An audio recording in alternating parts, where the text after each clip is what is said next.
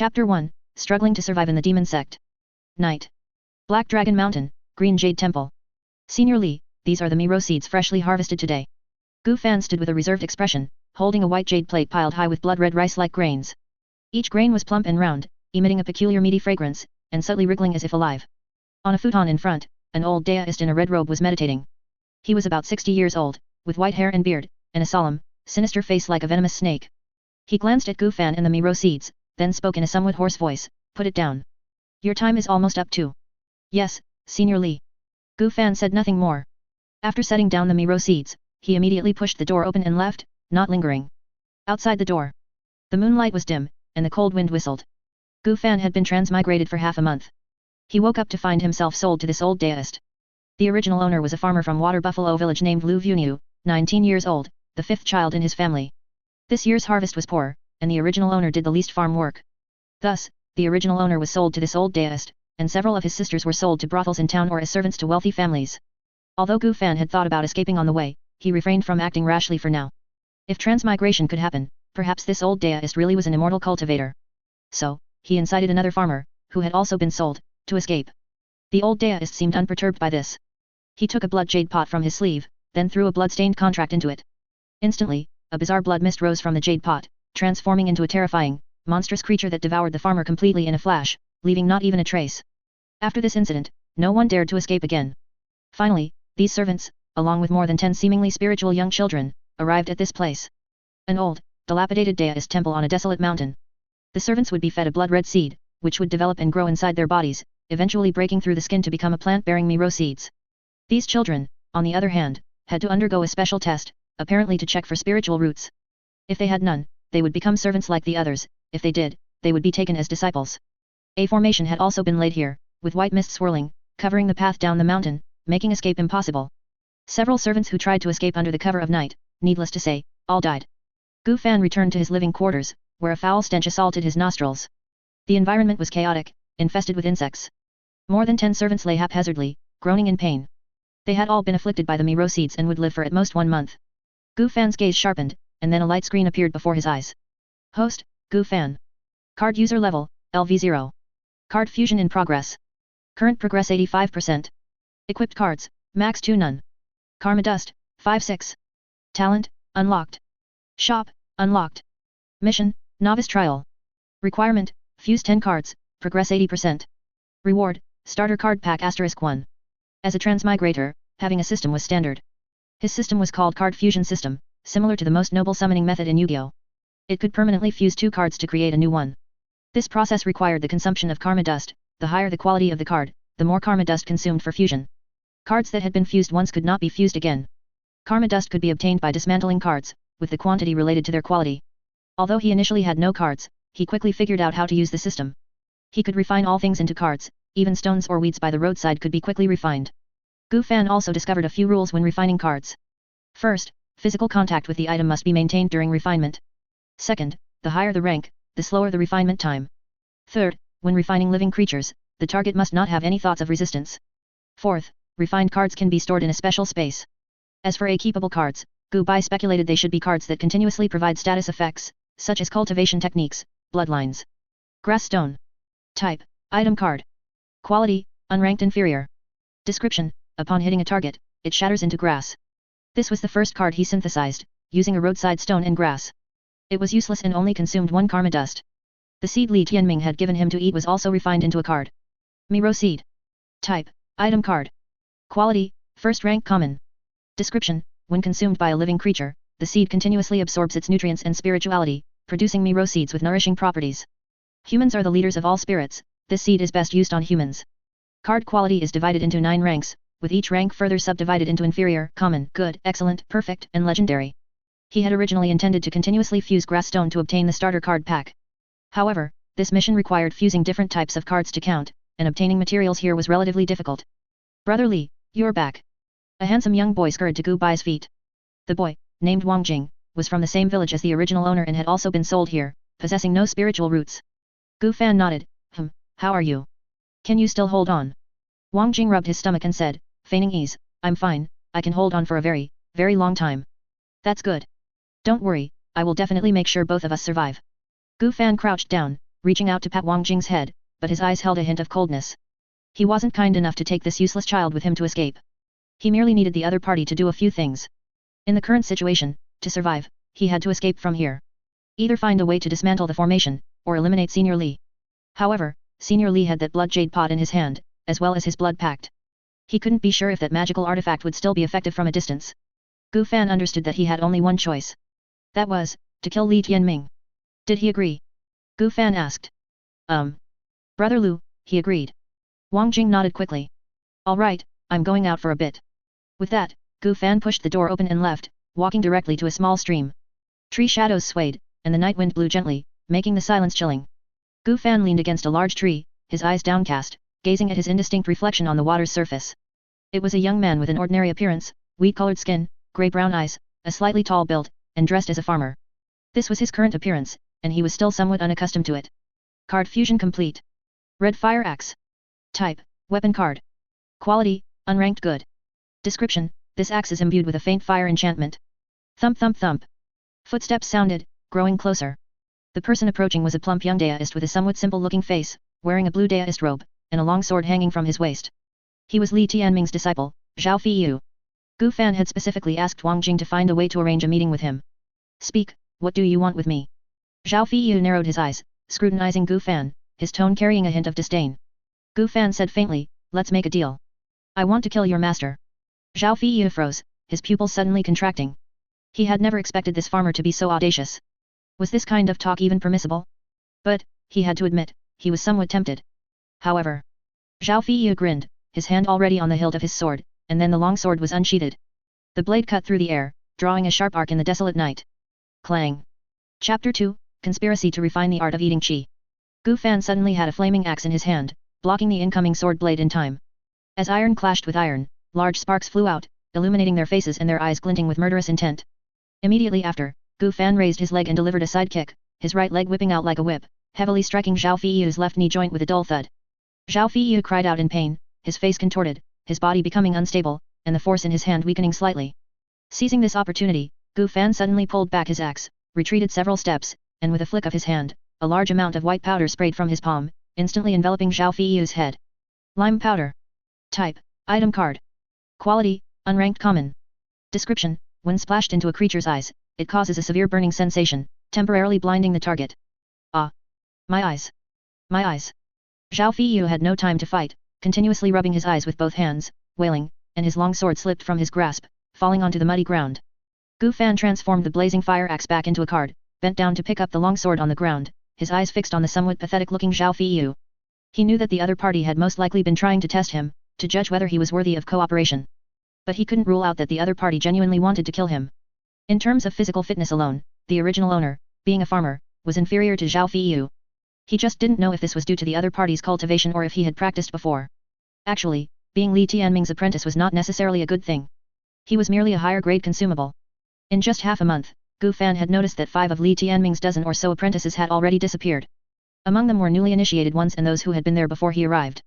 There was a high probability that these missing apprentices had all been eaten by Li Tianming. Not long after, Gu Fan saw that Zhao Feiyu had calmed down a bit, and silently stepped forward, placing the long sword against his neck. The sword was very sharp, Gu Fan barely exerted any force, yet a gash appeared on Zhao Feiyu's neck, and crimson blood slowly flowed along the blade, dripping down. Don't. Fellow Daoist, spare my life. We can discuss this. Zhao Feiyu felt the coldness and stinging pain from his neck, and immediately knelt down to beg for mercy, his posture incredibly humble. A hint of amusement flashed across Gu Fan's face, and he said coldly, at this moment, are you perhaps joking? Fellow Daoist, I am still useful. I have been with Master the longest and am the easiest to approach him. I also know many secrets. Oh, then you should tell all the secrets first. Gu Fan relaxed his arm, preventing the blade from cutting deeper, and moved it slightly away, but it still pressed against his neck. He didn't genuinely want to kill the other party, at least not yet. To kill Li Tianming, Zhao Feiyu's help was indispensable. Upon hearing this, Zhao Feiyu hurriedly said, Fellow Daoist, here, we disciples are not doing well either. As long as one cultivates to a certain realm, they will be taken by Master to a secret chamber and will never come out again. Some are taken when they reach the first level of Qi refining, while others are taken at the third level of Qi refining. Qi refining? This cultivation system is quite similar to those novels before I transmigrated. Gu Fan secretly pondered. If that's the case, given the methods Li Tianming had previously displayed, he most likely hadn't reached foundation establishment yet. However, his realm should be above the third level of qi refining, otherwise, he wouldn't feel at ease cultivating his apprentices to the third level of qi refining. Gu Fan continued to ask, what stage of cultivation have you reached now? Zhao Feiyu secretly shifted his neck, trying to move away from the sword's edge without being noticed. I'm still a bit short of reaching the first level of qi refining. In that case, what cultivation technique are you practicing? Gu Fan wasn't surprised. After all, Zhao Feiyu was the most disliked disciple he had observed these past few days. He probably would disappear the moment he broke through to the first level of qi refining. Zhao Feiyu realized that his movement not only failed to distance him from the sword's edge but instead placed his neck in an extremely uncomfortable position, so he could only give up helplessly, sighing slightly. The qi consumption art. Master told us that this is a cultivation technique that is extremely easy to cultivate, and any spiritual root can practice it. How is it taught? Master threw a booklet at us, telling that batch of disciples to uniformly study, copy, cultivate, and summarize problems. He would uniformly answer them every few days. Is your handwritten booklet still with you? Zhao Feiyu's expression suddenly became a bit awkward, and he slowly said, to my shame, because I always forget the contents, I've kept it with me to review at all times. Take it out and place it on the ground. No unnecessary movements. Gu Fan's expression was cold, without joy or sorrow, and there was no room for discussion in his tone. The long sword he held was very steady, making Zhao Feiyu feel that his head was at risk of being separated at any moment. This fellow deist, dressed as a farmer, gave him a very strange feeling. His physique seemed inferior to his own, yet in a short time, he had pulled out 2 magical artifacts. He must possess a storage magical artifact. And he could also evade Master's spiritual root detection. Without a doubt, this person was an undercover agent sent here by the righteous path. Doesn't the saying go, heaven never bars all roads to man? Zhao Feiyu had initially thought he was trapped in a death trap, unable to escape, but he didn't expect a way out to appear before him so quickly. Zhao Feiyu couldn't help but recall the storybooks and biographies he had read before, where the protagonist always had a noble helper in times of crisis. Could he also be like that? But the coldness at his neck instantly dragged him back to reality.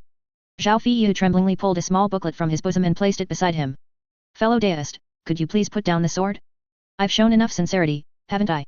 Gu Fan shook his head, turn your back to me, don't look back, don't open your eyes, otherwise your head will be moving to a new home. Zhao Feiyu was startled but obediently turned around. He couldn't help but think of those blood-pumping stories. This fellow deist wouldn't have any strange habits. Pfft. Gu Fan held a black wooden awl and heavily plunged its tip into Zhao Feiyu's back, splattering blood. Poisoned wooden awl. Type, equipment card. Quality, unranked common. Description, this wooden awl carries a trace amount of poison. When it strikes a target, it will cause numbness, itching, and throbbing pain. Its actual use was not significant. Gu Fan mainly wanted to intimidate Zhao Feiyu, ensuring that he could smoothly carry out his arrangements. Alright, you can turn around now. Upon hearing this, Zhao Feiyu slowly turned around, only to see that the other party held nothing in his hand, and the long sword that belonged to him had also disappeared. This made him even more certain that this fellow deist possessed a storage magical artifact. As for why he took his sword, Zhao Feiyu didn't think too much about it. What if this fellow deist shared his taste? Gu Fan said solemnly, I've placed a poisonous curse on you with a magical artifact. If no one lifts the curse, you will rot away and die in 7 days. You should now feel some numbness, itching, and throbbing pain in your back.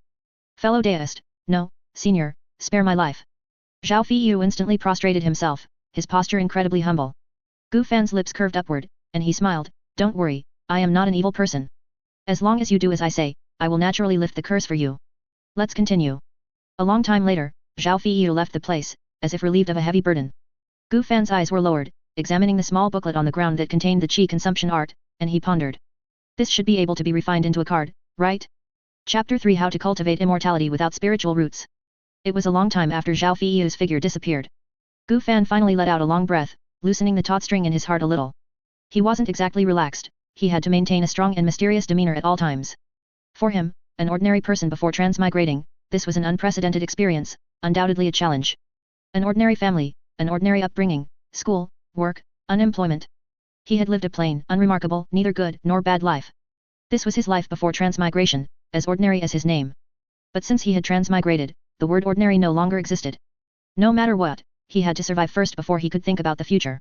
Gu Fan picked up a twig, adopting a posture ready to retreat at any moment, and began to flip through the pages of the booklet on the ground with the twig. Although from Zhao Feiyu's demeanor, he probably wouldn't tamper with it. Still, it was always better to be careful. As the booklet was flipped page by page with the twig, its contents were revealed to Gu Fan's eyes. He couldn't understand it at all, he was illiterate. The original owner was a farmer who couldn't even write his own name. After he transmigrated, he had no leisure or opportunity to learn the local script. Not to mention cultivation manuals that required reading comprehension. And he probably didn't have a spiritual root. After Gu Fan carefully flipped through the booklet 2 or 3 times with the twig and found no abnormalities, he finally relaxed and touched it with his hand to refine it. About a quarter of an hour later. The small booklet disappeared, replaced by a card in Gu Fan's palm. Chi Consumption Art. Type: Cultivation Art Card. Quality: First Tier Flawed. Description: when equipped, it will automatically absorb the surrounding spiritual energy, channel it into the spiritual root, and raise one's realm. After refinement, it didn't turn into an item card, but rather a skill type card. However, this was a good thing for him. Moreover, it was automatic cultivation, which reminded him of certain idle cultivation gacha games. After Gu Fan equipped the Chi Consumption Art, he could indeed feel some faint, almost imperceptible energy flowing into his body, but it couldn't remain and quickly dissipated. This should be due to the lack of a spiritual root. Spiritual energy could enter the body but couldn't be retained or accumulated, making cultivation impossible. But Gu Fan was not without harvest. As he automatically cultivated, he gradually understood the entire content of the cultivation art. This cultivation art could only be cultivated up to the 9th layer of Chi refinement, beyond that was foundation establishment, which required switching to other cultivation arts to break through. Gu Fan unequipped the Chi Consumption Art, since he couldn't cultivate, equipping it was useless and might even attract unnecessary attention. Gu Fan was not discouraged by his lack of a spiritual root and inability to cultivate. After all, he had this system, and perhaps sometime, he could create an artificial spiritual root. If he truly couldn't cultivate, he would focus on improving the system's inherent framework and researching how to increase his card user level. Gu Fan shook his head and took out another card. Long Sword. Type: Equipment Card. Quality: Unranked Good. Description: a sharp longsword. This was what he obtained by refining Zhao Feiyu's longsword. The quality was quite good, finding a suitable item to fuse with it should result in a decent weapon. By fusing 2 cards, his newbie tasks would also be completed. With the initial card pack, he would have more confidence in dealing with Li Tianming. It was just that the other party seemed to have grown suspicious of him. He couldn't wait any longer, he had to strike first. The plate of Miro that he personally offered to Li Tianming had actually been tampered with. It wasn't poison, but rather some tonics were added to help calm the mind. He obtained this from a sachet carried by a certain deceased person. If he had used ordinary poison, Li Tianming would probably have detected it instantly. According to what he overheard from the disciples' conversations, Li Tianming would always cast a spiritual light to detect if the Miro contained poison before consuming it. Many people had tried to poison Li Tianming before, but none had succeeded. The task he sent Zhao Feiyu to do was to add something to the calming incense that Li Tianming would light daily in his room. The scent released when heated would react with the tonics in the Miro, creating a special toxin that would cause mental confusion and internal organ damage. Gu Fan didn't do this himself for 2 reasons. 1. He was a bit afraid that Li Tianming might suddenly go mad and kill him.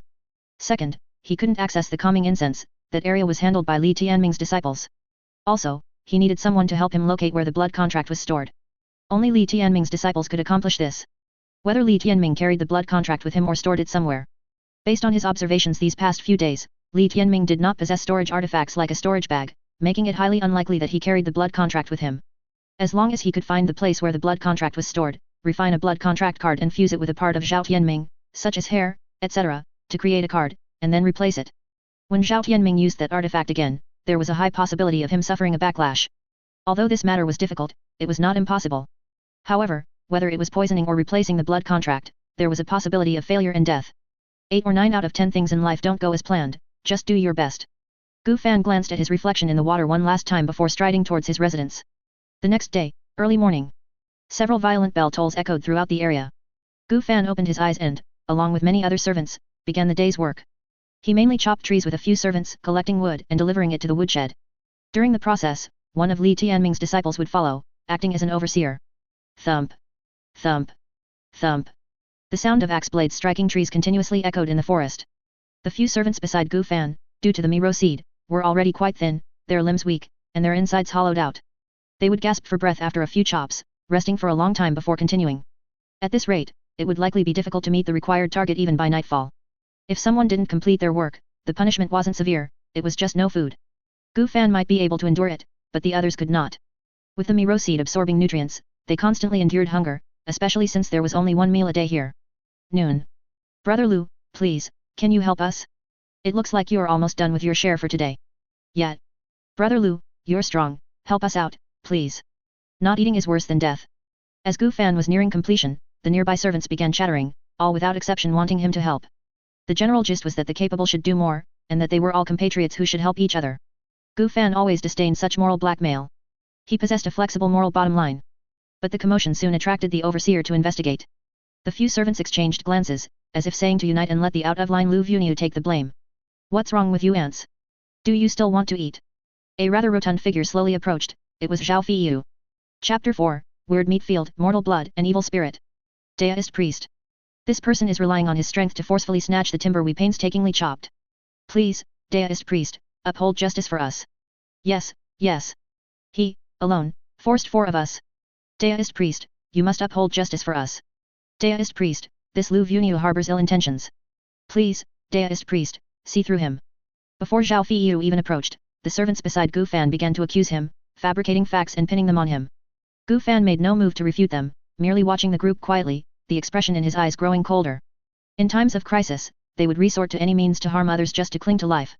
Especially when the target was himself, it was truly disgusting. Is this true? Zhao Feiyu took 3 steps into, walking up to Gu Fan and asking. Gu Fan shook his head, they are slandering me. Absolutely not true. We are all witnesses. Please, Deist priest, examine the matter thoroughly. Yes, Deist priest, this Lu Vuniu is full of nonsense and cunning tricks. You absolutely cannot believe him. Finally, under the expectant gazes of the servants, Zhao Feiyu reached out, slammed a palm onto Gu Fan's chest, patted it twice lightly, and said with burning eyes, I believe you. Is this right? This can't be right. The servants stared at the scene before them in shock, dumbfounded and disbelieving. And then there's you all. You group actually dared to slander the loyal and upright. Your intentions are truly damnable. With that, Zhao Feiyu directly drew the long whip from his waist, making it whistle as he brandished it, looking at the group with a face full of indignant fury. Deist priest, there might be some misunderstanding in this. Shut up. Slap. Slap. Slap. The long whip suddenly struck their bodies, instantly tearing skin and flesh, leaving behind streaks of bloody marks. Under the intense pain, they couldn't even beg for mercy, beginning to roll on the ground, continuously emitting terrifying wails. Zhao Feiyu struck with a sense of proportion, they were all superficial wounds, just looking more severe and hurting more, but not life-threatening. After all, everyone here was considered Li Tianming's asset and consumable. Gu Fan, being kind-hearted, couldn't bear to witness such a cruel scene. He silently hoisted today's timber onto his back, delivered it to the storeroom, and retrieved a wooden token. Then, he used the wooden token to claim a meal, walked to a more secluded corner of the forest, and began to eat. The daily food was a bowl of thick, black, unidentifiable paste, mixed with some herbs and unknown chunks of meat. As for the taste, Gu Fan felt that if someone had given him this kind of thing before, he would have called the police. Although the taste was a bit hellish, the nutritional value was quite high. At least after half a month of eating it, he hadn't lost weight, he had even gained a bit and become much sturdier. Perhaps this food wasn't meant for them to eat, but rather to nourish the Mi seed within their bodies. Gu Fan suppressed the urge to vomit, swallowed the last mouthful of food, and reached for the cloth strip on his chest. The cloth strip unfolded, revealing a line of text. This was something Zhao Feiyu had secretly slipped to him when he patted his chest, intended for conveying information. There was just one problem, he was illiterate and couldn't understand it. Gu Fan sighed helplessly, he couldn't very well tell Zhao Feiyu that he was illiterate, could he? He could only take it one step at a time and try to get information by talking to Zhao Feiyu when they met up at night. He wouldn't have much time left. Gu Fan looked up at the sky, it was still early before nightfall. Although they were servants, their movements weren't overly restricted. Li Tianming didn't pay much attention to them, treating them merely as a group of free-range poultry, not even as humans. This place was the cage from which they could not escape. His disciples merely followed orders, once their work was done, they no longer watched over them. However, most servants were usually exhausted after finishing their work and had no energy to do anything else. Gu Fan knew he was an exception, not only Li Tianming, but a few of his disciples had also noticed his peculiarity. It's time to go see them. Meat fields. Those servants whose Mi seeds had fully grown and burst from their bodies were all planted here, unable to live or die.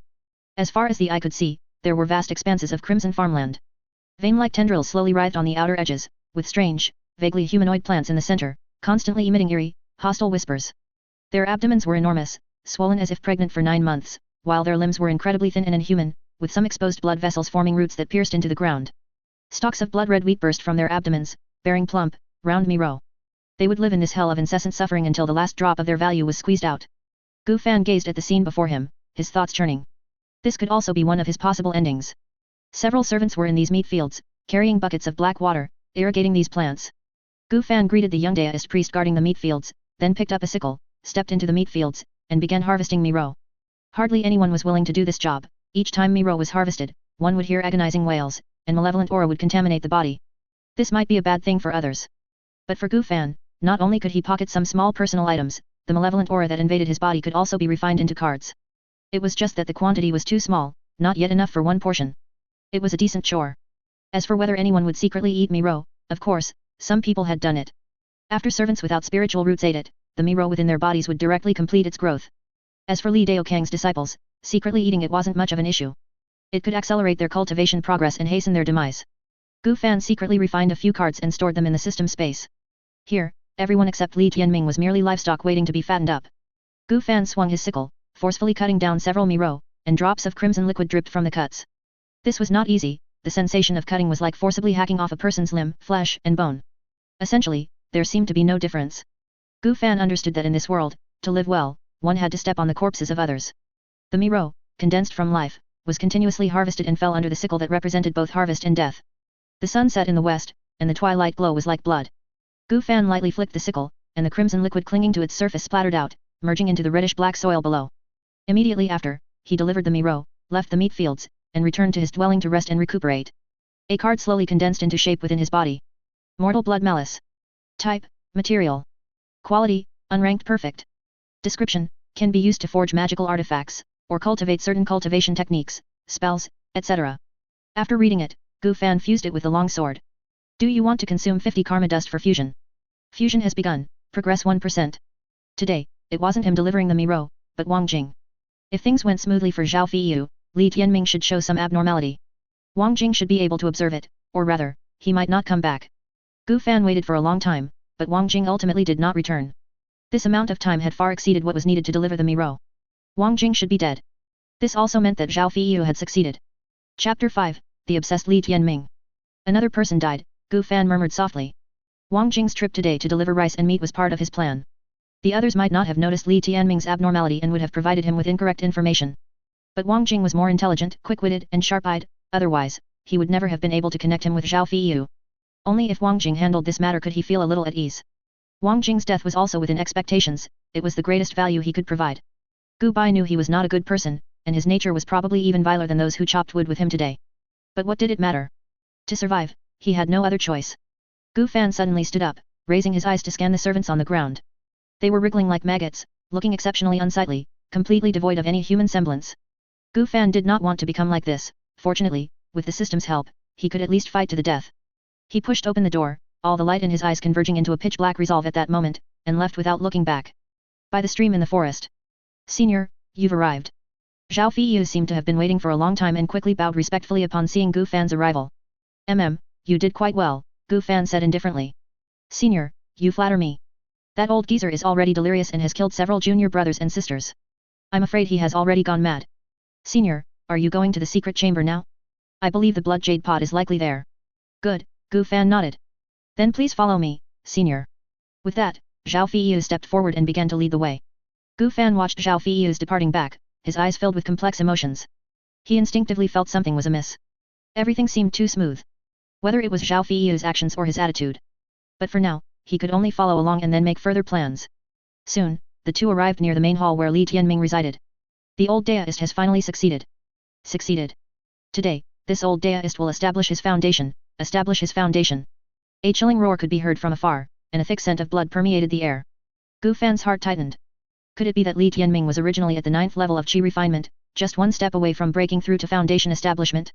He wouldn't have killed everyone here, would he? Boom. With a loud bang, the door suddenly cracked and collapsed, sending wood chips and dust flying. Li Tianming, who was previously inside the house, now bore no resemblance to his former self. His entire body was covered in scarlet flesh sprouts, numerous blood-red eyes constantly opening and closing, and huge, vein-like tentacles stretched out from everywhere, bearing fangs and claws. Among the tentacles were numerous fragments of white bones, exposed like blades, and on some tentacles, there were half-digested heads. There were heads of Li Tianming's disciples, and also Wang Jing's. Looking at the monster before him, Gu Fan suddenly felt as if he had run onto the wrong set. Could cultivation lead to this? The concoction he gave Li Tianming probably wasn't that potent. Senior, I also gave Master something, and now he's become like this. Zhao Feiyu looked at Gu Fan hesitantly and said softly. Although Gu Fan was horrified, he maintained a calm facade. Well, you, with your thick eyebrows and big eyes, quietly caused a huge mess. Senior, why don't we run? You should have a way to break through the fog array, right? Gu Fan's face darkened.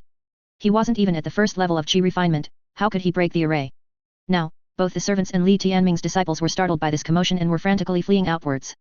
And Li Tianming seemed to have transformed into a ruthless killing machine, constantly harvesting the lives around him.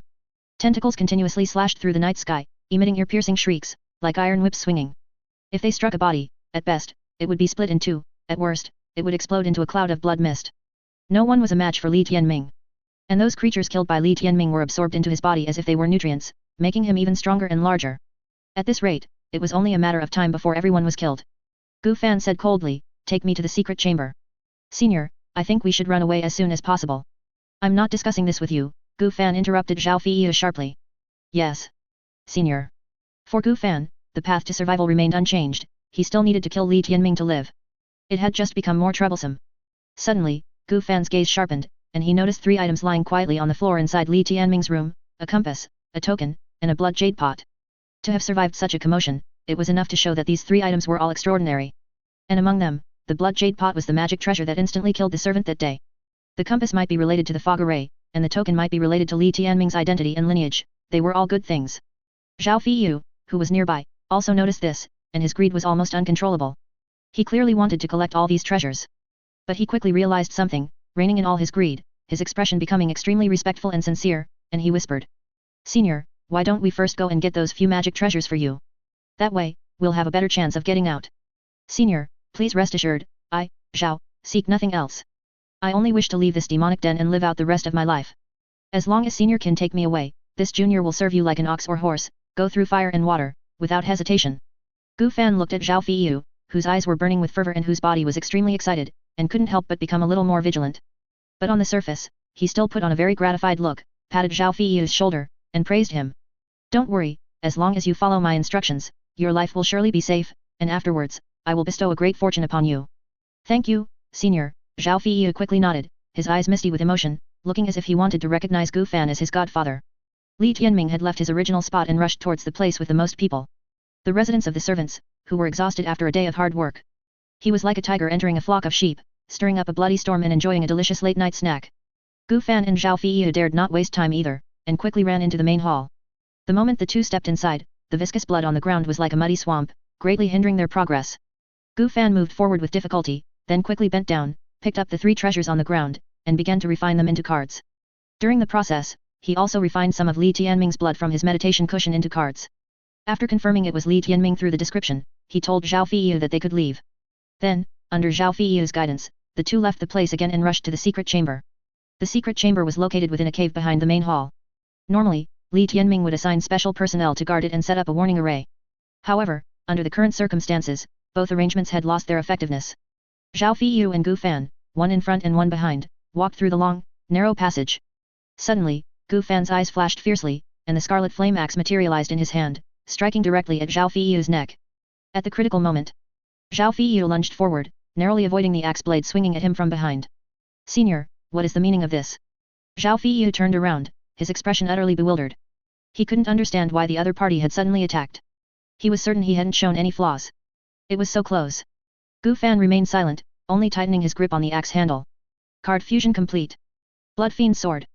Type, Equipment. Quality, Unranked Perfect. Description, a long sword infused with the aura of mortal blood fiends, capable of dealing additional damage to living beings and unsettling their minds. Gu Fan knew he must have been found out. Perhaps the line of text on the cloth strip was Zhao Feiyu's test. Perhaps something was amiss from the very beginning. Zhao Feiyu's claim that he hadn't even reached the first level of qi condensation might also be a lie. Who knew? He suddenly made his move simply because Zhao Feiyu was no longer useful to him. Gu Fan's plan, from beginning to end, never included letting Zhao Feiyu live. If not now, then when? Keeping him alive would ultimately be a hidden danger. Senior, I don't know what I did that displeased you, but please spare this junior's life. Although he said this, Zhao Feiyu had already reached into his pregnant to take something out. Gu Fan pushed off the ground, lunged forward, and swept out the blazing fire axe in his hand. The sharp blade cut through the air, leaving a fiery red trail in the darkness. Bang!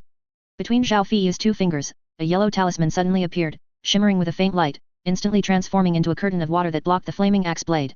A few scattered water droplets evaporated, turning into a small amount of white mist that rose. Gu Fan frowned, muttering troublesome. This Zhao Feiyu was indeed a qi cultivator. He wondered what level of qi condensation he was at, and what other talismans and methods he possessed. But he didn't regret the sudden attack. If things continued like this, Zhao Feiyu would probably strike first. Lu Vuniu, hand over the secret treasure, and I will spare your life.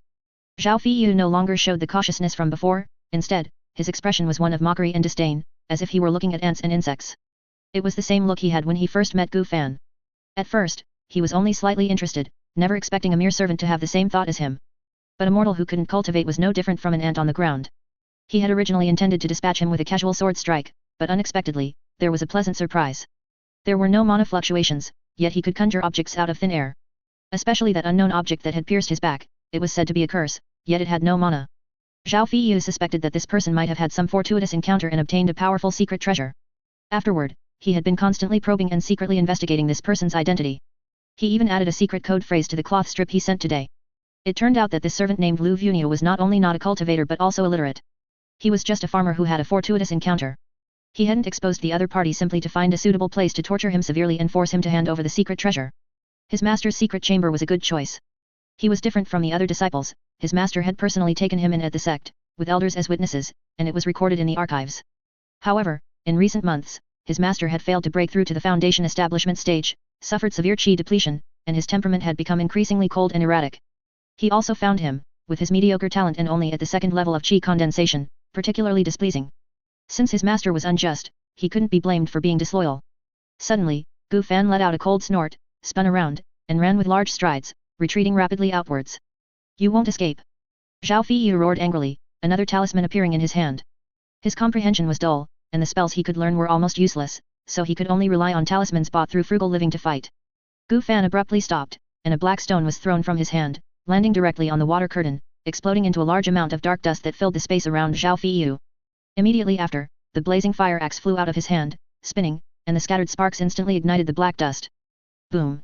Amidst the deafening explosion, the water curtain shattered, black smoke billowed, and a large amount of dust and broken stones flew. Zhao Feiyu's entire vision was engulfed by the rapidly rising, dazzling flames. He could only feel intense pain from various parts of his body, a metallic taste in his throat, and the smell of something burnt. Gu Fan watched this scene coldly, a blood-glowing longsword now in his hand. If he didn't have some trump cards, how would he dare to seek profit with a tiger? As the smoke dissipated, a rounded figure stood within it. Zhao Feiyu did not fall, although his body was tattered and covered with numerous charred, grotesque wounds, with bones and internal organs clearly visible, and he was like a flickering candle in the wind. Yet he remained standing, his gaze like a torch, emanating a man-eating killing intent. Seeing this, Gu Fan raised his hand and waved, and a green stone suddenly flew out from his palm. Again. Zhao Feiyu's heart tightened in alarm, having learned his lesson from before, he dared not be negligent in the slightest and quickly pulled out another talisman. The talisman in his hand had already been destroyed, he only had 5 in total, and now only 3 were usable. In an instant, the talisman transformed into a wind blade, instantly shattering the stone that was halfway through its flight, and a large amount of green grass fell from mid-air. The wind blade's momentum did not diminish, and although its power was great, it had no tracking ability. After cutting the grass, Gu Fan clearly saw its trajectory, sidestepped, and it missed its target. Immediately after, Gu Fan threw another white stone, then charged forward with his sword raised. Damn it! How could he be so troublesome? Zhao Feiyu clutched the last 2 talismans tightly in his hand. One was an earth wall talisman, and the other was an ice cone talisman. The most powerful fireball talisman had been destroyed before he could even use it. The ice cone talisman had limited power, and it would probably be difficult to inflict a fatal blow. If this continued, the best-case scenario would probably be a mutual destruction. Senior, we can. Before he could finish speaking, the stone flying above Zhao Feiyu's head exploded with a roar, turning into a large amount of white powder that enveloped him. My eyes. The lime powder struck again, this time, not only his eyes but also the wounds on Zhao Feiyu's body were invaded by the lime powder. The superimposed intense pain erupted from all over, washing over his will, making him almost faint. Gu Fan had already rushed forward, his killing intent chilling, and the long sword in his hand slashed down with a piercing sound. The blade cut through flesh as smoothly as a hot knife through butter. Pfft! In an instant, a charred arm clutching 2 talismans suddenly fell to the ground, mixed with a large amount of fresh blood. Zhao Feiyu could no longer support himself, staggered back a few steps, lost consciousness and collapsed to the ground, blood gushing like a spring from his severed arm. Just fight, why so much talk? Do you really think we can reconcile? Gu Fan looked down at Zhao Feiyu, raised the blood fiend sword high, and stabbed it downwards into his eye socket, piercing through his brain and pulverizing its interior. To be safe, he also cut Zhao Feiyu's throat, and pierced his left and right chests, ensuring there was no possibility of him reanimating. Immediately after, Gu Fan reached out and pressed on the corpse, beginning to refine it into a card. Before long, a card appeared in Gu Fan's palm. As he expected, the corpses of creatures could be refined into cards. Corpse of a Qi refinement stage cultivator. Type, material. Quality, first tier flawed. Description, the corpse of a cultivator, usable as a material, with various wonderful uses such as alchemy, forging, and corpse refinement. After some thought, Gu Fan decided to fuse it with the Miro seed. The Miro seed grew in the Danshan area of the abdomen, where a cultivator's spiritual root was also located. Fusing the two might produce some wondrous reactions. It was just that he didn't have enough karma dust at the moment. Besides 2 talismans, Zhao Feiyu only had a token, identical in appearance to Li Tianming's. Those 3 items had all been refined into cards by now. Blood Jade Pot. Type, equipment. Quality, first tier legendary. Description, a severely weakened foundation establishment stage blood ghost resides within the Jade Pot. If a specially made blood pact is thrown in, the blood ghost will relentlessly pursue the owner of the blood pact until one of them dies. Mist compass. Type, equipment. Quality, first tier perfect. Description, consumes spiritual power to generate a mist array in a designated area, confusing sight and senses. Spirit stones can be stored at the center to continuously maintain the array. Blood Fiend Demon Sect token. Type, equipment. Quality, first tier common. Description, can be located by higher level magical treasures, used to issue remote commands, and for one-way communication. The Blood Jade Pot and the Mist Compass could be useful. The Sect token, however, was useless and even posed a risk of discovery, so it could be directly decomposed into karma dust for fusion. But decomposing it also carried the risk of being discovered by the Blood Fiend Demon Sect, who would most likely send people to investigate. However, no matter what, that was a matter for later. Card decomposed, 200 karma dust obtained. Fusing cards requires 200 karma dust. Fusion has begun, progress 1%. Gu Fan took a brief rest, picked up the blazing fire axe, refined the 2 talismans into cards, and decomposed Zhao Feiyu's token. Zhao Feiyu's token was also first tier common quality, while the talismans were both first tier flawed, requiring a small amount of spiritual power to use. After doing all this, Gu Fan held up the blazing fire axe as a light source and continued on his way to the secret chamber at the end.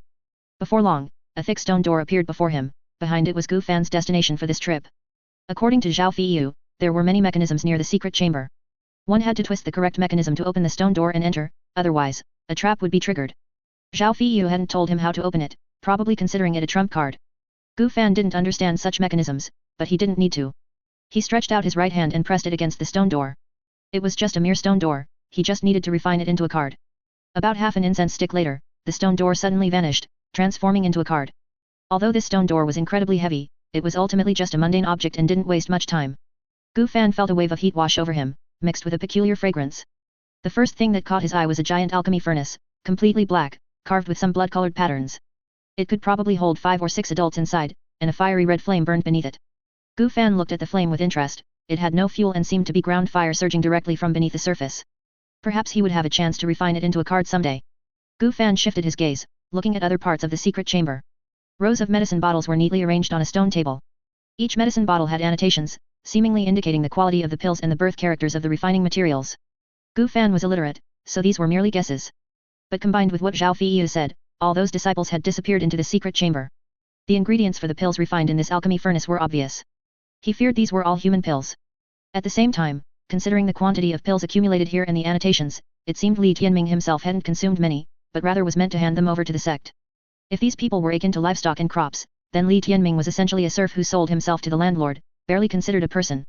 Gu Fan temporarily ignored these pills and began to quickly search within the secret chamber. Soon after, he finally found several stacks of blood packs in a wooden box, along with 5 strange crystals emitting a blue glow, which should be spirit stones. Some of them were blank, while others were inscribed with blood script, recording names and birth characters. Although the original owner was illiterate, he finally recognized his own name. Gu Fan quickly found the blood pact inscribed with Lu Vuniu among them.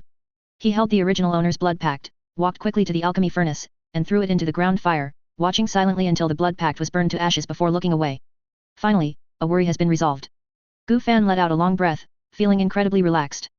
For him to have fallen to such a state, the original owner signing this blood pact was indispensable. Of course, this also included the original owner's parents, who personally sold him to Li Tianming. If he had the chance, he would surely avenge this. Those were Lu Vuniu's parents, not Gu Fan's parents, so what did they have to do with him?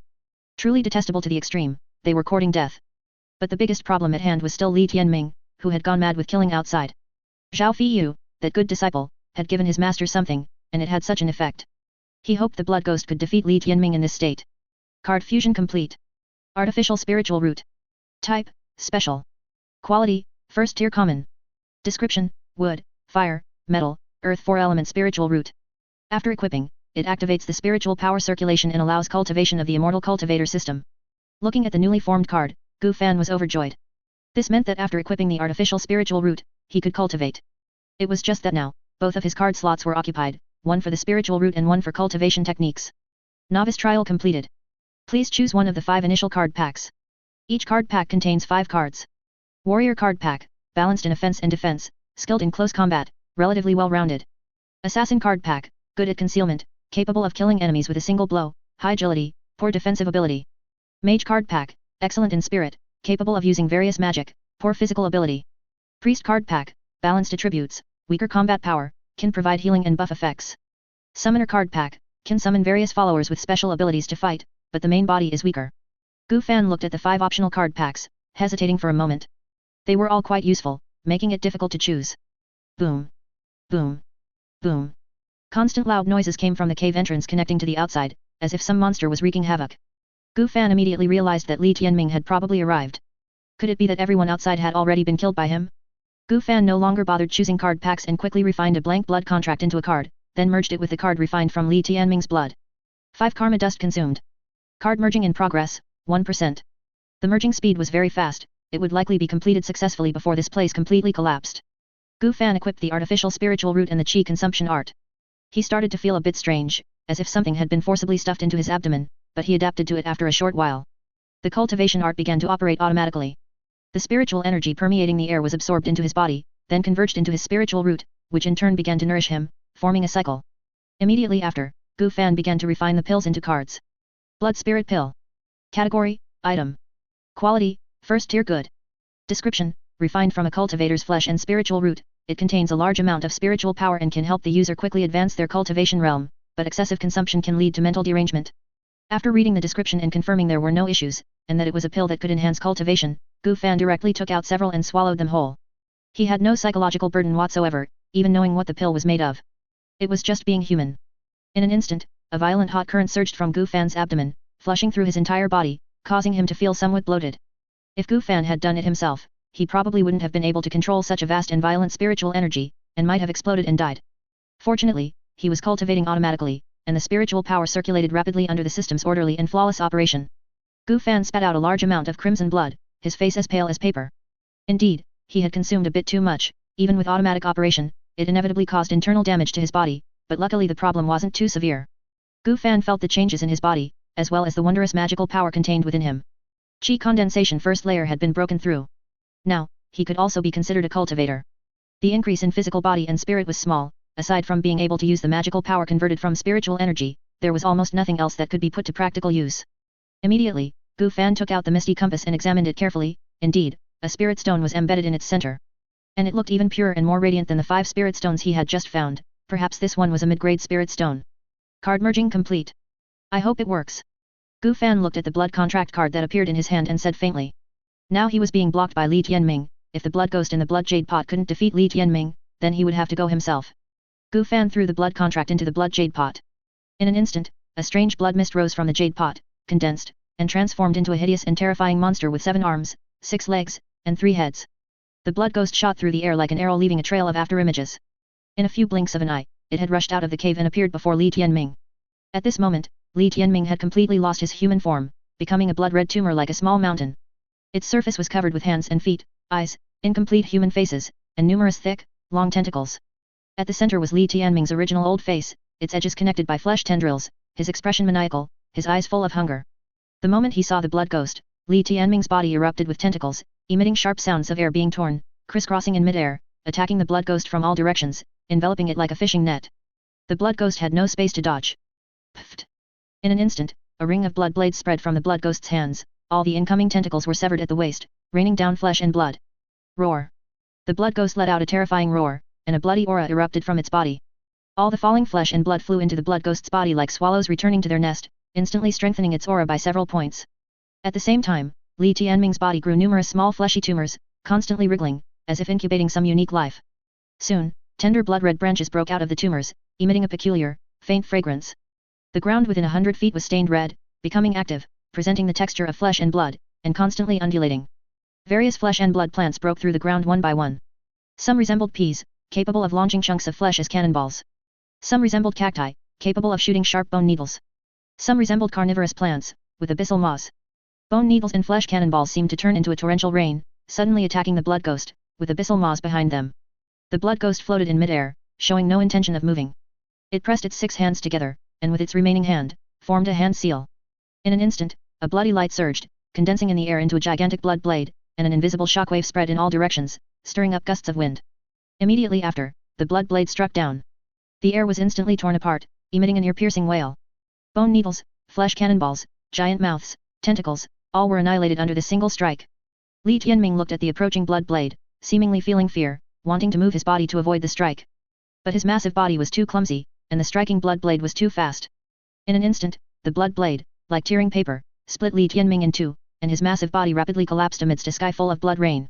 The ground began to tremble slightly. A large amount of blood-colored blade energy erupted from within Li Tianming's body, destroying and wreaking havoc, instantly pulverizing him into a cloud of blood mist, leaving no bones behind. The blood ghost absorbed the blood mist that Li Tianming had become, seemingly enjoying it greatly, and its aura strengthened considerably. After completely absorbing it, it transformed into a blood mist and returned to the blood jade pot. Gu Bai couldn't help but feel a little surprised after watching the battle. He had originally expected a fierce battle, but he didn't expect Li Tianming to be instantly killed by the blood ghost with one strike, allowing it to feast. It seemed Li Tianming had not broken through to Foundation establishment and was still at Qi condensation 9th layer, thus being completely suppressed by the blood ghost's realm. As he thought this, Gu Fan suddenly noticed that at the place where Li Tianming died, a scarlet seed floated, possessing a mysterious aura, clearly not an ordinary item. However, Gu Fan was not in a hurry to retrieve it. He took out the written blood contracts and threw them all into the blood jade pot. The blood ghost reappeared and flew out at extreme speed. Sure enough, there are still survivors, Gu Fan murmured softly. Although he had no enmity with the others, if they were captured by members of the demonic sect and soul searched, it would be difficult to avoid revealing clues. It was better if they died. Even if Wang Jing, with whom he had a slightly better relationship, was still alive, the same applied. Aside from himself, Gu Fan had no intention of letting anyone else here live. Unfortunately, he did not possess magical artifacts or spells with soul-capturing functions, so he couldn't dispose of these people's souls cleanly either. Some things couldn't be forced. He had also decided what initial card pack to choose. The final decision was the Summoner card pack. The path of cultivation allows for comprehensive development of various abilities. The abilities provided by other card packs were actually relatively easy to obtain. However, things like spirit beasts might be more troublesome, especially since summoned creatures are likely to be otherworldly beings. Summoner card pack selected. In an instant, 5 cards appeared before Gu Fan. Summon Earth Elemental. Type, Skill. Quality, First Tier Common. Description, after equipping, energy can be consumed to summon an Earth Elemental from the Earth. It lasts for 1 hour, with a maximum summon limit of 5. Master Servant Contract. Type, Item. Quality, First Tier Good. Description, can sign a special contract with a creature, allowing for forced commands to the servant. If the master dies, the servant will also die. Pacifying Bell. Type, Equipment. Quality, First Tier Common. Description, when worn by a follower, tacit understanding increases, loyalty increases, and favorability gain increases. Capture Ball. Type, Item. Quality, First Tier Common. Description, can be thrown at a creature to capture it into the ball and brainwash it. There is a possibility of capture failure. The stronger the creature, the easier it is to fail. Mysterious Egg. Type, Follower. Quality, First Tier Legend. Description, can randomly hatch a follower. Walking with the egg can accelerate hatching. The first 2 cards were fine, but when he saw the last 3, Gu Fan couldn't help but feel a little overwhelmed. What kind of another world Pokemon is this? At the same time, a new quest was triggered. Quest, Awaken Talent. Requirement, fuse 20 cards, none of which can be lower than first tier flawed. Reward, card user level increases by LV1, awaken a random talent. Talent and leveling up. However, this quest couldn't be completed in a short time, so he could only deal with it later. Putting away the 5 cards, Gu Fan went to touch the flesh seed and refine it. This refinement took an unusually long time. It was only completed after about half an hour. Flesh seed. Type, Special. Quality, Second Tier Flawed. Description, a Foundation Establishment Wonder, it can be fused with a spiritual root possessing wood attributes to gain special abilities. After completing Foundation Establishment, this wonder will completely fuse with the spiritual root and become a Deo Foundation. After reading the description, Gu Fan fell into deep thought. He seemed to know how the Miro seed came to be. It was probably Li Tianming who gained this ability by fusing with this Foundation Establishment Wonder. Within the Blood Fiend Demon Sect, Li Tianming might have been a character like a spiritual plant cultivator, perhaps here to reclaim barren land or something similar. It seems that in this world, to establish a foundation, one still needs to fuse with such Foundation Establishment Wonders. He wondered if Foundation Establishment Wonders were precious and if they could be mass-produced artificially. There was still too little information, he needed to investigate thoroughly. Soon, the Blood Ghost, which had finished hunting, returned, but its aura hadn't improved much. It seemed that only Li Tianming was very nourishing, ordinary fare was not very helpful to the Blood Ghost. After Gu Fan turned the Blood Jade Pot into a card, he found that its quality had changed to second tier flawed, and the description of extremely weak had become weak. It seemed that it had never eaten its fill while with Li Tianming. Gu Fan shook his head, walked back into the secret room, and continued to search for valuable items. It was not advisable to stay here long, who knew when people from the Blood Fiend Demon Sect would arrive. Medicinal pills refined into cards, silver money refined into cards, incomprehensible books refined, alchemy furnace refined. Earth fire, this is a bit too much, can't refine it. Gu Fan, like a wild goose plucking feathers, refined everything he could use and might use into cards, storing them in the system space. Anyway, the owner here, Li Tianming, didn't object. During the process, Gu Fan also discovered a room filled with a large amount of miro seed, about 700 caddies, which he naturally refined and took away. This kind of miro seed, cultivated by mortals, was only of no tier in quality. Eating it increased cultivation only slightly, but it had the advantage of being plentiful and having no negative side effects. Long-term consumption could also improve the physique. This miro seed was enough for Gu Fan to eat for a long time. Gu Fan looked at the empty secret room, finally confirming that nothing was left before reluctantly leaving the meat field. Perhaps due to Li Tianming's death, the crops in the meat field were somewhat withered and rotten, looking as if their lives were nearing an end. Gu Fan, holding the blood fiend's sword, stepped into the meat field and quickly harvested and refined the remaining miro seed, leaving not a single one behind. After doing all this, the sky was already faintly lit. A wisp of dawn rose above the eastern sky. Gu Fan wiped the sweat from his forehead, then removed the spirit stone from the misty compass. The white mist lingering around this mountain began to dissipate. The path down the mountain clearly appeared in Gu Fan's eyes. Before leaving, Gu Fan set a fire, igniting the Taoist temple. Gu Fan walked on the rugged mountain path, the sun already high in the sky. Warm currents beat upon his body, and the mountain wind ruffled his hair. Gu Fan felt incredibly comfortable. This was a feeling he had never experienced since transmigrating. The pressure of survival, the influence of the environment and others. It had almost made him forget that he was also a person. No matter what the future held, at least at this moment, he was free. Ha! Ha! Ha! Gu Fan suddenly burst into laughter, incredibly unrestrained and carefree, as if to expel all gloom and unhappiness from his heart, singing. A true man should have lofty aspirations. This journey is like a fish entering the vast ocean, a bird soaring to the heavens, free from the confines of a net. Behind him, flames soared to the sky, beneath his feet, mud and stone, before him, an unknown path. 3 days later. Noon, Qingtian Town. This place is nestled by mountains and rivers, boasting excellent fertile land, and equipped with various facilities such as official roads and ferry crossings. The local customs are simple, with theft, brawls, begging, and street murders occurring frequently. Gu Fan, who couldn't understand maps, survived alone in the wilderness, subsisting on meat and rice. He fumbled around in the dark for 3 days before finding the official road leading to this place. Where did this stinking beggar come from? Get lost, don't block the way. A middle-aged woman, covering her nose and mouth, walked past Gu Fan quickly, her eyes openly contemptuous, not wanting to spend a moment with him. Gu Fan looked at his current attire. It wasn't just like a beggar, he was practically a wild man. His clothes were tattered, more like rags, barely covering his private parts. He was covered in mud and grime, his hair was a messy, matted tangle, emitting a foul odor mixed with blood and dirt.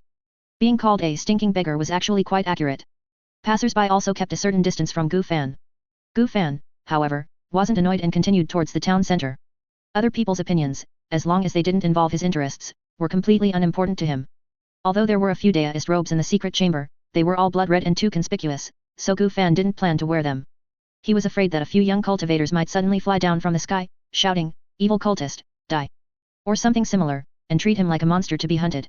Suddenly, a rapid sound of horse hooves came from behind, accompanied by shouts of "Clear the way, don't block!" Gu Fan didn't think much of it, his legs suddenly exerted force, his body bent down, and he hurriedly rolled to the right, off the official road. A moment later, Gu Fan stood up from the muddy ground, looking disheveled, with more mud and a few scratches on his body. The spot where he had just been was now occupied by a suddenly stopped carriage. The carriage was black-brown overall, made of excellent wood, emitting a faint fragrance that could be smelled from afar. The carvings on the exterior were delicate, ornate, and coated with a layer of gold lacquer, making it quite luxurious. It was pulled by 4 magnificent horses, all black-bodied with snow-white hooves. The coachman was a bald man, in his 30s, with a tall build. He wore a black tight-fitting suit, his muscles bulging, his face fearsome, his temples prominent. He held a horsewhip in one hand and reins in the other, with a 9-ringed broadsword on his back. From his appearance, it was clear he was a martial artist, and his external martial arts cultivation was extremely high. He glanced at Gu Fan and said indifferently, "Little brother, be more careful next time. With hands and feet, it's better not to be a beggar." Gu Fan's expression was calm as he considered whether killing this person was worthwhile. Although he didn't care about others' opinions, this person had just threatened his personal safety. However, he didn't know the extent of martial arts strength in this world. But whether it was an earth element spell or an ice cone talisman, he could launch a surprise attack. Killing a martial artist shouldn't be a big problem. But he might end up with a bounty on his head and be extensively hunted. After all, judging by the carriage, the master behind him was probably of no small origin. "Uncle Joe, is that how you apologize to someone?" The carriage curtain was pulled open by a slender, fair hand. A young woman peeked out, her face beautiful, her skin fair and delicate, her temperament refined. She wore a white silk dress adorned with some green orchids. She frowned, pursed her lips, and looked at the bald man with slight displeasure. "Miss, it's my fault." The bald man immediately softened, turned to Gu Fan, cupped his fist, and said, "My apologies, little brother. I almost made a big mistake just now, please forgive me." Only then did the young woman's brows relax. She turned back, took out a wooden box and a money pouch, and handed them to Gu Fan. This wooden box contains some pastries, and the pouch has about 5 taels of silver shards. Consider it compensation. It's best to learn a trade and live a good life, don't be a beggar anymore. The young woman showed no hint of disdain, her words were sincere, and her beautiful eyes shimmered with pity. Gu Fan's face darkened. He said nothing, turned, and walked towards the town center without looking back. He wasn't a beggar, he wasn't short on money or food, let alone food from strangers. Li Tianming's legacy was substantial, he had tens of thousands of taels of mundane items like silver and gold. However, with this interruption, he lost his interest in killing. At the same time, Gu Fan also felt a bit strange about himself, wondering why he always thought of solving problems with killing. He was a civilized young man who had received a complete education. Could it be due to the killing intent, strange food, and the blood spirit pill? It seemed he needed to find a way to calm his mind and cultivate his Dao heart. He wasn't against killing, but he didn't particularly want to engage in meaningless or unprofitable killing. That would be a pure waste of time and would only cause trouble. Miss, I don't think that person is a beggar. You might have humiliated him a bit, the middle-aged man teased. For some reason, he had suddenly felt a chill in his heart and a shiver down his spine, as if some fierce beast was about to slaughter him. It was very likely that it was that little brother. Since it's come to this, we'll make it up to him if there's a chance in the future. The young woman gazed at the departing figure, a hint of curiosity flashing in her eyes. She had never seen such a person before. Could he be one of those peerless masters from the storybooks? He was just a bit too young. At the entrance of the inn, the waiter, who had initially been stern-faced and holding a broom, intended to sweep Gu Fan away directly. But when he saw the silver in Gu Fan's hand, his expression immediately changed, smiling as brightly as a flower. Bowing and scraping, fawning, serving tea and water, these were all essential skills. Gu Fan rented a superior room, requested a bucket of hot water, and asked the waiter to buy some clothes and inquire about a few things. The region he was currently in was called Northern Frontier. Cultivators were also the subject of many legends among the common folk, and many people had seen them. The most famous here were the Gu cultivators, who wielded various strange Gu insects, blood cultivators, who practiced the blood path, and witch cultivators, who specialized in witchcraft and curses. Gu Fan felt he should be considered a card cultivator. In any case, he didn't plan to stay long in this town. He intended to move further away, this place was too close to the Daoist temple he had burnt down.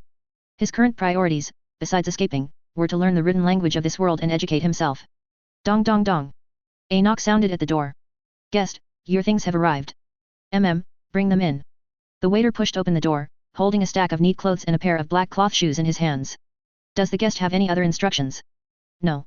The waiter didn't say anything more, discreetly placing the clothes and cloth shoes on a nearby table before leaving. Gu Fan took off his clothes and thoroughly washed himself. The clear water had become exceptionally murky. Gu Fan dried his body, changed into a blue robe, and examined himself in the bronze mirror. After reaching the first level of qi refinement, his skin had become a bit fairer, gaining a touch of spiritual essence. Although his features were ordinary, his eyes were exceptionally deep and dark. He no longer looked much like a farmer. Gu Fan looked at his shoulder-length hair and frowned. Though a bit uncomfortable, he decided to follow local customs and not cut it into the short hair he was used to before his transmigration. He picked up a hair tie from the side, tied his hair up, and secured it. After doing all this, Gu Fan began to ponder his next plan. Although the qi consumption art was being cultivated continuously for 24 hours, it seemed that due to the poor quality of the artificial spiritual root, his cultivation progress was slow. And there was no current way to obtain Miro seeds. Unless he, like Li Tianming, integrated the flesh seed into his artificial spiritual root. This matter required careful consideration. At the current pace, even with the nourishment of Miro seeds, it would take at least 5 months to break through to the second level of qi refinement, let alone the foundation establishment stage. He had also tallied the blood spirit pills, there were a total of 157, mostly of ordinary quality, with 32 good ones, 11 excellent ones, and 3 perfect ones. It's just that he didn't want to take them now, fearing they would continue to affect his mental state. In terms of combat power, besides the sword and axe, the only thing he could use daily was the earth element. He had already tested it in the wilderness and could summon it using mana. The earth element's strength and defense were good, but its speed was a bit slow, making it a useful helper. However, due to slot restrictions, he needed to unequip the qi consumption art and then equip the skill card. This interval was about 1 second. He had also unequipped the artificial spiritual root before. His body and mind were fine, but he had no mana. However, equipping the artificial spiritual root again solved the problem, so there wasn't much impact. This meant that the spiritual root, for him, was something that could be hot swapped. Later, there would be opportunities to replace it with the best spiritual root, and perhaps even things like golden cores would follow the same principle. He didn't have any himself, but he could find a way to refine others, and use them. It was a pity that Li Tianming was utterly destroyed by the blood ghost, leaving no trace. Otherwise, his spiritual root should have been better than Zhao Feiyu's. The strongest blood jade pot also required the target's blood to activate. The mist compass wouldn't be of much use unless he found a mountain to settle down on. The books obtained from the secret chamber seemed to contain records of some spells and information about alchemy, but none of them could be converted into skill cards. He could only study them after he learned to read. He didn't know the level of the Blood Fiend Demon Sect, but he definitely couldn't afford to provoke them now. The further away from here, the better. He needed to avoid the limelight for a while. There were still many things to do. Gu Fan planned to first purchase some supplies, then inquire if there were any merchant caravans leaving the area, to see if he could join them. After organizing his current goals, Gu Fan pushed open his room door and went straight downstairs. It was dinner time, and many diners had already taken their seats in the lobby, mostly merchants and martial artists. Most people here only ate 2 meals a day, and poorer ones only ate 1. Guest, would you like to have lunch? Would you like me to recommend some dishes?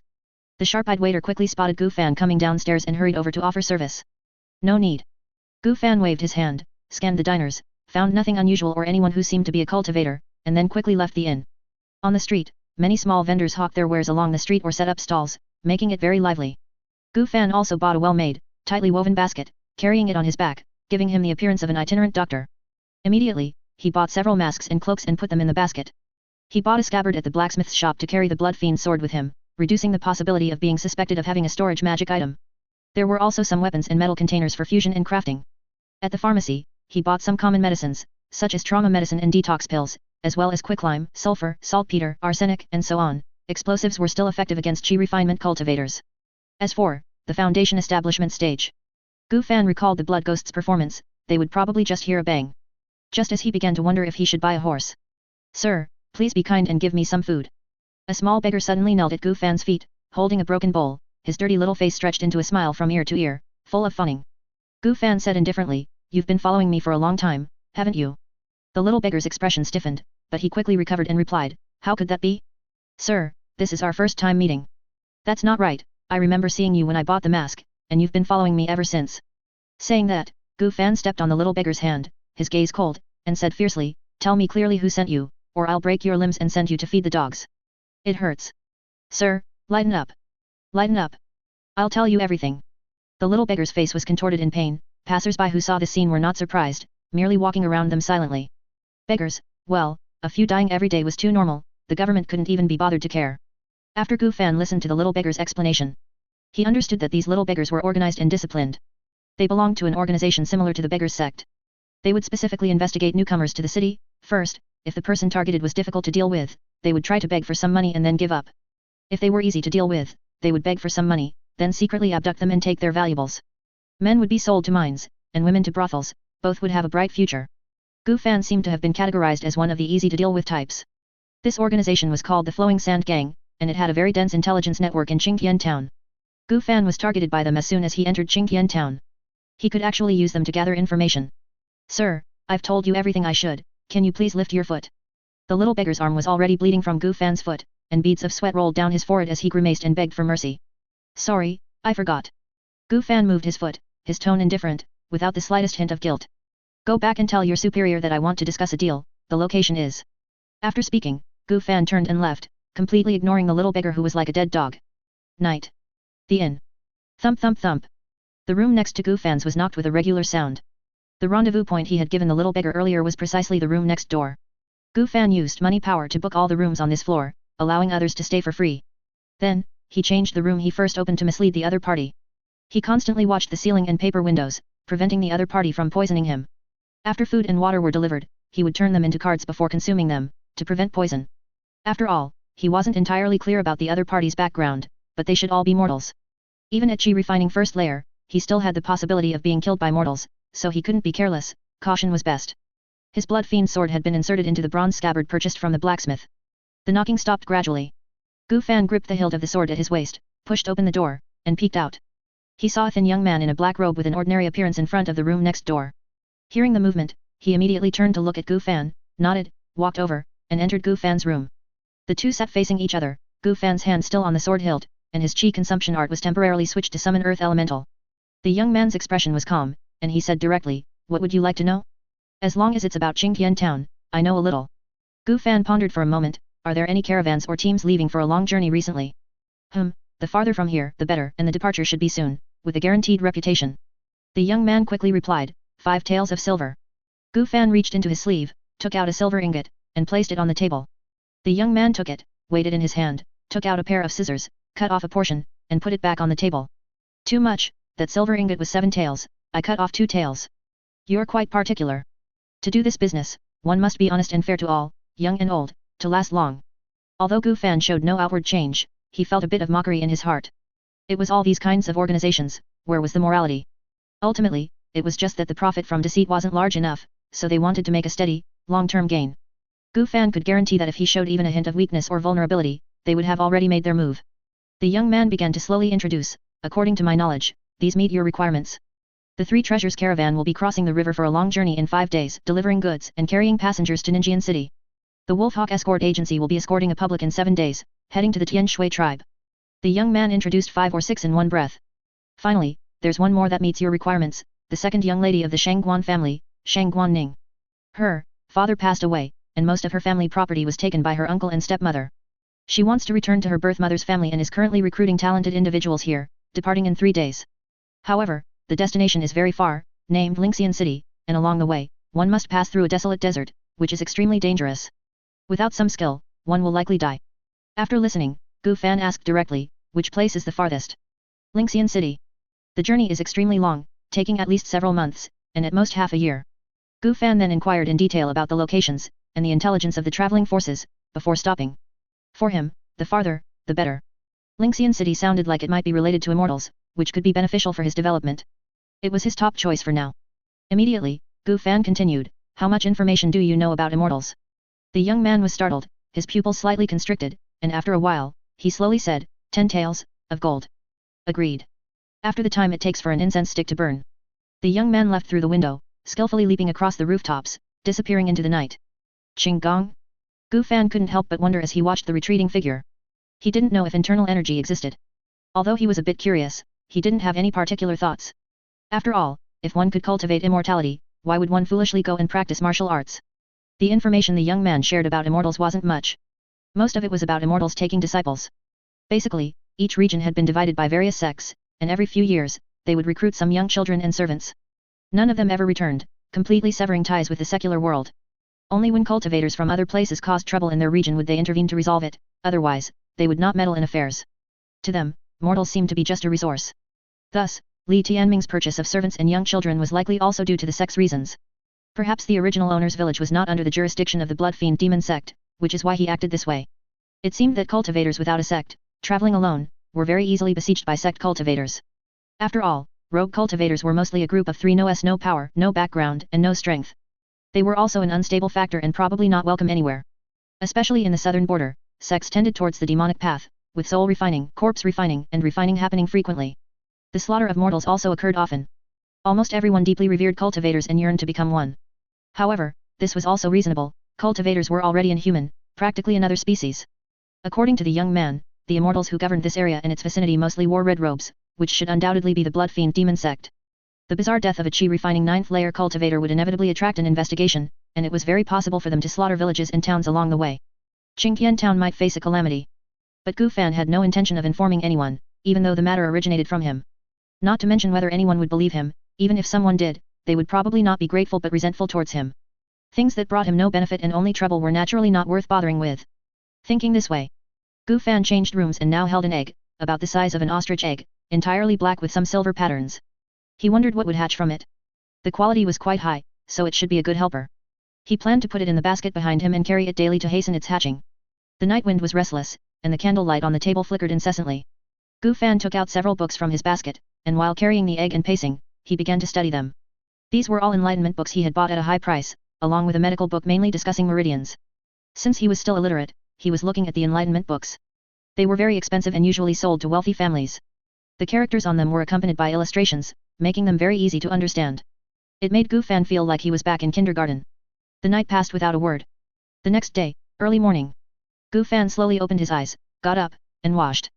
He studied until midnight, sleeping for about 2 hours, and didn't dare to sleep too deeply. According to last night's progress, he was confident he could recognize most characters within a month. Gu Fan planned to go see Shang Guanning today to see if it was suitable. If it was, he would leave this place with them. However, as soon as he reached the lobby, Gu Fan saw a crowd of burly men, ominously blocking the entrance. Each of them held weapons, their expressions fierce, seemingly here for revenge. The leading burly man with a shouted, "Lin Yang, I know you're here. Get out now. If you don't come out, I'll slaughter everyone in this inn, starting with this kid." With that, the burly man glared intensely at Gu Fan, who had just come downstairs. Gu Fan's brows were tightly furrowed, He hadn't expected to encounter such an unprovoked disaster so casually.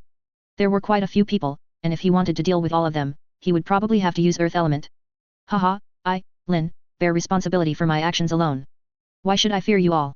Suddenly, a sword-wielding young man stepped out, dressed in flowing white, with a handsome face, sharp eyebrows, and bright eyes, like an immortal banished from a painting. Brother, there's no need to worry. I can deal with them very quickly. His tone was calm, carrying an inexplicable confidence that made people want to believe him. Seeing this, Gu Fan had no intention of making a move and silently shielded this person in front of him. Charge. With so many of us, even if he's a Hushan martial artist, he'll still have a tough time. Lin Yong remained silent, merely placing his hand on the hilt of his sword, then drew it from its scabbard. Clang. In an instant, a crisp sword cry echoed through the area. Lin Yong's figure flickered like a ghost, and several silver streaks suddenly cut across the air. Pfft. In a flash, a line of blood simultaneously appeared on the throats of everyone present. Heads fell to the ground, and blood splattered out, staining everything around them red. The leader, who had practiced external martial arts, only had his neck partially cut and did not die on the spot. Clutching his wound, he couldn't stop the overflowing blood and hoarsely roared, "You are a Xiantian." Before he could finish, his body went limp, and he collapsed to the ground, breathless. Lin Yong twirled his sword, flicked off the blood, and returned it to its scabbard. His white robes remained unstained, not a drop of blood adhered to them. Gu Fan watched this scene, pondering in his heart. Martial artists seem to have some strength. He had heard from the waiter that martial artists are divided into 5 realms, third-rate, second-rate, first-rate, Hushan, and Xiantian. Judging by Lin Yong's performance just now, a Xiantian master, given sufficient proximity, might even have a certain chance of victory against a Qi refinement third-layer cultivator. Otherwise, if a cultivator used defensive spells or talismans, they probably wouldn't be able to break through. It's alright, but that's about it. Even cultivated to the highest realm, it's only this level. Shopkeeper, I apologize for dirtying your establishment. Here is compensation. Lin Yong took a gold leaf from his sleeve and placed it on the table. The waiter and the shopkeeper, who had been hiding in the room and peeking, only rushed out after seeing that the matter had settled. The shopkeeper quickly took the gold leaf from the table, put it into his pocket, cupped his hands, bowed, and with a fawning smile, flattered him. Not at all, young hero Lin's visit truly brings glory to our humble establishment. Watching the shopkeeper and waiter continuously flatter him, Gu Fan had no other thoughts and walked straight out the door, preparing to leave the place. He had just been watching a show. But he hadn't walked far. Brother, what a coincidence, it seems we're going the same way. Lin Yong, leading a white horse, strode over from behind. Gu Fan noticed that the other party's gaze lingered for a long time on the blood fiend's sword hanging at his waist. Does he want to kill me and take my sword? Gu Fan first thought of this possibility. His experience at the Taoist temple had made him accustomed to judging others with malice. He began to ponder how to deal with Lin Yong. He could see the opponent's movements clearly, but his body might not react in time, especially at close range. It seems he needs to strike first to deal with Lin Yong more effectively. Lin Yong was the first to explain, "Don't worry, brother, I have no ill intentions. It's just that your sword has too much baleful energy, which might affect your mind. It's none of your business." Gu Fan knew about this, but so what? If it's fierce, then it's fierce. However, just now, he really did think about making a move in the street. This is not right. He couldn't quickly deal with so many witnesses, and if other cultivators discovered him, that would be bad. Lin Yong continued, "I have a mind cultivation method that can purify the mind. Your situation is perfect for it. Would you like to try it? What do you want?" Gu Fan didn't believe that someone would be good for no reason. Lin Yong smiled, took the wine gourd from his waist, took a deep gulp, and said freely, "Can't I just want to make a friend? I, Lin Yong, have 3 great loves in my life, swords, wine, and friends." Gu Fan suddenly stopped, looking at Lin Yong's sincere eyes, and couldn't help but believe him a little. But he still didn't quite believe it. "Then copy it down for me to see first." "No problem, no problem. An old Taoist taught me this." Lin Yong quickly took out paper and a brush from his satchel and wrote a lot of characters with flourish. Gu Fan took it, pretended to read it for a while, then put it into his bosom and began to refine it. Ching Xin Curse. Type, Skill. Quality, Tier 1 Legend. Description, when equipped, mental resistance increases, continuously reducing negative mental effects caused by various external situations, stabilizing one's heart. Chanting can enhance the effect. Gu Fan felt the card he had refined and was immediately a little surprised. He hadn't expected the other party to actually have it, and of such a high grade. But this not only did not alleviate his suspicion, but deepened it even further. He was a little curious. Who exactly is this Lin Yong? Why does he possess such a mind cultivation method that should belong to cultivators? How is it? If there's anything you don't understand, I can explain it to you. Oh, and I haven't asked for your name yet, brother. Lin Yong turned his face, still wearing a friendly smile, as if bathed in a spring breeze. This caused passers-by to frequently turn their heads, and many young women peeking from windows blushed. Many people also recognized Lin Yong and greeted him from afar. Gu Fan. A good name. Younger brother, seeing that you are a few years older, I shall call you Brother Gu from now on. Gu Fan didn't reply, just hurried on his way. He wasn't very good at dealing with such overly familiar people. At the entrance of the Wang family mansion, Gu Fan and Lin Yong stopped here, looking at each other simultaneously. It seems, Brother Gu, you also came to find Miss Shang Guan to go to Lingxian City, didn't you? Gu Fan nodded, stepped forward, and walked in. Inside was a large courtyard with a martial arts arena in the center. Many martial artists, who had come by reputation, were already lining up, waiting for assessment, to go onto the martial arts arena, and display their skills. Although this journey was dangerous, the reward was extremely generous, enough to risk one's life. At the main seat, Shang Guanning, along with her servant Zhou Hu, was judging whether these martial artists could travel with them. Not only did their martial arts have to be up to par, but their character couldn't be too bad either. Gu Fan then realized that Shang Guanning was the woman from the carriage yesterday. However, he had changed so much now that the other party probably wouldn't recognize him. Gu Fan glanced at the martial artists displaying their skills and immediately lost interest. They couldn't compare to Lin Yong, and they weren't even as good as the group of people who had blocked the door earlier. He could basically kill them with ease. Gu Fan was also considering what identity to use to join. He didn't know martial arts, and other methods might be a bit risky. It's young hero Lin. Young hero Lin is here too. It seems this journey will be much safer. He's so damn handsome. If he were a woman, I'd probably raise my banner on the spot. As soon as Lin Yong stepped into the place, he caused quite a stir. Everyone immediately started discussing and consciously made way for him. Shang Guanning and Zhou Hu also immediately stood up, looking towards the entrance, at Lin Yong's position. Lin Yong cupped his hands in a salute and said loudly. Miss Shang Guan, this friend and I both wish to go to Lingxian City. Could you do us a favor? Shang Guanning's beautiful eyes sparkled, and a brilliant smile formed on her lips. Young Master Lin, you jest. If you cannot go, then perhaps no one in Qingtian town would be qualified. But suddenly, one of the martial artists protested. Wait, I object. I have no objection to young hero Lin, but his friend doesn't seem to have any martial arts skills. Why should he take a spot? I don't know martial arts, but killing you is like killing a chicken. Do you want to try? Gu Fan looked at the protester, his eyes glinting with ferocity, and said faintly. The moment these words were uttered, everyone's gaze focused on Gu Fan. They could tell from his walking posture that he was not a martial artist. And the one who provoked him was Liu Tianhu, a famous first-rate martial artist in the martial world. He had mastered his family's martial art, the mountain monkey stone crushing staff, to perfection. Fighting 10 people at once was not an issue for him. In a few more years, he might even cultivate inner energy and advance to become a Hushan martial artist.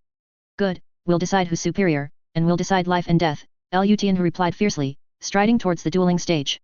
He leaped onto it, unstrapped the tempered steel staff from his back, and looked at Gu Fan with a provocative gaze. Martial artists naturally have more vigorous chi and blood than ordinary people, and Liu Tianhu was still young at this time, so he had no thought of backing down. Moreover, he had already determined that his opponent was just an ordinary person who had never practiced martial arts. Seeing a good show about to unfold, the crowd also began to jeer. How bold! Liu, you dare to offend young hero Lin's friend? Aren't you afraid of death? Liu Tianhu, have you lost your mind? You're going to meddle with young hero Lin's friend too. Liu Tianhu, why don't you challenge young hero Lin? Are you scared? All these martial artists were denouncing Liu Tianhu, siding with Lin Yong. Shang Guanning's gaze towards Liu Tianhu also held a hint of disgust. This person was too attention-seeking, traveling with him would likely cause trouble. She furrowed her delicate brows slightly and sighed softly. Two young heroes, swords and blades have no eyes, please stop before it's too late. Everyone here is a guest, with no grudges or difficulties, there's no need to take a life. Neither Liu Tianhu nor Gu Fan responded. Clearly, both wanted to kill each other. Gu Fan walked onto the dueling stage. He didn't know why such a person would jump out, perhaps practicing martial arts had damaged his brain. Why would someone want to do something that offered no benefits whether they won or lost? A bit strange, wasn't it? But never mind. Since someone had jumped out, if he still endured it silently, others would probably think he was easy to bully, and who knew what kind of obstacles they might throw his way on the road. In this world, the strong are respected, and it's a jungle out there. If he didn't show some fangs and claws beforehand, it would probably only attract more trouble. Gu Fan didn't like trouble. He hadn't intended to rely on Lin Yong's connections to join this journey in the first place. On the dueling stage, Gu Fan and Liu Tianhu stood at opposite ends, gazing at each other. Lin Yong watched this scene, picked up his wine gourd, and took another swig, showing no signs of worry for Gu Fan. Liu family village Liu Tianhu. No sect, no school Gu Fan. Before he finished speaking, Liu Tianhu charged at Gu Fan, his muscles bulging, raising his tempered steel staff high, full of momentum and openly displaying his killing intent. Gu Fan didn't move an inch, only reaching out to grip his sword hilt. He suddenly recalled how Lin Yong looked when he drew his sword. Simple, efficient, effective, it was just about how to quickly draw and unsheath the sword. It wasn't difficult, he could try to imitate it.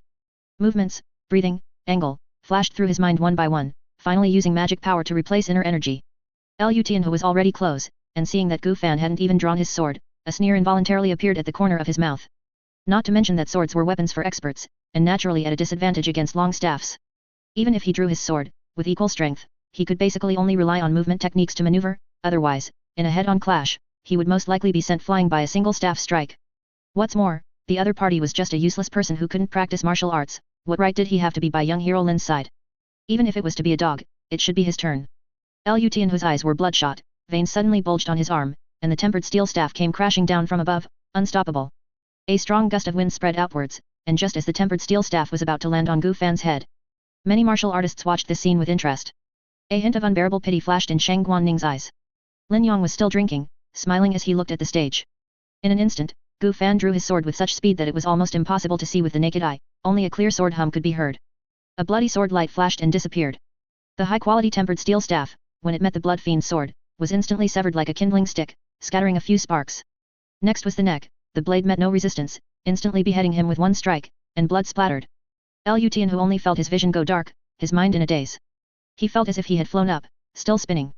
His head spun in midair, raining blood, and finally fell to the ground like trash, rolling several times.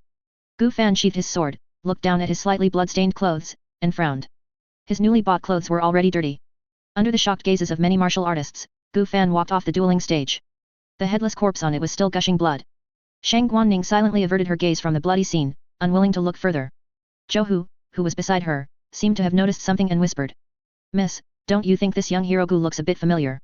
Shang Guanning thought for a moment. What impressed her most were his eyes. Those eyes were just like the beggars that day. Lin Yong walked up to Gu Fan, wiped the wine from the corner of his mouth, and asked. "Brother Gu, are you interested in learning swordsmanship? To learn my drawing sword technique with just one glance, you are definitely a prodigy of the sword." Gu Fan shook his head. "Not interested, I'm leaving." He was still not interested in martial arts. Lin Yong didn't try to persuade him further. "All right, then 2 days from now, we'll depart together from here for Lingxian City." Gu Fan neither agreed nor refused, and walked towards the door. The group of martial artists were still discussing the scene they had just witnessed, unable to comprehend how Gu Fan had done it. After leaving the Wang family mansion, Gu Fan planned to visit other places to compare them before making a decision, and also to buy a horse. Having a mount for long journeys was a good thing after all, and he wasn't short on money. Night. In one area, only a few scattered homes had candlelight. In another area, lights were bright, and music and singing constantly echoed. Gu Fan led a black horse, walking down the street. He didn't plan to continue staying at his original inn, he intended to switch to another. He had already visited other places. Considering all aspects, Shang Guanning's side was still more suitable. "Help! Someone, quick!" A sharp female voice echoed from a nearby dark alley. Gu Fan had no intention of helping, he led his horse and strode away. He respected others' fates. Before transmigration, when someone had a car accident, fell into water, or stumbled, he had never had any thought of helping. Helping others, in many cases, only leads to trouble. Perhaps it was because he had realized early on that he was not the protagonist, but an ordinary person beyond ordinary. "Young master, would you like to come in and have some fun? It's very lively here." Women in revealing clothes and heavy makeup were soliciting customers in front of their respective brothels. Gu Fan, being alone, became their target. Gu Fan completely ignored him, as if he hadn't heard anything, and walked away without even shifting his gaze. Beauty and carnal desires are fleeting. Not to mention these women, whose appearances were ordinary, though perhaps considered attractive by others. But Gu Fan was a transmigrator, he had seen too much in his previous life. Looking at these scantily clad ancient women, he felt they were less revealing than random people on modern streets. Now, the only people he found pleasing to the eye were Lin Yong and Shang Guanning. Lin Yong was the most beautiful person he had ever seen. No one in his previous life could compare, whether in looks or temperament. This person was a bit strange, for now, he couldn't sense any malice, but he still needed to be wary. He never believed in love, ordinary people weren't meant to have it. After entering society, romance was more like an exchange of benefits and pressure from elders. Suddenly, Gu Fan looked up at the sky, above. The silver moon was bright and stars dotted the expanse, yet it felt a bit eerie. Ever since reaching the first level of chi refinement, whenever he looked at the firmament, he would feel an indescribable sensation, as if someone was peeking. Gu Fan shook his head, not thinking too much about it. He was too weak now, merely surviving was difficult. Only by becoming stronger could he learn more and experience the wonders of this world. The Qing Xin curse was temporarily equipped by him. The chi consumption art didn't provide him with much improvement, cultivating it conventionally made breakthroughs extremely difficult. He planned to use the Qing Xin curse to continue consuming blood spirit pills for enhancement. The malevolence had subsided somewhat. The desire for the Dao, for the extraordinary, grew even stronger. Not long after, Gu Fan found a new inn that looked suitable and settled in. He lit a candle, learned characters, and continuously recited the Qing Xin curse. He also experimented with some things, such as copying a skill exactly as it was and then converting it into a card. He found that this operation did not turn it into a skill card, but rather an unranked item card. It seemed skills could only be converted when first acquired. What a pity, he couldn't exploit a bug to get karma dust. At the same time, Gu Fan discovered that equipped skills were actually very convenient for self-study. For example, after equipping, he could understand the correct operating principles and usage methods of the skill. However, after unequipping, he would quickly forget this content. But by carefully recording, he could still remember some, continuously documenting and swapping skill cards. He could then learn the abilities on the skill cards in a relatively short time, rather than relying on equipping them. He had already learned the chi consumption art and could operate it even without equipping it. But he couldn't achieve the 24-hour operation that occurred when it was managed by the system. He had to concentrate intensely, otherwise, it was easy to make mistakes. Besides cultivation, the main quest also needed to be put on the agenda. Fusing 20 first-tier cards was still a bit difficult. First-tier items hardly circulated among mortals and were hard to obtain. Only in cultivators' markets could one acquire more first-tier items. But for him, it was only a matter of time. After all, he had a pile of blood spirit pills that could be fused with each other, so it wasn't a big problem. Li Tianming had sponsored him with a considerable amount of starting capital. Once skills were completely learned, he could also try fusing them. The only problem was that he didn't have enough karma dust. Synthesizing a first-tier card required at least 100 karma dust. Including what he had sporadically decomposed these past few days, he only had 326 in total. It wasn't quite enough, unless he decomposed some of the blood spirit pills. He had tried fusing 2 identical stones. Based on strength, it wouldn't meet the standard of doubling the power. But 2 exceptionally compatible items with different properties, fused together, could definitely produce an effect greater than 1 + 1. 2 days later. Morning, at the inn. Quest Awaken Talent, completed. Card user level increased to LV1, card slot +1, physical and soul strength slightly increased. A new talent will be gained with each level up. Please choose one from the following random talents. Fusion Eye. Description, you can observe the compatibility between 2 cards. Heart of Beast Taming. Description, beast followers' initial favorability towards you increases, you can understand their language, and they are easier to command. Your efficiency in cultivating beasts increases, making them stronger than those that grow naturally. Innate Sword Embryo. Description, you will gain a special innate sword embryo bound to you. It can incorporate various types of swords to enhance them, but their quality cannot exceed the card user's level. All 3 talents were quite useful. Heart of Beast Taming was immediately ruled out. Gu Fan would only use spirit pets and followers as tools or weapons and didn't want them to be stronger than himself. Fusion Eye and innate sword embryo were difficult to decide between. One could improve fusion, and the other could provide long-term combat power enhancement. After much thought, Gu Fan chose the innate sword embryo. He was about to embark on a long journey, and the path would likely be very dangerous. More combat power meant a greater chance of survival. As soon as the talent selection was complete, Gu Fan suddenly collapsed, his body convulsing violently, his expression ferocious, blood already trickling from his bitten teeth, and sweat pouring from his entire body, quickly drenching his clothes. He felt as if his body was being pierced and sliced by countless red-hot blades. His consciousness began to blur, and vaguely. He saw a sword mound, the sandy ground stained red with blood, dried and foul-smelling, with countless sharp swords standing upright. In the center stood a blurry figure, clad in blood-red clothes, holding a black sword. Gu Fan's consciousness returned to reality, gasping for breath. The floor was already covered in a small pool of sweat. He asked the waiter for a basin of hot water, quickly cleaned himself, and changed into fresh clothes. Gu Fan looked at the distinct muscles on his body, threw a few air punches, which produced faint whooshing sounds. This was the physical enhancement brought by the increase in his card user level. His mental state had also greatly improved, he felt he could now shorten his sleep time from 2 hours to 1. At the same time, a new quest was triggered. Quest, Unlock Shop. Requirement, decompose 30 cards, with a quality no lower than first tier flawed. Reward, level 1 shop unlocked. This wasn't difficult, but after completing the previous quest, he only had 53 blood spirit pills remaining. Moreover, most of them were fused, so decomposing them would be too uneconomical. He planned to use them to improve his cultivation realm. With the help of the blood spirit pills, he estimated he could break through to the second level of chi refinement in a few more days. Immediately, Gu Fan's mind stirred, and a chaotic, spherical substance appeared before him. This was his innate sword embryo, which could be controlled and shaped by his will. At the same time, it had an inexplicable craving for the blood fiend sword at his waist. Are you hungry? Gu Fan drew the blood fiend sword and threw it into the innate sword embryo. The innate sword embryo instantly devoured the blood fiend sword, then transformed into a nearly identical, entirely black longsword, which automatically slid into its scabbard.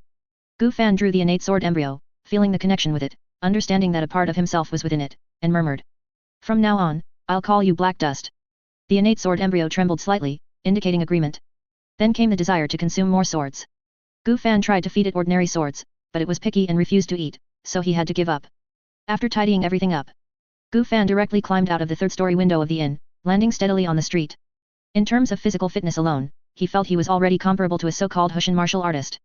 With this long journey ahead, he felt a bit more confident. In front of the Wang family mansion. The place was bustling with people, dozens of carriages were lined up, and there were over 100 martial artists alone. Besides the team Shang Guanning had assembled, several other merchant caravans also joined them. They wanted to piggyback on the powerful martial artist team to make a big score. After all, although the journey to Lingxian City was dangerous, the profits from trade were enormous. Gu Fan led his black horse, strode into Shang Guanning's team, then flipped through a book, learning to read, while waiting to depart. After upgrading, he felt his learning speed had increased significantly, and he estimated he could recognize most characters within a week. Brother Gu, good morning. Lin Yong suddenly appeared from the side and greeted Gu Fan. Shang Guanning and Zhou Hu were also with him. It was clear they had known each other before. Brother Gu is truly an extraordinary person. 2 days apart feel like 3 autumns.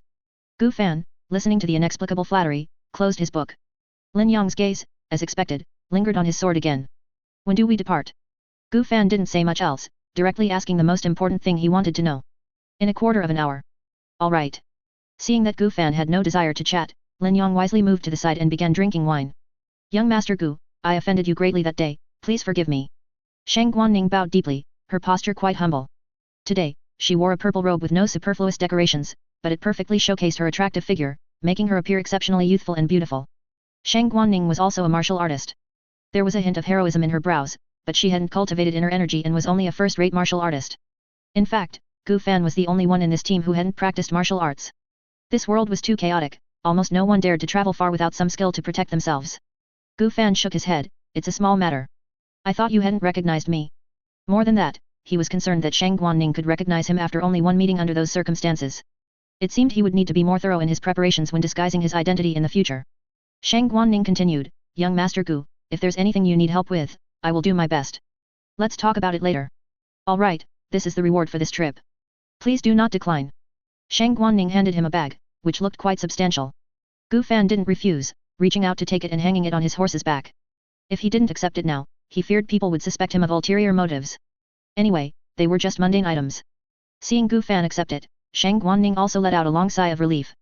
Not long after, the team set off, a grand procession, with many passers-by watching. Gu Fan swung onto his horse, following the main group, holding the reins with one hand and flipping through his book with the other. The long journey began. Black Dragon Mountain. A mountain fire a few days ago had completely scorched this place, leaving only a charred expanse. The Azure Jade Daoist temple had also ceased to exist. Amidst the clouds, a young Daoist priest in a blood-red Daoist robe, forming hand seals and standing on a bizarre white-boned ship, flew over the area. His features were demonic, his eyes blood-red, and his black hair cascaded loosely down his back, like a chaotic mass of snakes, making him particularly eerie. Li Tianming, that damned good-for-nothing, I sent him here to use the Black Dragon's ground fire to refine pills for offerings, and he still managed to cause such an accident. He even borrowed my blood jade pot. If he's not dead, he deserves the punishment of 10,000 insects gnawing his body, his brain sucked out, and his soul refined and burned. How unlucky. I can't even sense the blood jade pot. I hope that good-for-nothing hasn't had his soul scattered. The young Daoist priest's expression grew increasingly enraged. He was a true disciple of the blood fiend demon sect, named Li Ziwen. Li Tianming was his uncle, and he had helped arrange this plum assignment for him. If Li Tianming hadn't knelt and begged for a long time, recounting old stories for days, and his father hadn't put in a few words, he would never have agreed. Yet, in less than a month, his good uncle had messed things up like this. He truly deserved to die. Li Ziwen maneuvered the bone ship, rapidly descending to the original location of the Azure Jade Temple. By now, it had become a complete ruin, with almost nothing left. Li Ziwen raised his hand, and a banner constantly emitting black smoke suddenly appeared. This magical treasure was called the Myriad Souls Banner, specializing in attacking souls, and it was perfectly suited for this place. In an instant, thick black smoke permeated in all directions, quickly engulfing 2 remnant souls and bringing them before Li Ziwen. One was his good uncle, Li Tianming. The other was a chubby young man he had no impression of. This is chi deviation. From the looks of it, he must have also suffered a backlash from a Foundation establishment artifact. Li Ziwen looked at Li Tianming's remnant soul, which was now deranged and completely unable to communicate, and quickly drew a conclusion. This didn't seem like something an outsider could do, it must have been someone close to him who tampered with things. Li Tianming had wood, fire, and water spiritual roots. Although he was old, there was still some hope for him to establish his foundation. Refining pills here for 3 years would be enough to accumulate the sect contribution points needed to exchange for a Foundation establishment pill. He also shouldn't have actively provoked any cultivators. I say, little fatty, you didn't kill Li Tianming, did you? Li Ziwen's gaze was eerie as he looked at Zhao Feiyu's remnant soul. A chi refining cultivator's soul usually dissipates within a week after death, entering the underworld and then reincarnating. This little fatty was killed by a weapon imbued with malevolent energy, and his resentment was quite strong, making it possible for him to become a ghost cultivator. My lord, Li Tianming is my master. How could I possibly harm him? I know who killed him. It was a man named Lu Vuniu. This person possessed a secret treasure and killed both my master and me. Zhao Feiyu immediately knelt down, shaking his head frantically. You seem to have misunderstood something. I wasn't asking you. Li Tianming pointed his palm at Zhao Feiyu, and a faint glow flickered. A powerful suction instantly pulled Zhao Feiyu over, his head directly facing the palm. Soul-searching secret technique. No, my lord, I am loyal to the section. Zhao Feiyu's face contorted as if it were about to split open, constantly wailing as his body rapidly became transparent. Li Ziwen completely ignored him, his eyes filled only with pleasure, seemingly enjoying the scene. Soon, Zhao Feiyu completely vanished from this world. Lu Vuniu, hey? Interesting. However, he must have gone to find his family and fled by now, just a lucky farmer. The secret treasure will only belong to me. Li Ziwen's lips curled into a smile, supremely confident, completely disregarding the other party. Someone who wasn't even a cultivator was no different from an ant. As for you, my good uncle. Li Ziwen looked at Li Tianming, who was completely unable to communicate. Regardless, he was still his uncle. Alas. I'll just put him to waste, using him as soul food to feed the souls in the myriad souls banner. The sunset was blood red. Shang Guanning and her group chose to set up camp by a lake. Gu Fan moved a little away from the others, sitting alone by a large tree, still flipping through his book. The day's journey had been smooth, with no incidents. Thump thump thump. Numerous footsteps echoed through the forest, and black banners bearing the character LU were raised high. Soon, hundreds of people resembling mountain bandits surged out from the forest, their presence menacing and ill-intentioned. However, with a large number of martial artists present, they quickly readied their weapons and stood in strict formation. If it came to a real fight, judging by the number of martial artists, the mountain bandits would definitely be no match. Where is Gu Fan? I want justice for my son. A burly man in black among the mountain bandits roared, startling a flock of sparrows into flight. Gu Fan understood what was happening, he had killed the young one, and now the old one had come for revenge. Human relations were truly troublesome, killing one person brought an entire family.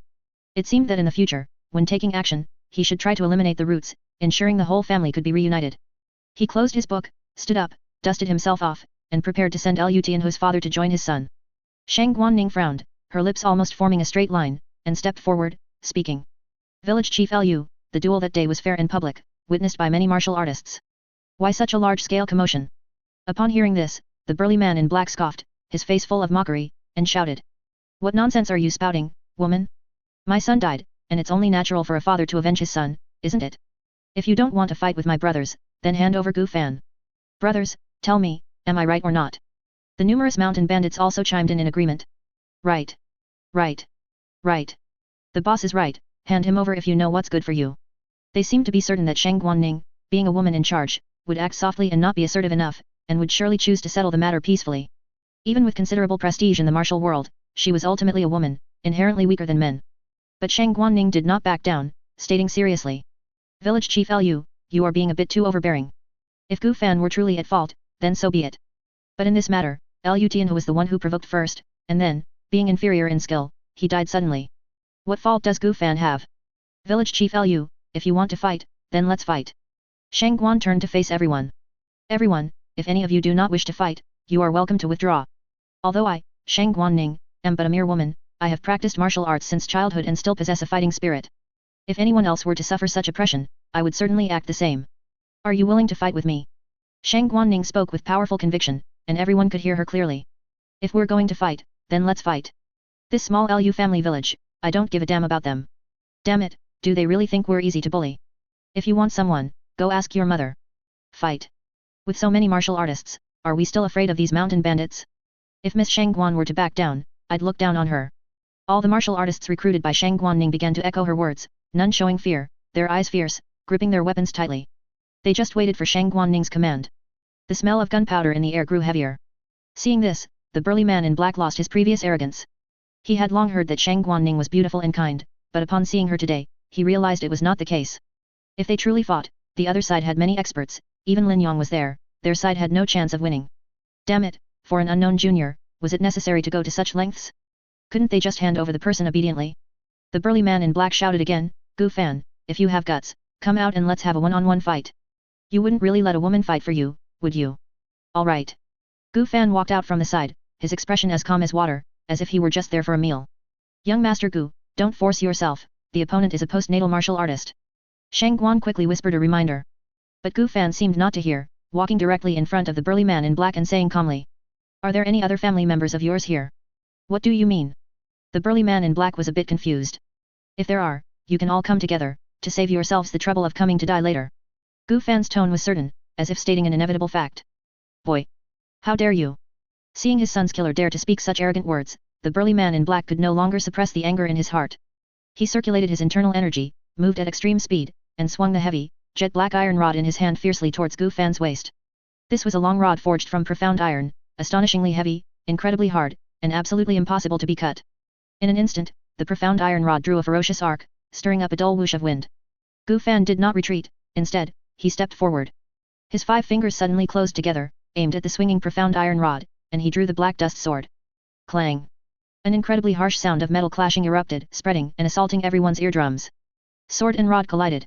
The indestructible profound iron rod was actually split in two by the sword's edge. The burly man in black looked stunned, quickly retreated using light footwork, his abdominal clothing cut open, revealing a long, narrow gash from which crimson blood flowed. How could there be such a divine weapon? He didn't understand why such an unheard-of peerless divine weapon would fall into the hands of this obscure young man.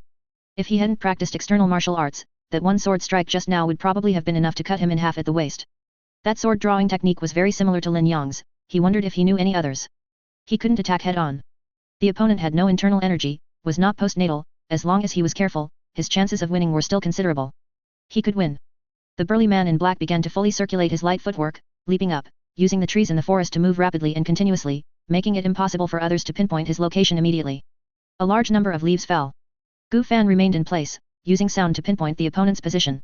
His speed was inferior to the opponent's, if the opponent truly wanted to run, or not enter attacking range. Without using card user abilities, he didn't have many good options either.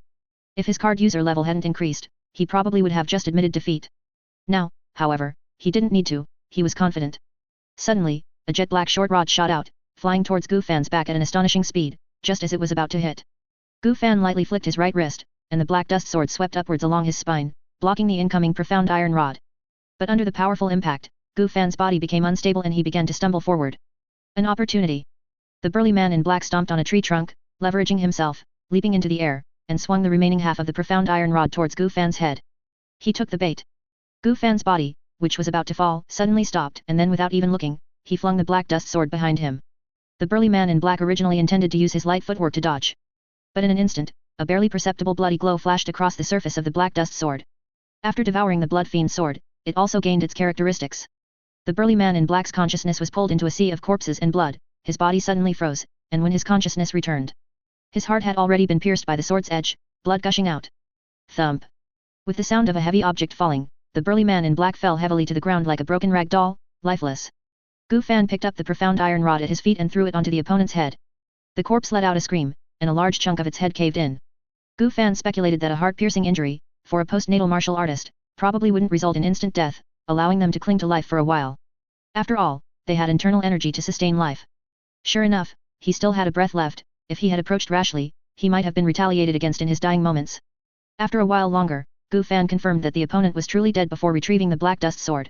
Although the black dust sword could retract into his body automatically, there was no need to expose it.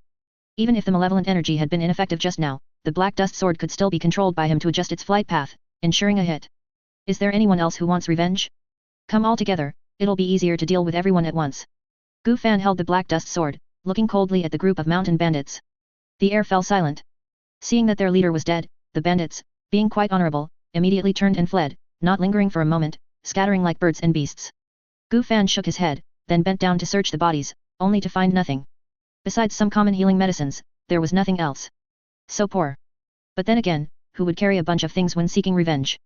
At the same time, the way many martial artists looked at Gu Fan changed, carrying a mix of admiration and respect.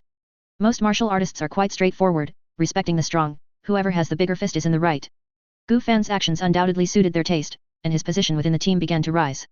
Night gradually deepened. Bonfires were lit, and the aroma of food began to waft through the air. Shang Guanning held a bowl of meat porridge and handed it to Gu Fan. Young Master Gu, thank you for today. Gu Fan took the meat porridge and placed it aside. It was an incident I caused, no need for thanks. If Shang Guanning had agreed to the other party's proposal, his earth element would likely have been exposed. Moreover, many bandits would probably have escaped. If they informed other cultivators, or if their souls were harvested, it would inevitably attract an investigation. Gu Fan would not have stayed here, he would have had to continue wandering in the wilderness. After a few casual words, Shang Guanning bid farewell and left. As the organizer of the team, she had many things to attend to. Gu Fan glanced at the excellent-looking meat porridge, placed it in a blind spot to be cardified, and after confirming it wasn't poisoned, he drank it. It tasted good. Although he secretly consumed Miro seeds every day, he didn't want to appear too outstanding by not eating or drinking. Brother Gu, your sword is very special. Gu Fan knew who it was just by the voice. He raised an eyebrow and turned to look at Lin Yang. What's wrong? Is there a problem? Lin Yang's expression was complex, as if he was thinking of something, then he sighed deeply and shook his head. Nothing, it's a good sword. It's a pity you don't practice swordsmanship. I'm not interested in mortal swordsmanship, Gu Fan said indifferently. I see. I understand. Lin Yang's eyes drooped, and he moved his lips slightly but said nothing. Then he bid farewell and left. Gu Fan was almost certain that Lin Yang must have some connection with cultivators and had obtained some kind of fortuitous encounter. Perhaps it was some inheritance, a treasure. Or maybe he had a relative who was a cultivator, who told him to go to Lingxian City to find him. Even more absurd would be if a remnant soul of an immortal resided in the ring on his hand. Gu Fan shook his head, dispelling the jumbled thoughts from his mind, and continued to study the characters. At least Lin Yang showed no hostility for now, there was no need to overthink it. Who doesn't have secrets? For now, being on guard against this person should be enough. 10 days later. Amidst the mountains, on a rugged and difficult mountain path. Gu Fan and his group were slowly moving forward, almost everyone looking much more weathered. These past few days, they had been exposed to the elements, enduring sun and rain, and unable to rest properly. Except for Shang Guanning and a few merchants who had been in the carriage the whole journey. Only Lin Yang seemed unchanged. Even Gu Fan, despite having a horse to ride, looked a bit haggard. This might also be related to his habit of reading at night. Most horses were used to pull carts carrying supplies and food, carriages specifically for people were rare. Few martial artists owned horses, as a horse was much more expensive than a person, so they mostly relied on walking. There were many wild beasts in the forest, and several people had already been carried off and eaten by leopards, tigers, and the like at night. Naturally, these were all ordinary people from the merchant caravan.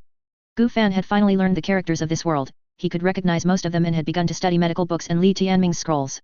His cultivation had also broken through to the second level of qi refinement. His magic power and various aspects had received some, but not significant, improvements. According to the records in the scrolls, breakthroughs at the 3rd, 6th, and 9th levels brought greater improvements and were also minor bottlenecks. After foundation establishment, the stages would become early, middle, late, and complete. This information was all obtained from Li Tianming's relics. It also recorded some basic spells, cleansing spell, water descent spell, spirit eye technique, fire starting spell, sharp metal spell, and so on. All spiritual roots could learn them, except for spells without elemental attributes.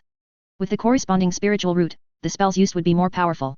Each spell also had 5 realms: getting started, minor accomplishment, major accomplishment, complete, and returning to truth. Gu Fan had also learned several basic spells. Getting started and minor accomplishment were simple, but the later realms would require time. Spiritual roots were divided into 6 types: 5-element pseudo-spiritual root, 4-element mixed spiritual root, 3-element true spiritual root, 2-element earth spiritual root, 1-element heavenly spiritual root, and special variant spiritual roots. The best were heavenly spiritual roots and variant spiritual roots. Zhao Fei's spiritual root was only slightly better than the worst mixed spiritual root, making foundation establishment very difficult for him. At the same time, foundation establishment strange object could only be attempted to be fused at the 9th level of qi refinement, otherwise, one would be unable to bear it and explode and die. The scrolls left by Li Tianming helped him fill many gaps in his understanding. What a good dead man. Bad when alive, good when dead. Gu Fan later planned to fuse the flesh seed as the foundation establishment strange object for his current spiritual root. This way, he could continuously produce Miro seeds, which could then be fused into an artificial spiritual root. Dao foundations were also divided into 5 types: mortal grade, spirit grade, earth grade, heaven grade, and immortal grade. This was closely related to spiritual roots, foundation establishment strange object, cultivation techniques, and personal aptitude. To obtain a high-grade Dao foundation, none could be lacking. The better the Dao foundation, the further one could travel on the Dao path. A mortal grade Dao foundation meant no hope for golden core. Gu Fan thought he could first get a mortal grade Dao foundation, and if a better one came along, he could remove it and replace it. Anyway, his current spiritual root wasn't his, so he could definitely try. Perhaps he could actually equip multiple spiritual roots and Dao foundations. At the same time, failure in foundation establishment had a chance of turning one into the monster Li Tianming had become. However, these were all quite far off for him. The remaining blood spirit pills would probably only be enough for him to cultivate to the 4th level of qi refinement. After that, he would need to find other methods to advance his realm. Maintaining a pure yang and pure yin body also helped with breaking through to foundation establishment. Fortunately, the original owner had no money to marry a wife. After these 2 mountains, there's a small village called Shui Village. We can rest there for a full day. Zhou Hu looked at the map and loudly announced to everyone. Upon hearing this, everyone quickened their pace, their eyes filled with hope. They had been so tired these past few days, and finally, they could get some proper rest. But they hadn't walked far when a dozen or so ragged, disheveled people, looking like refugees, ran into them head-on. Seeing this, Zhou and a few martial artists walked over to ask what had happened. Goo, they're all goo worms, they were all eaten by goo worms. There's an immortal elder using our villagers to refine goo worms, so many people have died. Only a small portion managed to escape. In southern Xinjiang, cultivator was not a word that brought joy to mortals. It seemed that a goo cultivator had visited Shui village. Under the lure of food, the group of refugees, speaking all at once, explained what had happened. Simply put, a few days ago, a widow in the village had single-handedly rescued a severely injured immortal elder by the river. After the immortal elder awoke, he did not thank the widow, instead, to heal his injuries, he directly refined her. Subsequently, he manipulated the goo worms on his body to attack everyone in Shui village. In an instant, Shui village became like a living hell. Only a small number of villagers managed to escape with their lives. After listening, Gu Fan felt that these villagers were probably hiding something, not mentioning anything unfavorable to themselves. For example, why did that widow rescue the immortal cultivator alone and conceal his existence? Either she had mental issues, or she was not living well and resented most of the people in the village. That Gu cultivator should not have been a foundation establishment cultivator, otherwise, there would be no survivors. It seemed they could only take a detour. Gu Fan was not a hero, he had no intention of getting involved in this messy situation. It was just a village massacre, if necessary in the future, he probably wouldn't hesitate either. After understanding the situation, Shang Guanning also immediately ordered a detour, not to approach Shui village. Although some people were displeased, no one objected. After all, compared to being a bit tired, one's life was more important. To be safe, Gu Fan circulated his spiritual power and used the spirit eye technique to carefully observe the group of refugees. If anyone had goo worms or similar things on them, there should be something unusual. That would mean this group was bait released by that goo cultivator. Then he could consider leaving the team and traveling alone. After all, there were too many people here, and the probability of being targeted by the opponent was very high. At the same time, if the opponent had the leisure to do such a thing, it was not accidental but deliberate to release these people. Then the possibility of him being a foundation establishment cultivator could not be ruled out. Suddenly, a trace of blue flowing light flashed in Gu Fan's eyes. Under the spirit eye technique, he could observe ghosts, spiritual power fluctuations, and certain subtle things. He did not find any abnormalities on these people. Gu Fan retracted his gaze, still feeling extremely vigilant. After all, there was a goo cultivator nearby, who even massacred a village. No matter how you looked at it, it was not a good thing. The mortals in this world were truly like insects, who could be crushed to death by an immortal cultivator at any time. Martial artists were just slightly larger insects. Without cultivating immortality, everything was empty. The card fusion is complete. Clear Heart Purifying Chi Art. Type, Cultivation Technique Card. Quality, First Order Legendary. Description, after equipping, it will automatically absorb the surrounding spiritual energy, channel it into the spiritual root, and enhance the realm. This cultivation technique has the effect of purifying the soul's distracting thoughts and making the spiritual power converted from spiritual energy purer. He had already memorized both Qi Consumption Art and Qing Xin Curse and could use them normally, so he simply fused them. This way, he would have an excellent Qi cultivation technique, which would greatly shorten his cultivation time. In addition, he now had 3 card slots, so he could continuously equip Clear Heart Purifying Qi Art and cultivate without any breaks. Even with just normal cultivation now, there was a possibility of breaking through to foundation establishment. Shang Guanning, Zhou, and several martial artists familiar with the terrain discussed for a moment and then planned a new route. Immediately, the team quickly set off, not daring to linger. The dozen or so refugees also followed as guides. The mountain road was narrow and difficult to travel, not to mention they also had horses and carriages, so their progress was extremely slow. In the mountains, various animal calls constantly echoed, some even curiously looking in their direction, observing these two-legged creatures. Gu Fan rode on horseback, not holding a book to read, constantly vigilant, scanning his surroundings. He was afraid a wild goo cultivator would suddenly jump out. The sun gradually set, and the team, separated by a mountain, was slowly bypassing the location of Shui village when they passed a mountainside. Suddenly, a strong wind rose, dark clouds gathered, and a damp feeling permeated the air. It seemed it was going to rain. Shang Guanning poked her head out, looked at Zhou, and asked, "Uncle Zhou, is there anywhere nearby where we can take shelter from the rain?"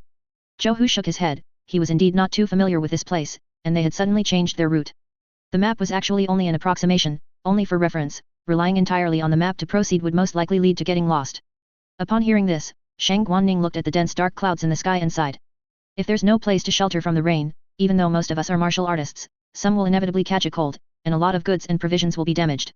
If there's really no good place nearby, then we'll quickly set up camp and cut down some nearby trees to shelter from the rain. Seeing Shang Guanning's worried expression, the refugees quickly informed her that there was a dilapidated mountain god temple nearby, which people from their village occasionally went to worship. The space was quite large, at least enough to accommodate the more than 100 people here, which was not a big problem. "Alright, then I'll trouble you few to lead the way." Shangwen's expression eased considerably, and she directed the team forward. The refugees also showed enthusiasm, constantly telling everyone about the surrounding situation. This was one of their few values. They also knew that if they continued to flee as before, they would eventually starve to death in the wilderness. But before that, it was more likely they would be carried off and eaten by wild beasts. Fortunately, this young lady, Shang Guanning, was kind-hearted and willing to take them in, provide food, and take them to the next village or town. They had to help a little. They actually didn't have any other thoughts. Being able to live and eat enough was enough. But these two things were so difficult. Gu Fan always felt something was wrong: a rainy night, a desolate mountain, a dilapidated temple. With these three conditions met, there was probably a 90 to 99% chance of an accident. And this rain didn't seem like it should be falling. Night. The dilapidated mountain god temple. The bonfire flickered, bright and dim, and the roof was somewhat leaky. Gu Fan, Shang Guanning, Lin Yang, and Zhou Hu sat around the bonfire. Although the place could barely accommodate everyone, it was inevitably a bit crowded.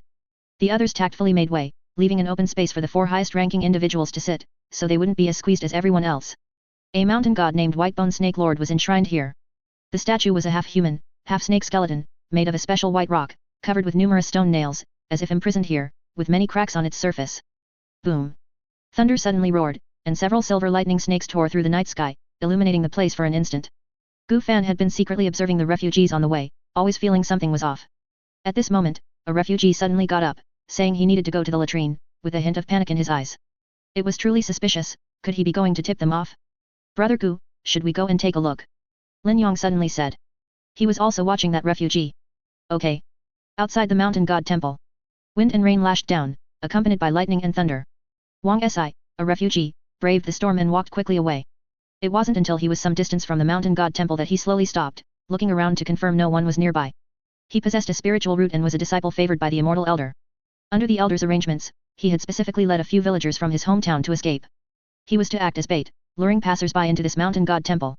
The immortal elder had told him that the statue was actually a gu, but it required a large number of people for a living sacrifice. Unfortunately, they hadn't been able to find anyone, but this merchant caravan arriving here was a heaven-sent opportunity. The immortal elder had promised him that as long as he completed this trial, he would be accepted as a disciple. Under the temptation of becoming an immortal, he could disregard everything else. Thinking this, Wang Si put his right hand into his chest, where the immortal elder had given him a pft. Blood spurted out, dissolving into the rain. Wang Si felt an immense pain, as if something was missing. He looked down. He discovered that his right arm was empty, with only a clean cut. Flesh and white bone were clearly visible, and warm blood continuously gushed out, quickly turning cold. Before he could even scream, Wang Si saw an extra person appear in front of him. A young man in white, with a handsome appearance and an ethereal demeanor, held a dragon-patterned longsword, from which a few drops of blood still hung. Wang Si quickly turned to face backward, but there was also someone behind him. A young man in a black robe, with an ordinary appearance but unusually dark and deep eyes, held a black sword, blocking his path. He felt as if he had been claimed by the black and white impermanence. Brother Gu, how should we handle this? Lin Yang asked. Gently. Let's break his limbs first. If we chop them off, we'll have to stop the bleeding, Gu Fan said slowly. All right. Lin Yang put away his longsword, and his figure flashed. His slender, jade-like fingers struck out continuously like a storm, tearing through the rain and landing on the joints of Wang Si's limbs. Several crisp sounds of bones cracking echoed. Wang Si suddenly fell backward onto the ground, like a lamb awaiting slaughter. He tried to shout something but couldn't make a sound, as his mute cup ointment had been struck. Lin Yang bent down and took a small iron box from his embrace.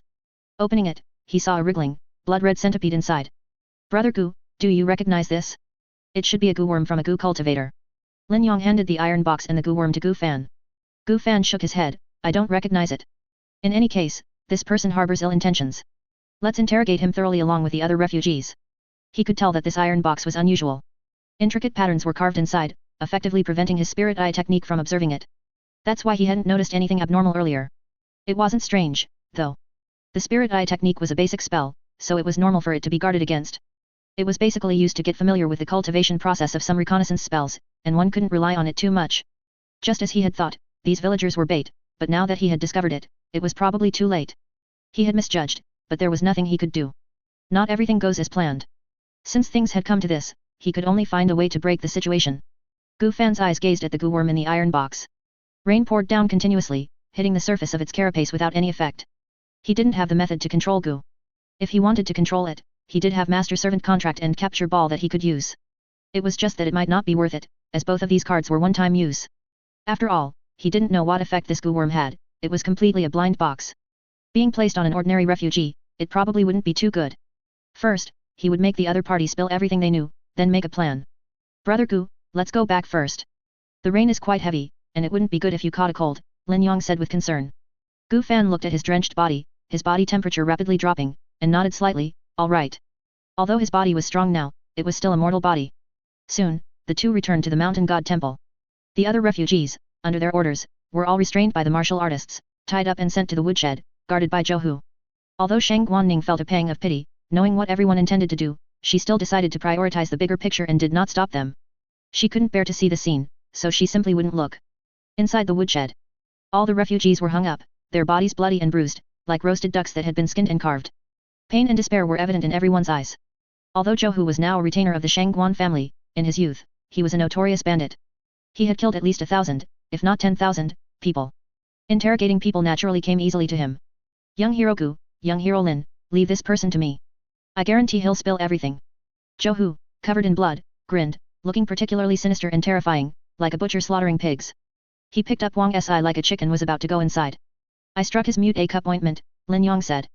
I have a specially formulated pill here. After taking it, the pain will intensify. Just don't kill him, Gu Fan instructed, taking out a white pill. Don't worry, I'm very skilled. Zhou took the pill, carried Wang's eye, and turned back into the room. Soon, pig-like, utterly horrific wails emanated from within. Gu Fan and Lin Yong did not leave either, hiding together under the eaves to avoid the rain. Both of them were now completely drenched by the rain, their clothes clinging tightly to their bodies, and water droplets continuously dripped from their hair. A few strands of Lin Yong's hair clung messily to his cheek, and his clothes faintly revealed the perfectly sculpted muscles of his body, which were not bulky but rather somewhat lean, possessing a unique aesthetic. Gu Fan had no particular thoughts but could confirm that the other party was a man. Immediately, Lin Yong circulated his internal energy, his skin faintly reddening, and a large amount of white mist rose, drying his clothes quickly. Brother Gu, do you need my help? No need. He had the cleanse robe spell, and now that it was just him and Lin Yong, there was no need to hide anything. It was almost time to reveal their cards. This place was already outside the sphere of influence of the Blood Fiend Demon Sect. Moreover, they might have to face Gu cultivators later, so his identity as a cultivator would be exposed sooner or later. Furthermore, Gu Fan could already tell. Lin Yong also knew he was a cultivator, it was just that neither of them had pierced that thin veil. As Gu Fan used his magic power, a streak of light flashed across the surface of his clothes, instantly making them as neat as new and completely dry.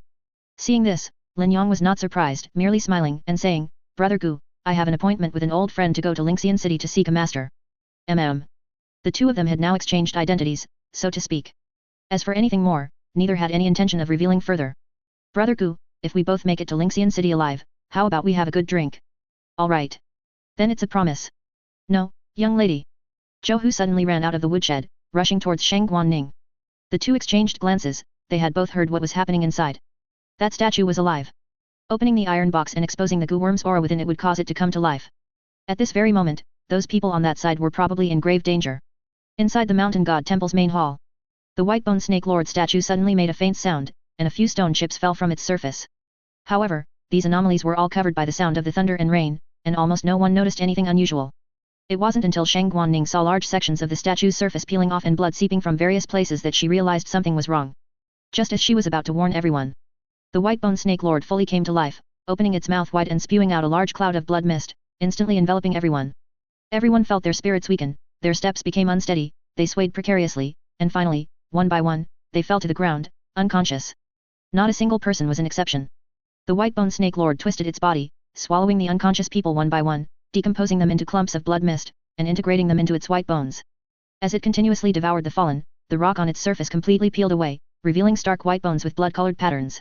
The number of people dwindled one after another, and soon over 30 people had been eaten. The white-bone snake lord ate faster and faster, and the number of people had already plummeted to under 100. Miss. Zhou rushed to the entrance, saw the hellish scene inside, felt his heart drop to freezing point, his eyes wide open, and began searching for a certain figure. Fortunately, Miss was still lying safely on the ground for now.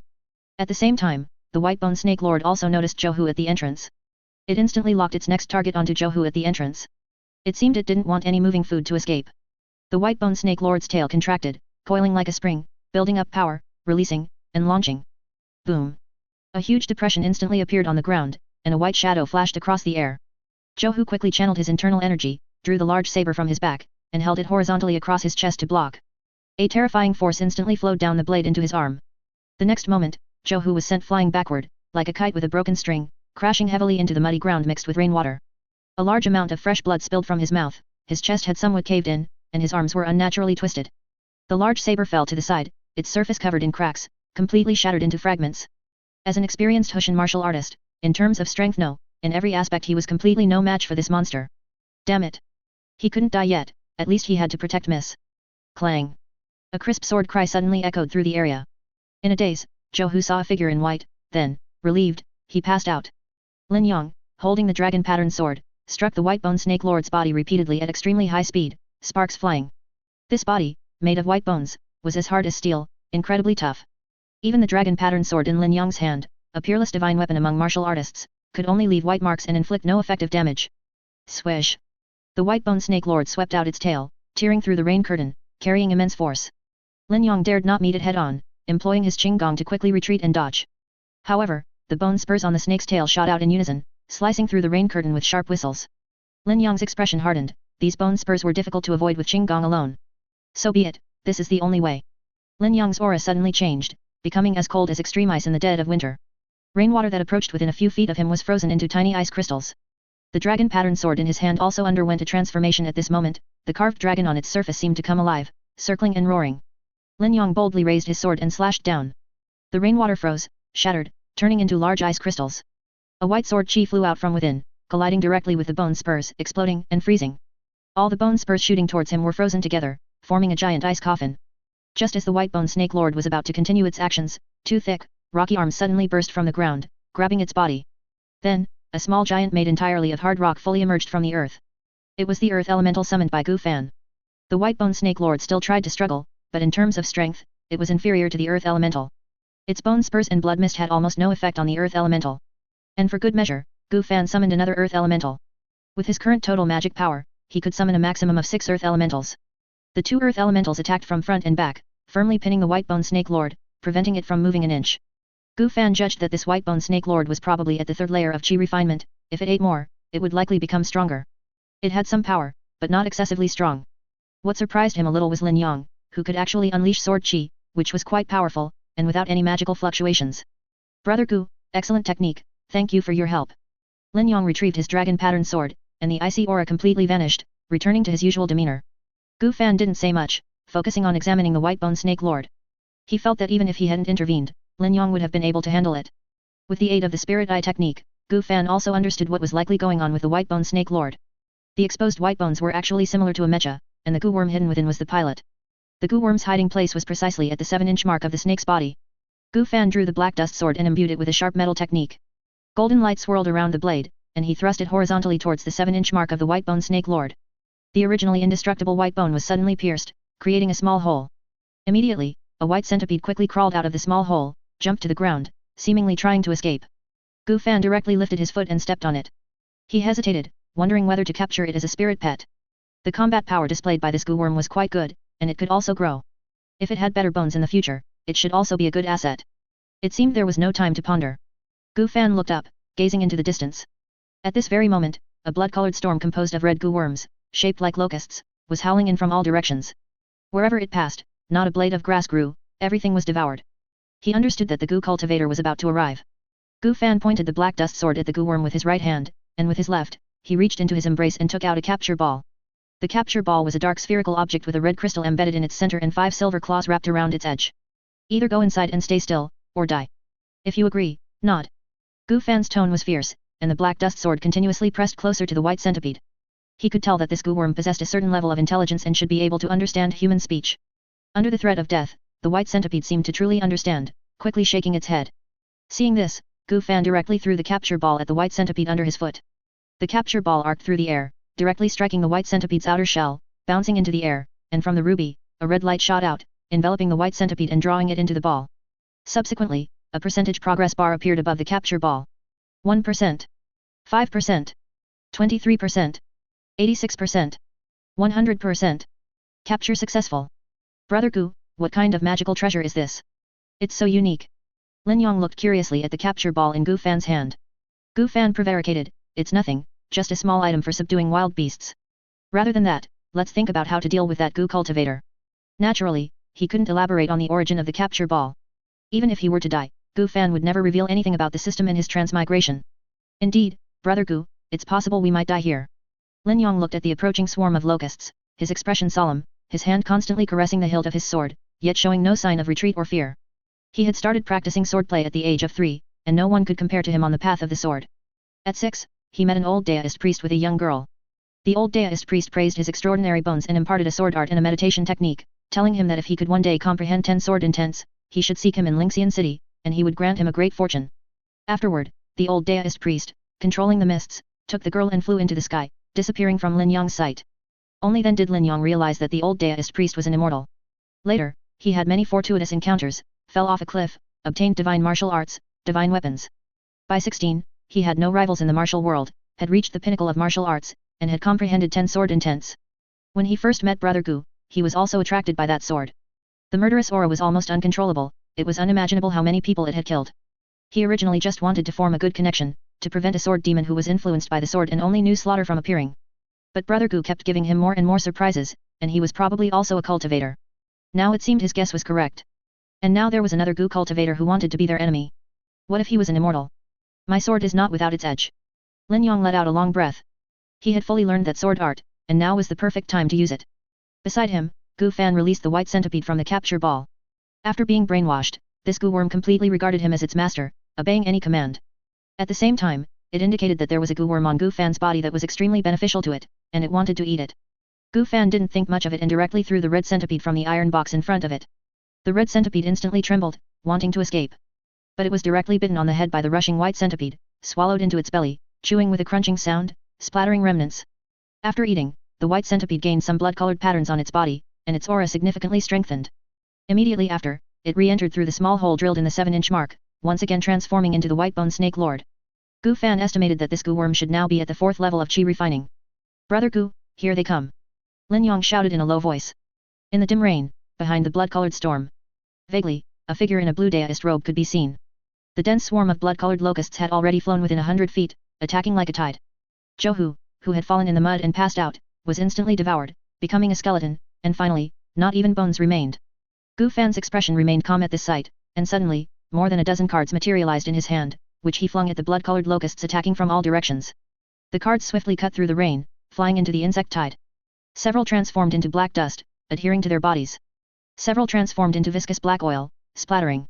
Ignition spell. Gu Fan raised a hand and pointed, and in an instant, faint flames erupted and spread within the insect tide. Boom! A deafening explosion resounded throughout the area, like a divine punishment from the heavens. A fiery torrent swept in all directions like a mighty flood, with gusts of hurricane force winds howling outwards. The scorching flames instantly illuminated the area. The insect tide was ignited by the fierce fire, as if transforming into a burning sea. Blood-colored locusts fell to the ground in droves, turning into charred lumps. The burning flames collided with the torrential rain, spreading large amounts of steam and mist, and a peculiar charred aroma filled the air. Rainfall thousand silken nourishment. A glint flashed in Lin Yang's eyes. He drew his sword, its tip repeatedly striking, piercing through the rain, unleashing dozens of cold gleams, leaving behind a trail of afterimages. The bursting splashes of water and the metallic hum intertwined, sounding out. In an instant, a large amount of boundless sword threads, like raindrops, appeared, continuously slicing through the locusts that had not been incinerated by the flames and had escaped disaster. Flesh remnants and carapace fragments flew around. In just a moment, the insect tide was almost completely cleared by their combined efforts.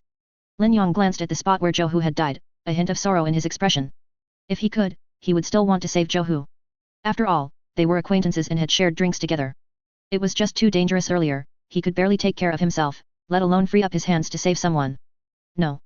Lin Yang shook his head, smiling bitterly. Why be so hypocritical, deceiving himself? Zhou Hu simply wasn't important enough for him to risk his life to save, he was a drinking buddy, but not a close friend. If it had been Shang Guanning who had fallen there, the outcome would likely have been different. His past acts of chivalry were basically based on having a certain degree of confidence and not being in overly dangerous situations. He felt ashamed of the praise he received for his unparalleled chivalry. After all, it was different for strangers than for close friends. The heavy rain abruptly stopped, and a silver moon hung high in the night sky. The figure had walked to a distance where they could see each other. I apologize, little one. I didn't realize there were fellow Daoists here. I have offended you greatly just now, and I hope you will forgive me. The newcomer was a woman, about 20 years old. She wore an indigo Daoist robe, her face like cold porcelain imbued with moonlight, her figure graceful and curvaceous, her skin a sickly pale white, and she was barefoot, with a silver bell hanging at her ankle. She continuously scrutinized Gu Fan with her ember eyes, saying softly.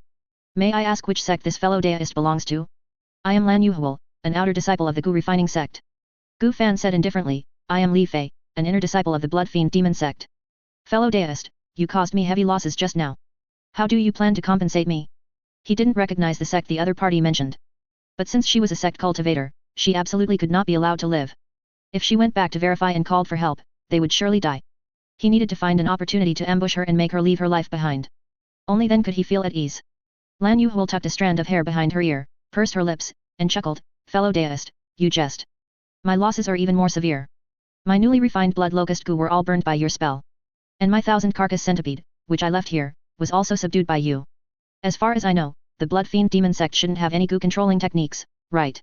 How about this, fellow deist, if you return the 1,000 carcass centipede to me, we can consider this matter resolved. If you truly need compensation, I am proficient in a dual cultivation technique that is greatly beneficial to cultivation. I can dual cultivate with you for a few days as compensation. What do you think, fellow deist?" Upon hearing this, Gu Fan's eyes grew colder, and his killing intent surged. The other party was not negotiating at all, she was seeking death. Blue Moonhuel's eyes narrowed slightly, and a playful smile touched her lips. The opponent's magical power fluctuations were not strong, only at the second level of chi refinement. She had clearly seen how he dealt with the goo worm just now. It was merely by relying on the power of a talisman, not any actual strength. At the 6th level of chi refinement, killing a second-level chi refinement cultivator was not a big problem for her. However, the opponent probably still had talismans and other defensive items on him. If they truly fought, the outcome was still uncertain. She needed to find an opportunity to strike unexpectedly and kill him in one blow. But, the opponent didn't look like someone easily fooled. Wang Si was truly a useless individual, incapable of success but adept at failure. She asked him to find some people for a blood sacrifice and to feed himself to the 1,000 carcass centipede, yet he messed it up so badly. Also, Zhao Feiyu, being from a small sect like the Blood Fiend Demon Sect, showed little reaction upon seeing the Goo Cultivation Sect. Presumably, this identity must be a disguise, and his name is likely fake. As for the young man beside him, his swordsmanship was indeed marvelous, but he was merely a mortal, so there was no need to worry about him. Although Gu Fan was displeased, he maintained a calm demeanor on the surface and continued. "Fellow deist, you are being too overbearing. It seems we will have to fight." Blue Moonhuel waved her hand, a hint of apology in her eyes, and replied. "Fellow deist, what I said earlier was just a joke. There's no need to take it seriously.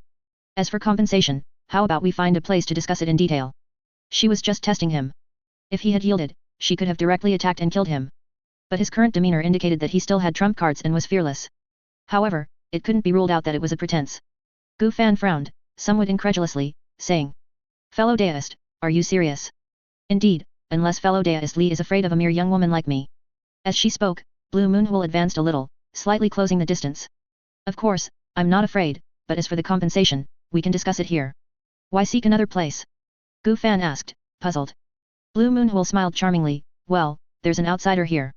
If fellow deist Li can kill him, then it's fine too.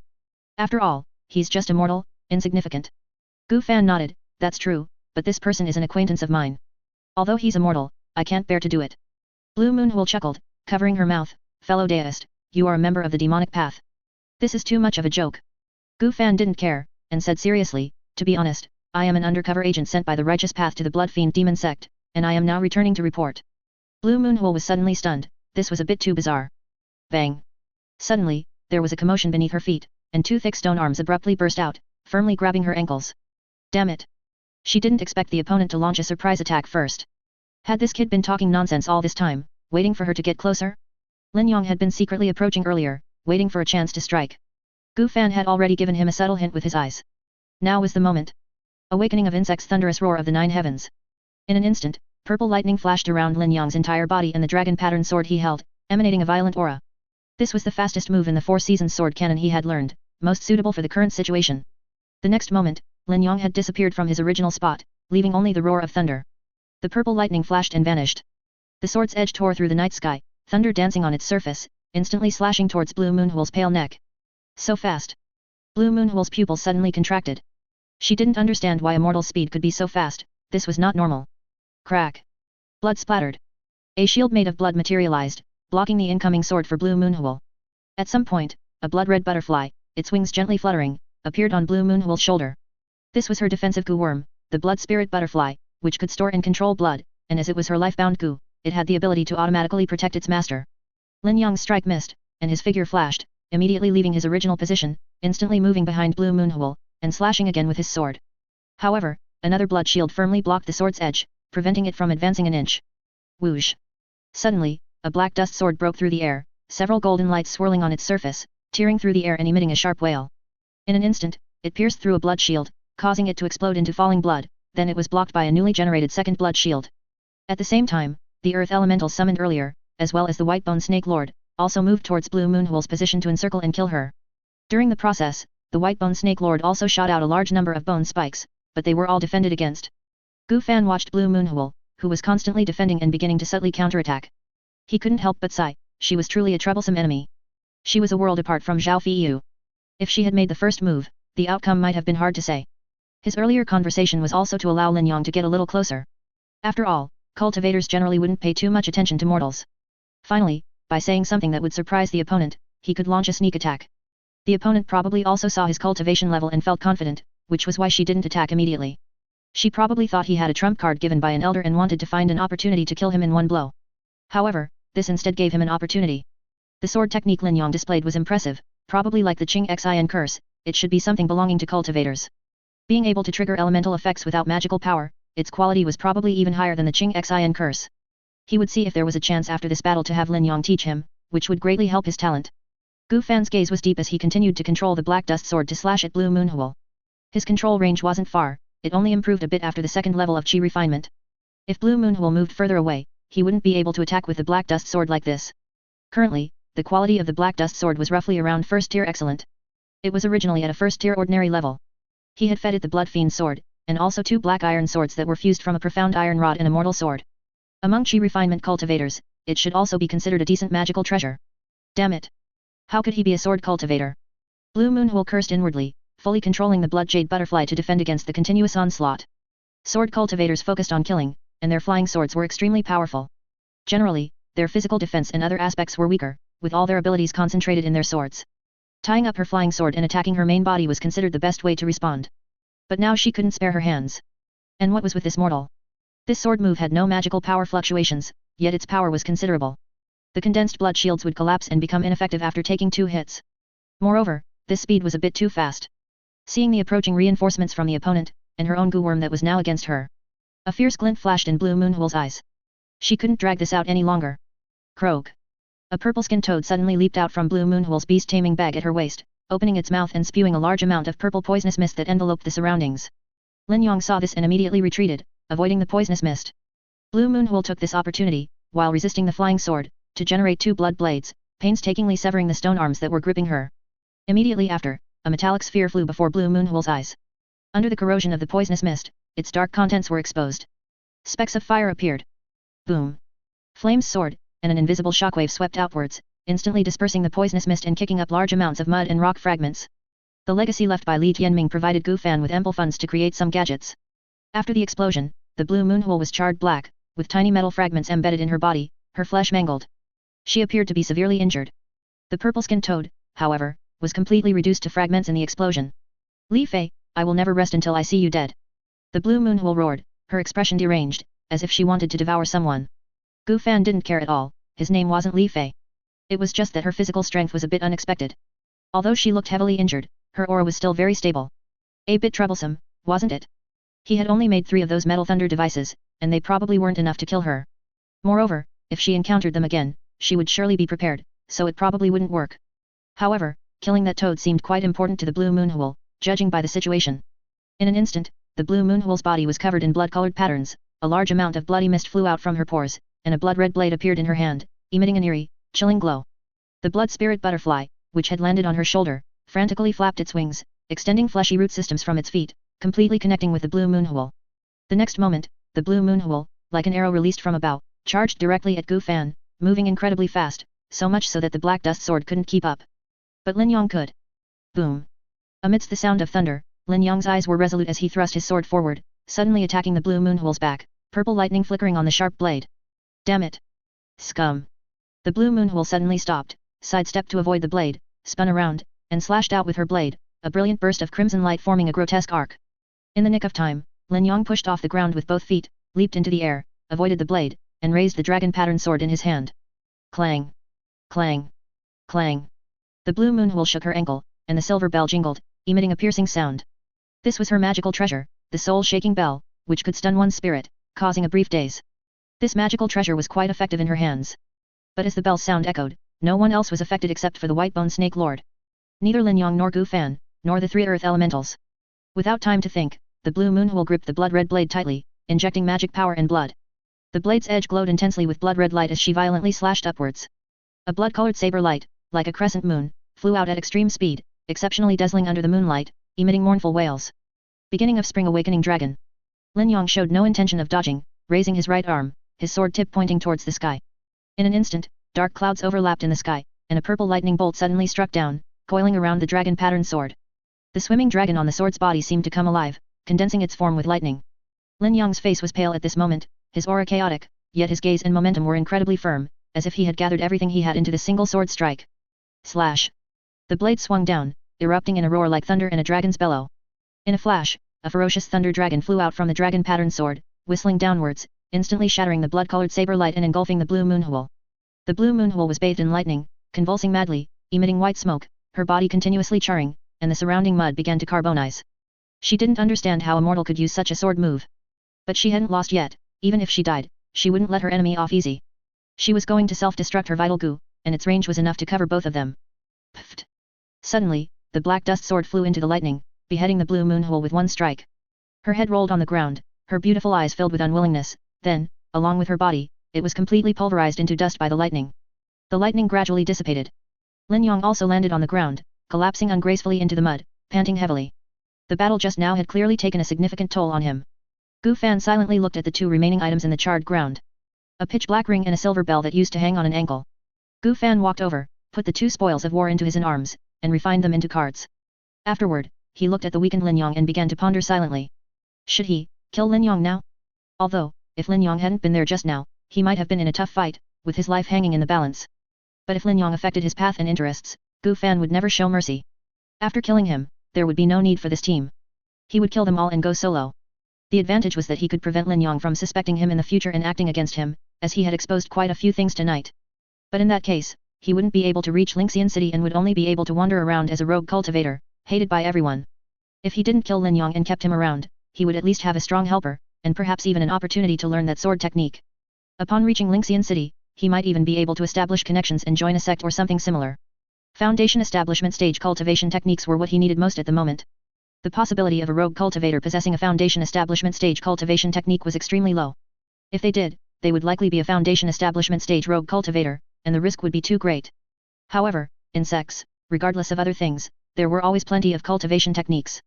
And with his 4 spirit roots, joining a sect would make him a minor, inconspicuous figure, allowing him to secretly develop. If things went south, he could just defect. The downside, of course, entirely depended on Lin Yong's attitude towards him.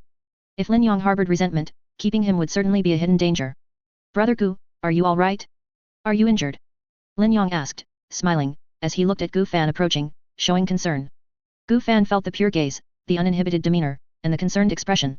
He understood that Lin Yong wasn't faking it. The killing intent that had arisen also dissipated at this moment. He wasn't a madman who wanted to kill everyone he saw. Gu Fan shook his head. I'm fine. How are you, though? That sword move must have been quite a burden, right?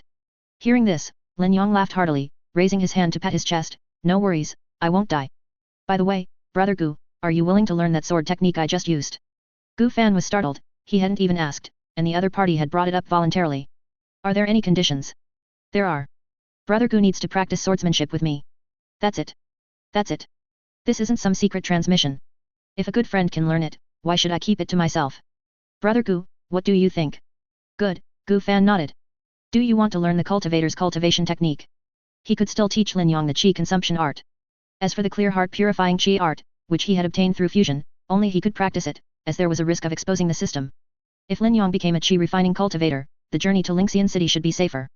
But faced with this temptation, Lin Yong shook his head and replied, Thank you, Brother Gu, but there's no need. I have an agreement with that old Daoist priest to go to Lingxian City to cultivate a special technique. After saying that, Lin Yong pulled off the hair tie on his head, his black hair suddenly falling loose and scattering over his shoulders. Then he reached for the wine gourd at his waist, faced the silver moon in the sky, and began to drink heartily. Today, I encountered an enemy I had to fight with all my might and a friend with whom I share life and death. It's something to be grateful for. One day, the sword in my hand will surely make a name for itself throughout the world, striking fear into immortals. A mountain wind howled past, blowing the long hair of the white-clothed youth, adding a touch of unrestrained freedom to him. Gu Fan furrowed his brow, always feeling as if he had forgotten something. The next day, early morning. A ray of morning light spilled down from the sky. After Shang Guanning woke up and heard the news of Zhou Hu's death, she immediately burst into tears, feeling at a loss. She didn't have many people she could trust, only Zhou Hu and Lin Yong in the team were completely trustworthy. Now, after only 10 days, one of them had died, with not even his bones remaining. Was going to Lingxian City truly the right decision? Shang Guanning couldn't help but feel a bit lost at this moment, unsure if she would even survive to reach Lingxian City. It wasn't just Shang Guanning, some of the others also began to have second thoughts. In just one night, their numbers had been reduced by about half. Most people started to ponder whether money was more important than life, and morale began to scatter. Fortunately, Lin Yong, as their backbone, at least gave many people hope to continue. Lin Yong also continuously comforted the visibly haggard Shang Guanning. The road ahead was still very long. Inside the woodshed, Gu Fan paid no attention to the casualties of the previous night. If more people died, then so be it, what did it have to do with him? Alone in the woodshed, he interrogated those few refugees again, then killed all of them. He transformed the bodies into cards to see if there was anything special about them. The others showed no abnormalities. But the refugee named Wang Si, who had a gu worm and whose arm was chopped off by Lin Yong, was different. Corpse with a spiritual root. Type, material. Quality, first tier inferior. Description, can be used for alchemy, forging, farming, etc. It is also a favorite food for certain creatures. This Wang Si truly had a spiritual root, judging by its quality, it should be a 5 spiritual root. Gu Fan also learned through interrogation that Wang Si was found to possess a spiritual root by a talisman. At the same time, the two picked up magical artifacts were also converted into cards. Storage ring. Type, equipment. Quality, second tier common. Description, can be used by injecting magic power, it has a special internal space of 3 cubic meters, capable of storing and retrieving items, but cannot store living beings. Soul shaking bell. Type, equipment. Quality, first tier legendary. Description, consuming magic power and shaking this bell can cause the souls of nearby creatures to become confused, falling into a temporary daze. Both were good items. The storage ring also contained many resources, spirit stones, pills, food, clothing, magical artifacts, talismans, and some books. Moreover, with this ring, he could openly store and retrieve items. This made it very convenient for him to take some things that were inconvenient to Cardifi openly. The soul-shaking bell was also an excellent magical artifact, a moment of weakness could determine life or death. Fortunately, both Gu Fan and Lin Yong had learned the Qing Xin curse, so they had good resistance to such attacks. The soul-shaking bell had no effect on them, otherwise, the subsequent developments would have been hard to predict. Among the books in the storage ring, there was one called the 1000 Gu Record, which documented the top 1000 Gu worms and their characteristics. Gu Fan decided to study it thoroughly and check his 1000 carcass centipedes ranking. 1000 carcass centipede, rank 762 ND. First turn Gu worm, enjoys devouring blood food and blood centipedes. Can generate special blood threads to connect, suture, modify, and control various bones for combat. Can spray blood mist with a soporific effect. After devouring 100 blood centipedes, it can advance to a second turn Gu worm, myriad carcass centipede. Myriad carcass centipede can be refined with yin coffin 100-legger into a third turn Gu worm, burial calamity nether bone dragon. There were no other records beyond the third turn. As for the top 10 Gu worms, all were above 6th turn, and one could even reverse the flow of time. After a quick look, Gu Fan only felt that Gu cultivation was truly powerful. It was just too resource intensive, not only did one have to cultivate oneself, but also feed the Gu worms and help them improve. A pauper becoming a Gu cultivator was a dead end. Only by joining a major sect or being born into a prominent family would there be good prospects. However, with the system, Gu Fan felt that he would eventually become rich and might even try it in the future. For now, he decided against it. He didn't even have enough resources for himself, he was afraid he would starve the Gu worms to death. The 1000 carcass centipede was quite easy to keep alive, he could let it go out and hunt for food itself. Brother Gu, it's time to set off. Lin Yong's voice reached inside the woodshed. The team had been reassembled and was ready to depart. Hearing this, Gu Fan stepped out of the room, mounted his black horse, followed the team, and simultaneously organized the supplies in the storage ring. The sun was already fully in the sky, yet for some reason, many people couldn't feel a trace of warmth. They just numbly pressed forward, walking on this uncertain path of life and death. Half a month later. Noon. The team's numbers had dwindled to 53 people. Although they hadn't encountered cultivators again, there were always some accidents. At this moment, they were walking on an official road. The surroundings were very flat, with no mountains or much vegetation visible, it was very barren, with yellow sand blowing by from time to time. They were now heading to Tianhe town, planning to rest well. Then, they would proceed to the most dangerous place of this trip to Lingxian City, the Nether Abyss Sand Sea. After Zhou Hu's death, Shang Guanning no longer stayed inside the carriage, like Gu Fan and Lin Yong, she chose to travel on horseback. Her originally fair skin had tanned a bit, her brows showed more heroism, and the look in her eyes had become much more resolute. Shang Guanning understood that the person who always helped her was gone, and she had to become more independent. During evening breaks, she often sought out Lin Yong, requesting guidance in martial arts and asking for sword techniques. She actually managed to cultivate internal force and break through to a Hushan martial artist. But most of the time, it was Lin Yong and Gu Fan practicing swords, with Shang Guanning watching from the side. Seeing Shang Guanning's interest in the Four Seasons sword cannon, Lin Yong also taught it to her. However, Gu Fan had already learned all 24 moves. Shang Guanning hadn't even learned one move, there was basically no hope for her. Gu Fan rode on horseback, still holding a book and flipping through it. 4 Seasons Sword Cannon, incomplete. Type, Skill. Quality, Second Tier Legendary. Description, a sword technique created based on the 24 solar terms, it is impossible for anyone without extremely high sword deo talent to learn it. Even without magic power, it can cause natural phenomena, possessing immense power and high applicability, when paired with a suitable sword intent, its power can be further enhanced. However, this cultivation method lacks intent, and its current power can only be displayed at less than 1%. The sword technique was of very high quality, if Lin Yong taught him normally, it would probably take a lot of time, at least 2 or 3 months. However, after he had Lin Yong write and draw it down, he could directly convert it into a skill card. He could directly learn this extremely difficult sword technique. Then, by inserting and removing the card, he could fully master it himself, a method much faster than Lin Yong teaching him. Gu Fan felt that in the future, he should be able to always use this method to quickly master spells and similar things. Suddenly, he felt a vibration from his back. The mysterious egg was about to hatch. Gu Fan took out the egg from his basket, held it in his hand, and stroked it for a while. The egg trembled in response to him. Gu Fan mused, it should hatch in the next 2 days. I wonder if it can be turned into a card. He had tried to refine the 1000-carcass centipede into a card, but failed.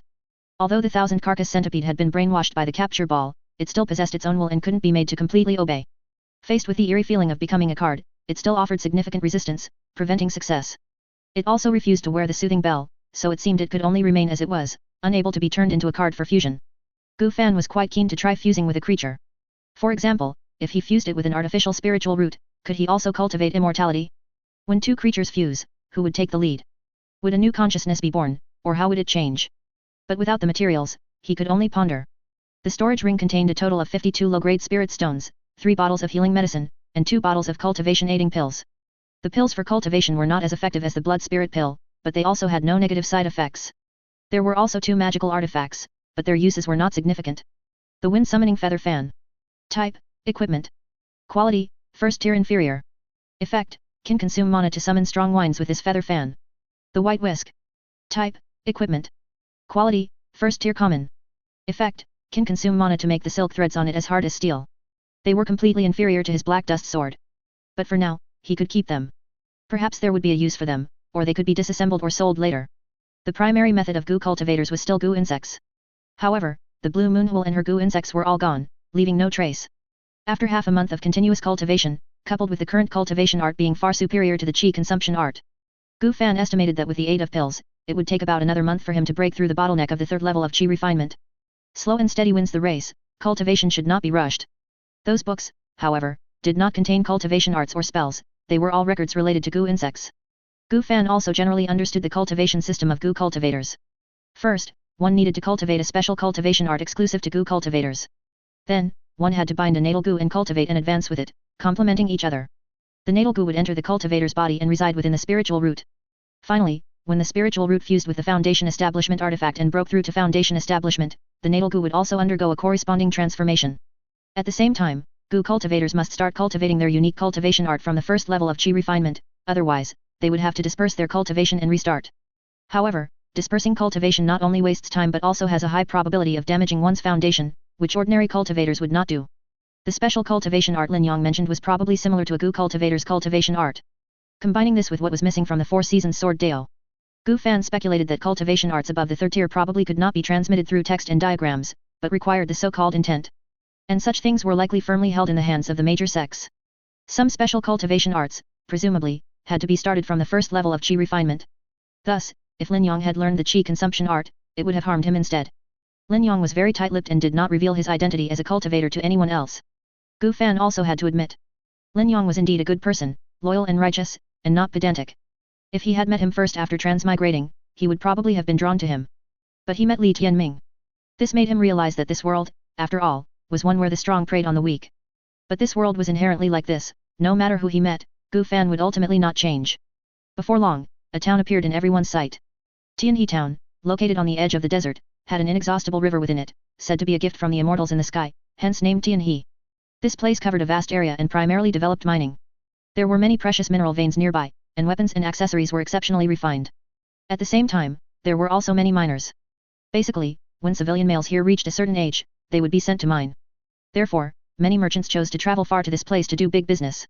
The merchants in Shang Guanning's team were all dead. The remaining personnel were at least first-rate martial artists.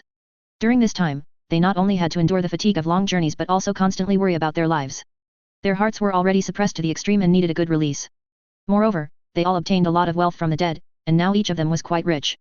If it weren't for Lin Yong and Gu Fan's deterrence, Shang Guanning's wealth, and even herself, might have been completely plundered by this group of martial artists. Even if preliminary character observations had been made. But such things can easily change under high pressure, and no one can guarantee it. When the martial artists saw Tianhe town, their eyes seemed to ignite with flames, and they began discussing with their companions. Damn it, we finally reached Tianhe town. I heard the wine here is good, and the girls in the brothels are hot. Let's go have some fun, brothers. Great. Great. It's a deal. These days have been driving me crazy.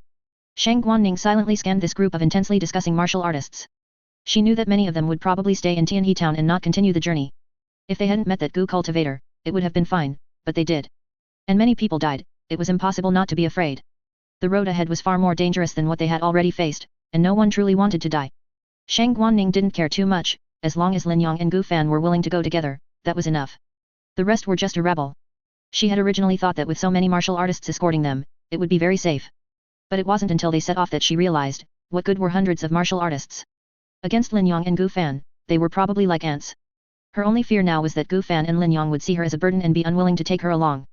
I must be more useful. My father has old friends in Tianhe town. I must connect with them and find a good guide. Shang Guanning's expression was resolute as she silently told herself in her heart. Soon, everyone entered Tianhe town. The residents were not surprised, as merchant caravans came here from time to time, so there was nothing unusual.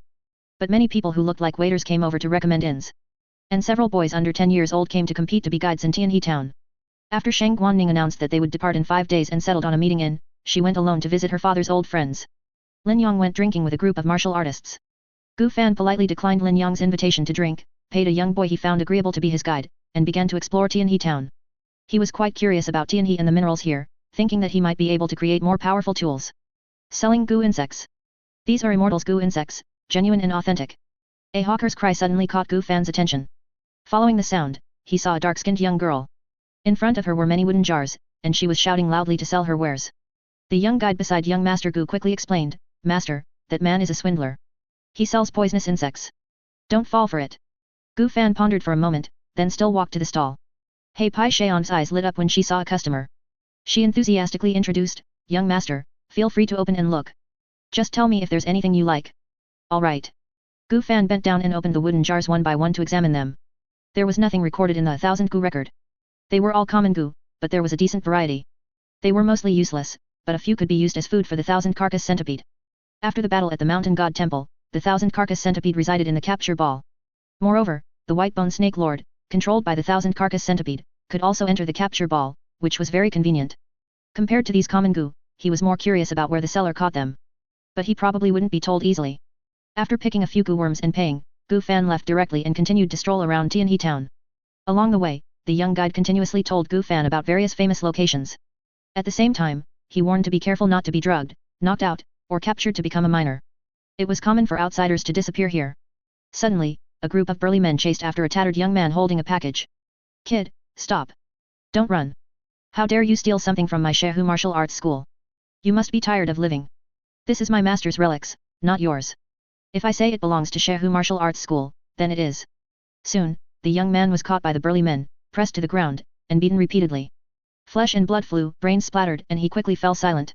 Passers-by who witnessed this scene merely lowered their heads and quickened their pace to get away from there. The young guide softly reminded, Master, let's take a detour. It wouldn't be good to provoke them. Gu Fan shook his head. The other party was just a group of martial artists, not worth his attention. The law of the jungle, throughout his journey, this rule had never changed. The strong oppressing the weak, even taking their lives, was the same everywhere. Especially in this world where individual power could disregard everything. Rules were only meant to bind the weak. Kid, that sword of yours looks a lot like the one our martial arts school lost. The leading burly man, after taking the package, turned his head to look at the black dust sword at Gu Fan's waist. Gu Fan frowned. It seemed he should keep the black dust sword inside his body from now on.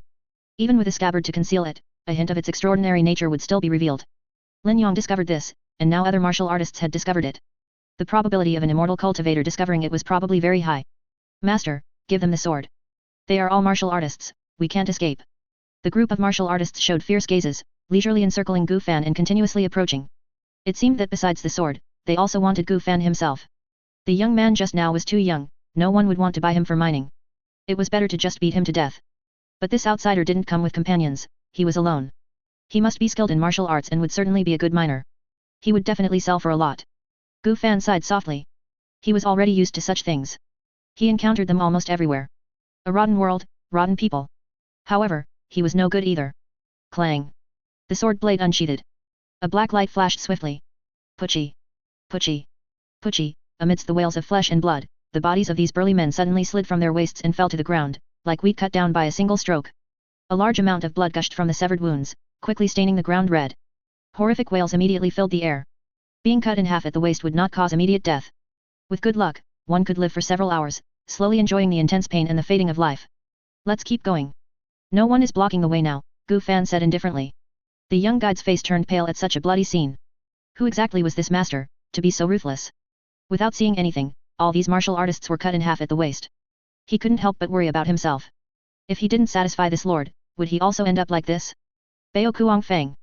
Baokuangfang was the largest ore trading market in Tianhe town, where many people sold various unique ores. Gu Fan began to browse through the stalls one by one, looking for suitable ores. After buying some aluminum ore, a pile of translucent white crystals caught his attention. Gu Fan examined it carefully for a while and found that it should indeed be dolomite.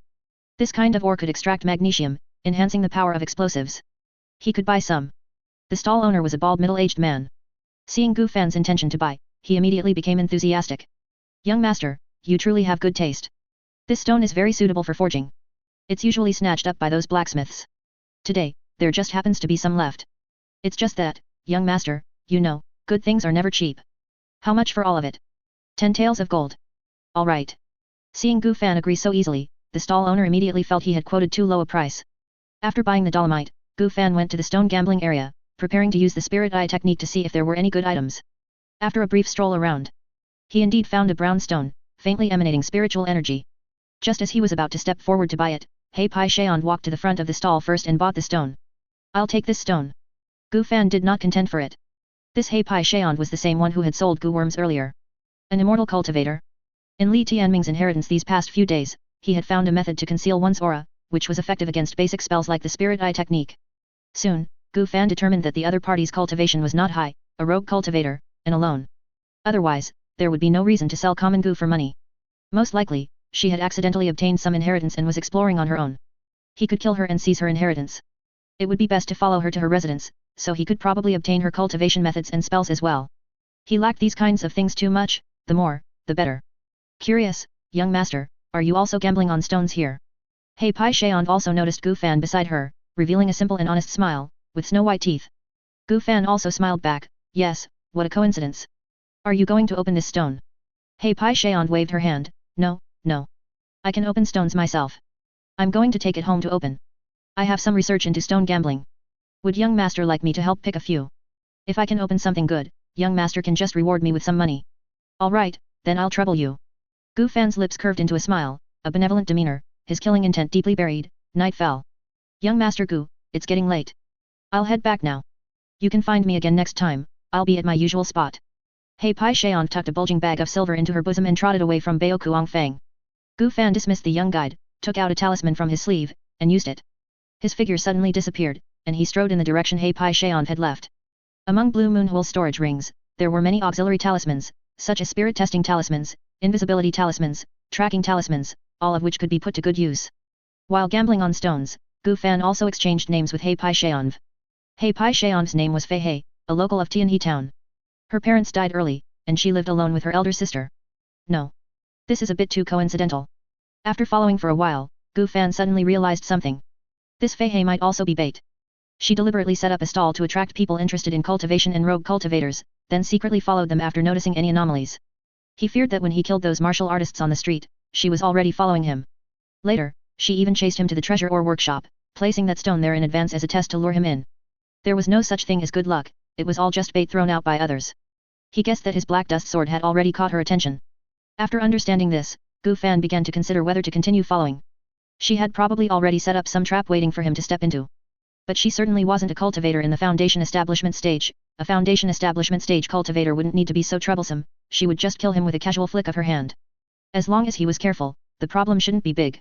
Fortune favors the bold, and he had never been truly safe anyway, the road ahead was even more dangerous. Then he would take a gamble. Without strength, nowhere was safe anyway. If there was an opportunity, he naturally had to seize it. If he couldn't reach the foundation establishment stage before he was 60, he would have no hope for the rest of his life. The lifespan of mortals in this world is about 50 years. Qi refining cultivators can live about 20 years longer. If one reaches the foundation establishment stage, their lifespan can increase to 200 years. After 40, a cultivator's body and spirit begin to decline, making it increasingly difficult to reach the foundation establishment stage. Gu Fan knew that with his current spiritual roots, he had to attempt to break through to the foundation establishment stage before 40 to have any hope. The original owner was already 19, and in another month, he would turn 20.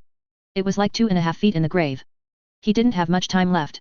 How to obtain a foundation establishment pill was also a problem. The moonlight was bright, and a few restless night breezes swept through the streets. Fei He hurried through the alleys, her expression somewhat solemn, occasionally glancing behind her with her peripheral vision. She hadn't expected to actually encounter other cultivators. That black sword was undoubtedly a magical artifact. 5 years ago, she accidentally killed a heavily injured and unconscious cultivator, obtaining their inheritance. Understanding the status of rogue cultivators, she had been hiding here to cultivate, blending in with mortals, trying not to attract any attention. From the very beginning, she had noticed the sword at Gu Fan's waist. After leaving the stall, she had been tracking him, and the Shehu martial arts school was also a place they had deliberately led him to. The later stone material was also her design. If she wasn't mistaken, he should be tracking her now. Rogue cultivators had too few resources, and now she finally had such an opportunity. As for joining an immortal sect, she had researched it. Sects generally only accepted children around 5 or 6 years old who had not yet practiced cultivation techniques. She met neither of those conditions. If she actually went, she would probably be treated as an evil demon and killed on the spot. Before long, Fei He arrived at an area filled with foul odors and mosquitoes. This was the slum area of Tianhe town. It was full of narrow and winding alleys, like dark, poisonous snakes. The houses were dilapidated, teetering in the night wind. Sewage gathered in low-lying areas, forming dirty puddles that emitted a nauseating smell. Large amounts of debris and corpses were piled everywhere. The corpses were unnaturally swollen and festering, covered with insects feeding voraciously. All of this constituted the complete picture of this place. It was almost impossible for humans to live in such an environment. Yet, Fei He was all too familiar with it, skillfully stepping over sewage and corpses as she strode into a small courtyard. Gu Fan, who had been following all the way, also stopped at this moment and began to observe the situation of the courtyard. Aside from being much larger than the surrounding houses, there was no other difference. It was dilapidated, drafty, and looked like it could collapse at any moment. If there was anything unusual, it was that there were more insects dead near her house than in the vicinity. Poison? Gu Fan first thought of this possibility. Combined with the fact that the girl sold venomous insects, it was normal for there to be some kind of poison near her house, perhaps approaching it would cause one to be afflicted. Gu Fan was considering whether to just set her house on fire. That way, whatever she had set up would be rendered useless. Inside the small courtyard, Fei He clutched a mottled bead in her hand, her eyes constantly looking towards the eaves, as if waiting for something, and she thought to herself. Has he not followed? If that cultivator dared to come, she was confident she could instantly poison him to death. Even if the poison was useless, she had other backup plans. After waiting a while longer and confirming there was no movement, Fei He put away the bead, turned around, and pushed open the door, which creaked loudly. Little sister, you're back. Why are you so late today? Come eat. Inside the house, unlike the outside, though somewhat old, it was spotlessly clean and exceptionally warm. On the wooden table, there was a small oil lamp and a few hot dishes, which looked good and emitted an enticing aroma. The person who spoke was a delicate-looking woman, around 30, with pale skin, a slender figure, and some red spots, possessing a gentle and elegant demeanor. Sister, business was good today, so I sold for a bit longer. I earned a lot. We'll definitely find a miracle doctor to cure your illness. Saying this, Fei He took out all the money she earned today and poured it onto the table, making the old wooden table creak under the weight. The gentlewoman looked at the gleaming silver on the table, only shaking her head helplessly and sighing. Little sister, don't worry about my illness anymore. I know it can't be cured. Just take good care of yourself. Let's eat first, it'll get cold later. Fei He wanted to say more, but the gentlewoman pulled her directly to the dining table. Eat first, you look so thin again. Okay. Fei He held her bowl and chopsticks, eating heartily. The gentlewoman rested her chin on her hand, watching quietly from the side, a faint smile on her lips. Sister, don't go out recently, it's not peaceful outside. All right. I'll listen to you. After finishing the meal, the gentlewoman collected the bowls and chopsticks, then brought a basin of warm water to Fei He. Fei He wiped herself all over, and the warm water began to turn dark and murky, revealing her above-average pretty face. She had no choice. Unlike men, if a woman here was too pretty, she would be taken to a brothel. Although Fei He wasn't afraid of those people, she didn't want to attract attention. Her cultivation aptitude was good, with only 3 spiritual roots. After 5 years of cultivation, she had reached the 5th layer of Qi refining. Without some fortuitous encounter, breaking through to the 6th layer of Qi refining would probably take about 3 more years, and it would become increasingly difficult thereafter. She could afford to wait, but if her sister couldn't be cured soon, she might not have long to live. Their family originally had some assets, but after their father's death, the property was stolen by their uncles. It was a simple and normal occurrence. Because her mother hadn't given her father a son, their family line was cut off. Her mother committed suicide, several of her older sisters were sold, and her eldest sister escaped with the youngest, herself. But what could the two of them rely on to live? Her eldest sister sold herself to a brothel to support the two of them. Later, she contracted a venereal disease, and the brothel kicked her out. Fortunately, she had already begun to cultivate and used the healing medicine she had obtained from that cultivator on her eldest sister, which prevented her sister from dying of the illness. But now there was no more medicine. Her eldest sister's body couldn't travel far, and there was little chance of encountering other cultivators. Her eldest sister was her only, and last, family member. She absolutely could not abandon her. Today, if that cultivator didn't come for her, then she would go find him tomorrow. It wasn't out of hatred, she simply had no other choice. She wanted both herself and her eldest sister to live, nothing more. Unfortunately, her eldest sister had no spiritual roots and couldn't cultivate. Suddenly, Fei Hei's nose twitched slightly. She smelled something burning. Little sister, is it on fire? What should we do? Let's get out of here quickly. No rush. I see the sky is about to rain, Fei Hei said, waving her hand at the gentlewoman, who looked worried. She knew this was the doing of the cultivator who called himself Gu Fan. He wanted to set a fire to force her out. He probably realized there was a trick here. If that's the case, then let's settle it with a real fight. Minor rain technique. Fei Hei formed a hand seal behind her back, and in an instant, a small area centered on their location began to pour rain. Outside, Gu Fan's eyes reflected the flames that had not yet been extinguished by the rain. He had sprinkled special fire oil, and this fire would be difficult to put out with just rain. During this time, he had also used his fusion ability to create more powerful explosives. It was just that they caused too much commotion, and he didn't want to use them unless absolutely necessary. Alright, how would the other party respond? And how many people would she bring out? Damn it! Fei Hei looked out the window at the undiminished fire under the rain and cursed softly. She had originally intended to go out alone and fight Gu Fan to the death. But in the current situation, she had to bring her elder sister with her. Whether she lived or died was a minor matter, but she didn't want to implicate her elder sister. Fei Hei frowned, turned to her elder sister, and said helplessly, Sister, stay close to me later. Don't leave my back, and don't make a sound. After we're safe, I'll explain everything to you. The gentlewoman looked at her little sister's serious expression, nodded gently, said nothing more, and silently walked behind her little sister. She also knew her little sister was a bit unusual. If her little sister didn't want to say, then so be it. To see her little sister grow up safely was all she asked for in this life. Fei Hei bent down and lifted a wooden board on the ground, reaching in to retrieve a black, long wooden box hidden within, and slung it behind her back. Sister, let's go. Fei Hei kicked open the door, and outside, the flames were already soaring into the sky. At this point, the rain had also stopped. Since the fire couldn't be extinguished, there was no need to waste magic power maintaining the minor rain technique. Immediately, Fei Hei threw out 2 talismans, which formed water shields around both of them to block the intense flames, and she rushed out quickly. During this process, a jade flute appeared in Fei Hei's hand, and she brought it to her lips and began to play. In an instant, an eerie, somber melody echoed. The corpses scattered everywhere actually showed signs of revival, slowly beginning to rise. At the same time, a rotten arm suddenly stretched out from the muddy ground of the courtyard. Gu Fan was still in an invisible state and had not been discovered. However, as soon as he used magic power, the invisibility talisman would lose its effect. He watched the 2 women rush out of the sea of fire, followed by a zombie in a daoist robe. He began to ponder how to deal with them, thinking it would be a good opportunity to test his sword moves. Where is he? Fei Hei's eyes flickered with a faint glow as she constantly scanned her surroundings, trying to pinpoint the enemy's location.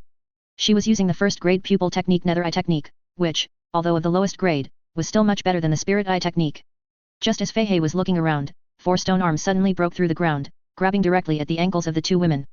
The water shields were shattered, and their pale ankles were seized and crushed, emitting a crisp sound. Although the gentlewoman was in extreme pain at this moment, her face distorted, she bit her lip tightly, and a few drops of blood fell from her lips. She remembered her little sister's instruction, don't make a sound. Sister. Fei Hei dodged the underground attack, immediately concerned for her elder sister's safety, and quickly played the flute, controlling the zombie behind her. This zombie was refined from the corpse of that cultivator at the time, and the materials also came from his inheritance. Its strength was at the 6th layer of chi refinement, making it her strongest trump card. The next moment, the zombie's long nails, like blades, swung out, gleaming with a cold light, and instantly tore apart the stone arms like paper, sending stone fragments flying. The 2 earth elements summoned were no match for it and were quickly torn into many pieces. At the same time, Gu Fan's body completely revealed itself not far away, with a black sword suspended in front of him. Awakening of insects, thunderous roar of the 9 heavens. As Gu Fan's right hand formed a sword seal, purple electric arcs leaped from the surface of the black dust sword, blasting out with a roar, and ear-piercing sonic booms echoed in the air. The Four Seasons sword cannon was indeed a sword cultivator's sword art, many moves were suitable for flying swords. Fei Hei's expression hardened, and she took out several talismans, which transformed into shields to intercept the flying sword. But the flying sword was too fast, and the talismans also needed a little time to take effect. Pfft! An arm flew high into the air, blood splattering. Fei Hei frowned deeply, glancing at her empty left arm.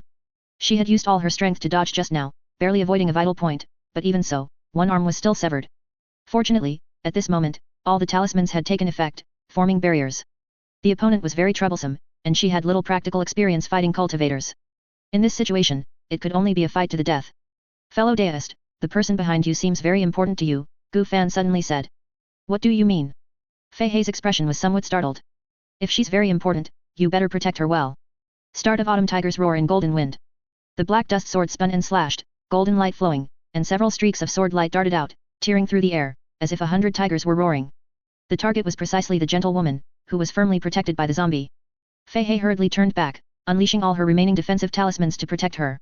Gu Fan saw his goal achieved, making the opposing cultivator waste defensive talismans on a mere mortal who was nothing but a burden. He knew then that he would win this fight to the death.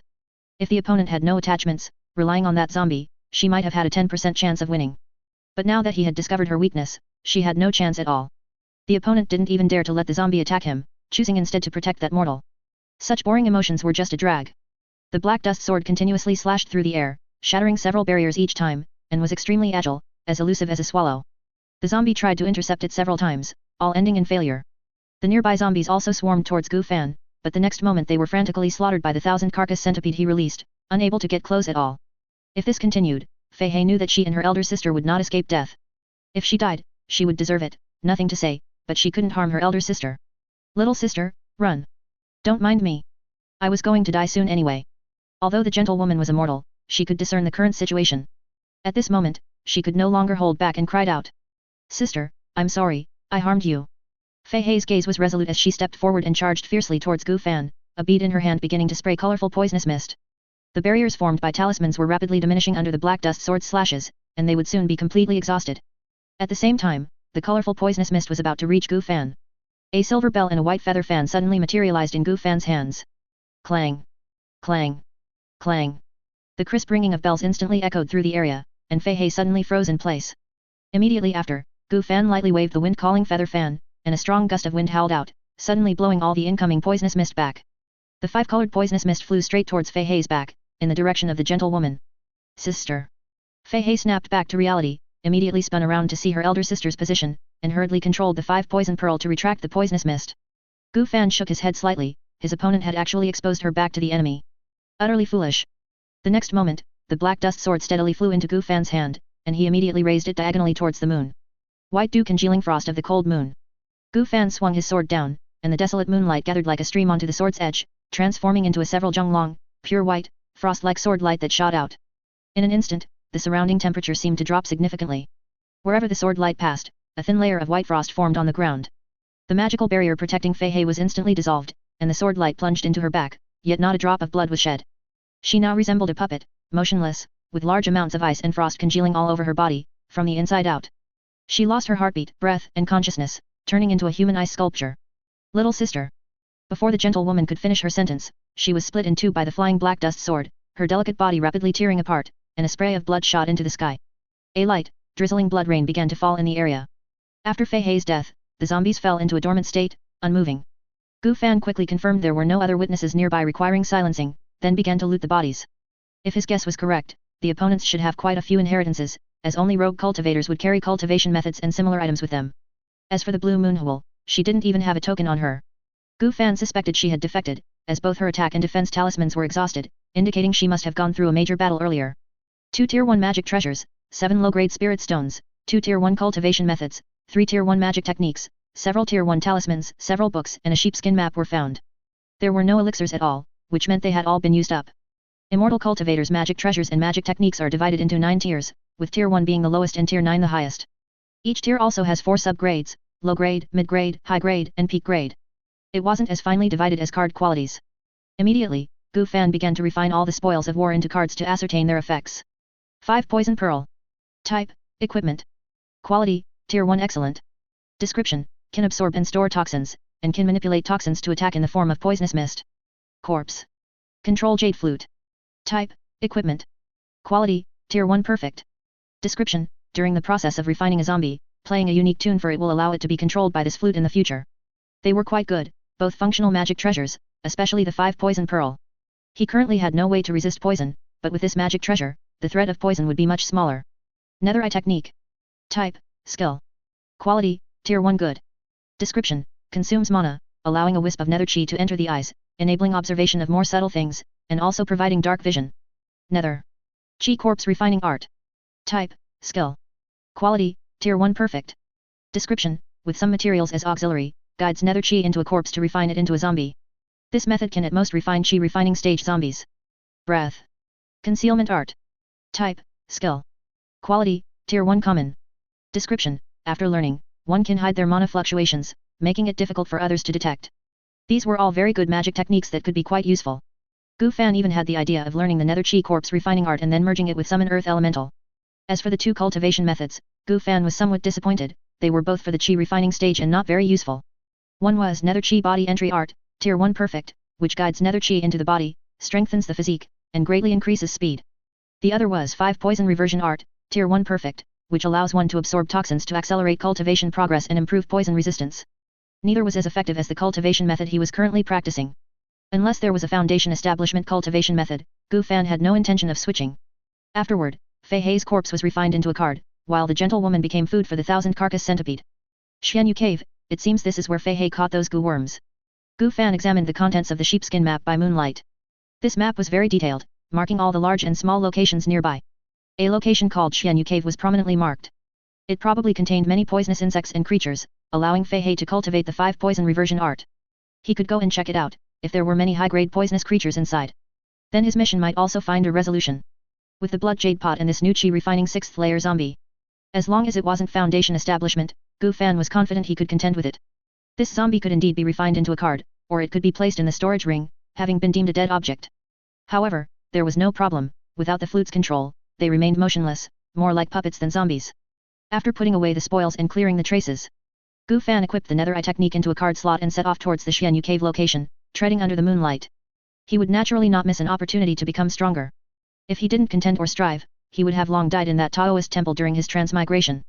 2 hours later. This should be it. Following the map's guidance, Gu Fan arrived at a cave entrance. This place was located in a rugged mountain range, devoid of vegetation, covered entirely in jagged rocks, let alone people, not even wild beasts could be seen. Gu Fan's eyes flickered with a faint nether light as he carefully inspected the entrance. Finally, he discovered several small traps, likely laid by Fei Hei. Immediately, he raised his hand and waved, and an earth elemental emerged from the ground, destroying those traps and leading the way ahead. He now had 3 card slots, the artificial spiritual root and the clear heart purifying chi art essentially occupied 2 slots firmly. The spiritual root was self-explanatory, and the cultivation method not only served for cultivation but could also continuously operate during battle, recovering spiritual power, which was very powerful. The remaining card slot was mainly used for quickly learning skills. Gu Fan wasn't in a hurry to enter, he first let the earth elemental scout ahead. He, himself, began to learn the netherite technique and the breath concealment art. Half an hour later, the earth elemental's duration expired and it automatically disappeared. Only then did Gu Fan move to enter the cave, holding the 5 poison pearl in one hand and the black dust sword in the other. Inside the cave, it was dark, long, and permeated with a poisonous miasma. Fortunately, he had the 5 poison pearl for poison avoidance, otherwise Gu Fan felt he probably wouldn't be able to go deep. The closer he got to the interior, the more poisonous insects there were, and the thicker the poisonous miasma became. Roar! Suddenly, a beast's roar echoed from deep within the cave. Gu Fan paused for a moment, confirming the sound was distant before continuing forward. He couldn't distinguish what kind of beast it was, and the roar didn't sound like any animal he had seen. But it was definitely not weak, or it would have been killed long ago. To survive in the depths, its poison resistance was likely very high. He needed to deal with it carefully. Soon, Gu Fan arrived at an area filled with an eerie purple poisonous mist. The ground was covered with numerous purple flowers resembling irises, and many purple-shelled scorpions crawled around. Gu Fan summoned a Summon Earth Elemental and began to test the strength of these scorpions. The Summon Earth Elemental smashed a large group of them with one punch, and the scorpions immediately scattered and fled. They probably didn't even have the strength of a first-level chi refining cultivator, but they should carry toxins. Afterward, Gu Fan refined both the scorpions and the flowers into cards to examine them. They were all unranked cards, poisonous, but not poisonous enough. It seems the good stuff is further inside. Gu Fan put away the cards, controlled the Summon Earth Elemental to continue forward, while he followed behind. As he approached the depths, poisonous mists of different colors appeared one by one in Gu Fan's sight. But they were not too much of an obstacle. This place was definitely a treasure trove for poison cultivators in the chi refining stage. Poisonous creatures, poisonous mists, and poisonous herbs were all present, and even regenerated. Gu Fan also collected many corpses of poisonous insects and some poisonous herbs. Many of the materials required for ghost chi corpse refining art could also be collected here. However, Gu Fan had walked for a while and had not obtained any first-tier cards. Combined with the fact that Fei He also didn't have any first-turn cicada, Gu Fan speculated that perhaps the chi refining poisonous creatures and first-grade herbs were guarded by some powerful existence. That's why Fei He didn't get them. After some thought, Gu Fan felt there should be some records in her relics. Immediately, he temporarily stopped, quickly flipping through the books in the relics. He indeed found records about this cave. It turned out that a black flood dragon, at the 8th level of chi refining, with extremely high poison resistance and great strength, guarded the deepest part. The deepest part was its territory, where it kept many poisonous creatures and poisonous herbs. It also seemed to be guarding some secret treasure, suspected to be a Foundation establishment rare item. After learning this, Gu Fan fell into thought. A black flood dragon at the 8th level of chi refining would be difficult to defeat in a head-on battle, he would have to find other ways. With the current power of explosives, there was a chance to collapse this place. A collapse would be a minor issue, but if he couldn't get the spoils of war, it would be a wasted effort. The most suitable method was to use the blood jade pot to deal with the opponent. However, how to obtain blood was a major problem. His current methods were a bit difficult, but not unsolvable. After a moment of thought, Gu Fan continued to advance into the depths. From afar, he could see the depths, a mass of black poisonous mist as thick as ink, which must be where the black flood dragon was located. Gu Fan took out the mist compass, then inserted the mostly consumed mid-grade spirit stone into it, slowly generating white mist at the edge of the black poisonous mist. Immediately afterward, he took out the zombie and the corpse-controlling jade flute, and stuck the black dust sword nearby. After briefly reviewing the corpse-controlling scores a few times, Gu Fan placed the corpse-controlling jade flute to his lips and began to play. Before transmigration, he had also learned to play the flute. His grandfather taught him, but he hadn't practiced since his grandfather died. Now, to play it again, he never expected it to be in such circumstances. It felt quite like yesterday. As mournful and sorrowful flute sounds rang out, the zombie moved, pulled out the black dust sword, and strode quickly into the depths. In an instant, violent tremors and roars came from within. Several small stones fell from the ceiling, hitting Gu Fan's head and shoulder. He ignored them, only continuing to play the flute. Before long, the black dust sword flew back, its surface stained with some dark black blood. The commotion in the depths also gradually subsided. Gu Fan stopped playing, retrieved the jade flute, refined the blood on the black dust sword into a card, and then merged it with blood pact. Card fusion in progress, 1%, 5%. The zombie he sent was probably beyond dead. Gu Fan didn't care, this zombie had no room for improvement anyway. It was good that it could be of some use now. The thick-skinned zombie, paired with the black dust sword. It might not cause any effective injuries, but cutting a few wounds and drawing some blood was not a big problem. That was enough. Then, he would use the white mist formation to buy time, preventing the black flood dragon from coming out to find him immediately, giving him time to synthesize the card. Card fusion complete. Now, the black flood dragon could be sentenced to death. Gu Fan raised his hand and threw the blood pact into the blood jade pot. Blood mist surged out from the mouth of the pot, condensing into a ferocious blood ghost. Compared to last time, the blood ghost seemed to have gained a few more arms and legs. Immediately, the blood ghost's figure flickered, instantly disappearing from its spot, heading into the depths to hunt the black flood dragon. A moment later, the blood ghost returned, its aura even stronger, transforming into blood mist and drilling back into the blood jade pot. Seeing this, Gu Fan removed the spirit stone to dispel the mist formation, gripped the 5 poison pearl, and stepped into the depths. The first thing that caught his eye was a large amount of black mushrooms, like a fungal mat, with many small openings constantly spewing out poisonous mist.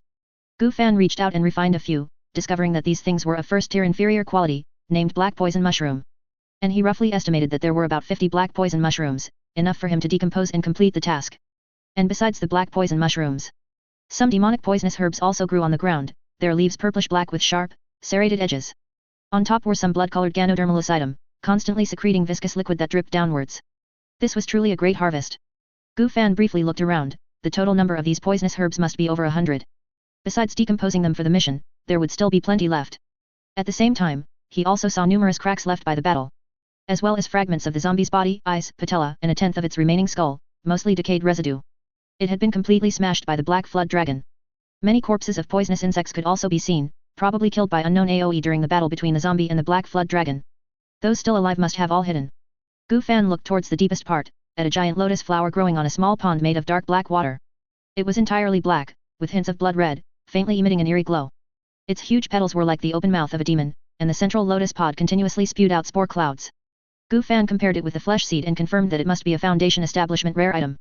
However, he was not in a hurry to take it, and began by refining the herbs and poisonous insects, and decomposing a portion for the mission. He recalled some tropes and was somewhat worried that if he took the lotus, the cave would collapse. Task completed. Level 1 shop unlocked. After seeing the system prompt, Gu Fan opened his panel and entered the shop to check. The shop only had one page, displaying 10 different tier 1 soul cards. Above, there was a countdown, shop refresh cooldown, 364 days. Can it only refresh once a year? That's quite a long time. I wonder if I can spend karma dust to reduce the time. You can spend 10,000 karma dust to refresh the shop immediately. Gu Fan glanced at his current remaining karma dust, 3,562. He still had many poisonous herbs he could decompose. If he decomposed all of them, he should have over 10,000. Immediately, Gu Fan began to examine the soul cards for sale in the shop one by one. Summon Succubus quantity, 1. Desert Eagle quantity, 1. Dragon Bloodline quantity, 1. Seed of Life quantity, 1. Basic Meditation Method quantity, 1. Miracle Feed quantity, 20. Life Potion quantity, 20. Energy Potion quantity, 10. Disguise Mask quantity, 1. Random Teleportation Scroll quantity, 1. So expensive. This was Gu Fan's first thought after looking at all the soul cards for sale in the shop. He clicked on all of them. The cheapest items were Life Potion and Miracle Feed. Both were tier 1 ordinary quality item cards. One could quickly heal injuries, and the other could feed pets, increasing their growth speed and aptitude. Both cost 1000 karma dust per card. Normally, decomposing a tier 1 flawed soul card only yields 100 karma dust, while an ordinary one yields 200 karma dust. This meant that the karma dust obtained from decomposing one soul card could only buy back 1/5 of a soul card. This shop is a bit shady. However, compared to these two cards, Gu Fan was more interested in Dragon Bloodline and Seed of Life. Dragon Bloodline. Type, Bloodline. Quality, Tier 1 Legendary. Description, after equipping, you will become a Dragonborn, descendant of a human and a dragon. Your physical fitness and mental strength will be greatly enhanced, your eyes will become dragon pupils, your vision will improve, and you will gain dim vision. You can learn Draconic and emit dragon roars with special effects. Price, 100,000. Note, Bloodline cards cannot be unequipped after equipping, and only one can be equipped at a time. They have the potential for development, purification, and advancement. Please choose carefully. Seed of Life. Type, Item. Quality, Tier 1 Legendary. Description, a strange seed full of life force. After consumption, your life limit, life recovery speed, poison resistance, and drug resistance will slightly increase. Price, 80,000. 100,000 and 80,000 respectively, both were things he couldn't afford right now. Currently, it seemed that equipping a Bloodline card would provide the greatest boost to his strength. However, once equipped, it couldn't be unequipped, so he needed to consider carefully and choose a suitable Bloodline. Gu Fan didn't care much about whether he remained human or not. For him, getting stronger was enough. Unfortunately, there was only one Seed of Life. He was actually most interested in the drug resistance. After consuming too many blood spirit pills, their effects were indeed not as good as they were initially. In the future, he also planned to try refining pills himself. High drug resistance would be very beneficial. The disguise mask and random teleportation scroll were also good, one could disguise, and the other could save his life. Gu Fan planned to buy them both when he had extra karma dust. The other cards weren't very useful. Summon Succubus and Summon Earth Elemental were of the same quality, but the Succubus had charm magic and could precisely control targets. However, Gu Fan felt that this item was useless against cultivators at the 6th level of Qi condensation. He felt it was not as good as the Earth Elemental, at least the Earth Elemental could slightly block attacks. The Desert Eagle was also unnecessary, his Black Dust Sword was faster than bullets now. The basic meditation method could slowly increase mental power and cultivate magic power. Although cultivation technique cards were not like Bloodline cards, which couldn't be unequipped or changed, only one could be equipped at a time. He had tried equipping the newly acquired cultivation technique card, but it failed. This was a world of cultivation, so cultivation was naturally the first choice. He also didn't know if magic power would conflict with spiritual power, so there was no need to waste time and take risks. But the biggest problem right now was poverty. He had killed too few cultivators. Gu Fan could only look at them for now and consider them when he had more karma dust in the future. New quest has started. Unlock soul card. Requirement, fuse 10 soul cards, and their quality must not be lower than tier 2 flawed. Reward, unlock special talent soul card. He only had 3 tier 2 soul cards in his hand, so this quest could only be done slowly. After checking the shop, Gu Fan looked up at the strange lotus in the black pool. He began to ponder how to best refine it into a soul card. This foundation establishment spiritual item clearly looked poisonous. Directly touching it, even the 5 poison pearl might not be able to block the risk. After all, foundation establishment spiritual items should all be tier 2 in quality. Since it was a bit difficult, he wouldn't deal with it for now. Gu Fan didn't like to get bogged down in details and decided to leave this matter to his future self. The next moment, in front of Gu Fan, an earth elemental rose from the ground. Under Gu Fan's control, the earth elemental took the storage ring and directly pulled out the black lotus from the pool water, putting it into the storage ring. After the black lotus left the pool, the cave began to shake, and a large amount of rubble started to fall, looking as if it was about to collapse. Gu Fan sighed slightly, it seems I guessed correctly. Immediately, he didn't linger, turned around, and ran. Outside the cave, it was already daytime. Not long after Gu Fan ran out, the cave collapsed with a roar, burying everything. Gu Fan also looked a bit disheveled at this moment, his forehead covered in sweat, his body covered in dust, and his clothes had various tears. The cleanse clothes spell couldn't repair clothes either. Gu Fan took off the black robe he was wearing and changed into a green gown. He disliked white and overly bright colors, and ancient clothing shops had few varieties, so he only bought many black robes and green gowns to wear. In the future, there should be magical robes with defensive capabilities. Gu Fan looked up at the sky and let out a long breath. He had been busy all night and had reaped a rich harvest. Well, except for the black-hearted shop. He was becoming more and more accustomed to this life of living on the edge. Or rather, he was inherently this kind of person. It was just that before transmigration, he was constrained by laws, society, and his personal mediocrity. His parents were still alive, and he had relatives and friends. Gu Fan had no intention of going back. Such things were completely unimportant now. A life as bland as water, where one could see the end at a glance, was too boring. The goal of becoming an immortal, even if he failed midway and died, would probably be incredibly exciting. Gu Fan burned the clothes he had taken off and then set off to return to Tianhe Town. Tianhe Town. Inside the inn's lobby, Gu Fan asked the waiter to bring some local specialty dishes and a pot of tea for lunch. Have you heard? Yesterday, those people from Shehu Martial Arts School provoked a highly skilled swordsman. He killed more than 10 of them with a single sword stroke. That swordsman was handsome, like a celestial being, dressed in white, and he did it to save a young woman. Young Master Gu dined while listening to the other patrons chat idly. When he heard them mention someone slicing down the martial artists of Shehu Martial Arts School with a sword, he initially thought they were talking about him. But after hearing the subsequent descriptions, it was undoubtedly Lin Yong. He did it too? Why does Shehu Martial Arts School always provoke people they shouldn't? The patrons continued their discussion. What a heroic rescue, but, that white-clad swordsman must be new here, otherwise, he would have been famous long ago. Exactly. I heard that the white-clad swordsman only arrived yesterday. He was about to go drinking with some friends when he encountered martial artists from Shehu Martial Arts School publicly bullying a good woman. The white-clad swordsman spoke up to stop them, but was met with a barrage of insults. So, he drew his sword directly, and his sword light was like a swimming dragon, instantly slaying all the martial artists.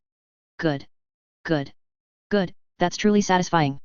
Shehu Martial Arts School has committed many evils, but I never expected them to stumble like this. I also heard that the woman rescued by the white-clad swordsman is a descendant of the Sui family of Tianhe. The Sui family? The Sui family that is rumored to have witnessed the birth of Tianhe? Weren't they wiped out by Shehu Martial Arts School long ago? You wouldn't know this, but she is from the Sui family, born to the family head and a widow out of wedlock. She wasn't entered into the family registry, so she wasn't discovered during the massacre, which is why she's still alive today. So that's it. Young Master Gu finished his meal, poured a cup of clear tea, and slowly drank it, preparing to get a room to rest for a while. The patrons also started chatting about other trivial matters. Brother Gu, I finally found you. Suddenly, a young man in white clothes entered the inn. He had an unusual appearance and was followed by a woman in yellow. Young Master Gu drained the tea in his cup, looked at Lin Yong, who was steadily approaching, and said directly, "Do you need my help with something?" Lin Yong nodded, smiling, "Brother Gu, you're truly prescient. It's not convenient to talk here. How about we go somewhere else?" "All right." Young Master Gu stood up and followed Lin Yong out of the inn, leaving behind a group of somewhat stunned patrons. He vaguely felt that Lin Yong must have encountered some kind of fortuitous event. Lin Yong's luck seemed to be very good, he had somewhat experienced it during their travels together in this period. It's better to first understand what's going on before making a judgment. Tianhe. This place is considered a famous scenic spot in Tianhe town, and many outsiders come here to visit and admire it. It covers a large area, with clear blue river water that is unfathomably deep. Several small boats slowly cruised on the lake, and the water sparkled under the sunlight, looking exceptionally beautiful. Lin Yong rented a small boat for the three of them to travel together. Inside the cabin, young Master Gu sat on one side, Lin Yong sat opposite him, and the woman in yellow leaned beside Lin Yong. She had delicate features, slender eyebrows, and thin lips. Her expression was somewhat uneasy, and her eyes constantly scanned outwards, seemingly checking if any boats were approaching. Then she looked at Lin Yong, as if she could find some sense of security from them. "Speak. What is it that you absolutely need to drag me into?" Young Master Gu broke the silence first. He had already guessed that it must be related to cultivators, otherwise, there would be no need to specifically seek him out. Connecting it with the idle chatter he heard during dinner, this matter was probably related to Tianhe. Lin Yong turned his head to look at Miss Su Wan and said softly, "Miss Su Wan, Brother Gu is a trustworthy person and has extraordinary abilities. Could you show him that jade pendant?" I trust you, young Master Linear." Miss Su Wan hesitated for a moment, nodded slightly, and took out a jade pendant from her bosom, handing it to young Master Gu. Young Master Gu reached out and took it, his fingers still feeling a trace of warmth on the jade pendant. The jade pendant was entirely azure, very much like the river water below. It was carved with a swimming dragon, with 5 claws and 4 legs, soaring through clouds and mist, high in the sky, seemingly bringing rain. Normally, it showed no special characteristics. Where did this jade pendant come from?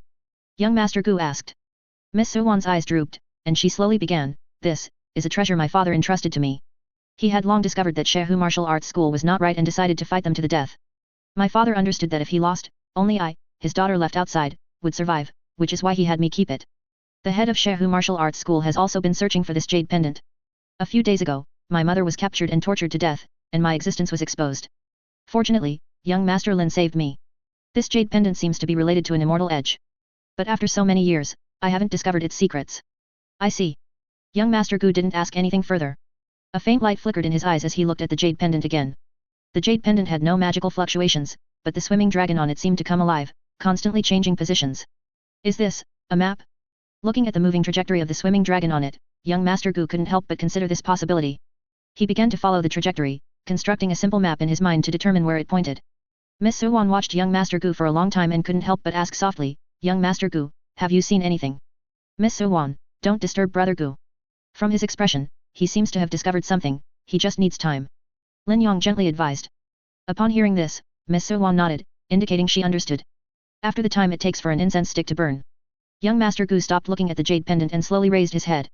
He discovered that the place indicated by this jade pendant was precisely the Tianhe beneath their feet. There was a hidden space below that could only be entered by following the special trajectory on the jade pendant. It seemed to be protected by a formation. Could it be that there are dragons in this Tianhe?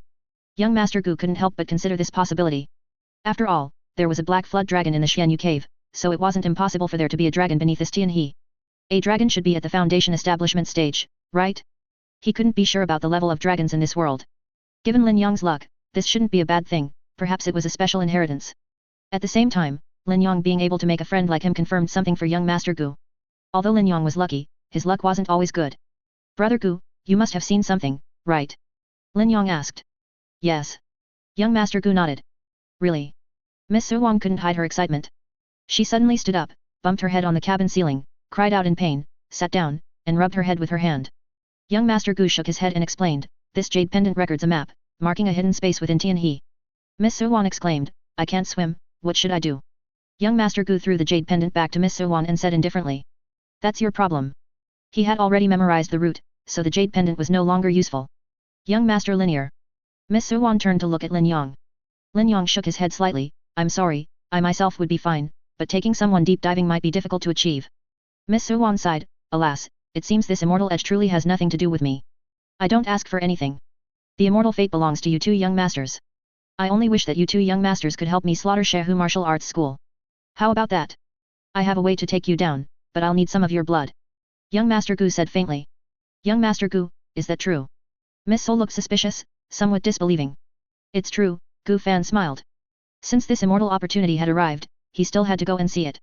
If it didn't work out, he could just sell everything he owned, buy a random teleportation scroll, and run away. As for letting someone dive deep, that wasn't a big problem. There was a basic spell called water breathing technique that allowed the target to breathe underwater after casting. He had his own considerations for bringing Miss Su along. What if this inheritance required bloodline activation, or could only be inherited by someone with the corresponding bloodline? If she obtained the inheritance, there was also a possibility that she might turn against him and attack him. He would synthesize a blood pact card in advance. As long as she didn't establish her foundation immediately, the blood ghost should be able to kill her. It was a form of insurance. After a moment of hesitation, Miss Su nodded heavily. All right. If you can truly help me, a little bit of blood is nothing. But it's probably not convenient here, and there aren't any suitable containers to store it. No worries, use these. Gu Fan directly took out a bowl and a dagger from his storage ring. Young Master Gu, could it be that you are an immortal? Miss Su was so flustered by Gu Fan's move that she became incoherent and dumbfounded. For a moment, she didn't react.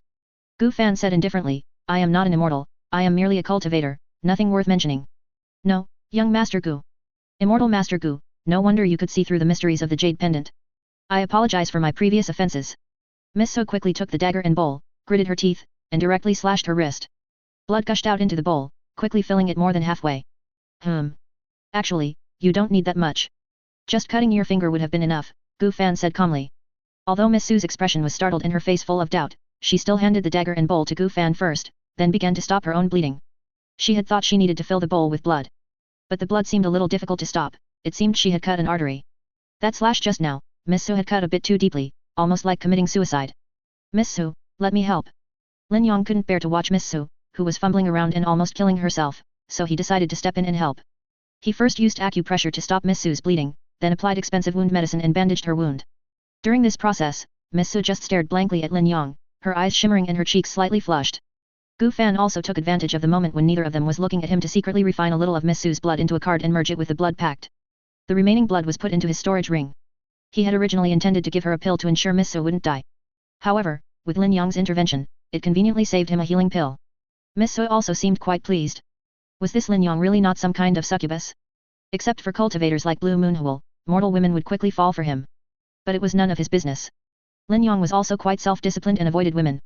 He had also used a spirit measuring talisman on Lin Yang and could confirm that he had spiritual roots, but he didn't know how many. The spirit measuring talisman could only detect whether a target had spiritual roots, it couldn't provide more specific details. Lin Yang lowered the bandaged arm and said seriously, Miss Su, it's done. It shouldn't hurt anymore, right? Only then did Miss Su come back to her senses. She slowly moved her injured area and softly said, thank you, young Master Lin. It's no longer a big deal. That's good. Don't be so reckless in the future. Young Master Linear.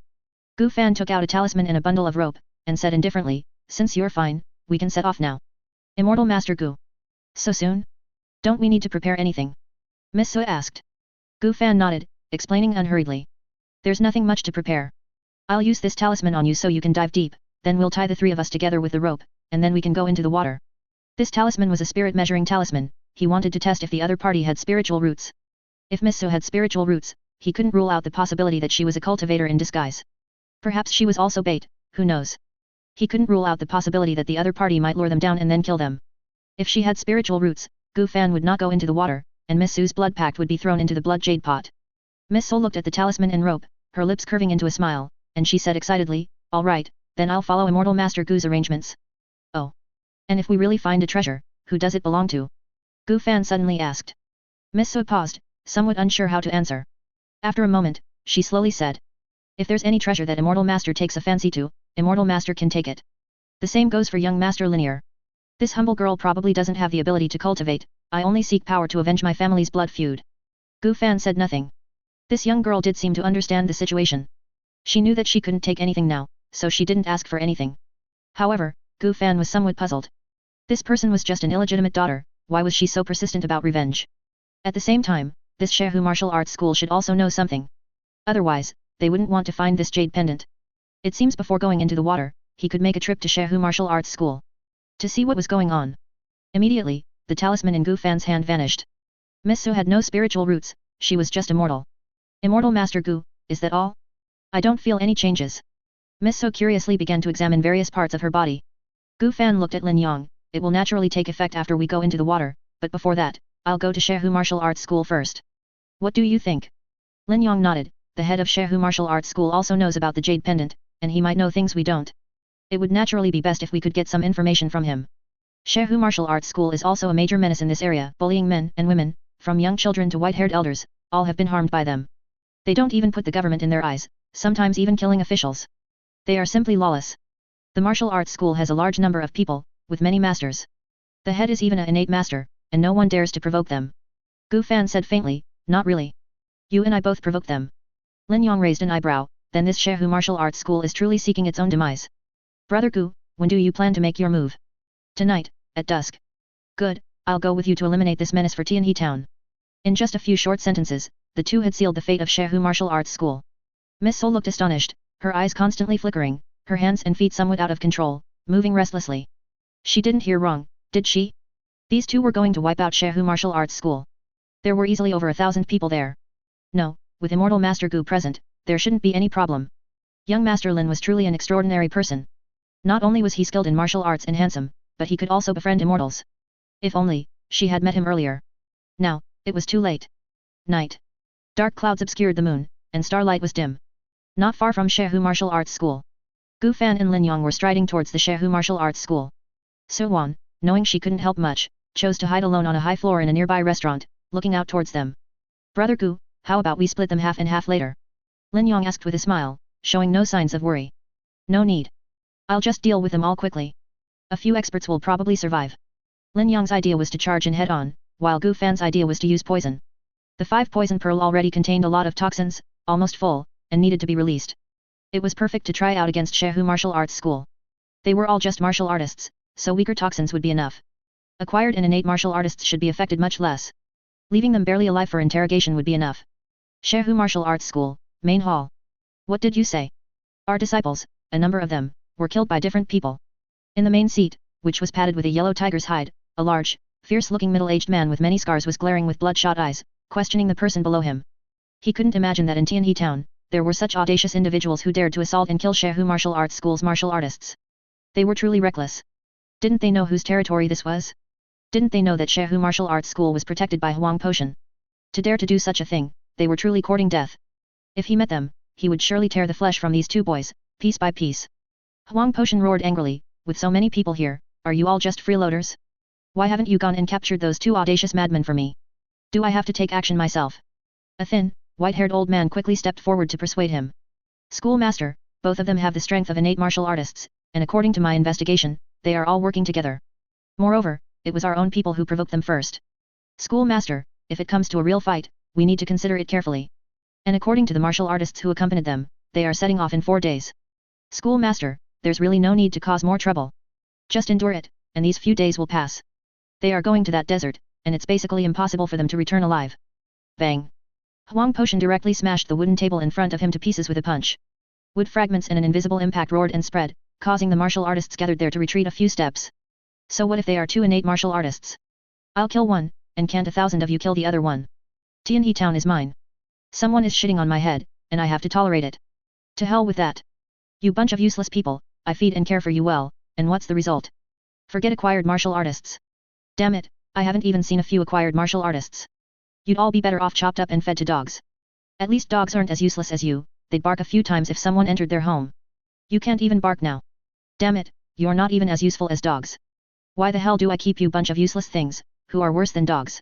Facing Huang Potion's rage, everyone in the main hall hung their heads, not daring to meet his gaze, looking at the ground instead.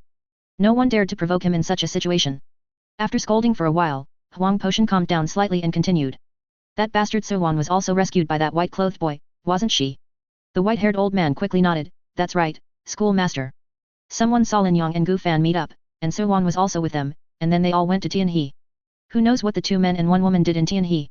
Upon hearing this, Huang Potion's pupils suddenly contracted, and his expression even showed a hint of horror. You said Suwan went to Tianhe. That's right, schoolmaster. Such an important matter. Why didn't you say so earlier? Why didn't you say so earlier? This subordinate did not know. Please punish this subordinate, schoolmaster. Didn't I tell you long ago to capture Suwan? She. Huang Potion stopped mid-sentence. The subsequent matters involved secrets, which he indeed had not told anyone else. This was also what the previous schoolmaster, his father, had told him. It concerned the secret of the Su family of Tianhe. It also concerned why their Shehu martial arts school had to relocate to this place and exterminate the Su family. This matter, besides him, must never be known by a second person. Thinking of this, Huang Potion calmed down and continued to ask. And then? Where did they go? What did they do? Tell me everything. Schoolmaster, when they came out of Tianhe, our martial artists, though they tried to track them secretly, were all caught and killed. The whereabouts of the 3 of them are now unknown. Then go find them quickly. Huang Potion suppressed his anger, forcing himself not to kill this group of useless people who were good for nothing but messing things up. Schoolmaster, we hear. Clang. The main door suddenly burst open. A martial artist with a blackened face and unsteady steps stumbled in, collapsing on the ground, weakly shouting. Schoolmaster, someone poisoned us. The brothers are all done for. After speaking, the martial artist bled from his 7 orifices and fell silent. Before anyone could react to what had happened, a cloud of purple poisonous mist streamed in through the doorway, suddenly enveloping the main hall. The many martial artists immediately began to hold their breath, preventing themselves from inhaling the poisonous mist. But very quickly, they realized it was useless. This purple poisonous mist affected them whether they inhaled it or not. Their faces began to blacken rapidly, just like the martial artist who had just entered, then they collapsed to the ground, bleeding from their 7 orifices, and died suddenly. Within a few breaths, besides Huang Potion and 5 acquired martial artists, there were no other living people. Seeing that holding their breath was useless, they quickly rushed outside, taking out and swallowing antidote pills. Immediately, the purple poisonous mist suddenly disappeared. And those martial artists who rushed to the door were all kicked back in. Sorry, this way is blocked. Gu Fan and Lin Yang had already arrived at the doorway, and then stepped into the main hall. You must be the schoolmaster. Gu Fan scanned the room and finally focused on Huang Potion. For no other reason than that he was in the best condition right now. Such despicable methods, you son of a bitch. If you have the guts, wait until I'm recovered and face me head on, Huang Potion cursed, his face full of defiance. Very spirited. It's good that you won't die for a while. Gu Fan didn't care, then walked forward leisurely and directly kicked Huang Potion hard in the abdomen. Bang! Huang Potion instantly flew back several meters, crashed into a nearby pillar, knelt on the ground, and coughed up a large amount of blood. When he tried to look up, Gu Fan had already stepped on his head. Your head is held a bit too high. Clang! Huang Potion's head made intimate contact with the ground, emitting a dull thud as blood and stone chips splattered. Gu Fan's foot pressed down firmly, not allowing Huang Potion's head to lift even an inch. You dog! Huang Potion was defiant and tried to shout again, so Gu Fan's foot pressed down even harder, completely silencing him. Lin Yong, you go out first. He's all mine, Gu Fan said quietly.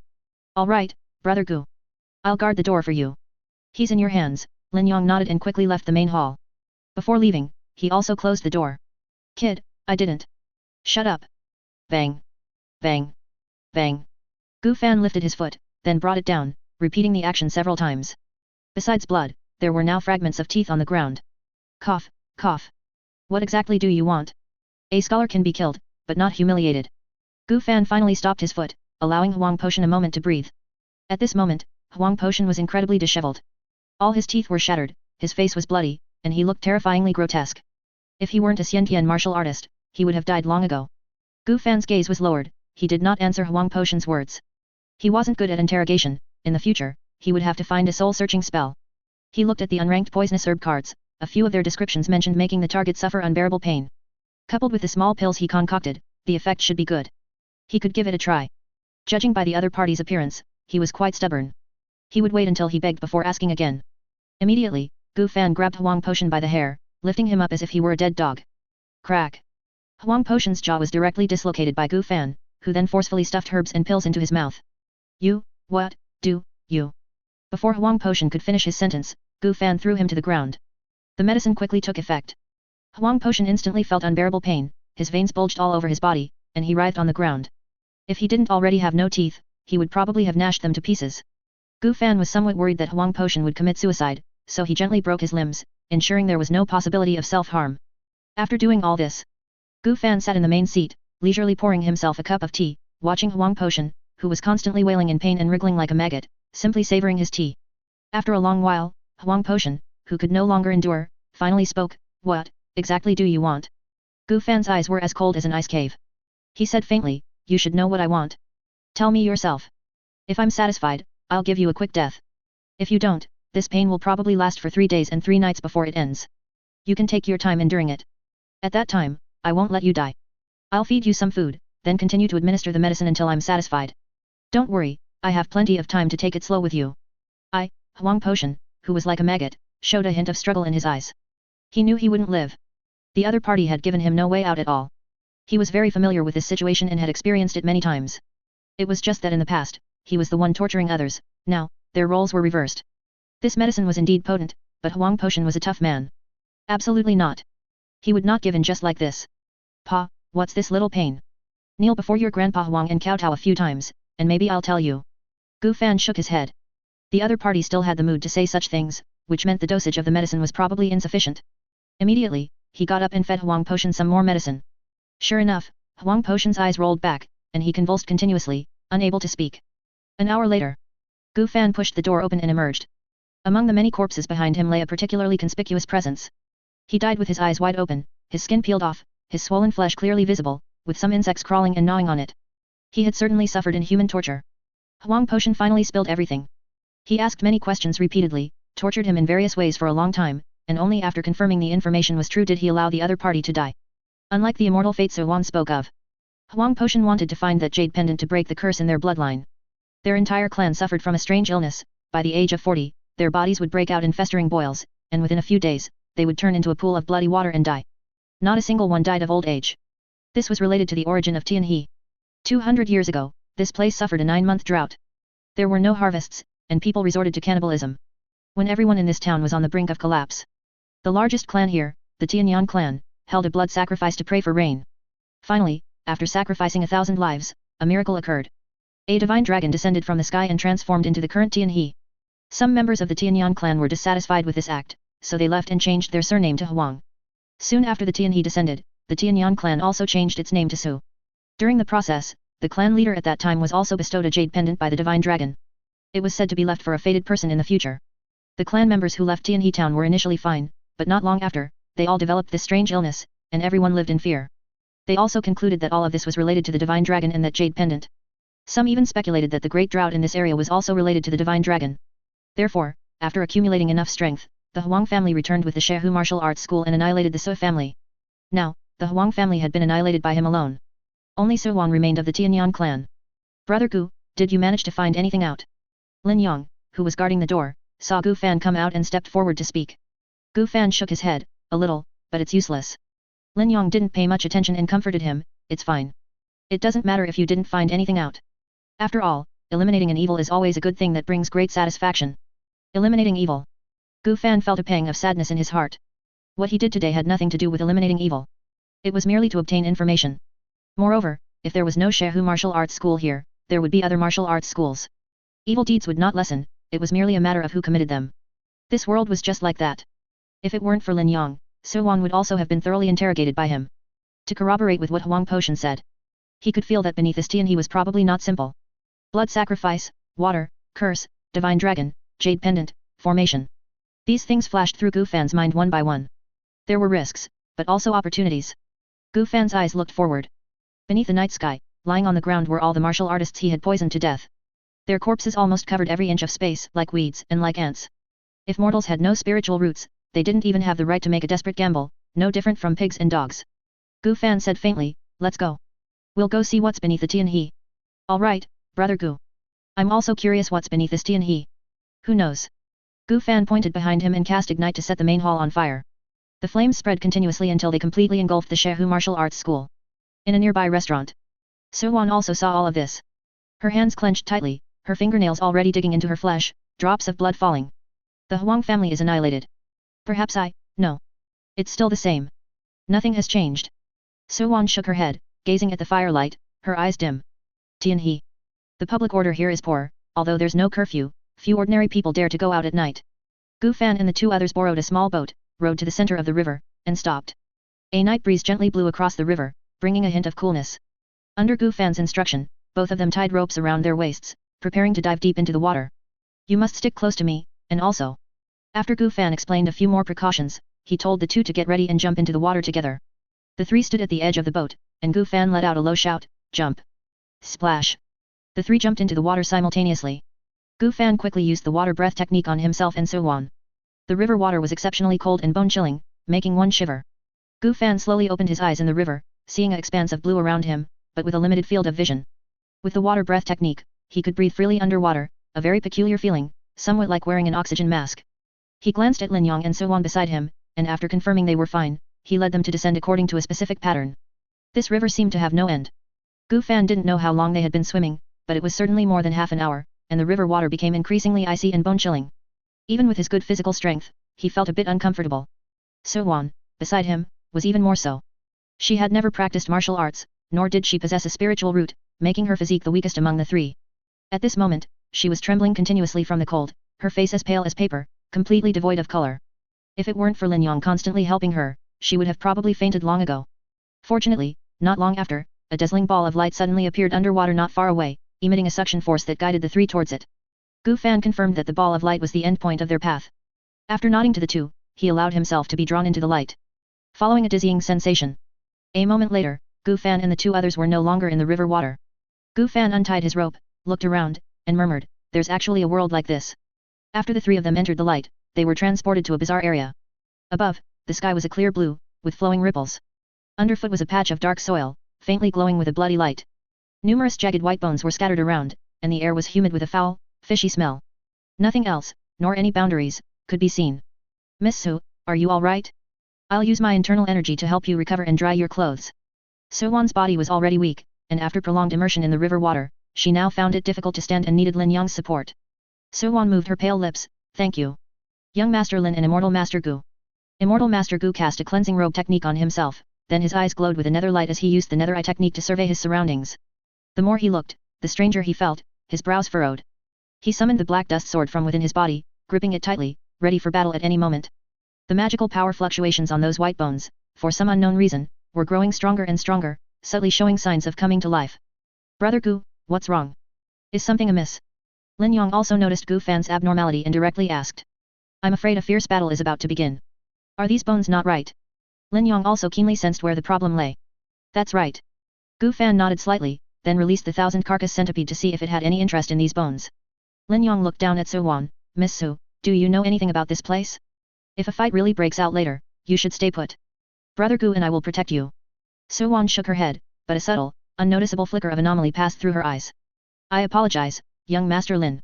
Father never told me about this place, so I can't help you, and I'll only be a burden. You truly don't need to worry about me. Lin Yong patted her shoulder and said earnestly. What kind of talk is that? Brother Gu and I are kind-hearted, how could we abandon a weak woman like you? You can rest assured. Hearing this, Su Wan's eyes welled up with tears, and she nodded heavily. Thank you both. Not only have you avenged the destruction of my clan, but you have also taken such good care of me. If you ever need my humble assistance in the future, I will gladly serve you as a beast of burden, without hesitation. Miss Su, you exaggerate, you exaggerate. Gu Fan, hearing their conversation from the side, felt that something was off with Su Wan, but he had no time to ponder it. The 1000-carcass centipede seemed very pleased with these bones. It quickly moved through the muddy ground, constantly absorbing nearby skeletons and incorporating them into its external white bones. Not long after, the 1000-carcass centipede's appearance underwent a huge transformation, turning into a giant white bone python. A thick, long, sharp bone spike also appeared on its head. Gu Fan felt that its current strength was probably at the 5th level of qi refinement, and if it could absorb all the bones here, reaching the 6th level of qi refinement wasn't impossible. Suddenly, the ground began to tremble slightly, and the scattered white bones on the ground abruptly floated into the air, began to deform, combine, and transform into bone dragon men with dragon heads and human bodies. At the same time, a gigantic hourglass suddenly appeared in the sky. Its upper half was filled with azure river water, which was constantly dripping downwards, one drop at a time. Is it a trial? Gu Fan looked at the giant hourglass in the sky, guessing this was a trial before receiving the inheritance. If they could hold on until all the water in the hourglass dripped out, they should be able to pass this stage of the trial. He wondered how many trials there would be. Judging by the speed of the water droplets, this stage would likely last about a quarter of an hour, which wasn't too difficult. These bone dragon men only felt like they were around the 2nd level of qi refinement to him, but there were simply a lot of them. Against creatures with no flesh and blood, only skeletons, the 5 poison pearl was not very useful. However, it seemed the 1000-carcass centipede alone would be enough. Hiss. The 1000-carcass centipede, which was previously absorbing white bones, let out a cry of dissatisfaction. It had been enjoying itself, but then the white bones suddenly ascended, no longer available for its use. The next moment, a large number of bone dragon men, suspended in mid-air, suddenly plummeted, attacking the group from all directions like a tide. Brother Gu, how about one side each this time? My back is in your hands. All right. Gu Fan and Lin Yong each looked at a side of the bone dragon men, while Su Wan remained motionless in the gap between them. On Gu Fan's side, the 1000-carcass centipede had gone berserk. It faced these bone dragon men like a tiger entering a flock of sheep. Each whip of its tail or charge could crush large numbers of enemies, scattering white bones everywhere. The 1000-carcass centipede continuously absorbed the scattered white bones onto itself, growing stronger with each battle and killing faster and faster. It absolutely did not need Gu Fan's help. Gu Fan was happy with this, he didn't know what else lay ahead, so he needed to conserve as much physical and magical energy as possible. Thus, Gu Fan observed Su Wan and Lin Yong's situation while occasionally using his sword to cut down a few bone dragon men that slipped through. On the other side, Lin Yong pressed his hand to his sword hilt, silently waiting for the bone dragon men to approach. Once they were within 100 paces, he abruptly drew his sword, unleashing a vast expanse of dazzling sword light. The sword light, the color of a sunset glow, crisscrossed and streaked across the sky, swiftly sweeping through the attacking bone dragon men. In an instant, large numbers of bone dragon men were sliced into several segments, collapsing and scattering on the ground with a rumble. These monsters were nothing to the two of them. Time flowed by, and when only 1/10 of the water remained in the hourglass, a sudden change occurred. All the bone dragon men once again ascended into the sky, beginning to decompose, condense, and combine. Finally, they transformed into a gigantic bone dragon, hovering in mid-air. Roar! This aura and strength are probably similar to the 1000-carcass centipede. Gu Fan looked at the bone dragon in the sky, pondering to himself. Hiss! The 1000-carcass centipede looked up at the sky, staring intently at the bone dragon above, clearly treating it as an opponent. The bone dragon also looked down at the crawling insect below. Whoosh! In an instant, the bone spikes on the 1000-carcass centipede's head suddenly shot out, creating deafening sonic booms, and the surrounding air turned into layers of white waves. The bone spikes were extremely fast, like streaking lightning, flashing across the sky. The bone shield that the bone dragon had just formed for defense was instantly pierced by the bone spikes, and its body was shattered by more than half, with a large amount of bone fragments falling from the sky. Not bad, hey. Gu Fan watched this scene, quite satisfied with the 1000-carcass centipede's performance. As expected of a Gu worm ranked over 700, it could even develop its own moves. Perhaps the bone spikes it had shot out before, though numerous and widespread, had generally been ineffective. That made the 1000-carcass centipede determined to change, concentrating its bone spikes to achieve peak mastery. Deist Gu, your spirit pet has grown much stronger, it can probably deal with that bone dragon by itself now. Lin Yong looked at the thousand-carcass centipede, which was fiercely battling the bone dragon and subtly gaining the upper hand, and praised. Gu Fan was as calm as water, and said faintly, perhaps. It was naturally good for the thousand-carcass centipede to be stronger. But its solo fight against the current bone dragon had a rather obvious problem. The bone dragon could fly, but the thousand-carcass centipede could not. After suffering a few losses, the bone dragon also noticed this and began to constantly gain altitude, flying to the very top. Here, it had enough distance to evade the bone spikes coming from below, posing no significant threat. However, it also couldn't pose much of a threat to the thousand-carcass centipede below. The large number of bone spears it condensed flew downwards, either dodged or only capable of shattering small bone fragments. And the water in the hourglass was still dripping. Time was almost up. The bone dragon also began to grow frantic, decisively abandoning the thousand-carcass centipede below, and flew rapidly towards Gu Fan and the two others.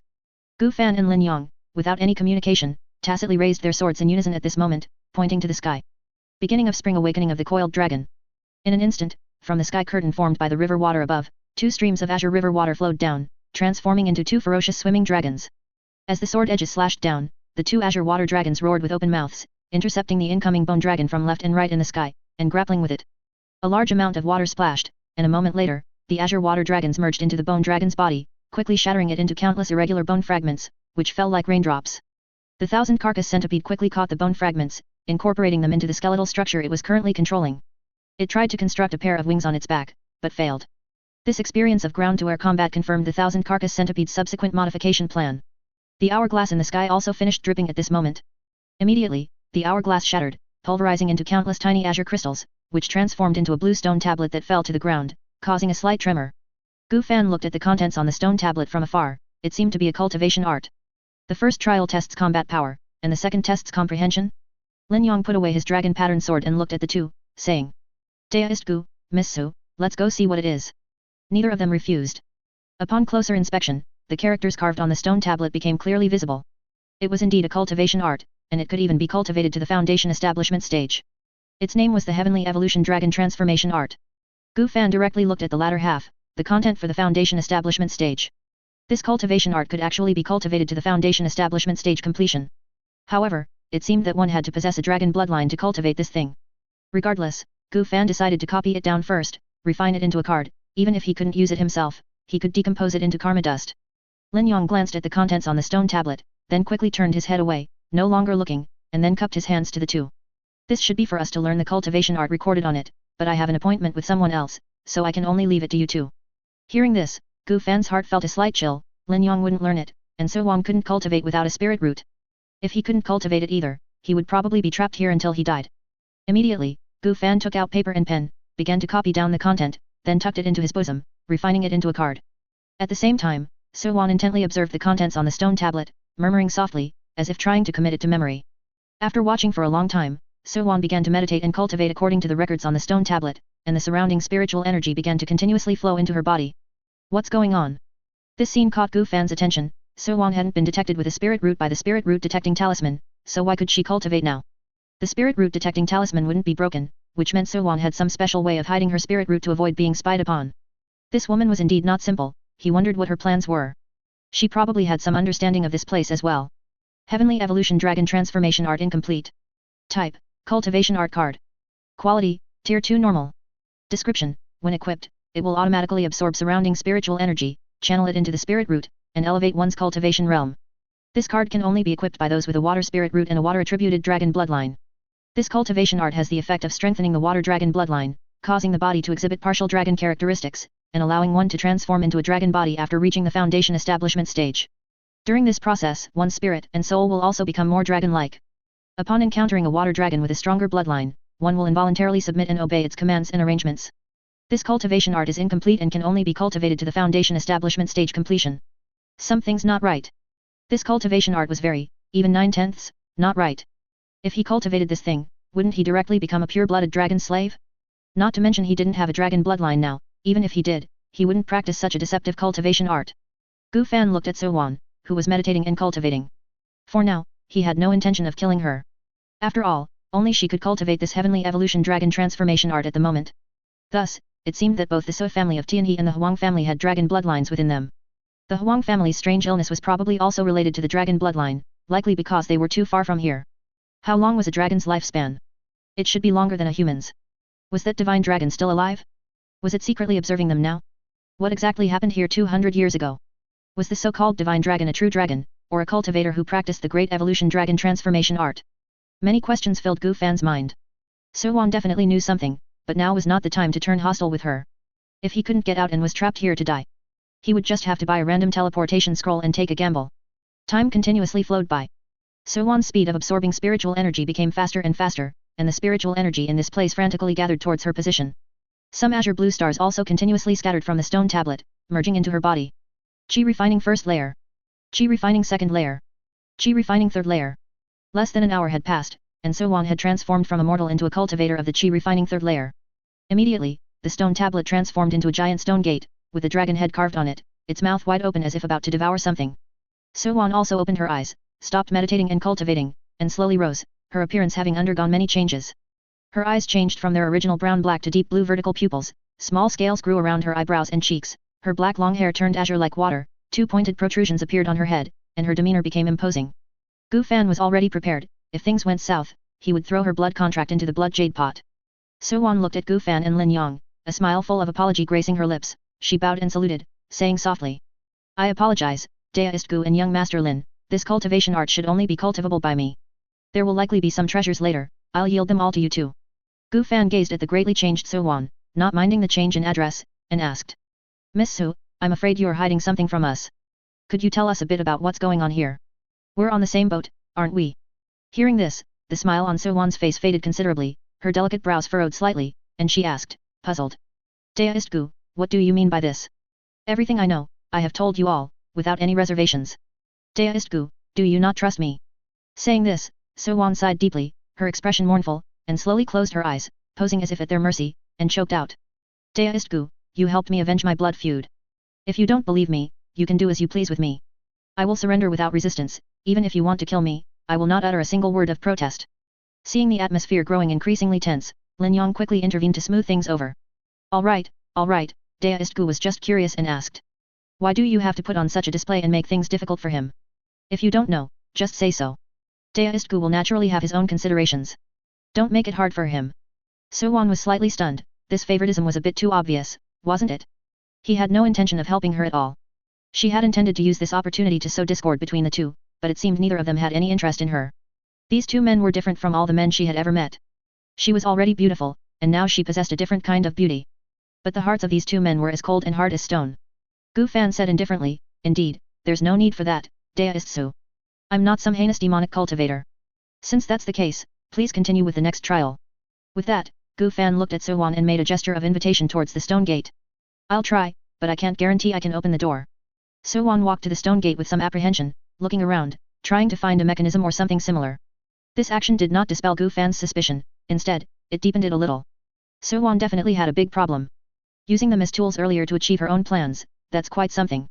Regardless, as long as they left this place, her blood contract would be thrown into the blood jade pot. Gu Fan's eyes were deep as he looked at So-won, who had been acting for a long time, and raised his hand to point at the dragon's mouth, commanding, "All right, put your hand in there." "Oh, all right, Deist Gu." So-won nodded, quickly placing her left arm into the dragon's mouth. Pfft.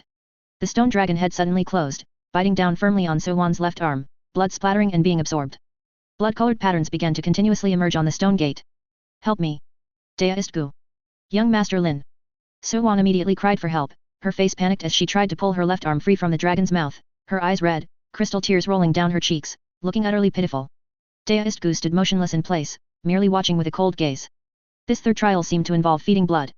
Could it be to confirm the purity of one's bloodline? Lin Yang wanted to help, but he also didn't quite know where to start. Forcibly pulling her hand looked wrong, and he couldn't exactly chop off her hand. Looking at the stone door, it would probably be fine after it had absorbed blood for a while. If all else failed, perhaps feeding her some blood-replenishing medicine would work. Miss Su had already embarked on the path of cultivation. Although her injuries looked severe, her complexion was still quite good, so there didn't seem to be much to worry about. Thus, the two of them watched silently as So-won continued to have her blood absorbed by the stone door, crying, screaming, and pleading for help, without receiving any substantial assistance. Soon, the pattern on the stone door was completely outlined by the blood. It was a coiling dragon, just like the one on the jade pendant, but with a few more touches of majesty and an eerie feeling. After the blood was absorbed, the stone dragon head also opened its massive maw. The constantly struggling So-won finally pulled her hand free, but her body, due to inertia, fell backward. Immediately, she landed hard on the ground, her clothes torn in several places and stained with a large amount of grime. She herself was perfectly fine, after all, she was still at the third layer of Qi refinement. Deist Gu and Lin Yong had both had opportunities to help earlier. Deist Gu needed no explanation, and Lin Yong had also noticed some clues. Seeing that no one came to help her up, So Wang gritted her teeth and stood up on her own. Humph, 2 stinking men. Boom. The stone door slowly opened, and brilliant, dazzling light streamed out from within. Looking inside, it was a small space, its edges covered by a cerulean light screen, with large amounts of water mist permeating it, making it exceptionally humid.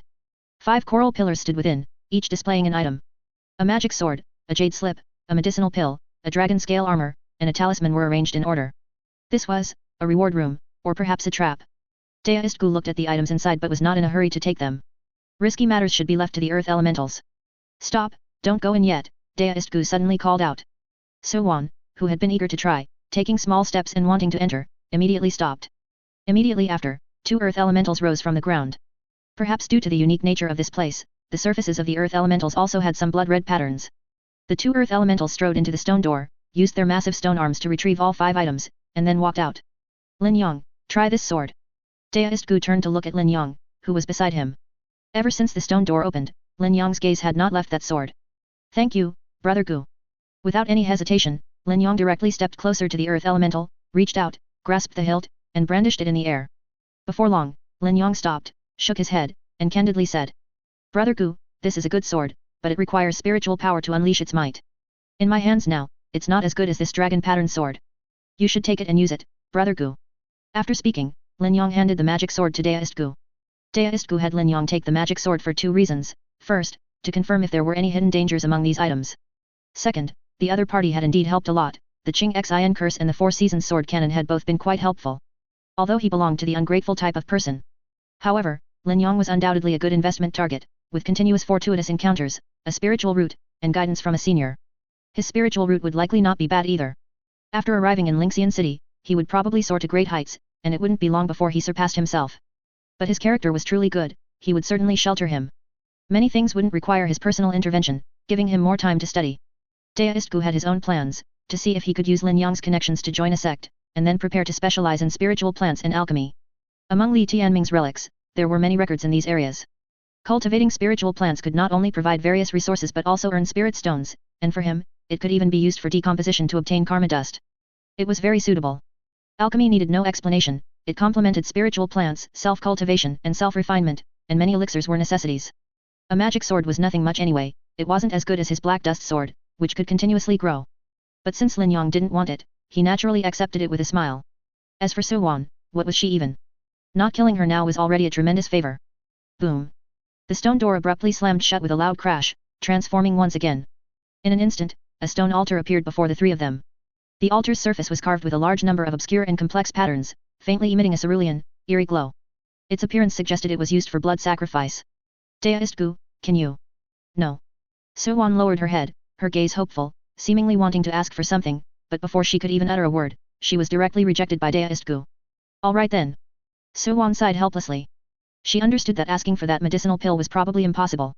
This Deist Gu, he was truly difficult to deal with. And she wondered how much power the divine dragon would retain after possessing her, with all this interference. Forget it, things had come to this, she could only let nature take its course. Reaching this point had indeed exceeded her expectations. 200 years ago, this place suffered a great drought. A benevolent dragon clan cultivator, a divine dragon, descended upon this land, bringing rain. However, the Tianyan clan was not satisfied. Their patriarch contacted an evil cultivator. The evil cultivator and the divine dragon battled, and the divine dragon won, but was also gravely injured and on the verge of death. Then, the patriarch deceived the divine dragon, lured him into a formation, and blood sacrificed him. Thus, all clan members gained the divine dragon's bloodline, as well as a curse. The divine dragon's soul was imprisoned beneath this Tianhe, constantly enduring pain. His soul was also gradually dissipating, with no possibility of reincarnation. This jade pendant was a trap, bait thrown out by the divine dragon. It wanted to revive, it wanted to possess a member of the Tianyan clan. Su Wan had long ago despaired of her clan members in Tianhe town. Especially after she came into contact with cultivation through her friend Fei He.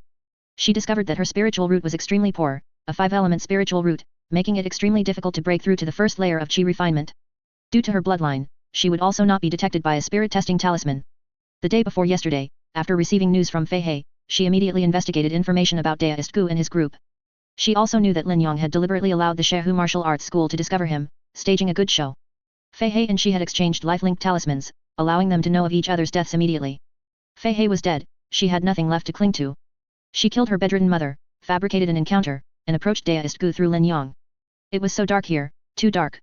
Her experiences from childhood to adulthood had been extremely painful for So Wan. Her father merely laid hands on his daughter, a beast, that's all. Her mother, however, would only indulge her father, even making her go out to earn money, which was how she met Fei He's sister. Men are truly wicked. She no longer wanted to go on, to live on, she couldn't see anything ahead. The Tianyan clan should not exist, Tianhe town should not exist. Decisive Gu deserved to die. Lin Yang, it was a pity they hadn't met sooner. Everything was too late. Let the divine dragon possess her, and let all of this be shattered under wrath. This was the only way for her, rotten to the core, to reconcile with this rotten town. So Wan walked, step by step, towards the altar. Looking at So Wan walking step by step towards the altar, Gu Fan had no intention of stopping her, he just quietly refined the items he had just obtained. Although he guessed that it was probably not a good thing, if So Wan didn't do this, they probably wouldn't be able to leave this place. Let her be. Before long, the cards were refined. Water Spirit Ripple Sword. Type, Equipment. Quality, Tier 2 Excellent. Description, mana can be injected into the sword to control and generate water to a certain extent. When using water element sword techniques, its power will be enhanced. Water Dragon 100 Scale Armor. Type, Equipment. Quality, Tier 2 Excellent. Description, a Dharma robe forged from the scales of a water dragon. It has excellent defense, allows unrestricted movement in water, and can increase speed to a certain extent. When transforming into a dragon, it will strengthen the defense of the scales on the body. Injecting mana can strengthen defense and generate a water curtain as a shield. Dragon Essence Pill. Type, Item. Quality, Tier 2 Legendary. Description, after consumption, it can improve one's realm and greatly purify dragon bloodline. Yulong Shenfa, Wandering Dragon Movement Technique. Type, Skill. Quality, Tier 2 Perfect. Description, a movement technique created by the dragon race, highly versatile, usable in both human and dragon forms, allowing one to soar through the sky or swim in the sea. Dragon Spirit Talisman. Type, Item. Quality, Tier 2 Perfect. Description, after use, it can randomly summon a dragon spirit to bless the user, strengthening body and mana, and granting a special ability of the summoned dragon spirit for 3 minutes. Remaining uses, 3/3.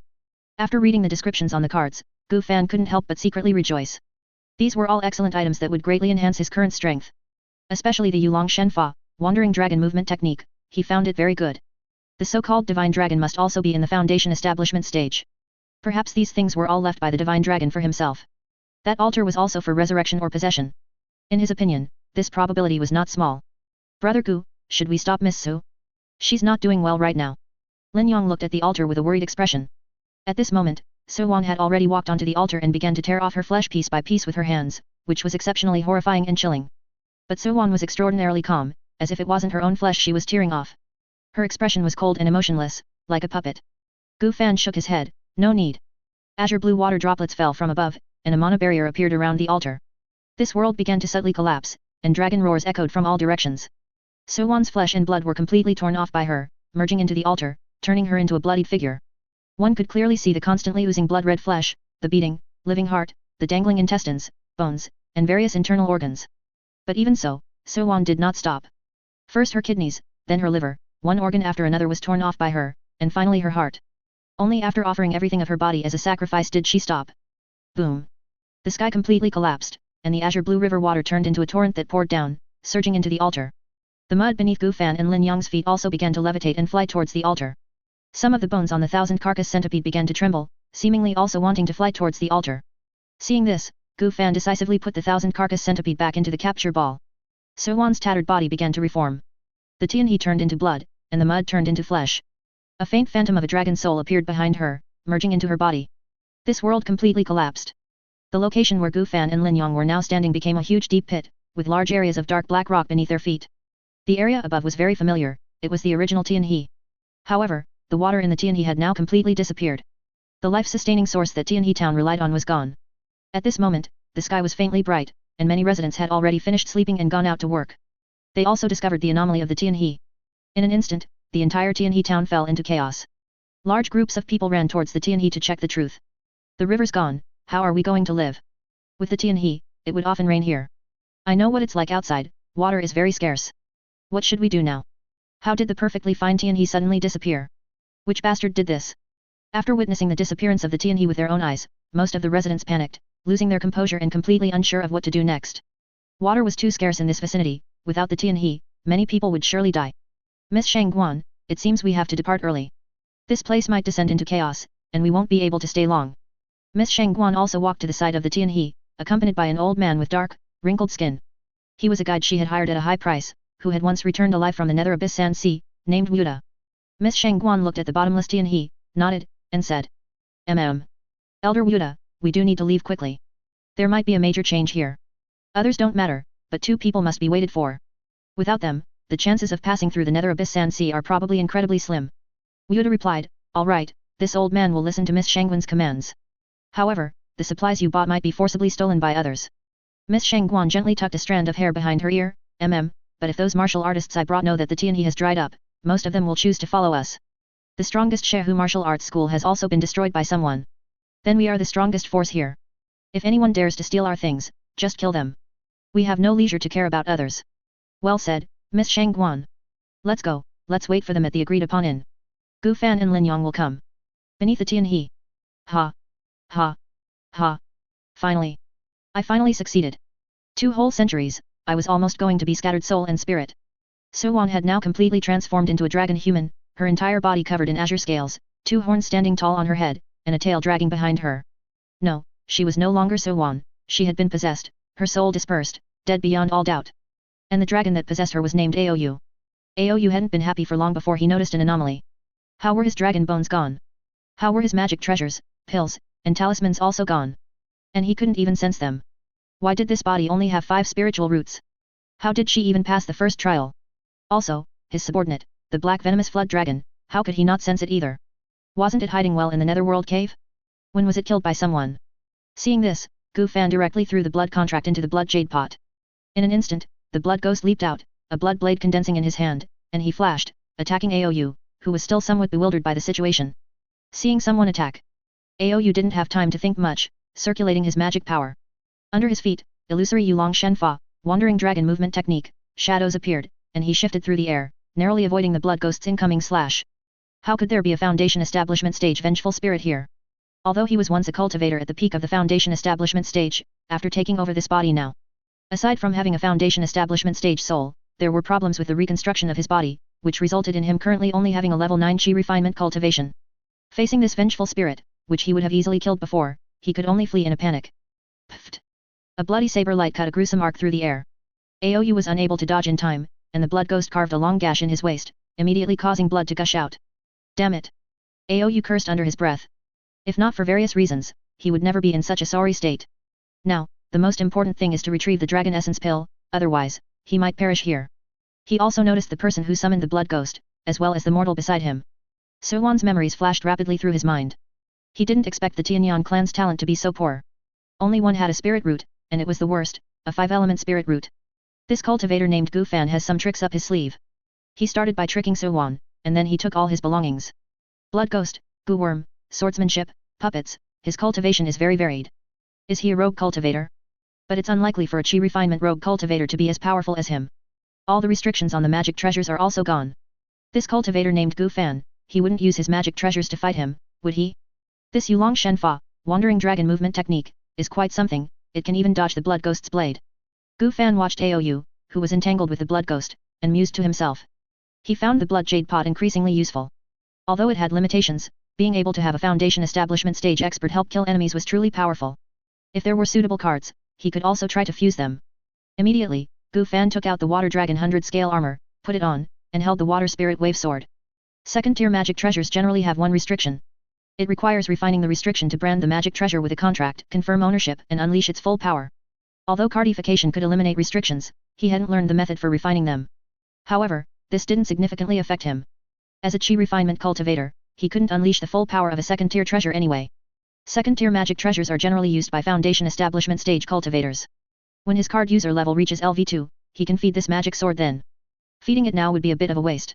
Gu Fan looked at the battle and found it difficult to intervene, as the blood ghost wouldn't cooperate or anything like that.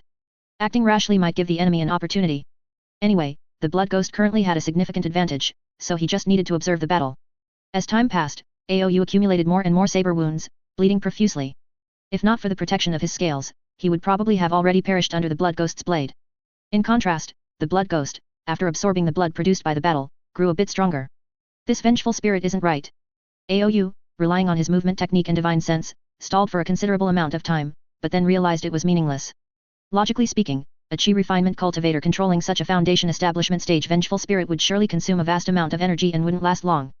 But now he realized he was wrong. The magic treasure in Gu Fan's hand was similar to a myriad soul's banner, making stalling for time meaningless. It seems he can only fight with his dragon body now. Due to the lack of dragon bones, Aou knew that if he forcibly transformed into a dragon, he would surely suffer severe damage to his vitality and foundation afterward. But now his life was hanging by a thread, so he couldn't worry about anything else. Roar. With a deafening dragon roar, powerful and domineering currents suddenly spread out from Aou, materializing into a tangible impact that swept in all directions. The sky also darkened, suddenly covered by dark clouds, and torrential rain poured down. Aou completely transformed into a wandering dragon, about 100 meters long, with blue scales. The blood ghost watched this scene, his blood blade suddenly extended, raised high, aimed at Aou, and slashed down. The rain curtain was torn, and a high-pitched roar erupted in the air. The seemingly incredibly hard scales were torn, and hot dragon blood sprayed out, falling with the raindrops. The next moment, the rainwater began to gather and condense, turning into chains that coiled tightly around the blood ghost's entire body like pythons, making it difficult for him to move. The blood ghost's body glowed, and a large number of blood blades suddenly surged out, continuously shattering the surrounding water chains. However, those shattered water chains, along with the rainwater, reshaped again, forming new chains that restricted the blood ghost's movements. This repeated in a continuous cycle. Aou finally had an opening to deal with Gu Fan. Although he was severely wounded now, dealing with a small chi refinement cultivator was still a piece of cake. Suddenly, above Gu Fan, the rainwater abruptly condensed, forming sharp spikes that whistled down. Gu Fan poured his magic power into the water spirit wave sword, and a brilliant azure halo flowed around the sword body. In an instant, the incoming water spikes all changed direction and flew towards Aou. Gu Fan. Damn him. Aou watched his enemy, wearing his clothes, holding his sword, and even using it against him. The anger in his heart instantly burned to its peak. Even if he died, he would drag the other party down with him. Aou performed the Yulong Shenfa, wandering dragon movement technique, several illusory figures swirling around him, suddenly accelerating. His body charged directly at Gu Fan, like a god descending from the heavens, with an extremely strong sense of oppression. The blood ghost, hindered by the water chains, was a bit slow to catch up and couldn't intercept him. Clang! A crisp sword cry suddenly rang out. Lin Yong, with electric arcs flashing all over him, charged up with his sword, leaped into the air, and slashed at the wound the blood ghost had just made. Aou didn't pay any attention to such a small insect that wasn't even at chi refinement. After Lin Yong's dragon pattern sword was inserted into the wound, the blade was blocked by muscle tissue, making it difficult to penetrate further and causing no substantial damage. It was probably just tickling the other party. Thank you, Brother Gu. Lin Yong put down the dragon pattern sword, raised his hand to catch the flying black dust sword, and his aura became incredibly cold. Great cold a years end together. The rainwater near Lin Yong instantly froze, and pure white cold light swirled around the black dust sword, as if to freeze everything. Time around them seemed to stop for a moment.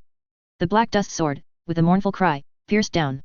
Aou's body suddenly froze, covered in pure white frost and snow. Lin Yong was also in the same state. The blood ghost caught up, slashing wildly, quickly pulverizing Aou's body, and large amounts of bloody ice crystals flew out. Immediately, Gu Fan manipulated the rainwater, turning it into a light veil, bringing Lin Yong down, and casting ignition spell to thaw him. A moment later, the blood ghost had chopped Aou until nothing was left but a light blue pearl, which it then devoured. After consuming Aou, the blood ghost burrowed into the blood jade pot. Gu Fan noticed that after this battle, the blood ghost's quality had become second-tier excellent, and its description no longer mentioned a weakened state.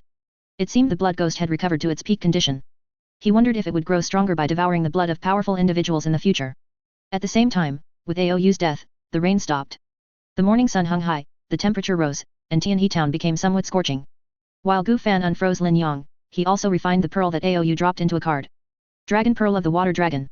Type, Special. Quality, Second-tier Excellent. Description, a foundation establishment wonder, it can merge with a spiritual root possessing water attributes to gain special abilities. After foundation establishment is completed, this wonder will fully merge with the spiritual root, becoming a Dao foundation. Gu Fan felt that if this foundation establishment wonder were merged, he would likely gain abilities like water control or dragon transformation, which seemed quite good. However, his current spiritual root lacked water attributes, so he couldn't use it. Perhaps he could consider saving it for a second spiritual root. He had quite a few gains this time. He obtained a total of 6 second-tier cards. The 1000 Carcass Centipede's combat power improved, reaching the 6th layer of Chi refinement, making it a decent helper. Thank you, Brother Gu. Lin Yong said weakly. With Gu Fan's help, Lin Yong no longer had any frost on him. But he looked extremely weak, his skin bloodless, and his body trembling, as if he could be blown over by the wind. Great Cold Winter's End Return was the final move of the Four Seasons Sword Cannon, akin to a mutual destruction technique. Its power was immense, harming the enemy by 1,000 while damaging oneself by 800. If Lin Yong hadn't received his rescue, he would have essentially died. Gu Fan looked up at the sky and said calmly, "It's all right. Let's leave quickly. With such a big commotion, Tianhe town is probably going to be in chaos, and Shang Guanning should be departing early as well." "That.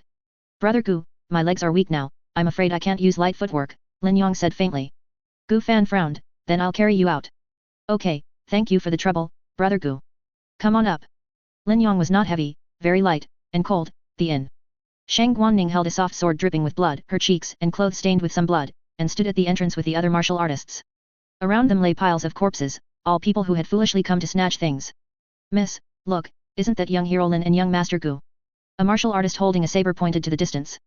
Gu Fan was carrying Lin Yong on his back, approaching rapidly, moving like a swimming dragon. Everyone was suddenly curious about what they had been doing. Why did young hero Lin look so weak? After confirming their identities, Shang Guanning nodded, lightly flicked the blood from her sword, and shouted, "Good, release the camels, we're departing." She had already replaced all the horses with camels. In the desert, camels were much more useful than horses. Thus, Shang Guanning, along with the martial artists, guarded the camels and their supplies, slaying the approaching crowds, and hurried towards the nether abyss sand sea. 2 hours later, Shang Guanning's group finally shook off the desperate residents of Tianhe town. They officially entered the nether abyss sand sea. The temperature in the desert was extremely high, and the quicksand was faintly reddish. The air twisted and distorted in the heat haze, and the ochre-red dunes stretched and spread towards the horizon like waves of fire.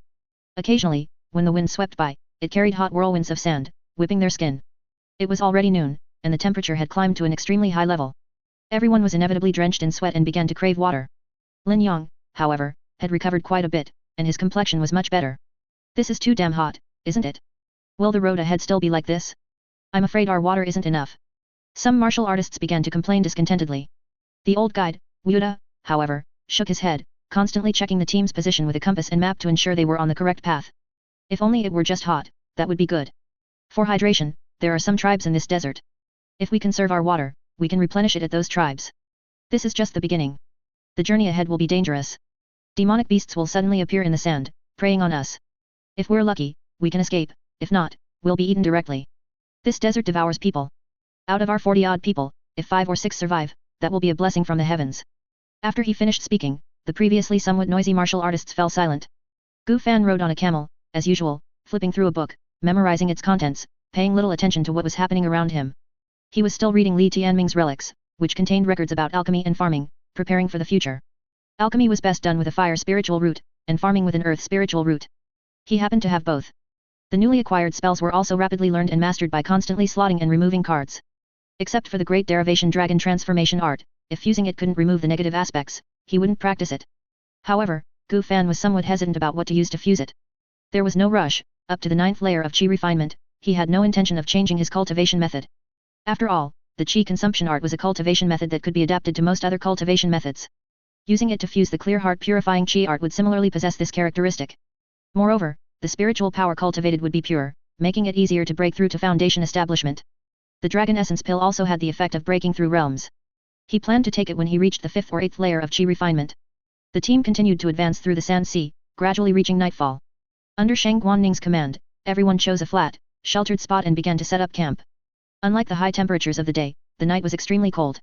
Everyone sat around the bonfire to ward off the cold, but there didn't seem to be much fuel, so they couldn't warm themselves for too long.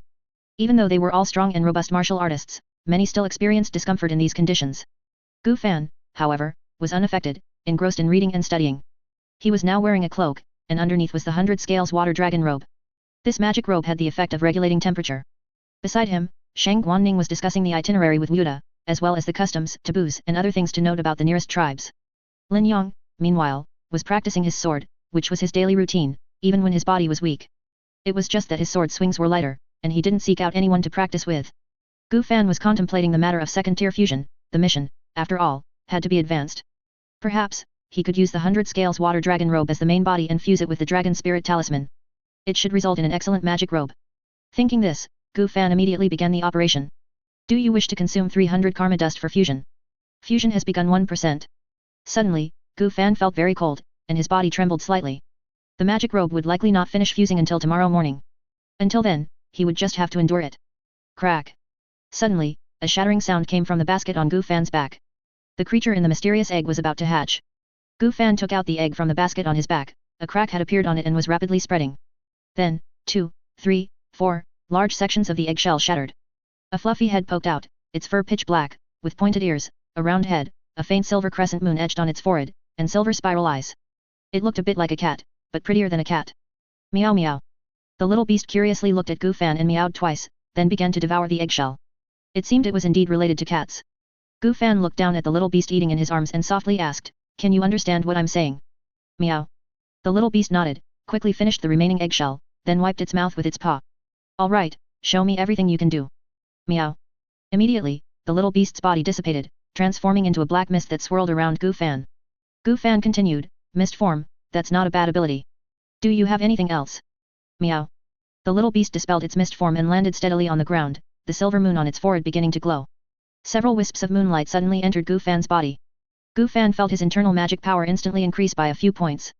This seemed to be a mana regeneration ability, and it also appeared to have other effects. He got up and walked a few steps, then cast the Nether Eye technique. He found that both his speed and casting speed had increased slightly. It was a very useful ability, but its duration was a bit short, only about a minute. Afterward, Gu Fan continued to test the little beast's other abilities. Besides mist form and moonlight, it also had two special abilities, Flash, a spatial displacement of about 20 meters, unable to carry people, and with a cooldown of about an hour after each use. Full Moon, which launched a silver light sphere attack resembling a full moon, exploding upon hitting a target with considerable power. The abilities were all quite good, and there was room for growth, promising a bright future. Gu Fan squatted down, stroked the little beast's head, and said softly, "From now on, you'll be called Cold Moon." Meow. The little beast nodded, then pointed to its belly, indicating it was hungry and wanted to eat. Gu Fan took out some dried meat he had picked up in Tianhe town and offered it to it. Cold Moon wasn't picky, devouring the dried meat in a few bites. Then it looked up at the moon, its forehead mark suddenly brightening, and dots of moonlight appeared, beginning to flow into its body. Gu Fan could feel Cold Moon's strength gradually increasing. After putting the soothing bell on it, he didn't pay it much more attention. He wanted to see if, with high affection and loyalty, he could convert the pet into a card. The night passed uneventfully.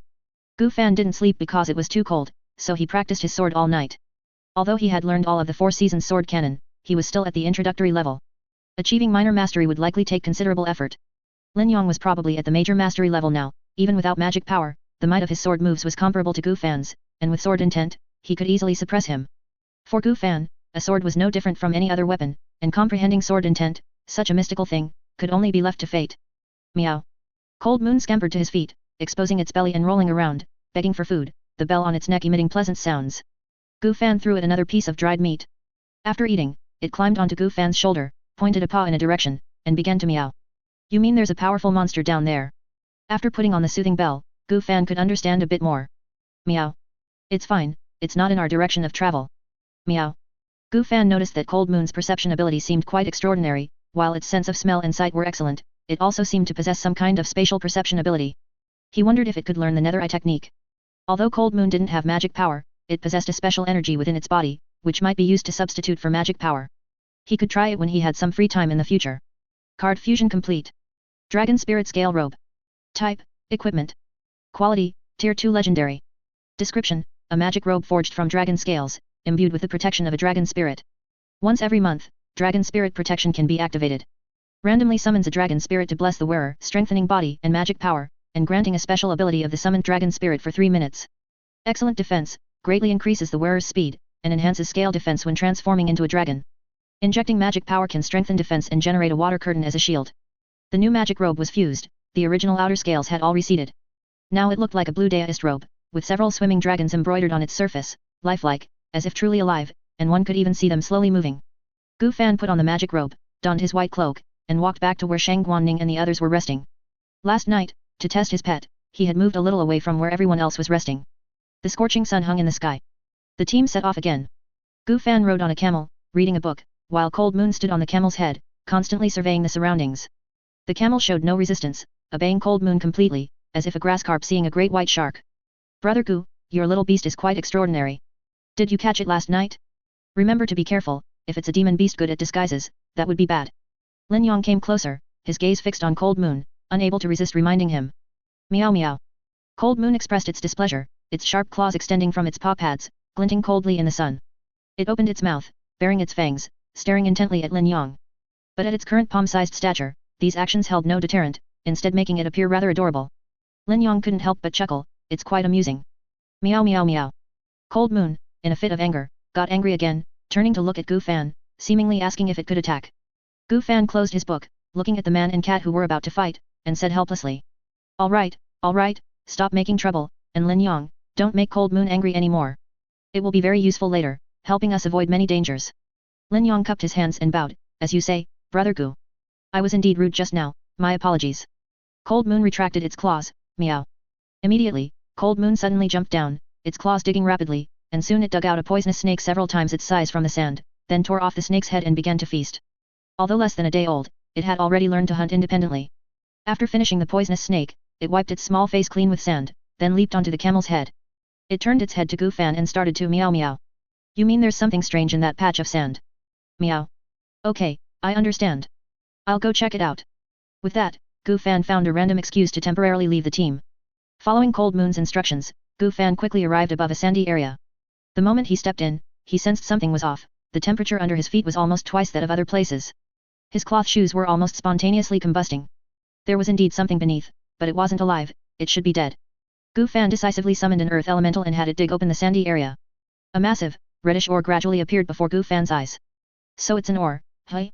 I wonder what grade it is. I hope this isn't a wasted trip. Saying this, Gu Fan placed his hand on the ore and began to refine it. With the protection of his magic robe, it wasn't hot. Before long, the refining was complete. Blazing ore. Type, material. Quality, first tier excellent. Description, an ore containing a large amount of fire elemental energy, can be used for forging. It was decent, worth some money at least. It could also be used for fusion or decomposition. The biggest surprise was still Cold Moon's treasure hunting ability. This spirit beast was too versatile. Summon earth elemental and the ore should be a good match, it might be worth trying to fuse them.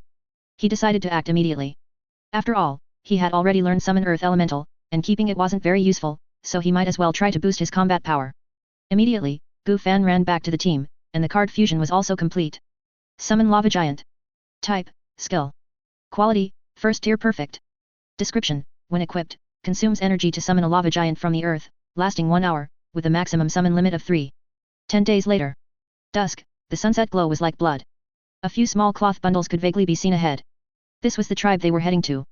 Tribes in the Sand Sea mostly obtained water by performing sacrifices, offering tributes in exchange for water. Gods truly existed in this world. Like immortals, they were not elusive legends. To Gu Fan, so-called gods were merely powerful beings, nothing special. As soon as the group approached, dozens of black-skinned people holding stone spears shouted and rushed over, surrounding them. Their language was unique, at least Gu Fan couldn't understand it. After 10 days of travel, many people in the team had dwindled, now only 32 remained. They died in various ways, some were harmed by venomous snakes or scorpions, some contracted strange diseases, and some accidentally strayed from the group. Wuda, as the guide, stepped forward and began to negotiate in the language of these black-skinned people. Meow. Cold Moon jumped onto Gu Fan's shoulder, indicating there was something strange in the tribe. After this period of growth, it had grown from the size of a palm to about twice that size. Gu Fan looked inside at the unique wooden statues, understanding that these were the strange things Cold Moon spoke of. Perhaps, he could find an opportunity to refine them into cards to see what effects they had. However, he didn't know if there were any strong individuals in this tribe, so it was better not to act rashly. Soon, Wuda finished negotiating with the black-skinned people. After arranging the warriors, he, along with several black-skinned people, led Shang Guanning, Gu Fan and Lin Yang into the largest tent. The interior was very simple, apart from a table and a few broken chairs, there was almost nothing else. At the head of the table sat a burly black-skinned man, his skin etched with numerous colorful beast patterns. He was the tribal chief here. Immediately, the chief spoke, "Greetings, guests from afar. It has been a long time since outsiders have come here. May I ask what kind of transaction you wish to conduct?" The chief, surprisingly, could speak their normal language. Shang Guanning glanced at Wuda, and after confirming there were no issues, she said seriously. "Chief of the 100 Beasts tribe, we wish to exchange colored pigments for some water." Colored pigments for tattoos were the most favored items of the 100 Beasts tribe. Their tattoos possessed special abilities, and colored tattoos were even more powerful. Joy rose in the chief's eyes. "We welcome colored pigments, but recently, the god has given us fewer responses, and water is scarce. I'm afraid we only have 100 jin available for trade." Hearing this, Shang Guanning frowned slightly, shaking her head, and said discontentedly. "That's too little. With so many of us, this water won't last until the next tribe." A hint of disdain appeared on the chief's face. "Miss, what is your name?" "Shang Guanning." The chief continued, "Miss Shang Guan, it's not really necessary to bring so many people, is it? Why not leave some here with us?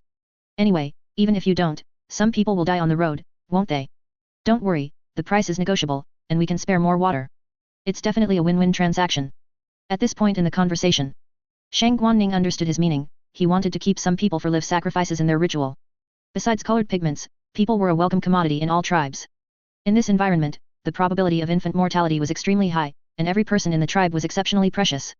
But sacrifices generally required living beings to be offered to the gods as a sign of respect. Humans were naturally the best offerings. If outsiders didn't understand their language, they would usually be directly captured. Having understood, Shang Guanning was extremely troubled, her lips pressed into a thin line, struggling internally. She didn't want to betray the warriors who had followed them all this way. But she also couldn't deny that the chief was right. This water wouldn't sustain them to continue their journey. If they forcefully set off with insufficient water, some people would surely die of thirst. This was still the most ideal scenario, it was also possible they would start fighting among themselves. No matter what she chose, someone would die because of her. Compared to Shang Guanning's dilemma and struggle, Gu Fan, on the other hand, was calm and composed, occasionally teasing Cold Moon on his shoulder. Water was nothing to him. Not to mention the magic sword obtained from the Heavenly Lake, even basic magic spells included water summoning. As long as he wanted, the water problem could be directly solved. However, why should he waste his magic power on useless mortals? Mortals, to him now, weren't even consumables, they had no value at all. If he had a magical artifact like the Myriad Souls banner, he might still collect them. Perhaps, later he could also use them to cultivate meat fields, producing rice meat and the like. But those were matters for the future. Miss Shang Guan, what have you decided? Our time is very precious. The chief grew a little impatient after a long silence. Let me, think about it again. Can't you really give us more water? Shang Guanning's tone carried a hint of pleading. Seeing you so troubled, I have another option, give us that spirit beast, and water won't be a problem. He pointed to Cold Moon on Gu Fan's shoulder. Such a creature would be perfect for a life sacrifice. Are you looking for death? Gu Fan said coldly. Meow. The air instantly fell silent. Even the patriarch hadn't expected this ordinary-looking guest to be so direct. His heart pounded, and he truly felt a premonition of death. It was like a beast seeing its natural predator, the fear deeply hidden in his bloodline erupted. The patriarch suddenly stood up, knelt heavily before Gu Fan, kowtowed, and pleaded with immense humility. My lord, I was rude just now. Whether it's water or anything else, it can be discussed. Please just calm your anger. Gu Fan pondered for a moment, then said, in that case, how about giving me 2 of the wooden stakes you have displayed to play with? Hearing this, the patriarch's face showed difficulty. My lord, those divine woods were bestowed upon us by the gods, I'm afraid. Gu Fan said indifferently, what, you're unwilling? If I kill all of you, everything here will be mine. My lord, please take whatever you wish. I have no objections.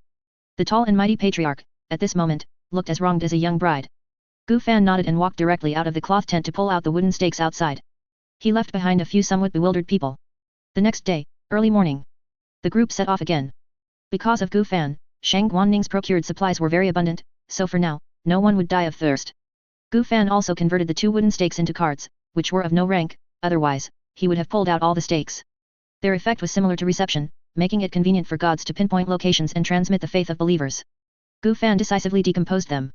It seems that in this world, there truly are incense fire gods or similar entities, and the faith of believers is a resource for them. However, there must also be corresponding drawbacks. If there's an opportunity later, he might investigate. A month later, only 9 people remained in the team. They were almost out of this desert. Along the way, with Lang Yu's foresight in avoiding risks, there were almost no accidents. Most of the deaths were due to carelessness or illness. Gu Fan had also broken through to the 3rd layer of qi refinement, but the elixirs used for cultivation were almost exhausted. His improvement was also considerable. If his previous magic power was a cup of water, now it was a basin of water, and its purity was also much higher. At the same time, Gu Fan had also passed his birthday, turning 20. However, he didn't care, nor did he tell anyone, simply spending the day uneventfully.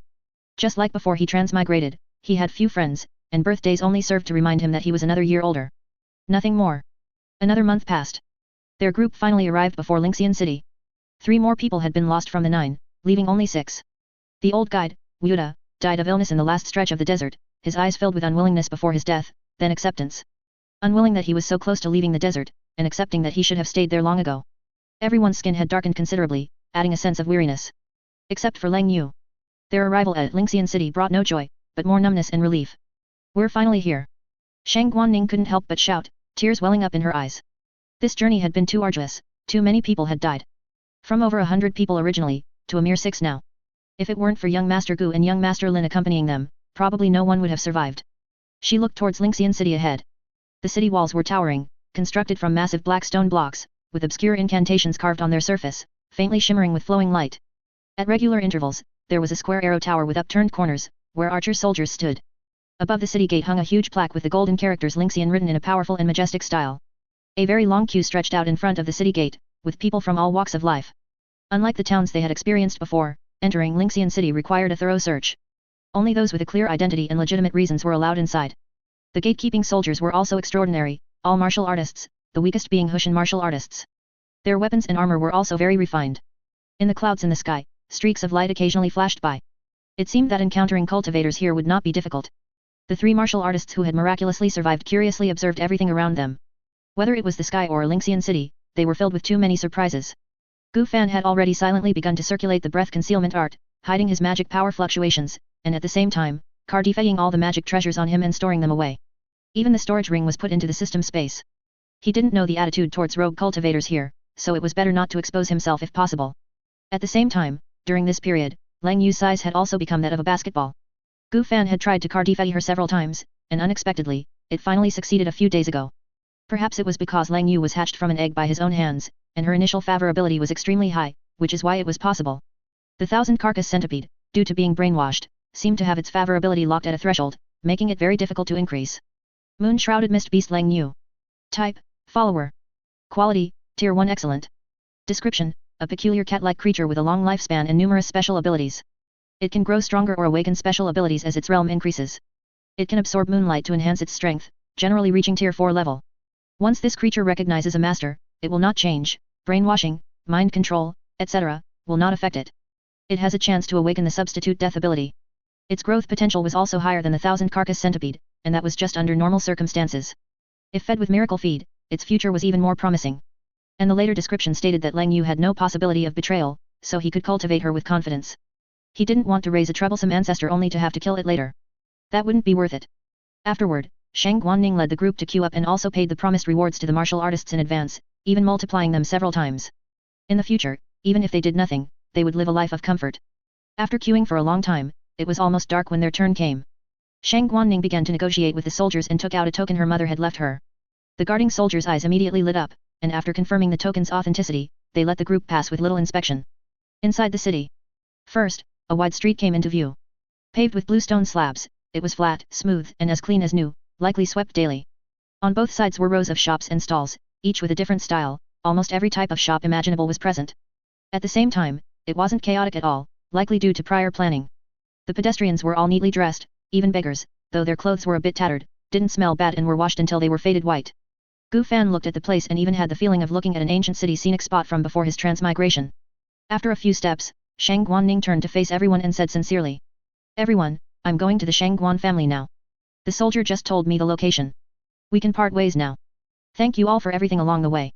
If anyone is willing to follow me, I, Shang Guanning, guarantee that as long as I have a bite to eat, you will never go hungry. In the end, two of the martial artists were persuaded by her and agreed to follow her. Shang Guanning saw that Gu Fan and Lin Yong had no intention of joining and knew that they were not ordinary people, so there was no reason for them to follow her. She bid a proper farewell to the remaining three, leaving her address, and then led the two martial artists away. The remaining martial artist also bid farewell and headed straight for an inn. The journey had been too tiring, and he needed a good rest. Only Lin Yong and Gu Fan remained. Gu Fan spoke first. I have something to discuss with you. How about we find a place? Lin Yong smiled slightly. All right, brother Gu, but do you remember our agreement? We have to have a good drink. Let's chat while we drink. Then let's go. I'm also curious about the taste of the liquor here. Brother Gu, you're treating, right? No problem, let's go. Night. Lingxian City, Peach Blossom Tavern. Gu Fan requested a private room for their conversation. They drank for about 2 hours. Wine jars piled up, covering the entire table. Lin Yong had already passed out, snoring beside them, still clutching a jar of wine. Gu Fan's face was also flushed, his consciousness a bit muddled, but still relatively clear.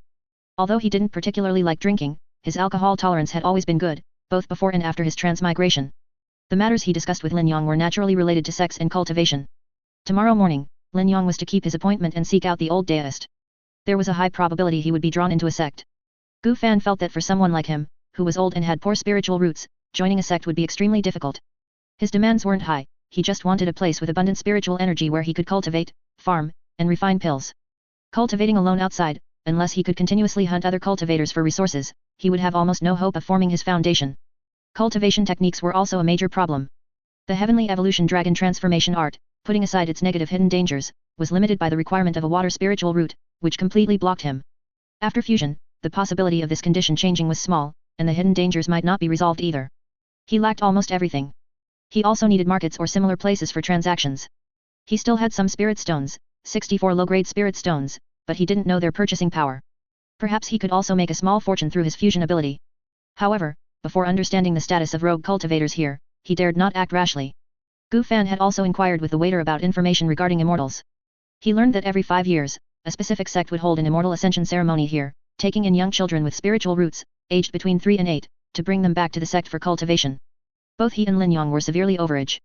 At the same time, the imperial family here also cultivated and possessed a cultivation inheritance.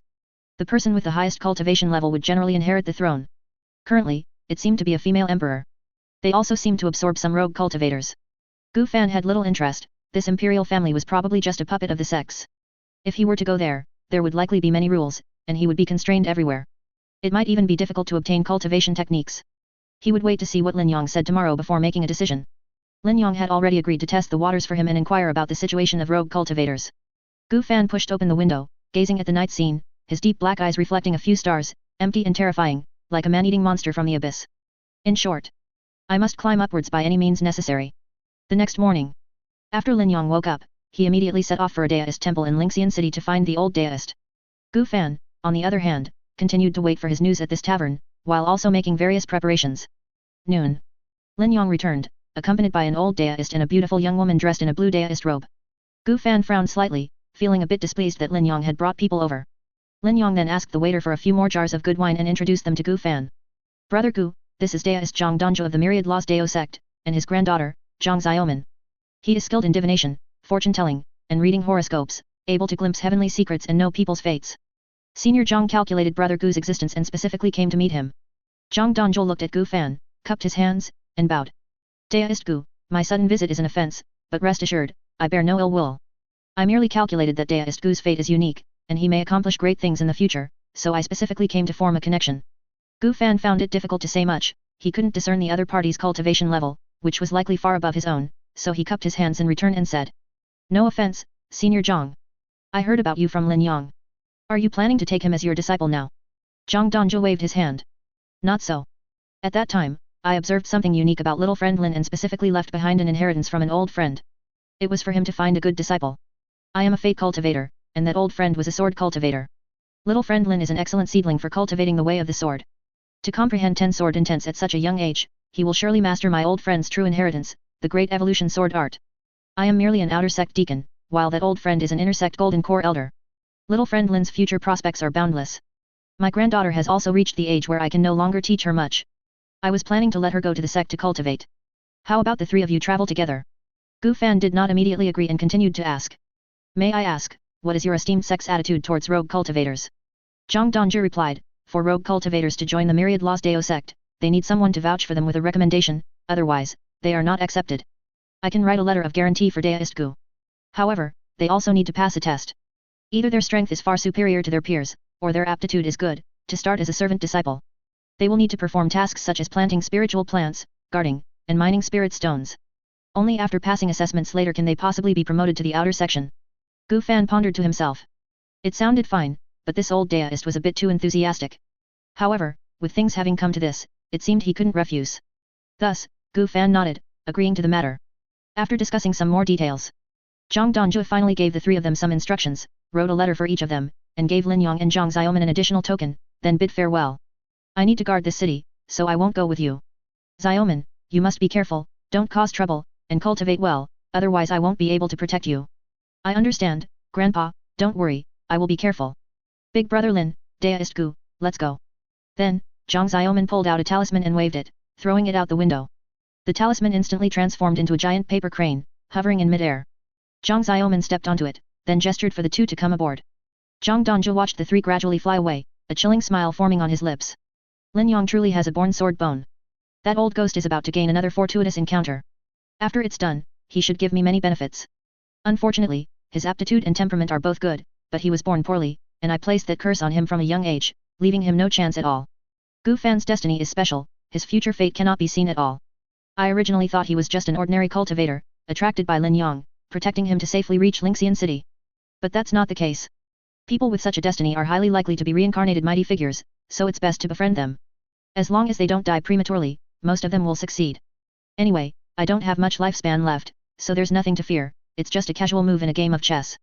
If the other party wasn't of such a special destiny, I would likely have just casually dismissed him and placed a curse on him. After some time, the other party would have died prematurely. As for this cultivator named Gu Fan being a spy from another sect, that's absolutely impossible. At this age and cultivation level, he wouldn't be able to get into the core circles. Amidst the clouds, Gu Fan and two others stood on a paper crane, its wings constantly flapping, gazing at their surroundings. The flight speed was not fast, and the wind continuously buffeted their bodies. Zhang Xiaoman suddenly said, "Brother Lin, long time no see. You're still as extraordinary as you were in your youth. From now on, we'll be fellow disciples." Lin Yong continuously stroked his sword hilt, shaking his head slightly. "Miss Zhang, you flatter me. I am but a mortal now, and it's not certain if I can even enter your section." Zhang Xiaoman's waterfall-like black hair swayed in the wind, sometimes tangled, sometimes flowing freely. A few strands stuck haphazardly to her fair cheeks. She said with certainty, "Since Grandpa said so, he must have calculated that Brother Lin will successfully enter the sect. There's no need to worry. Although my fortune-telling isn't as good as Grandpa's, I can still tell that Brother Lin is blessed with good fortune." Lin Yong nodded gently, not too concerned, and said indifferently, "That's good then. Deist Gu's strength is exceptional, so entering the sect will certainly not be a problem for him either." Seeing Lin Yong's cold demeanor, a hint of displeasure flashed in Zhang Xiaoman's eyes. She said wistfully, "You two have such a good relationship, even your names are so well matched." Lin Yong said calmly, "Miss Zhang, there's no need to say more about that. Deist Gu and I are comrades who have faced life and death together. If it weren't for his help along the way, I might have died long ago. This kindness, I will never forget." After hearing this, Zhang Xiaoman stopped speaking, her cheeks puffed out slightly like a hamster. The Myriad Laws Dao sect was not far from Lingxian City. The paper crane carried the three of them for about 3 hours before they arrived nearby. Amidst the mountains, clouds swirled, and grand halls stood majestically on the peaks, like a realm beyond the heavens. Immortal cranes occasionally circled in the mountains, their clear cries harmonizing with the sound of wind through pines and gurgling springs, as numerous sect disciples flew on their artifacts. Zhang Xiaoman began to introduce the sect to the two. The Myriad Laws Dao sect is the 6th-ranked great sect in the southern border, with over 100 foundation establishment cultivators, 13 golden core true persons, and 2 nascent soul grand ancestors presiding over it.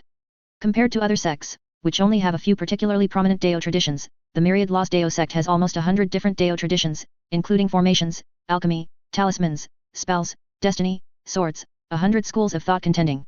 Gu Fan gazed at the location of the Myriad Laws Dao sect and asked, "What do the 2 grand ancestors cultivate, and what do those golden core true persons cultivate?"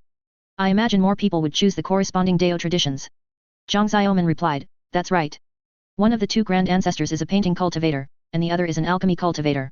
However, Brother Lin and I have already decided on our Dao traditions. I am a destiny cultivator, and Brother Lin is a sword cultivator, both of which have golden core true persons." "Deist Gu, what about you?" Gu Fan said indifferently, "I should choose to be a farmer cultivator. I was originally a farmer in the countryside and only by chance embarked on the path of cultivation. This was indeed his first choice, sword cultivator or anything similar. With his aptitude, he probably wouldn't have anyone to protect him and would only be cannon fodder. It was too risky, it was better to farm and develop, conserving his strength for a period. Chi refinement was still too weak, being out alone, there was always the possibility of sudden death." Zhang Xiaoman continued, "That's not bad either. Farmer cultivators also have golden core true persons. Although they aren't skilled in combat or killing, they aren't poor, and obtaining foundation establishment pills to advance to foundation establishment is relatively simpler." Lin Yong, however, was somewhat surprised. Deist Gu, aren't you cultivating the sword Dao? Who are you? What business do you have at the Myriad Laws Dao sect?" Suddenly, a group of patrolling disciples, flying on their swords, came to meet them, looking unfriendly and questioning them, with a subtle hint of wanting to fight. Zhang Xiaoman began to explain and took out a letter and a token. After the leader confirmed the identities of the 3, he said, "All right, in that case, I will lead you through the Great Formation to see the Elder Spirit Testing Hall." Gu Fan and the 2 were brought here. The walls and floor here were made of a mysterious jade, faintly glowing, and a faint fragrance permeated the air. In the center stood a black stone tablet, smooth and flat, without words or marks, like a mirror. At the far end, an old Daoist with white hair sat high on a seat. He scanned the 3 with his gaze and slowly said, "You all should first let me see your letters." Upon hearing this, Gu Fan and the others stepped forward and handed over their letters one by one. The white-haired old Daoist quickly read them. "Good, they all have Senior Brother Zhang's special mark, they can't be faked. As per custom, let's first test your spiritual roots. Just place your hand on the spirit testing tablet for a moment." "All right, I'll go first." Lin Yong was the first to step forward, gently pressing his hand onto the stone tablet. Before long, golden and red colors lit up on the stone tablet. The white-haired old Daoist's expression brightened, and he praised, "Excellent, dual spiritual roots of metal and fire. There's hope for forming a core." "That's enough, next one." Immediately, Zhang Xiaoman stepped forward to test her spiritual roots, and 2 colors of light also appeared, but they were green and blue. The white-haired old deist's smile instantly deepened significantly. Good, good, good, another dual spiritual root, water and wood elements. You are destined for great things in the future. Finally, it was Gu Fan's turn. He already knew the quality of his spiritual roots, so he wasn't particularly concerned. On the spirit testing tablet, green, red, brown, and gold colors suddenly lit up. The white-haired old deist's attitude towards Gu Fan was noticeably much colder. For spiritual roots, even foundation establishment will be extremely difficult. Young friend Lin, someone will take you to Xianjian Peak to become a disciple later. Young friend Zhang, someone will also take you to Tianming Peak. Both of you have clean backgrounds, and young friend Zhang is even a blood relative of an elder, so entering the inner sect is not a problem. As for Gu Fan, your spiritual roots are poor. You'll need a special skill, such as alchemy, spiritual plant cultivation, or strong combat prowess, to start as a servant disciple. I choose combat, Gu Fan said indifferently. Alright, someone will take you there shortly. With that, the white-haired old man took out a token, injected spiritual power into it, and began to transmit a message to others. Soon, 3 deists flew to the location and each took someone away. As they parted, Lin Yong looked at Gu Fan and cupped his fists, saying, Deist Gu, if I have time, I'll come find you for a drink and to practice swordplay. Alright. Gu Fan didn't pay much attention and casually agreed. Their circles and social classes were already different now. If Lin Yong were willing to come find him later, it was probably unlikely. To Fa Peak. Gu Fan was led to a stone arena. Nearby, many similar arenas could be seen, with many cultivators sparring and gambling there. Before long, a deist in a blue robe led over a deist in a white robe. Here, different robe colors represented different statuses. Servant disciples wore white robes, outer disciples wore blue robes, inner disciples wore purple robes, true disciples wore black robes, and elders had special patterns. The sect uniformly issued these robes, which were also magic artifacts, but wearing them was not mandatory. However, most chose to wear them, as the robes were of good quality and free, saving them the spirit stones they would spend on magic clothing. The blue-robed deist spoke, Gu Fan, if you can last a stick of incense without dying against this Qi refinement 6th level disciple, you pass. Neither of you may use magic artifacts, talismans, or elixirs, only relying on spells, swordsmanship, and similar techniques. You can only use mundane weapons, which I will provide. Does anyone need one? The person opposite waved his hand, indicating he didn't need a weapon. Gu Fan asked for an iron sword and then inquired, if I accidentally kill him, do I still pass? The blue-robed deist was stunned, his expression astonished. That's naturally not a problem. That's good then. Gu Fan drew the iron sword and swung it a few times, then sheathed it, placing his hand on the hilt. Seeing that this Qi refinement 3rd level cultivator completely disregarded him, the white-robed deist's face flushed with anger, and he sneered. Deist, you are so arrogant. Even if you beg for mercy on your knees later, I will not spare your life. You are not worthy, Gu Fan said indifferently, his tone certain, as if stating an established fact. He had the 4 seasons sword cannon and the Yulong Shenfa, wandering dragon movement technique, the opponent would not have any chance to use spells. At this distance, 1 sword strike would be enough. Gu Fan and the white-robed deist stood opposite each other on the arena, about 10 zhang apart. The blue-robed deist took out an incense stick from his ring, enveloped it with spiritual power, and suspended it in mid-air. Once this incense is lit, you may begin. The white-robed deist's expression was particularly disdainful, he raised his hand and formed a hand seal. The opponent was merely a rogue cultivator, while he was a noble servant disciple of the myriad Laws Dao sect. A status many rogue cultivators yearned for but could not attain. His cultivation techniques and spells were incomparable to what a rogue cultivator could possess. Moreover, he was at the 6th level of Qi refinement, while his opponent was only at the 3rd level of Qi refinement. There was no possibility of him losing. In an instant, a flicker of fire appeared, and the incense was lit. Clang! Gu Fan's body shimmered with electric arcs, he drew his sword, vanished from his spot, and transformed into an elusive streak of light, lunging forward. The white-robed deist's pupils suddenly constricted, and his heart tightened, his opponent was too fast, and his spell couldn't lock onto the target. Faster! Faster! As long as he used the golden light incantation, that mortal sword wouldn't be able to injure him. It was too late. A dazzling purple lightning enveloped and swallowed his vision. Pfft! The mournful sound of a blade entering flesh echoed. Gu Fan appeared behind the white-robed deist, holding his sword, with a few drops of blood slowly falling along the blade. A bloodline suddenly appeared on the white-robed deist's neck, his pupils unfocused and lifeless, he was already decapitated. The next moment, his head fell to the ground, rolling several times before slowly coming to a stop. Crimson blood surged out from the severed neck, like an erupting fountain. Suddenly, a rain of blood fell here, quickly staining the ground red. The headless corpse fell heavily, splashing large amounts of bloody water, and the white deist robe was largely stained red. Gu Fan flicked his wrist, twirling the iron sword in the air to shake off the blood. Immediately, dense cracks suddenly appeared on the surface of the iron sword, and with a bang, it shattered into numerous fragments. That last move was indeed too much for mortal iron to bear. Gu Fan turned to look at the blue-robed deist, showing the bare hilt of his sword, and asked. Do I need to pay for a new one? The blue-robed deist had not yet recovered from the scene he had just witnessed. A third-level chi refinement cultivator instantly killing a sixth-level chi refinement cultivator. He somewhat doubted his own eyes. This rogue cultivator named Gu Fan, his sword techniques and movement techniques were probably both peak second grade. Was this really a rogue cultivator? He seemed a bit too strong. After a moment, the blue-robed deist replied. No need. Congratulations on becoming a servant disciple. These are the entry resources for servant disciples and your identity token. Keep them safe. Saying this, the blue-robed deist handed Gu Fan a storage bag and a white token, explaining. The storage bag doesn't have much space, you can put some valuable items in it. It already contains a mid-grade first-tier deist robe, 5 low-grade spirit stones, and a sect map. There is also 1 bottle each of spirit accumulation pill for auxiliary cultivation, rejuvenation pill for healing, and chi replenishing pill for restoring spiritual power, all mid-grade first tier. The token requires you to drip blood to bind it. It will display your contribution points, which you can use at the Merit Hall and the Scripture Pavilion to exchange for magic treasures, cultivation techniques, elixirs, and the like. As servant disciples, the sect does not provide contribution points or spirit stones annually. You need to be self-reliant and earn resources by completing tasks. You can go to the mission hall to find suitable missions to accept. Besides these, your token comes with 10 contribution points and you can also freely choose a second tier or lower cultivation technique or spell from the Scripture Pavilion. If there's anything else you don't understand, you can ask others, but be careful not to be deceived. Gu Fan nodded, used his spiritual power to cut his finger, letting a few drops of blood fall onto the token, instantly establishing a special connection. In an instant, his appearance and identity, along with 10 contribution points appeared on the token's surface, which could be hidden or displayed with a thought. Now, he also belonged to a sect, though he was essentially left to his own devices. With matters settled, Gu Fan looked at the sect map. He decided to go to the Scripture Pavilion first, choose a suitable cultivation technique, and then go to the mission hall to look for farming tasks. After Gu Fan finished choosing his cultivation technique, he came here to check for missions. He hadn't found any overlooked treasures in the Scripture Pavilion, after making a heavenly Deo oath not to spread it externally. He came out with the cultivation technique Jade Slip. Azure Wood Nourishing Life Art.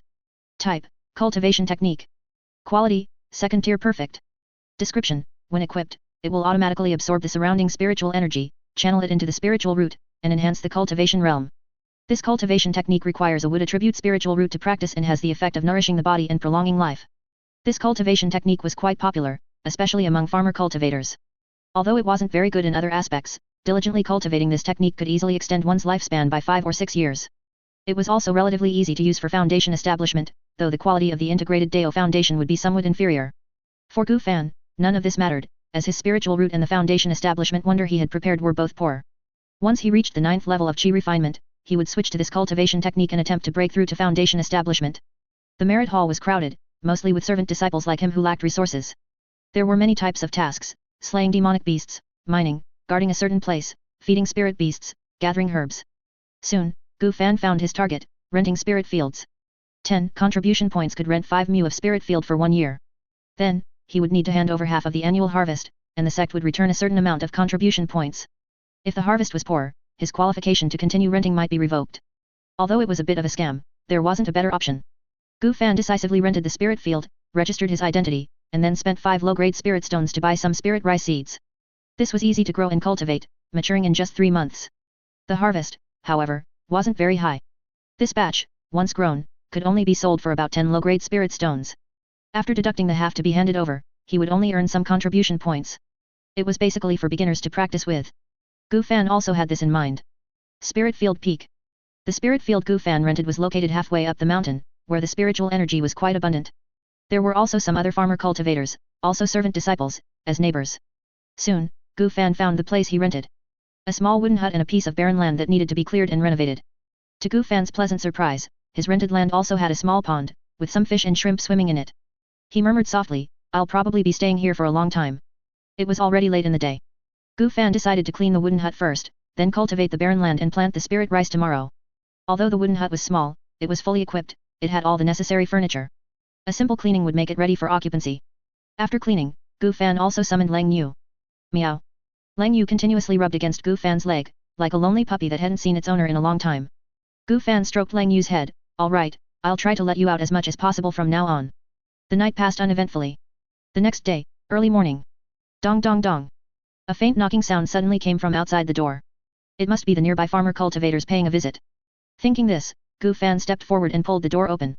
He saw a simple, honest man in a white robe standing outside, looking to be over 50 years old, holding a melon. "Greetings, Deist. I am Suho, also a servant disciple. My spiritual field is just to your left, Deist. I happened to be passing by and wanted to pay my respects. This is a spiritual melon I grew myself, please have a taste. Gu Fan took the spiritual melon and smiled slightly. I am Gu Fan. Thank you, Deist Su. I am new here and don't know the rules. Please enlighten me. Suho revealed a simple, honest smile, showing his clean white teeth. Deist Gu, you flatter me. We are both servant disciples, and there aren't many rules, as long as we hand in enough crops each year. It's not like those rogue cultivators who rent fields at the foot of the mountain, they have to pay 80% in rent alone, and they don't even get contribution points. However, not all servant disciples are easy to get along with, many have connections higher up. The couple next door to your right, besides being a bit cold, are otherwise quite good. They just don't like to be disturbed. Watching Suho speak animatedly, Gu Fan silently noted down the key points to remember. However, he also kept a mental note, not fully trusting everything. Although the other party appeared honest and enthusiastic on the surface, this could also just be a disguise. Deist Gu, I'll be leaving now. If you have any questions about cultivating spiritual plants, you can come and ask me. Alright. Gu Fan nodded, watching Suho leave from the doorway. He pondered his next plans, reclaiming land, farming, and perhaps raising some spiritual fish in the small pond. The minimum amount of spiritual plants Suho mentioned he had to submit wasn't too much, with some effort, it shouldn't be a problem. He could start trying his hand at alchemy. He still had some poisonous herbs left. He could refine poisonous pills, failure wouldn't be a big issue, probably just uncontrollable toxicity. He could dig a basement under the wooden house for alchemy. The spiritual energy here was very abundant, almost 3 times that of the outside world, and the concentration of spiritual energy increased the higher one went, reaching about 5 times at the peak. Under these conditions, he was confident he could cultivate to the 6th layer of chi refinement within 5 years. He should be able to break through to the 9th layer of chi refinement before he turns 40. After all, he still had a dragon essence pill, which could be used to break through to the 9th layer of chi refinement. The seed of life, priced at 80,000 in the system store.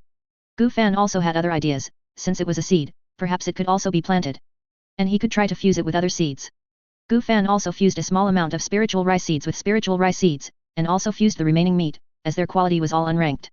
The effects were all similar, aiding cultivation, slightly enhancing magic power and physique. Immediately after, Gu Fan walked onto his spiritual field and summoned 5 earth elements in one go.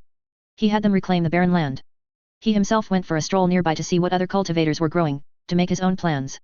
Generally, they didn't plant just one type of crop, but 5 or 6 different kinds. Besides edible crops, medicinal herbs were the most common. Gu Fan inquired and learned that most of them were ingredients for refining spirit accumulation pills. Pills that help with cultivation and breakthroughs have always commanded high prices, and the herbs required for their refinement naturally followed suit. However, Gu Fan wasn't overly ambitious, he decided to first focus on cultivating the most basic crops. After all, he hadn't actually done it before. While the original owner's memories contained a lot about farming, everything else would have to be experimented with using the books left by Li Tianming. Gu Fan couldn't guarantee that he would definitely be good at it. Under the efforts of the earth elements, the barren land was quickly tilled neatly. Gu Fan planted all the spiritual rice seeds according to the records in the books and some of Suho's experiences. The fused ones were specially planted in one area to avoid mixing them up. Afterward, he just needed to pay attention to watering, pest control, and so on. Sometimes there would be small spiritual insects that would gnaw on the crops, their shells were as hard as iron, and they were very agile. They required specialized spells to kill them. Farmer cultivators generally hired spell cultivators to eliminate spiritual insects. Gu Fan felt that with Cold Moon's mist transformation, killing a few spiritual insects wouldn't be a big problem, as long as it didn't affect the crops. If not, he would use the 4 Seasons sword cannon to kill the spiritual insects. The rainwater thousand silks moistening all things move was very effective against most small targets. Perhaps he could also earn some spirit stones by killing insects. In the following days, Gu Fan proceeded methodically. 2 months later, all the spiritual rice in Gu Fan's spiritual field had grown, appearing in a lush green. Under the scorching sun, the wheat ears swayed with the breeze, emitting a faint fragrance.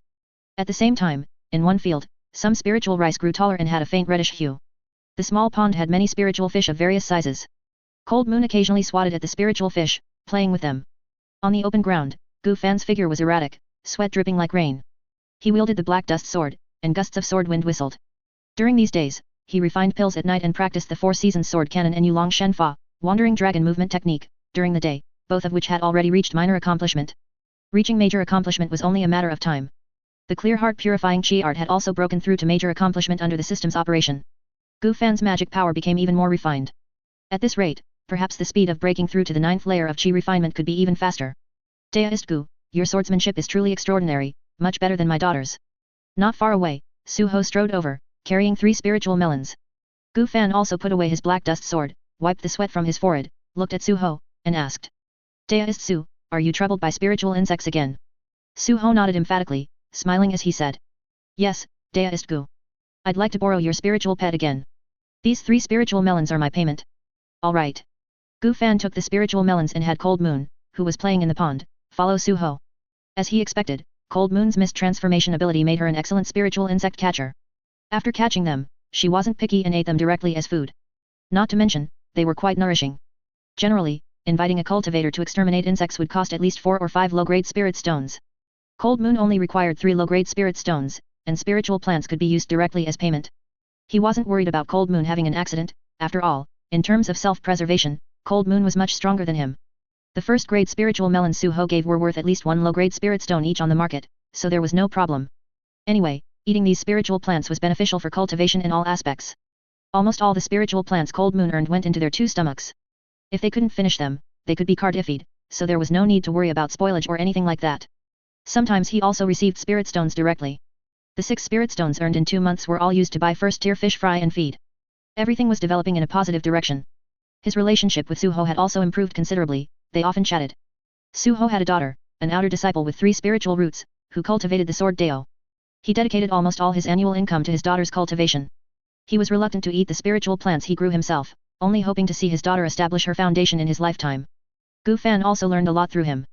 For example, certain peaks would hold lectures periodically, covering cultivation, talisman drawing, array formation, farming, and so on. Most required contribution points to attend, but there were also free ones. Gu Fan also attended a few free sessions and gained some insights. After all, he had never had a master, the only one who had taught him anything was Lin Yang. After their farewell that day, he hadn't seen Lin Yang again, nor had he heard any news. However, whatever happened to the other party was of little concern to him, he didn't need to worry about it. Gu Fan looked at his spiritual field and raised his hand, forming a hand seal. Minor cloud rain art. Drizzling rain poured down from above, irrigating the crops in this area. Gu Fan had an idea, when harvesting the fused spiritual plants, would the seeds and fruits obtained be able to be fused again? If so, he could continuously fuse and crossbreed high-grade seeds. 3 months later. Night. Gu Fan sat cross-legged on a futon, cultivating. This was a magical artifact he had bought for 20 low-grade spirit stones, capable of calming the mind and aiding cultivation. The myriad Lost Dao sect had a dedicated market for trading various items. Rogue cultivators and disciples from other sects could also enter, but they all had to pay an entrance fee of 1 low-grade spirit stone. Gu Fan, being a servant disciple, did not need to. 2 months ago, his spiritual rice was successfully harvested, yielding over 500 caddies of spiritual grain. The market price was 1 low-grade spirit stone for 50 caddies. He decided to keep it all for his own consumption and to pay his rent and taxes. The husks could also be used to feed fish. As for the spiritual rice he had fused, its quality had improved by a level, and its effects were about 60% better. And as he expected, after ripening, it could be fused a second time, giving him Tier 1 spiritual rice seeds. Tier 1 spiritual rice seeds were quite expensive to buy with spirit stones, more than 10 times the price of unranked ones. Now, in addition to spiritual rice, he had also planted 3 types of Tier 1 medicinal herbs, 7-star grass, jade marrow ganoderma, and purple spirit flower. All were herbs required for refining spirit accumulation pills. The growth period for Tier 1 spiritual plants was much longer, requiring at least half a year. Lang Yu would often go out to help exterminate pests, earning some spiritual plants and spirit stones. After buying this futon, he also spent 50 low-grade spirit stones to purchase the pill formula for spirit accumulation pills. He now had 24 low-grade spirit stones remaining. The exchange ratio between low-grade spirit stones and mid-grade spirit stones was 1:1000. However, not everyone was willing to exchange, and a real exchange would likely require an additional 180 low-grade spirit stones. Gu Fan also wanted to buy a Tier 1 pill refining technique, which would give him a certain degree of confidence in refining spirit accumulation pills. But even the cheapest Tier 1 pill refining technique cost over 200 low-grade spirit stones. He could only use the mid-grade spirit stone, which had approximately a quarter of its spiritual energy remaining, to buy a decent Tier 1 pill refining technique. True Fire Pill Refining Technique. Type, Skill. Quality, Tier 1 Perfect. Description, an excellent pill refining technique, possessing skills such as fire control, medicinal fusion, and pill condensation. When refining, it can consume magical power to generate true fire for pill refining. When refining Tier 1 pills, the success rate of pill formation can be greatly increased. He was a bit short on spirit stones, but he still had some magical artifacts he could sell. Tier 1 magical artifacts could range from 10 low-grade spirit stones for cheap ones to several hundred spirit stones for expensive ones. The magical artifacts he had that were of no use to him, such as the feather fan, jade flute, and duster, could probably fetch over 100 spirit stones. Wealth, techniques, companions, and land. There was a reason why wealth was ranked first. Without money, how could one cultivate immortality? A long time later.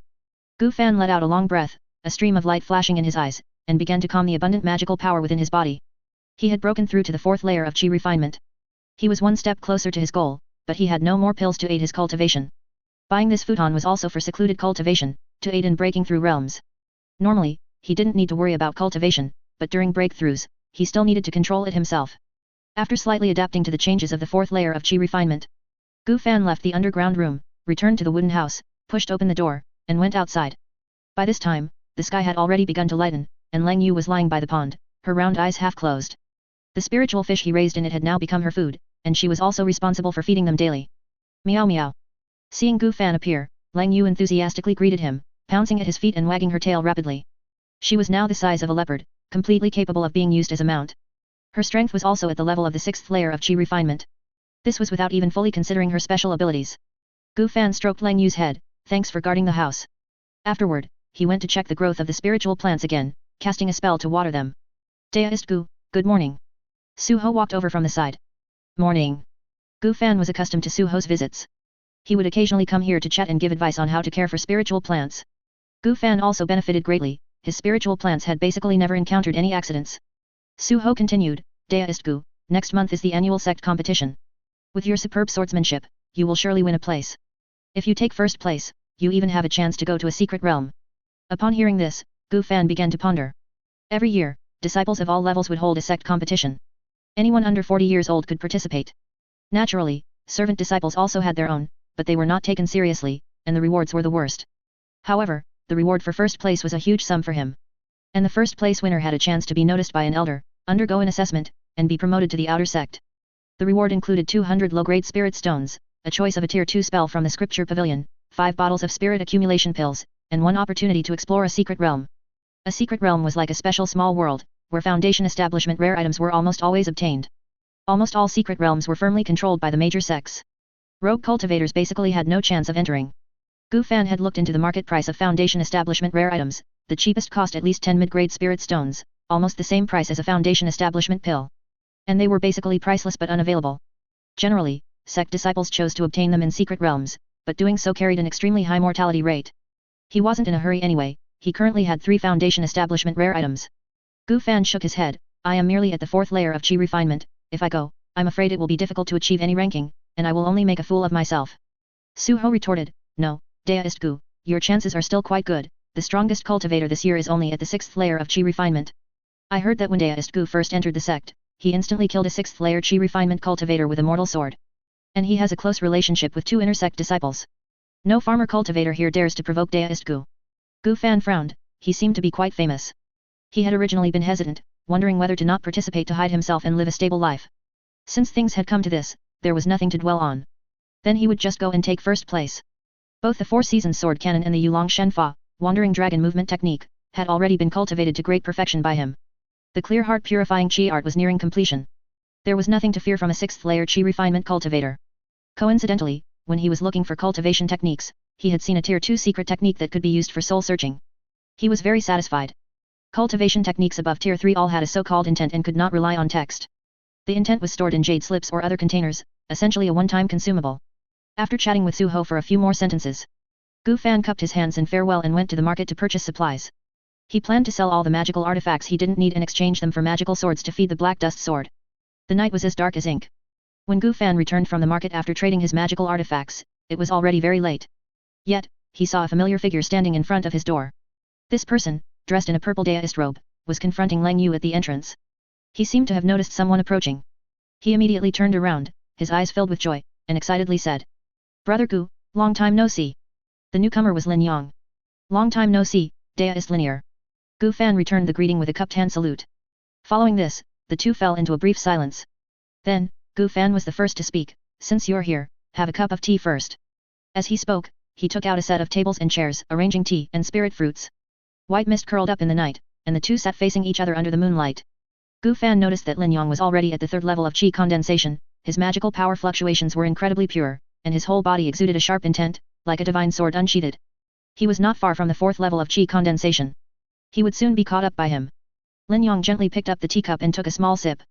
Brother Gu, these days, I have been cultivating. My master Qing Feng Zhenren, Qing Feng perfected person/deist, has been laying my foundation, imparting cultivation techniques, as well as sword dao and smithing. It wasn't until I achieved some minor success, and my master happened to enter seclusion a few days ago, that I was able to leave Xianyuan Peak. Among cultivators, after foundation establishment, one could choose a deist title for themselves, to be used as an appellation. Gu Fan nodded slightly, taking a sip of the spiritual tea in his cup. That's good. Your future path will be smooth, and your achievements will surely surpass mine. It's just, why learn the art of smithing? Lin Yong put down his teacup and began to explain. Brother Gu, this is related to the cultivation technique I'm learning, the Great Evolution Sword Art. This is a 4th tier top grade technique, which can be cultivated all the way to the nascent soul stage. It emphasizes a clear sword heart, transforming one's body into a sword. When cultivated to the later stages, there's no need to rely on external objects, one's own body becomes the strongest magic sword. My master had me practice smithing because he needed me to use its methods to forge my own body. However, I also quite enjoy forging good swords, so it's not too monotonous. The more Gu Fan listened, the more he felt something was amiss. This cultivation technique had something in common with the heavenly evolution dragon transformation art. One cultivates to become a dragon, the other to become a sword. It was likely that both were livestock raised by higher UPS, waiting to be slaughtered once they were fat enough. Lin Yong's master, Qing Feng Genren, Qing Feng perfected person/deist, very likely had ill intentions. He had no intention of warning or stopping him. The other party was a golden core cultivator, a mere flick of a finger and he would die. If Lin Yong dies, then so be it. No one is indispensable. That old deist named Zhang Dongjia was probably an ally, and perhaps he could even gain some benefits. Gu Fan understood that in this world, so-called heaven-sent opportunities were almost all bait, waiting for people to bite. Lin Yong was probably just a golden fish that had taken the bait. As he spoke, Lin Yong took out a sword box from the ring on his finger and placed it on the table. Brother Gu, this is the first magic sword I refined, named Purple Lightning, a 1st tier top grade. I'd like to give it to you, please don't decline. Brother Gu should be participating in the Sect Grand Competition, right? It's best not to expose your current magic sword, use this one of mine instead. Okay. Gu Fan did not refuse and accepted the sword box. Although Lin Yong didn't specify which magic sword, Gu Fan knew he was referring to the Black Dust Sword. It seemed Lin Yong had also noticed the unusual nature of the Black Dust Sword. Gu Fan began to reflect on himself, he had been living too peacefully lately, and his vigilance had indeed dropped a little. This was not good. Lin Yong continued, also, the 4 Seasons Sword Cannon, which I taught Brother Gu, has also had its intent obtained from my master and has been completed. It is now also a 4th tier top grade. In the future, if I cultivate to the return to true state, I will share a portion of the intent with Brother Gu to complete it. Gu Fan mused to himself, it seems that the so-called intent requires cultivating a technique to the return to true state? Then incomplete techniques probably couldn't be cultivated to the return to true state. It was just that Lin Yong was too good to him, which he found somewhat incomprehensible. Gu Fan drained the tea in his cup and said, Deist Lin, you don't owe me anything. Lin Yong fell silent, a few strands of hair gently fluttering in the breeze. His handsome face, with its distinct contours under the moonlight, resembled a jade crown, and his thin lips were slightly pursed. After a long while, when the tea in his cup had completely cooled, he slowly said, Brother Gu, I don't ask for anything, I just consider you a friend. When I saw you, I knew that you and I are kindred spirits. I, Lin Yong, am not ordinary, you, Gu Fan, are extraordinary. If I die, just remember to burn incense for me. Gu Fan lowered his eyes. This time, it was his turn to fall silent. It seemed Lin Yong had also realized something. After a long while, he said, okay. Lin Yong's lips curved upwards. He took out a jar of wine and said with a smile. All right, since we've rarely reunited, let's have a drink. This jar of spirit wine is one I specifically saved. With that, he grasped the mouth of the jar, his fingers fair and slender, with distinct knuckles, gleaming faintly under the moonlight. The mud seal of the wine jar was opened, and a rich, mellow aroma of wine instantly permeated the air, spreading freely into the night. Just by smelling it, Gu Fan realized this wine was extraordinary and greatly beneficial for cultivation.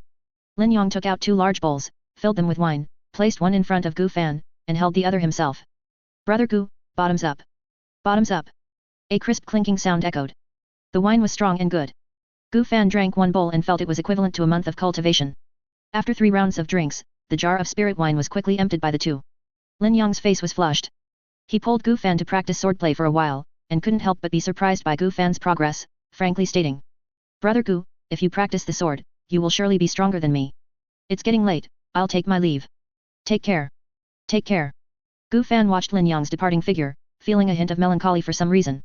He had never considered Lin Yong a friend, however, this melancholy only lasted for an instant.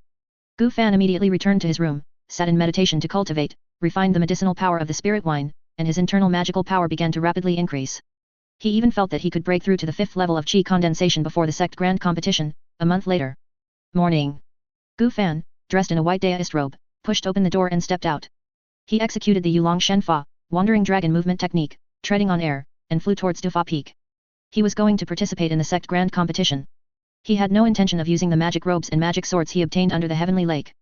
A second-tier magical artifact appearing on him would be too eye-catching and would invite trouble for possessing a treasure.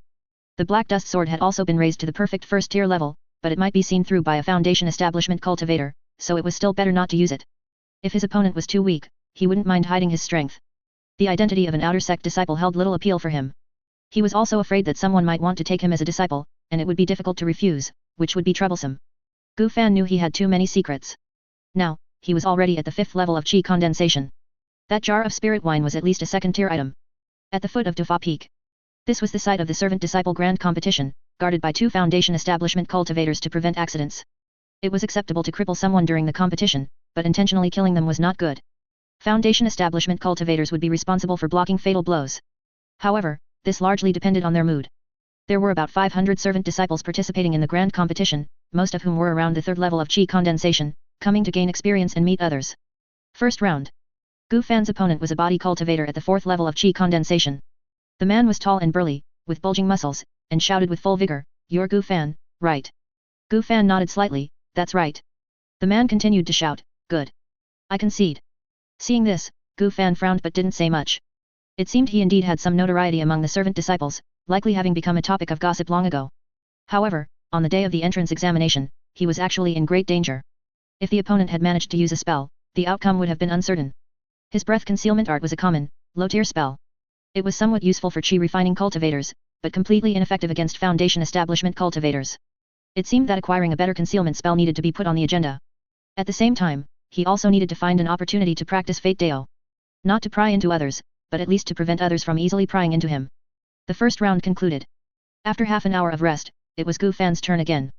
This time, his opponent was a woman in her 20s, a talisman cultivator, at the 3rd level of Qi refining. As soon as she stepped onto the arena, she trembled and begged for mercy. "No, don't chop me, I surrender. Gu Fan." The next few rounds were similar, with most opponents surrendering. The few servant disciples who dared to fight realized something was wrong after Gu Fan took out his top-grade magical sword, which flickered with lightning, and they surrendered after only a few moves. Not many servant disciples like him were skilled in combat. Most were farmer cultivators, talisman cultivators, alchemist cultivators, or artifact cultivators, those who could earn spirit stones to provide for their cultivation resources. Although the chance for a 4-spirit route was slim, there was still a sliver of possibility to become a Foundation Establishment cultivator. Failing that, they could leave some family assets for their descendants. Myriad Los Deo Sect did not accept 5-spirit routes. These people, facing someone like him, had no desire to fight. They feared death and severe injury. Moreover, he was notorious, and due to Zhang Xiaoman and Lin Yang, most servant disciples recognized him.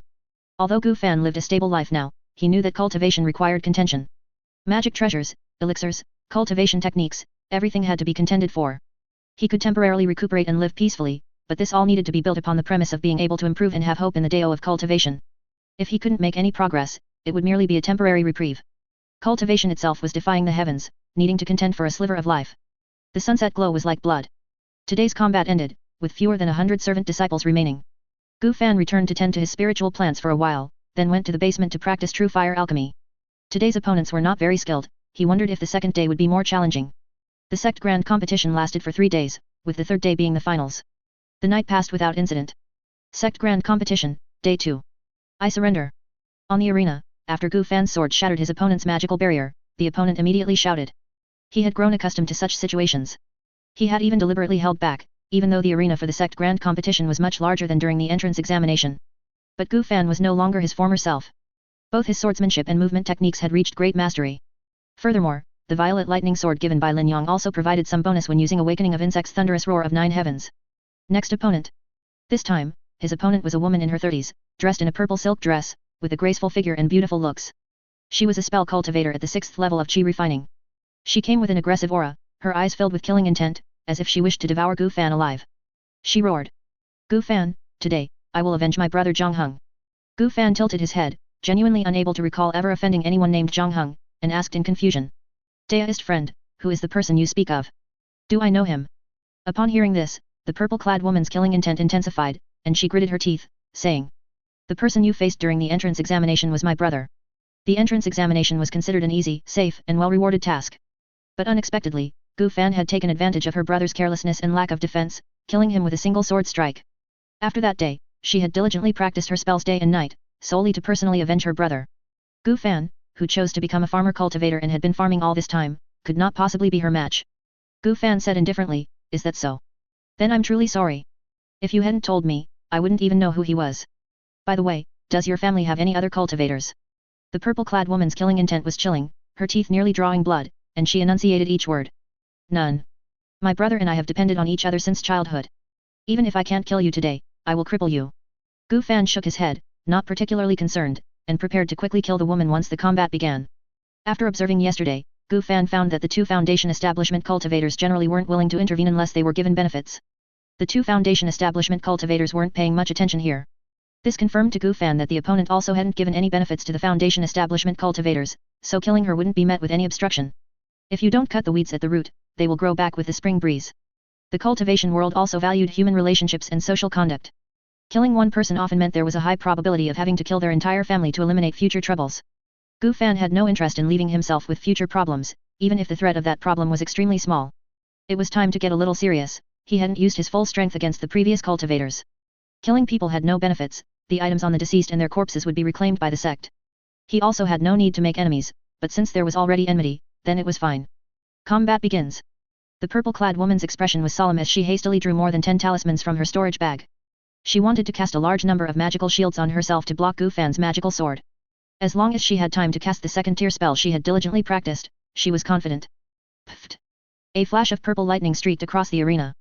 The purple-clad woman's hand, holding the talismans, flew high into the air, mixed with a large splash of warm blood and crimson-stained talismans.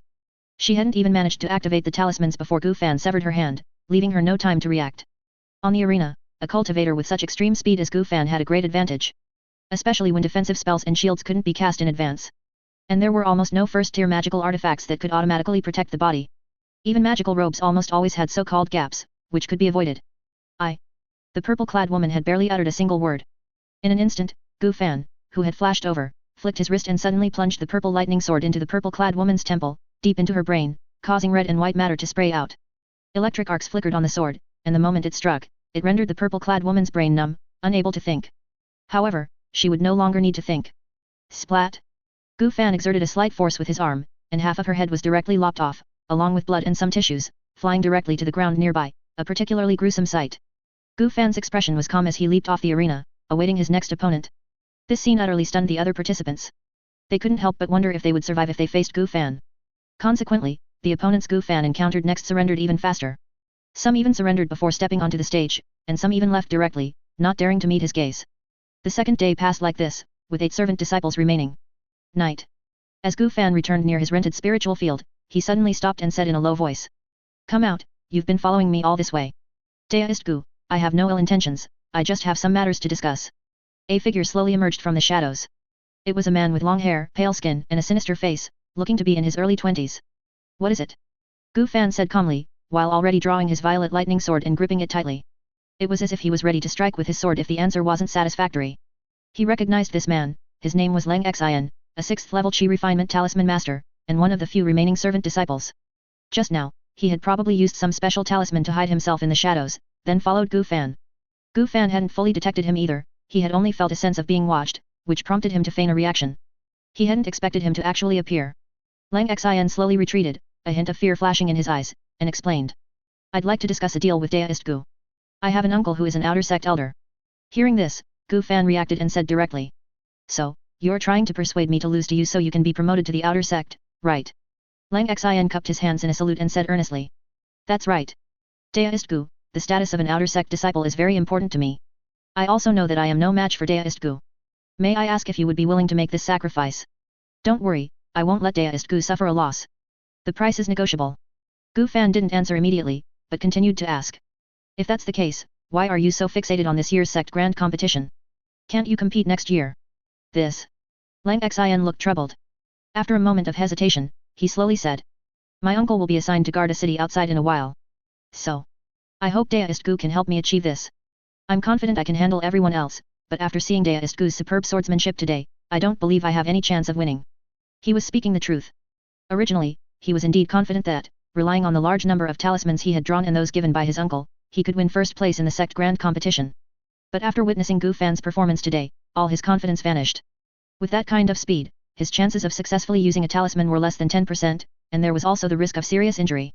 If they truly faced off, he would have no choice but to concede. Gu Fan said calmly, is that so? Then it depends on whether your offer can move me. After all, becoming an outer sect disciple and having the opportunity to explore a secret realm are things I'm quite fond of. Seeing Gu Fan relent, Lang Xin immediately put on a fawning smile, easy to say, easy to say. Although he had a Foundation establishment stage uncle, he also knew that Gu Fan had a backer. He was sent by a Foundation establishment elder with a letter, and at that time, he had shared a paper crane with 2 intersect disciples. This information could be easily found out with a little inquiry. If not for that, he would have asked his Foundation establishment uncle to secretly deal with this person. For a Foundation establishment elder to kill a servant disciple, the punishment wouldn't be too severe, merely a fine of spirit stones and contribution points. But if he provoked the person behind Gu Fan, that would be problematic. Gu Fan didn't care either. Whether it was the secret realm or the outer sect disciple status, neither was essential to him. Sufficient cultivation resources and minimal disturbance were what truly mattered. With the system's help, in terms of cultivation techniques, spells, and skills, he didn't need any master. Whether he ascended to the outer sect or entered a secret realm, it would bring fame and attract attention. He probably wouldn't be able to continue cultivating peacefully. For Gu Fan, his current life was just right. Once he reached the 9th level of Qi refinement, he would have to find a way to contend for a few Foundation establishment pills. Given his 4 spiritual roots, 1 pill would probably not be enough. If he could get 2 Foundation establishment pills and merge them, then the probability of Foundation establishment should be quite high. After some bargaining, Gu Fan and Lang Xin successfully reached a deal, each making a heavenly Dao oath. Tomorrow, several powerful servant disciples would all be assigned to Gu Fan's side, to be dealt with by him. In the final match against Lang Xin, he would just put on a show, exchange a few moves, and act as if he was no match. Lang Xin gave him 500 low-grade spirit stones and 200 contribution points. After the matter was settled, the first place reward would also be given to him, excluding the outer sect assessment which couldn't be traded, and the exploration of the secret realm. 200 contribution points were enough to exchange for a second-grade spell. This way, he would have both the soul-searching spell and the concealment spell he wanted. Moreover, the second place also had a reward of 100 spirit stones, a bottle of spirit accumulation pill, and a first-tier spell. Calculating this, he would receive 800 low-grade spirit stones alone, plus 6 bottles of spirit accumulation pill, so he would essentially not lack cultivation resources going forward. After all, he also had income from farming, so he could completely wait until he reached the 9th level of Qi refinement before venturing out. And the Sect Grand competition was held once a year. Next year, he might be able to do it again. This was much more profitable than being promoted to an outer sect disciple. Thinking this, Gu Fan couldn't help but chuckle. He was finally no longer poor. Sect Grand competition, 3rd day. Gu Fan, with irresistible force, defeated several opponents at the 6th level of Qi refinement, knocking them all off the arena with ease and comfort. The perfected Yulong Shenfa, Wandering Dragon movement technique, and 4 seasoned sword cannon were a bit too overpowered against typical 6th level Qi refinement cultivators. Finally, it was Gu Fan's turn to face Lang Xin. This final battle attracted a large number of servant disciples to watch. Some even set up a betting game to wager on who would win. Currently, most bets were on Gu Fan, with lower odds. Gu Fan even felt like betting on Lang Xin to win. At the other end of the arena, Lang Xin bowed and said, Deist Gu, please enlighten me. The same to you. Gu Fan had thought yesterday about how to reasonably throw the match. After all, if he faked it too much, this business deal wouldn't work out in the future. Gu Fan drew his violet lightning sword, not immediately using his fastest move, Awakening of Insects thunderous roar of the 9 heavens, but instead pointed the sword tip skyward. Beginning of Spring Awakening Dragon awakens. Boom. In an instant, dark clouds gathered in the sky, with lightning flashing and thunder rumbling. Seeing this, Lang Xin quickly pulled out dozens of talismans, which transformed into shields to protect himself. The next moment, dazzling lightning struck directly onto the sword blade, and then the blade descended. Wild winds swept outwards, and the lightning flared brightly. All the servant disciples watching couldn't help but widen their eyes. A ferocious purple lightning dragon roared out, crashing straight towards Lang Xin. Immediately after, Gu Fan raised his sword and swung again. Then, a second, a third, a 9th. 9 lightning dragons soared rapidly through the air, crisscrossing and intertwining, charging directly at Lang Xin from all directions, leaving him nowhere to retreat. Even Lang Xin, who had already made a deal with Gu Fan, felt a chill run down his spine seeing this up close. If Gu Fan had been serious, he would probably have perished. Boom. Under Gu Fan's control, the 9 lightning dragons collided with each other, exploding near Lang Xin. Countless electric arcs rampaged outwards, almost engulfing the entire arena. Outsiders couldn't tell what was happening. But in reality, Gu Fan was making the lightning dragons cancel each other out, ensuring Lang Xin received minimal damage. The lightning dissipated. Lang Xin still had a few layers of his spell barrier remaining. Gu Fan, on the other hand, was pale-faced, looking as if he was willing but unable to continue. Naturally, this was an act. He hadn't used his full power with the 9 lightning dragons, only making them appear more imposing. Immediately, Lang Xin continuously threw out various talismans, fireballs, ice cones, wind blades, sword chi, rock spears. Multicolored streams of light streaked across the sky, assaulting Gu Fan like a rainstorm. Gu Fan's steps changed continuously, and dragon-shaped phantoms emerged under his feet, constantly avoiding the attacks formed by the talismans. He was like a small boat in the vast sea, standing firm against a rainstorm and a tsunami. Although Gu Fan looked weak, he was not hit by any talisman, narrowly avoiding all attacks and slowly approaching Lang Xian's position. The distance between them grew shorter and shorter. Gu Fan lunged forward, thrusting the purple lightning sword straight out, the electric current swirling on its surface pulsed, erupting in an ear-splitting roar. Lang Xian's remaining magic barrier was instantly pierced, the sword blade pressing directly against his throat. At the same time, the talisman in his hand also activated. Spirit Seizing Talisman. This talisman can affect the soul, making it impossible for a person to control their body for a moment. A wisp of faint light suddenly entered Gu Fan's body. Although Gu Fan was unaffected, he still pretended to be controlled and unable to move. In an instant, Lang Xian used another talisman. On the arena, a fierce and incomparably strong gust of wind suddenly rose, blowing Gu Fan off the stage. Lang Xian wins. Outside the arena, Gu Fan slowly got up, patted the dust off his body, his expression grim, his eyes filled with unwillingness and disappointment, looking exactly like a loser. Those who had lost their bets also found it hard to say much to him. After all, it seemed, perhaps, that Gu Fan was indeed inferior in skill. A farmer cultivator being able to reach second place was already very strong. After receiving his reward, Gu Fan returned to Spirit Field Peak alone. Night. Meow. Cold Moon roared at the sudden guest. Lang Xian immediately stood frozen in place. For some reason, he felt a threat of death from this spirit beast. If they truly fought, he might not be an opponent. How could this be? Could it be that he couldn't even defeat Gu Fan, let alone the spirit pet he raised? Before long, the wooden door was pushed open, and Gu Fan walked out, looking at Lang Xian and saying faintly, give me the things, and you can leave. Okay. Deist Gu. Lang Xian nodded and handed all the first place rewards spirit stones, spirit accumulation pills, and the token to exchange for spells to Gu Fan. Someone with Gu Fan's strength would certainly become an outer disciple in the future. Although he intended to befriend the other party seemed to have no such intention at all. After taking the items, he immediately wanted to send him away. This farmer cultivator named Gu Fan is truly arrogant. If it weren't for the Heavenly Dao Oath, where violators would suffer damage to their foundation and difficulty in cultivation, he would have wanted to keep the first place reward for himself. Just wait, if he became a foundation establishment cultivator first. He wouldn't kill Gu Fan, but he would certainly cause some trouble. Both were 4 spirit roots, of similar age, and he was at Chi Refinement 6th layer, while Gu Fan was only at Chi Refinement 5th layer. His chances of foundation establishment were definitely greater than Gu Fan's. What if his swordplay was superb? Without foundation establishment, his lifespan would only be a short 70 years or so. Although disdainful internally, Lang Xian maintained a respectful demeanor on the surface. He bowed in farewell, took out a talisman, transformed it into a paper crane, and left the place. Gu Fan watched Lang Xian disappear completely before turning back to his room to continue practicing alchemy. There was no need to befriend a 4-spirit root native, and besides, the look in this person's eyes was off, he was probably harboring ill intentions. However, he didn't pay too much attention to it, it was just a small insect. In the future, when he saw him, he would only be able to look up to him. While refining pills, Gu Fan considered how to spend these spirit stones. A night passed. Gu Fan first went to the library to exchange for the soul-searching secret technique he had been longing for. This spell was expensive among top-grade second-tier spells, if using contribution points, it would cost 300 points. Afterward, he spent another 200 contribution points to exchange for a top-grade second-tier concealment spell called Obscuring Breath Concealment Technique, which was difficult to cultivate but very effective. When this cultivation method was trained to a later stage, it could even allow one to blend in with the environment and crowds, making it undetectable even to some golden core true persons. This was a breath concealment technique Gu Fan had carefully selected. Gu Fan used the spirit stones to buy herbs for refining spirit accumulation pills, along with several other first-tier pill recipes and herbs.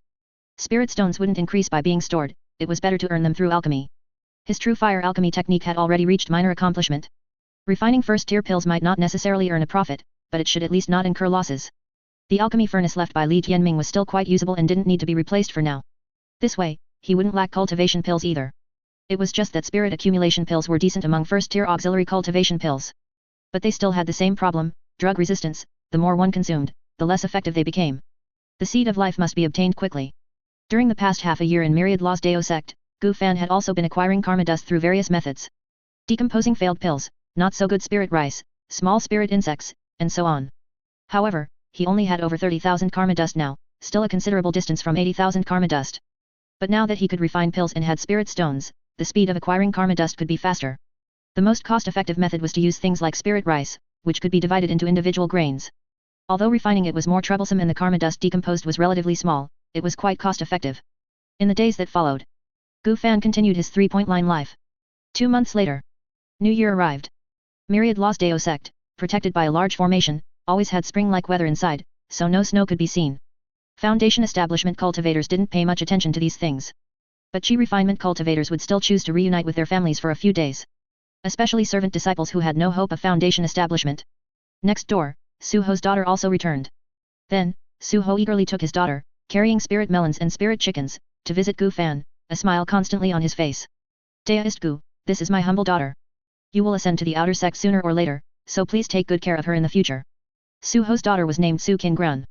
She was completely unlike him, fair-skinned, tall, with a delicate and refined face, of above-average beauty, and without any airs. Su Qingran bowed slightly and said with a smile, Big brother Gu, my father often mentioned you in his letters. I heard your swordplay is superb, could you perhaps give me some pointers? Gu Fan waved his hand, you flatter me. This Gu is just a farmer cultivator, my swordplay is merely to pass the time in my leisure. How can it compare to yours, who specializes in the way of the sword, let alone give pointers? He had no interest in getting involved with Su Qingran, women would only affect the speed of drawing his sword. Su Qingran nodded thoughtfully, a hint of slyness flashing in her eyes, is that so? I knew father exaggerated. How could a farmer cultivator's swordplay be more powerful than a sword cultivator's? Suho didn't say much at seeing this, only kept smiling apologetically. Since Deist Gu said so, he must have his own considerations, it wouldn't be good to annoy him. Afterward, Gu Fan briefly entertained the two, offered some spirit rice and spirit fish as a return gift, and then saw them off. In a few more months, he would be 21. Time passed quite quickly, he hoped to break through to the 6th layer of Qi refinement before he turned 23. Dong. Dong. Dong. A heavy bell sound suddenly enveloped the entire spirit field peak. Is the secret realm about to open? Gu Fan had heard others talk about this bell. It was a signal that the secret realm was about to begin. The ringing of the bell meant that a secret realm would open within a month. However, this had nothing to do with him. He had neither the qualifications nor the desire to enter. Peaceful cultivation was all that mattered. But his neighbor, Su Qingran, was incredibly excited. She was the 10th place winner in the Outer Sect Grand Competition and thus qualified to enter the secret realm. This particular secret realm could only be entered by Qi refining cultivators, and if one managed to come out alive, there was a high probability of obtaining a foundation establishment wondrous item. Even if it couldn't be used immediately, selling it would provide a large amount of cultivation resources. Half a month later, Suho, tears in his eyes, bid farewell to his daughter as she departed for the secret realm. Another half-month later, the secret realm closed, and Su Qingran did not return, having died within it. Rumor had it that there was a great foundation establishment stage demon beast inside the secret realm this time. The various sects sent thousands of disciples in, but only a handful returned. Lang Xin, who had traded with Gu Fan, also participated in this secret realm and likewise did not return. He died within the secret realm. Outside the small wooden hut, Suho came to find Gu Fan. At this moment, his hair was completely white, his figure stooped, and there was no trace of a smile left on his face, only numbness and despair. A faint aura of death emanated from him. He probably wouldn't live much longer. Deist Gu, I'm leaving. All the spirit plants in my spirit field are yours. My spirit field's lease isn't up for another 6 months, and there are still many that haven't matured. Suho stood before Gu Fan, entrusting him with these words as if delivering a last will. Alas, my wife is dead, and my son and daughter are both dead. Qingran was very promising and had hopes of reaching foundation establishment. She was my only hope, my last seed. Unfortunately, I will never live to see the day she blossoms and bears fruit. It's shameful to say, but I even wanted to bring Deist Gu and my little girl together. Suho rambled on about many things. Gu Fan did not interrupt, only listened silently. Deist Gu, as a farmer cultivator, my seeds are gone, my hopes are gone, and I no longer have the ability or opportunity to cultivate another one. I want to go home and see the place where I was born and raised. And then, die there, return to my roots, and become fertilizer. Alas! I only lament the injustice of heaven. I toiled my whole life, planting seeds, but none ever blossomed or bore fruit. I farmed my whole life, yet cultivated nothing. Deist Gu, farewell. I only hope you don't end up like me. I'm going. I'm going. With that, Suho turned and left, walking away from Spirit Field Peak step by step, his back lonely and desolate. Gu Fan watched Suho leave, silent for a long time, then shook his head and said, I will never be like this. I only cultivate myself. I will never rely on others. At worst, I will simply die on the path. 2 years passed in a flash. Gu Fan successfully broke through to the 6th level of Qi refining, at 23 years old. The new farmer cultivator who replaced Suho was a middle-aged woman. Gu Fan had little interaction with her, only occasionally running into her. In these 2 years, he participated in 2 more sect grand competitions, achieving excellent results of 2nd place in both. He didn't plan to go any more after that, some people had already noticed anomalies. Moreover, he was not particularly lacking in resources now. The true fire alchemy art had already reached the returning to truth stage. Refining first-tier pills would not encounter any accidents, and he could even attempt second-tier pills. The clear heart purifying Qi art, Yulong Shenfa, Wandering Dragon Movement Technique, and Obscuring Breath Concealment Technique had also been cultivated to the Returning to Truth stage. Now, Foundation Establishment cultivators and Golden Core true persons with weak investigative spells could not see through his disguise at all. The Four Seasons Sword Cannon and Soul Searching Secret Technique, however, were stuck at the perfection stage. One lacked intent, and the other didn't have many souls to search. Currently, the souls he searched were all from the spirit fish raised in the pond. At this rate, he should be able to reach the 9th level of Chi refining around the age of 30. This was completely acceptable. At the same time, he attended many free open lectures. He also attended several lectures that required contribution points and discussed Foundation Establishment experience. The three most important hurdles in Foundation Establishment were the Magic Power Hurdle, the Physical Body Hurdle, and the Divine Soul Hurdle. To improve the success rate of Foundation Establishment, these aspects could not be neglected. So Gu Fan exchanged for 2 more second-tier cultivation methods, the Body Tempering Art to enhance his physique, and the Sun-Gazing Soul Nurturing Art to enhance his Divine Soul. Now, in addition to farming, he also took on some alchemy tasks, earning over 500 contribution points a year. Foundation Establishment pills could also be exchanged with contribution points, but they required 10,000 contribution points. With some effort, he could exchange for one in 20 years. In the evening, Lin Yong came to visit. In the past 2 years, he would also come over from time to practice swordplay and drink. Gu Fan had grown accustomed to it. After Su Ho left, only Lin Yong would come to talk to him. But Lin Yong today was a little different. He wore a white robe, with his original scabbard, dragon pattern sword, and wine gourd hanging from his waist. It was as if he was the same dashing and handsome young man in white from their first meeting at the inn. This moment was exactly like that moment. Now, Lin Yong had already reached the 9th level of Chi refining, far surpassing Gu Fan. Brother Gu, I've come to bid farewell today. Drink with me. All right. The two sat facing each other under the moonlight, pouring wine and clinking cups, as they usually did almost every time they met. After a few bowls of spirit wine, Gu Fan suddenly asked, Deist Lin, you're going to establish your foundation, aren't you? Lin Yong nodded, smiling, yes, the foundation establishment wondrous item my master gave me is almost fully integrated. Brother Gu, this farewell is precisely because I am going to establish my foundation. I have already cultivated the Four Seasons Sword Cannon to the Returning to Truth stage and separated a portion of its intent, as well as the intent of a 3rd-tier top-grade Azure Cloud Sword Control Art. Both are in this storage ring. Saying this, Lin Yong took off the storage ring in his hand and handed it to Gu Fan. Gu Fan took the storage ring and examined it. He found that besides the 2 small swords condensed from intent, there were also a large number of 1st-tier and 2nd-tier spirit swords, pills, talismans, and spirit wine. There was even a foundation establishment pill. The space within the storage ring was also astonishingly large. This should be Lin Yong's entire fortune. Lin Yong took a swig of spirit wine. Brother Gu, everything inside is yours. If I fail to establish my foundation, I will simply die. If I succeed, I won't need these external things. Taking a foundation establishment pill will not allow one to form an immortal grade Dao foundation. Only by comprehending the Dao to establish foundation is there a glimmer of possibility. I will go alone, with a single sword, to challenge the heavenly demon mountain. If I can fight my way to the summit like this, I will be able to establish my foundation through the way of the sword. If not, I will die and my Dao will vanish. Gu Fan had heard of Heavenly Demon Mountain. It was full of Chi refining demon beasts, and the sect often issued cleanup missions there. It was for disciples to gain experience and also to acquire materials. To go alone and attempt to reach the summit would almost certainly lead to death. Lin Yong really had no need to be so desperate, he already had a foundation establishment pill. Brother Gu, this is my only chance at survival. If I cannot form an immortal grade Dao foundation and gain the attention of a nascent soul ancestor, I will surely die. Lin Yong spoke with conviction, his eyes filled with determination. The two of them had a few more bowls. Lin Yong's face flushed slightly, and he murmured, this wine tastes best when drunk with a good friend. In this vast myriad lost Dao sect, only Deist Gu can drink with me. Deist Gu, I actually regret not learning the cultivation technique you offered to teach me that day. Otherwise, perhaps things wouldn't be like this. However, there's nothing to fear. If I don't return, or if I return without an immortal grade Dao foundation, then just consider this junior dead. I won't be able to drink with Deist Gu in the future. This dragon pattern sword has been with me for a long time, and I've reforged it. With it, this journey is enough. With that, Lin Yong drew the dragon pattern sword. A crisp dragon's roar echoed, and the chilling glint from its blade was incredibly sharp. Alone, sword in hand, I enter the demon mountains, my white robe stained with blood, my bones as strings.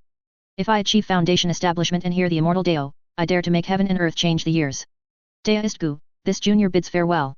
As his words fell, the dragon pattern sword transformed into a streak of azure light, carrying Lin Yong away until he vanished into the night. Gu Fan was silent. He had a feeling that after today, there might be no one left to talk to him. He looked at the spiritual field nearby, where a verdant shoot subtly poked through. The seed of life had already been bought and planted by him, and it indeed seemed to be growing. He had also completed the system task, synthesizing many second-tier seeds. However, only a small amount could be planted in one spiritual field. Otherwise, other spiritual plants would barely grow, becoming listless. It seemed the quality of this spiritual field was poor, making it difficult to plant second-tier spiritual plants.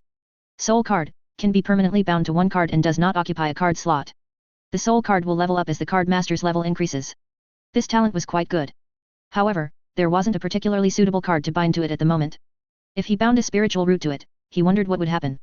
But setting aside special spiritual roots, at least a heavenly spiritual root would be fitting. The next task was to dismantle 20 second-tier cards to unlock the level 2 shop. In the current shop, he had bought the Seed of Life, a random teleportation scroll, mysterious feed, and a disguise mask. He had no interest in the other items. He didn't like the dragon bloodline either, he felt it was just average. He would wait until the level 2 shop unlocked to see if there were any good bloodlines. Meow. At this moment, Cold Moon was already the size of an elephant. If he hadn't been making a lot of spirit stones from alchemy, he probably wouldn't have been able to afford her. Currently, she was at a bottleneck. If she broke through, she would become a second-tier creature, equivalent to a Foundation Establishment cultivator. At the same time, she had also awakened a concealment ability, allowing her to become unobservable, as if she had traveled to another world. It seemed she awakened this to avoid being turned into a card. Gu Fan felt that Cold Moon's concealment ability was stronger than his, and it wasn't a spell, it was a different system, making it almost impossible for a Golden Core true person to detect. Now, he had been continuously feeding mysterious feed to Cold Moon, hoping she would break through soon so he could also be safer. 1 month later, Lin Yong returned. He was now a Foundation Establishment cultivator, with the Deist title Wine Sword. Discussions about this genius were very high within the sect. Many Foundation Establishment cultivators came to visit him, and he also held a banquet. He did not invite Gu Fan, nor did he seek out Gu Fan privately. Gu Fan understood that he had failed. Although he had achieved Foundation Establishment, it was not an immortal grade Dao Foundation. The dead end was set, with no way out. 7 years passed. During this time, Deist Wine Sword's reputation soared. His swordsmanship was exquisite beyond compare, and no cultivator of the same rank was his match. Alone with his sword, he slew hundreds of Foundation Establishment cultivators from enemy sects, earning a notorious reputation. This made countless Foundation Establishment cultivators change color upon hearing his name. Seeing him or his sword, they would feel a chill in their hearts and flee at the mere sight. In these 7 years, Lin Yong never once came to find Gu Fan again, as if he had completely forgotten him. A year ago, Deist Wine Sword announced he was entering seclusion for cultivation and was completely unheard of since. In the wooden house, Gu Fan slowly exhaled a turbid breath and rose from his meditation cushion. The 9th layer of Qi refinement had been broken through. This was even without the aid of Dragon Essence pills. After the clear heart purifying Qi art returned to its true form, it provided considerable help in breaking through bottlenecks, allowing him to save 1 pill. It was perfect for fusing with a Foundation Establishment pill. Gu Fan's alchemy had also improved significantly over the 7 years. He understood that many of the medicinal ingredients used to refine Dragon Essence pills were similar. They also possessed the effect of assisting Foundation Establishment, making them perfectly suitable for fusion. Now he could switch to cultivating the Azure Wood nourishing life art, then use the flesh seed to fuse his spiritual root and attempt Foundation Establishment. Gu Fan was not in a hurry, preparing to first adapt to the 9th layer of Qi refinement. After 10 years of arduous cultivation, there was no need to rush. He pushed open the wooden door, and Cold Moon, who was guarding it, immediately rushed over, leaping onto his shoulder. 3 years ago, Cold Moon also successfully broke through, becoming a second-tier familiar, and simultaneously awakened the ability to grow and shrink. She could be as large as a mountain or as small as a house cat. Currently, Cold Moon was about the size of a cat. In the spiritual field, large swathes of golden spiritual rice were already ripe, waiting to be harvested. Among them, a verdant sapling was particularly conspicuous, bearing several tempting green fruits. This was the tree of life, grown from the seed of life. The green fruits condensed on it possessed a small portion of the seed of life's effects. Gu Fan had eaten many of them. His drug resistance in certain aspects had greatly increased, allowing him to consume more beneficial pills without worrying about the efficacy diminishing, and his physical vitality was also extremely vigorous. Even though he was now 30 years old, he hadn't grown a single white hair, and his appearance remained unchanged, still ordinary. Meow. Suddenly, Cold Moon let out a cry towards the sky. A female cultivator in purple robes, treading on a giant copper coin, was flying this way. Gu Fan's gaze sharpened. He recognized the person, it was Zhang Xiaoman. She had also achieved Foundation Establishment 2 years ago, with the Deist title Mystic Fate. However, she was not as famous as Lin Yong, having not done anything major. Speaking of which, in these 10 years, he had somewhat borrowed their reputations to cultivate peacefully. But Zhang Xiaoman had never sought him out. He wondered what brought her here today. Zhang Xiaoman landed not far from Gu Fan, sized him up, and then spoke. Deist Gu, long time no see. You're still the same as before, your demeanor unchanged. It seems you also have hopes of Foundation Establishment. Gu Fan shook his head, Immortal Zhang is joking. May I ask what brings you here today? Deist Lin asked me to give you this. He said you'd know how to open it. Zhang Xiaoman took out a black iron box and tossed it over. Gu Fan reached out and caught it, examining it. The iron box faintly exuded sword intent, and there was a small sword carving on the bottom. It likely required the 4 Seasons sword cannon to open. The item has been delivered, Deist Gu. I shall take my leave then. With that, Zhang Xiaoman flew away without looking back. Gu Fan looked at the iron box, feeling a bit puzzled. Could Lin Yong still be alive? But no matter what, he couldn't save him. Thinking this, Gu Fan took the iron box to the basement of the wooden house, used his finger as a sword, and performed the 4 seasons sword cannon, successfully opening the iron box. On top was a letter. The first line read Lin Yong's last words. Gu Fan began to read word for word. The letter was long and contained much. First, it spoke of the trip to Heavenly Demon Mountain and his experiences during Foundation establishment. Alone with his sword, he slew thousands of minor demons, his white robe stained with blood, ascended the peak to seek the Dao, and began his Foundation establishment. He had hoped to condense an immortal grade Dao Foundation, but an unexpected incident occurred. At the critical moment of integration. For some unknown reason, his mind trembled, and a bolt of heavenly lightning struck him. His original immortal grade Dao Foundation was ruined, turning into a heaven grade Dao Foundation. After that, he experienced misfortune for a long time before slowly recovering. In his youth, he had extremely good luck, finding money on the road, unexpectedly receiving help from a noble person, and obtaining divine martial arts under a cliff were common occurrences. Brother Gu, in that case, after I met Zhang Donju in my youth, I really was able to achieve whatever I wished and was full of vigor. He must have cursed me for this to happen. My situation is extremely similar to being afflicted with the curse of severing luck and seizing heaven. This curse makes one's luck extremely good in daily life, but it's all borrowed from the future. On the most crucial day, one must repay it. The day I established my foundation was the time for repayment. Brother Gu, at this point, my last path is gone. Or rather, it was never there from the beginning, my fate has already been decided. My master will not let me die for now, nor will he let me escape. Over these past 7 years, I've tried many methods, but I failed. I failed. I failed. I failed. All of them ended in failure. I've given up. The curse of severing luck and seizing heaven has been planted on me for too long. Even if it could be dispelled, it would be useless. Brother Gu, this myriad lost Dao sect is not a good place, it's merely a demonic sect. You've been guarding the spiritual fields alone, cultivating bitterly for many years, unaware of how deep the waters are here. Remember, do not enter the inner sect. Remember, do not take a master. Remember, do not let the sect elders discover that you are about to establish your foundation. The true disciples are all blood relatives of the 2 old ancestors. Ordinary foundation establishment disciples, if they have no backing, will be refined into human pills to aid their cultivation. Zhang Xiaoman and Zhang Donju also have a golden core true person above them, and only by uniting with my master, Qing Feng Zhenren, Qing Feng perfected person/deist, have they been able to remain safe.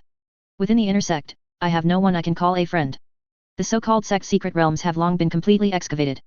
Luring people in to obtain foundation establishment spiritual treasures is merely sacrificing them to make more foundation establishment spiritual treasures appear, to be supplied to a specific few. If you were to go to a secret realm in these past few years, I would surely stop you.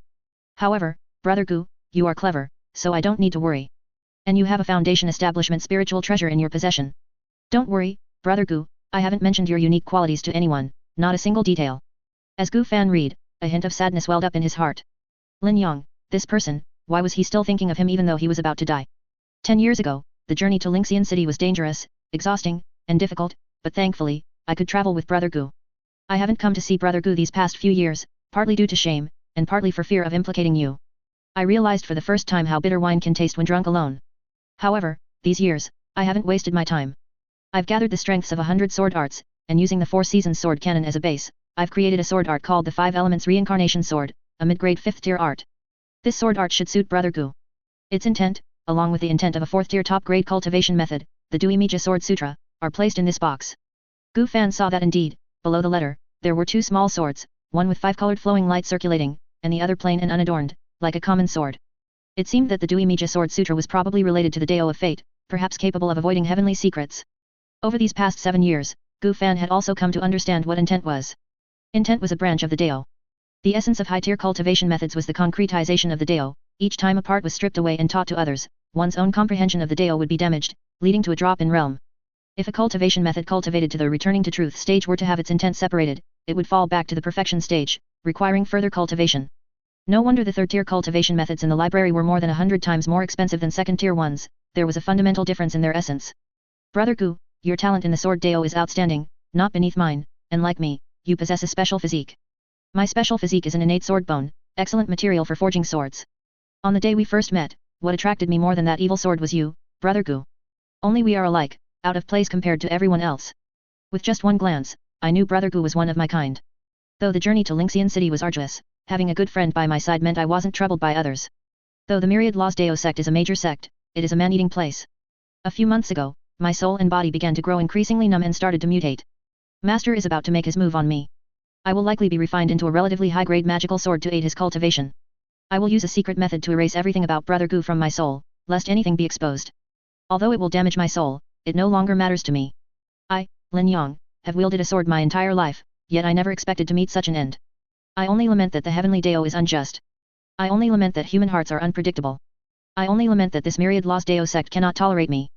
I only lament that in the future, I cannot seek the Dao and ask about immortality with Brother Gu. If, in the future, Brother Gu can break through to the nascent soul stage, please remember to snatch the sword I have become from my master Qing Feng Zhenren, Qing Feng perfected person / Daoist. Brother Gu, this is my farewell. After finishing it, Gu Fan's heart was filled with mixed emotions. He went out to the library, spent all his contribution points, exchanging them for second-tier spells. Then he returned and began to harvest all the spiritual plants in the spiritual field, converting them along with the tree of life into cards, storing them in the system space. He also killed all the spiritual fish he had raised, turning them into cards to take with him, for Lang Yu to eat on the way. There was no longer any need for him to remain in the myriad lost Dao sect. He planned to take a long-term outdoor mission tomorrow and leave this place. Anyway, this place, apart from regular rent collection, was basically deserted. He had only paid the rent 2 months ago, so it wasn't a big problem. The supervision of servant disciples was not very strict. If one left the sect and did not return for a long time, they would simply be expelled. Servant disciples like them were not considered valuable resources. The night was as dark as ink, and the starlight was dim. Gu Fan looked at the place where he had stayed for 10 years, yet felt no nostalgia whatsoever. Suddenly, a beam of moonlight fell upon the moss-covered, decaying wooden table outside. This was the table he used to drink with Lin Yang, long since abandoned. After all, besides Lin Yang, no one else would come to drink with him. Gu Fan summoned the black dust sword, held it in his hand, and began to practice his most familiar four-season sword cannon. In an instant, moon shadows danced, and sword winds howled. He didn't know why he felt this way. After reading the letter, his heart was simply very agitated. He wanted to cut something to vent his feelings, but couldn't find a suitable target. Lin Yang's death, he had long anticipated. If Lin Yang hadn't been so good to him, he would never have felt this way. Scenes of Gu Fan's time with Lin Yang flashed through his mind. I, Lin Yang, have 3 great loves in my life: swords, wine, and friends. A good name. Little brother, seeing as you are a few years older, I'll call you Brother Gu from now on. One day, the sword I wield will surely make a name for itself throughout the world, striking fear into immortals. Brother Gu, if you have time, I'll come find you to drink and practice swordplay. I, Lin Yang, am not mediocre. You, Gu Fan, are not ordinary. Brother Gu, little brother bids farewell. The past resurfaced, ultimately becoming history. Lin Yang was dead. Gu Fan no longer had anyone to accompany him. Now he finally recognized this good friend, but the other person was gone. At this moment, only he remained, solitary. Gu Fan took out a jar of spiritual wine and drank deeply, finding it exceptionally bitter. Bang! The wine jar shattered, liquid spilled everywhere, and the aroma of wine permeated the air. Gu Fan looked up and swung a sword towards the sky. The sword light was pitch black, incomparably lonely and desolate, instantly parting a layer of clouds, and a sliver of moonlight shone down on the area.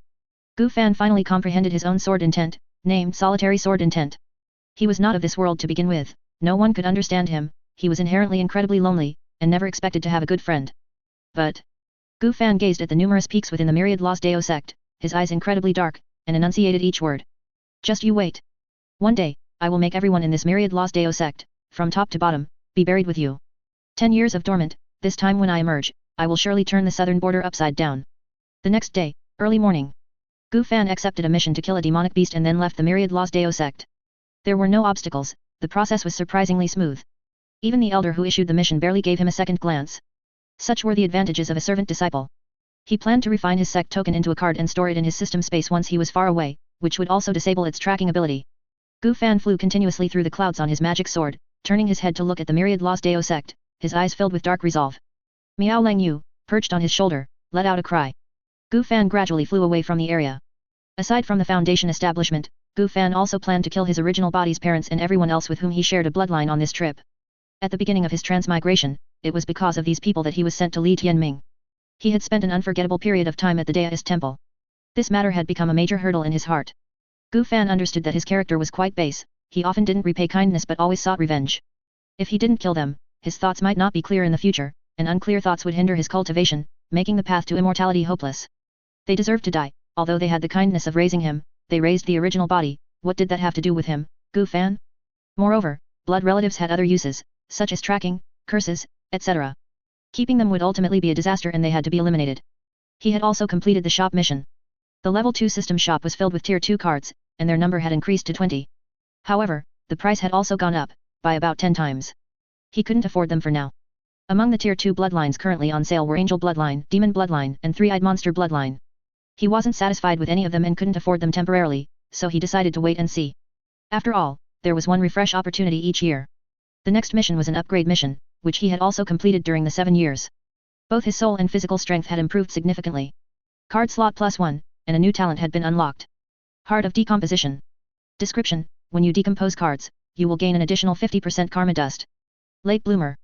Description: as your age increases, your physical and mental strength will continuously improve, and various aptitudes will also increase. Additional card slot. Description: card slot limit increased by 1. There was nothing to hesitate about. Gu Fan directly chose Late Bloomer. Getting stronger with age was quite good. It was normal for high-level cultivators to live for thousands or even tens of thousands of years. Host: Gu Fan. Card user level: LV2. Equipped cards: Max 4 Artificial Spiritual Root, Azure Wood Nourishing Life Art, 5 Elements Reincarnation Sword. Karma Dust: 75201. Talents: Innate Sword Embryo, Soul Card, Late Bloomer. Shop: LV2. Mission: Advanced Card Pack. Requirement: fuse 10 cards, and the quality must not be lower than Tier 3 flawed. Reward: choose one set of Advanced Card Pack. The new mission required fusing Tier 3 cards, and the reward also seemed good. It should be like the initial card pack, where one chooses a profession and receives 5 corresponding cards. However, fusing Tier 3 cards was still a bit troublesome for him. He could only put it aside for now and deal with it after successfully establishing his foundation. Currently, he possessed 5 mid-grade spirit stones and over 1,000 low-grade spirit stones, all his accumulated wealth over the years. He had also dabbled quite a bit in formations and divination, so setting up a spirit gathering array or telling fortunes was no problem at all. At the same time, he had begun fusing the flesh seed with his own spiritual root. He could clearly feel the changes in his body and soul, with a faint sense of erosion. If he wasn't careful, he might lose his self-awareness and become a monster like Li Tianming. This stage was extremely dangerous. He had to constantly contend with the foundation establishment item until the fusion was completely finished. However, over the years, Gu Fan's physical body and soul had been tempered to an extremely high degree, and the quality of the flesh seed was also relatively low, so there were almost no problems. Gu Fan spread his palm, and several bloody tendrils suddenly rose, then condensed together, growing a small Miro seed. This was the Miro seed. With it, Gu Fan could continuously produce artificial spiritual roots. He had already fused all the stored corpses, but the best he got was a 3-spirit root. Through experimentation, he discovered that he could equip 2 spiritual roots. And after equipping 2 artificial spiritual roots, he could even equip 2 sets of cultivation techniques. However, each technique could only serve a different spiritual root. He couldn't cultivate 2 techniques with 1 spiritual root. This meant he would have many choices in the future. After the spiritual root fused with the foundation establishment item and became an immortal foundation, it should also be removable. Miro seed plus foundation establishment cultivator's corpse might even be able to fuse into an artificial Dao foundation. Similarly, a golden core cultivator's golden core might also be feasible. Moreover, if he could equip multiple spiritual roots, multiple Dao foundations, and multiple golden cores, then during combat, it wouldn't be as simple as 1+1. Dao foundations possessed special abilities, and golden cores even had so-called golden core divine abilities. The future was promising. Among the 5 elements of his spiritual root, only water was missing. The Nether Abyss Sand Sea should be a good place for foundation establishment. Half a month later. Nether Abyss Sand Sea. In a certain tribe. Chilling wails constantly echoed. Immortal Elder, spare our lives. We have never done anything out of line in this place. We beg the Immortal Elder, spare us. No, just spare my life. Ah. Kill me, let me die. It's so uncomfortable. It hurts so much. Help, help, someone save me. Large quantities of vine-like blood vessels grew on this sandy land, and many dark-skinned people lay on the ground, their limbs and bodies fused into tumors, with only their heads remaining to emit sounds. This was the flesh field Gu Fan had created, capable of producing Miro. Although the Miro from mortals had no effect on him. These were all done merely to familiarize himself with the flesh seed and accelerate the fusion process. And to create a suitable place for him to establish his foundation. Watching the dark-skinned people, each resembling a watermelon, wailing and begging for mercy. Gu Fan's eyes showed no emotion, he merely found them a bit noisy. He raised his hand and waved, several streaks of light flashed, and all the heads capable of making sound were pulverized. The foundation establishment item was almost completely fused. The Azure Wood Nourishing Life Art had been cultivated to great accomplishment, enough for foundation establishment. Anyway, he didn't aim for a high-quality Dao foundation, this Dao foundation was merely for transition. When a better Dao foundation became available, he could directly replace it. The spirit gathering array had also been set up. The divination also indicated good weather recently. Lang Yu was guarding outside, ensuring no living creature would approach and disturb his foundation establishment. Everything was ready. After more than 10 years in this world, he was finally about to take a crucial step. If he succeeded, he would have a certain status and strength in this world, no longer needing to tread on thin ice as before. Gu Fan took out the fused Dragon Yuan Foundation Establishment pill, a slight smile playing on his lips, and murmured. I, Gu Fan, am extraordinary. With that, he swallowed the pill in one gulp and began his foundation establishment. As the Dragon Origin Foundation Establishment pill was swallowed, Gu Fan's pure magic power began to spin rapidly within his body, gradually forming a vortex that accelerated continuously. The magic power was compressed, becoming increasingly dense, eventually condensing from a gaseous state into drops of crystal clear liquid. Boom! Gu Fan's body emitted a loud bang, as if it were about to explode. Countless blood-colored tendrils extended from his body, flailing outwards. Gu Fan endured the intense pain, understanding that this was the flesh seed thoroughly merging with his spiritual root. This magic power hurdle required sufficiently abundant and pure magic power, otherwise, if the Foundation Establishment wondrous item took the lead, all would be lost. Gu Fan calmed his mind and fully circulated the azure wood nourishing life art. Green light flickered around his body, and the spirit gathering array continuously poured in spiritual energy. The abnormalities on his body surface slowly began to recede. 3 days later, all external anomalies on Gu Fan completely disappeared, and he exhaled a reddish, turbid breath. At this moment, the quality of the magic power within him had undergone a qualitative change, and the width and resilience of his meridians had increased several-fold. The magic power hurdle was passed, next was the physical body hurdle. The spiritual root and the flesh seed had already fused, forming a fleshy tumor that constantly wriggled, growing blood vessel-like branches that spread throughout his body. Gu Fan's skin began to crack, and the blood that seeped out was immediately evaporated by the high temperature of his body. His eyes turned blood red, his bones groaned under the immense pressure, and his muscle fibers continuously tore and reassembled. Gu Fan felt as if many people were holding files, slowly grinding away his flesh and bones, repeatedly deepening the process. Despite the unbearable pain, Gu Fan did not let out a single wail. He gritted his teeth, enduring it all. 5 days later, the cracks on Gu Fan's body surface began to heal, and the new skin glowed with a jade-like luster. His previously dark skin had completely transformed, becoming fair with a hint of rossiness, and his body was filled with immense power and vitality. Finally, the divine soul hurdle. Gu Fan's consciousness plunged into a world of blood red. The ground was constructed from putrid flesh and foul blood. Numerous unconscious humanoid monsters, their bodies rotting and internal organs exposed, roamed nearby like zombies. The next instant, they all turned and charged towards Gu Fan. At this moment, Gu Fan had no magic power, completely becoming an ordinary person, and these zombies had surrounded him from all directions. It's merely an illusion, how dare it disturb my Dao heart? Gu Fan snorted coldly. If it were a native, it might have fallen for it. But he had seen too many things and understood too much information in modern times, and his divine soul had been tempered and was quite powerful. This illusion was useless to him. Gu Fan reached out with an empty hand, and black dust gathered in his palm like quicksand, condensing into the black dust sword, which was incredibly familiar to him. Slash! The blade cut through, and the illusion shattered like a broken mirror, pulverizing. Gu Fan's divine soul returned to his body, and the world underwent a tremendous change in his eyes, becoming clearer and closer to its essence. He could see without needing his eyes, and everything behind him was also unobstructed. This should be what is called divine sense. Currently, his divine sense was approximately 400 meters. Not bad. Foundation establishment, it's done. The spiritual root and the flesh seed completely merged, forming a mass of fleshy mud, from which a scarlet branch broke through. Mortal grade Dao Foundation flesh field blood sprout. Although it was only the lowest quality Dao Foundation, it was still a Dao Foundation. Gu Fan looked up at the sky. It was noon, and the scorching sun hung high, yet he felt no glare. The sunlight draped a golden edge over him. 10 years of arduous cultivation, today finally entered Foundation establishment. Gu Fan began to examine the various changes and the special abilities of the flesh field blood sprout. According to the information he had gathered at the Myriad Laws Dao Sect, each Dao Foundation possessed different abilities. It was equivalent to a unique and powerful magical artifact. As the realm improved, its strength would also increase, until it finally transformed into a golden core, becoming a divine ability. There were 9 grades of golden core, with grade 1 being the worst and grade 9 the best. Gu Fan felt that even if his current Dao Foundation could form a golden core, it would probably be the worst, a first grade 1. Although other aspects were already quite stable, his current spiritual root and foundation establishment wondrous item were still insufficient, just a little short of a spiritual grade Dao Foundation. Fortunately, the Dao Foundation could also be transformed into a card and unequipped. It would only result in a complete loss of magic power, but the changes in the physical body and soul would remain, which was still acceptable. Unlike ordinary cultivators, whose Dao Foundation being destroyed would either turn them into mortals or kill them directly. Immediately, Gu Fan began to experiment with the abilities of the flesh field blood sprout. He waved his hand, and several flesh seeds suddenly plunged into the sand, taking root and sprouting, growing into grotesque flesh plants. Some had giant mouths, some were covered in sharp thorns, and some were covered in vines.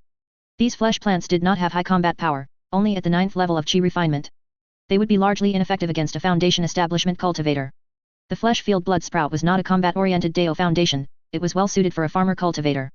Its main abilities were mutation and blood and flesh absorption, which could cause the original Miro seeds to mutate and produce certain special functions. Furthermore, these flesh plants could also grow stronger by absorbing blood and flesh. At the same time, these two abilities could also be directly applied to his own body. With the thought, Gu Fan's right arm transformed into several blood flesh vines, which whistled outwards, sweeping and piercing into the watermelons that still had a breath left, completely draining them. Although almost imperceptible, Gu Fan could feel that his magic power and physical body had indeed improved by an infinitesimally small amount. If these two abilities were used well, and he could have a large field of his own flesh, his cultivation advancement would likely not be too slow. This was quite consistent with Li Tianming's identity as a demonic cultivator. If he could kill a few Foundation Establishment cultivators and devour their flesh and blood, he would probably reach the middle stage of Foundation Establishment very quickly. Afterward, Gu Fan used his divine sense to observe his current appearance. He had become much fairer. His face also looked slightly more refined, and his eyes were dark and deep. The changes were not too significant, but his temperament had an ethereal quality, no longer like a mortal. Gu Fan shook his head, took out the disguise mask, and changed his face to his appearance before transmigration. It was a rather delicate face, with a hint of indifference. It wasn't outstanding, just slightly better than an ordinary person, a little handsome, that's all. From now on, this face will be called Wu Xiang. There was nothing worth missing about the world before he transmigrated. Half a month later. After stabilizing his realm and familiarizing himself with the flesh field blood sprout, Gu Fan departed by sword. He used the obscuring breath concealment technique to disguise himself as a 6th level Qi refinement cultivator. Wearing the myriad Los Deos Sect's servant robes, any cultivators he happened to meet would not bother him. One day later. Qingtian Town. Gu Fan stood on his flying sword, looking down, and found that the area had already become a ruin, dilapidated and uninhabited. Seeing this, Gu Fan casually found a nearby caravan and landed in front of them. The members of the caravan immediately knelt down, looking extremely humble and not daring to move. Gu Fan said directly, Qingtian Town, when was it destroyed? Immortal, Qingtian Town was destroyed 10 years ago by an immortal. Upon hearing this, Gu Fan frowned and then asked for the specific date in detail. He discovered that it was within 10 days after he left Qingtian Town. Could it be someone from the Blood Fiend Demon Sect? Gu Fan asked about some other matters. However, these people were just mortals, so they didn't know too much. Immediately, after Gu Fan had Lang Yu confirm that there was no one around, he prepared to send these people on their way. Their flesh and blood could be used as nutrients, and their souls could be used for practicing soul searching. It wouldn't be a waste. Unfortunately, he didn't have a magical artifact like the human Emperor banner, so he couldn't fully utilize souls. He could only crush the souls after searching them. This was to prevent them from reincarnating and seeking revenge on him. He had anticipated this possibility and specifically learned a spell called the Soul Shattering Curse. Now was a good time to try it out. Immortal Elder, if there's anything else, if this humble one can be of assistance, I will brave any danger without hesitation. The leader, along with the others, knelt on the ground, their heads pressed tightly to the earth, their voices as humble as beggars asking for money. Gu Fan shook his head and said indifferently, it's fine now. You can go on your way. Good Immortal. Pft. Pft. Pft. In an instant, a large number of flesh and blood vines burst out of the ground, suddenly piercing through the bodies of the caravan members, suspending them in midair, blood flowing like a torrent. They quickly shriveled up like deflated balloons, and finally, their entire physical bodies were absorbed by the flesh and blood vines, leaving no trace behind. And their souls had no intelligence. Only some residual instincts remained, and their choices were surprisingly similar. They desperately wanted to escape Gu Fan. Gu Fan took out a small flag, made it float in the air, forming a simple small magic array that trapped all these souls. Then, he began to perform soul searching and soul shattering on each one. Soon, they were all dealt with. After finishing this small task, Gu Fan mused to himself, these people didn't lie to him. Their memories matched what they had said earlier.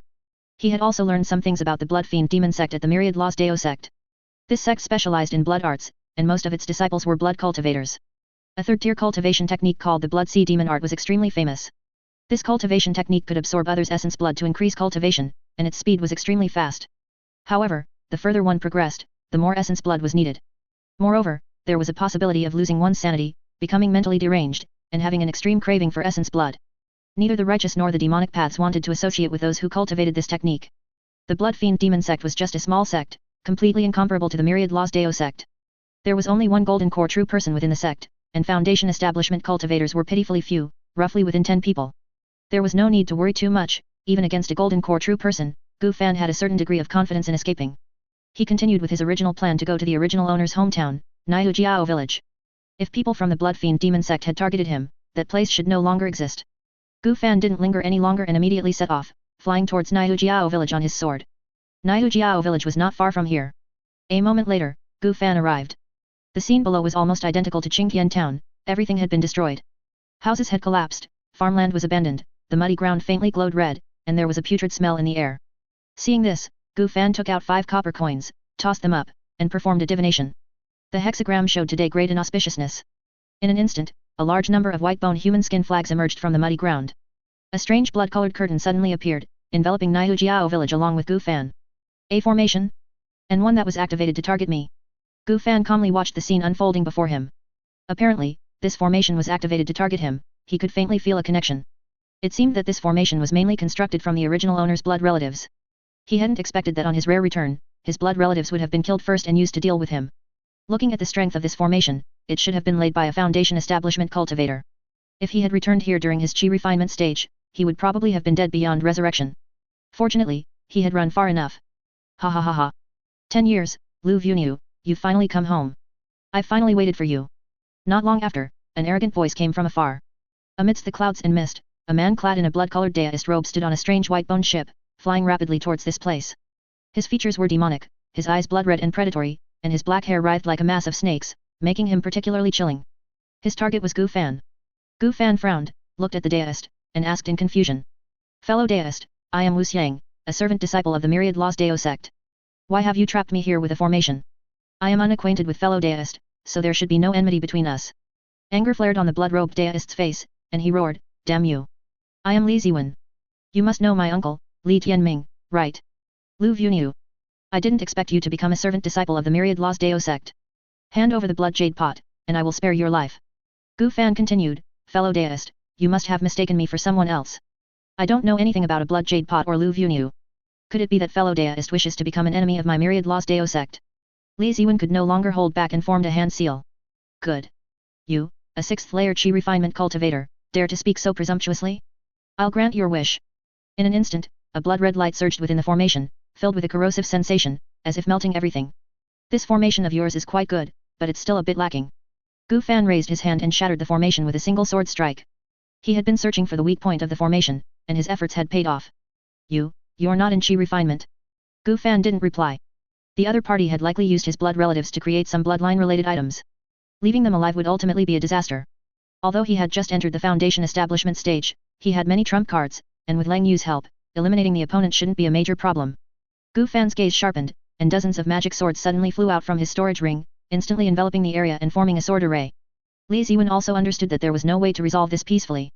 He had killed Gu Fan's entire family and refined them into magical artifacts specifically for dealing with him. This was an unforgivable grudge. He likewise didn't want to let the other party go, even though the other party's swordsmanship was superb and had broken his array. Moreover, he could conceal his cultivation, making him inscrutable. But so what? He was, after all, only a Foundation establishment stage cultivator. Li Ziwen was a late-stage Foundation establishment cultivator, the other party was definitely no match for him. In an instant, Li Ziwen raised his hand and flipped it over. A large amount of crimson blood surged out from the red jade ring on his finger, transforming into a mighty torrent that swept towards Gu Fan. Gu Fan gripped the black dust sword, slashing it at extreme speed. A cold radiance flashed, and a large amount of pure white, snow-like sword light flew out, colliding with the blood tide. Crack! The blood tide was suddenly frozen into a sheet of ice crystals, and then numerous cracks appeared, shattering into countless tiny blood-colored dust particles that drifted downwards, looking exceptionally beautiful. Difficult to deal with. Both of them simultaneously had this thought. Although it was just a test, it gave them a glimpse of each other's strength. Li Ziwen judged that the opponent's swordsmanship was at least 3rd tier or above, otherwise, it would be impossible to possess such power. A blood cultivator? Gu Fan pondered to himself, wondering what the opponent's Dao foundation was. Using his flesh-field blood sprout against him might not be very effective. It seemed he could only rely on swordsmanship and Lang Yu to decide the outcome. Rise! Gu Fan formed a sword seal with his left hand, and the flying magic sword suddenly stirred violently. 3 talents sword array. This was a 2nd-tier sword array he had learned, with considerable power, primarily focused on killing. It consisted of 3 main swords and several auxiliary swords representing heaven, earth, and man, respectively. The heaven swords formed a circle above, the earth swords formed a square below, and the human swords moved in the middle. This sword array was entirely composed of 33 2nd-tier magic swords. Only a wealthy Foundation establishment cultivator could possibly achieve this. Gu Fan was able to do so thanks to the magic swords Lin Yong had given him. The next moment, lightning flashed among the heaven swords above. In an instant, torrents of lightning sword light poured down, like a divine punishment from the heavens. The earth swords below also unleashed earthy yellow sword chi, flying straight upwards. The human swords moved through the air, drawing out a large amount of white sword chi that contracted inwards. Dense sword chi crisscrossed, forming a 3-dimensional sword net. All positions were completely sealed, leaving no space for evasion. Li Ziwen's brows furrowed as he used his divine sense to scan the incoming sword chi, attempting to find a flaw, but he found nothing. It seemed the opponent's array formation level was higher than his. No wonder he had so easily broken the Blood Fiend demon array he had set up. However, that was all there was to it. In an instant, a myriad souls banner, emitting rolling black smoke, appeared in mid-air. Tens of thousands of vengeful souls flew out, forming layers of barriers, blocking all the incoming sword chi for Li Ziwen. Under the sword chi, the vengeful souls rapidly exploded like fireworks, turning into fragments of souls that fell downwards, completely disappearing between heaven and earth. But this indeed successfully blocked a considerable amount of sword chi. For Gu Fan, the sword array consumed a significant amount of spiritual power, but with plenty of elixirs and Lang Yu's ability to replenish spiritual power, it wasn't a major issue. The magical treasure the opponent had now brought out made his eyes light up. It should be the so-called Myriad Souls banner. This magical treasure was extremely famous in the demonic Dao and was highly sought after by many cultivators. It was extremely difficult to obtain, and even the materials for its creation were exceptionally hard to find, only appearing in secret realms. After all, mortals without spiritual roots were worthless, and the Myriad Souls banner, by absorbing enough souls, could grow stronger and even advance in rank, essentially a form of recycling. Gu Fan hadn't expected to encounter such a treasure here. He liked it very much and had to kill Li Ziwen to seize it. Then, Li Ziwen's soul could also be absorbed into it. His body could also be used to test what would happen when fused with the Miro seed. Lang Yu, go kill him, Gu Fan said calmly. Meow. Lang Yu responded with a meow, instantly transforming into a cloud of black mist and flying towards Li Ziwen. Under the continuous onslaught of tens of thousands of vengeful souls, the sword array had already been torn open. Li Ziwen was controlling the bone ship, just about to escape. A massive black shadow had already blocked him, instantly growing to an immense size. A peculiar spirit beast, as large as a mountain, appeared on his escape route. Its giant paw swung down like a dark cloud, and its extended claws, resembling a crescent moon, carried an incredibly powerful sense of oppression. The air let out a mournful shriek, and violent currents of air swept in all directions, even uprooting some trees. Cannot take it head on. Li Ziwen's heart tightened, and blood-red light appeared all over his body as he prepared to cast the blood escape secret art to move elsewhere and avoid the beast. He hadn't expected the opponent to also have a foundation establishment stage spirit beast, and such a powerful one at that. It had only been 10 years, the opponent indeed possessed a secret treasure. Perhaps he needed to ask other fellow disciples for assistance. This place was not far from the Blood Fiend Demon Sect. He would wait until other fellow disciples arrived to assist him. He still had a magical artifact in his hand, refined from Lu Vunu's blood relatives, specifically designed to deal with Lu Vunu. It had the power of a bloodline curse, capable of causing severe injury if not death. However, using this would harm the heavenly Dao, and he himself would suffer a considerable backlash. He didn't want to use it unless absolutely necessary. Immediately after, a flash of blood-red light enveloped Li Ziwen, and along with the bone ship, he vanished from his original spot, instantly reappearing in midair not far away. Lang Yu's claw seemed to have missed, but then, a silver light flashed on its body, and it appeared beside Li Ziwen, unleashing its sharp claws. The barrier formed by blood and vengeful souls instantly shattered, and the giant claw heavily struck Li Ziwen and the bone ship. Bang! Li Ziwen flew out like a broken kite, crashing into a nearby mountain peak, pulverizing more than half of the mountaintop. At the same time, the markings on Lang Yu's forehead flickered, and a large amount of moonlight began to gather. In an instant, a light sphere, resembling a full moon, condensed and roared towards the shattered mountaintop.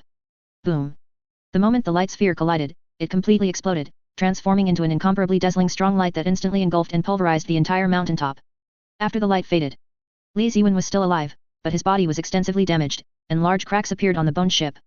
Aside from anything else, as a blood cultivator, his survival ability was certainly extremely strong.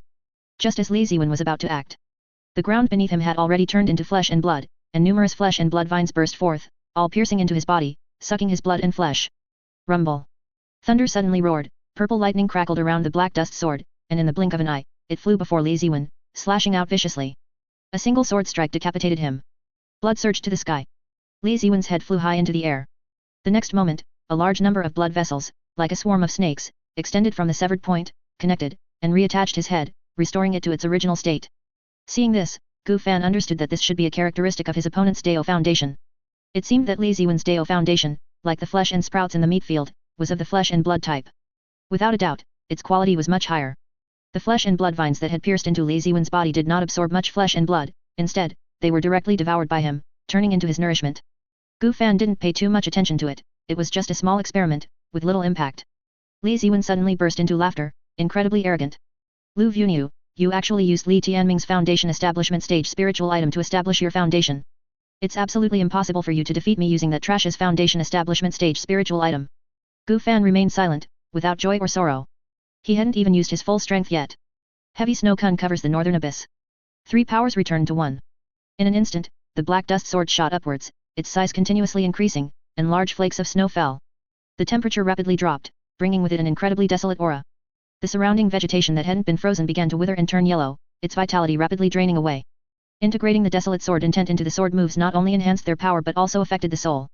Li Ziwen's soul was also affected, and he froze for a moment, his body covered in frost and frozen, temporarily unable to move. Meanwhile, the black dust sword in the sky had already transformed into a Kunpeng phantom, carrying a large amount of ice and snow, opening its massive mouth and rushing towards Li Ziwen. At the same time, the magical swords in the three-power sword array lit up simultaneously. The heaven sword was as blue as the deep sea, the earth sword as yellow as amber, and the human sword as white as a morning star. The 33 magical swords rapidly collided, yet there was no clang of metal, instead, they merged into one as if milk and water were blending. Amidst the dazzling white light, a colossal, three-colored sword, seemingly ethereal and corporeal, slowly took shape. Starry river halos flowed along its spine, a phantom of mountains appeared on one side of its blade, and myriad human figures emerged on the other. Immediately, the three-colored colossal sword heavily struck down towards Li Ziwen. The clouds were sliced apart, and a violent, incomparably powerful airflow surged outwards.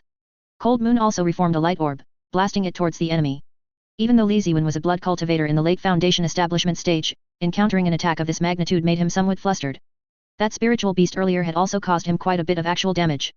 If Lu Vuniu used the power of his Dao Foundation to attack him, it would actually help him recover. But clearly, his opponent wasn't foolish and had realized this point, so he probably wouldn't use it again later. He had to go all out. With the thought, Li Ziwen's surging blood light intensified, instantly shattering the frost covering his body. Dao Foundation Blood Sea Buddha Lotus. In an instant, a monstrous, bizarre, gigantic blood-colored lotus bloomed beneath Li Ziwen's feet. It spewed out a large amount of fresh blood, forming a crimson barrier to defend against the assault. The vengeful spirits from the Myriad Souls banner all surged forth, with several vengeful spirits of the Foundation establishment stage leading the charge, guiding tens of thousands of vengeful spirits towards Gu Fan. The Kunpeng formed by the black dust sword instantly froze the blood-colored barrier, then covered Li Ziwen. Pure white ice crystals immediately froze everything around them, turning it into a glacier. The moon-like silver orb of light collided with the glacier, erupting in a dazzling brilliance that instantly engulfed and shattered it.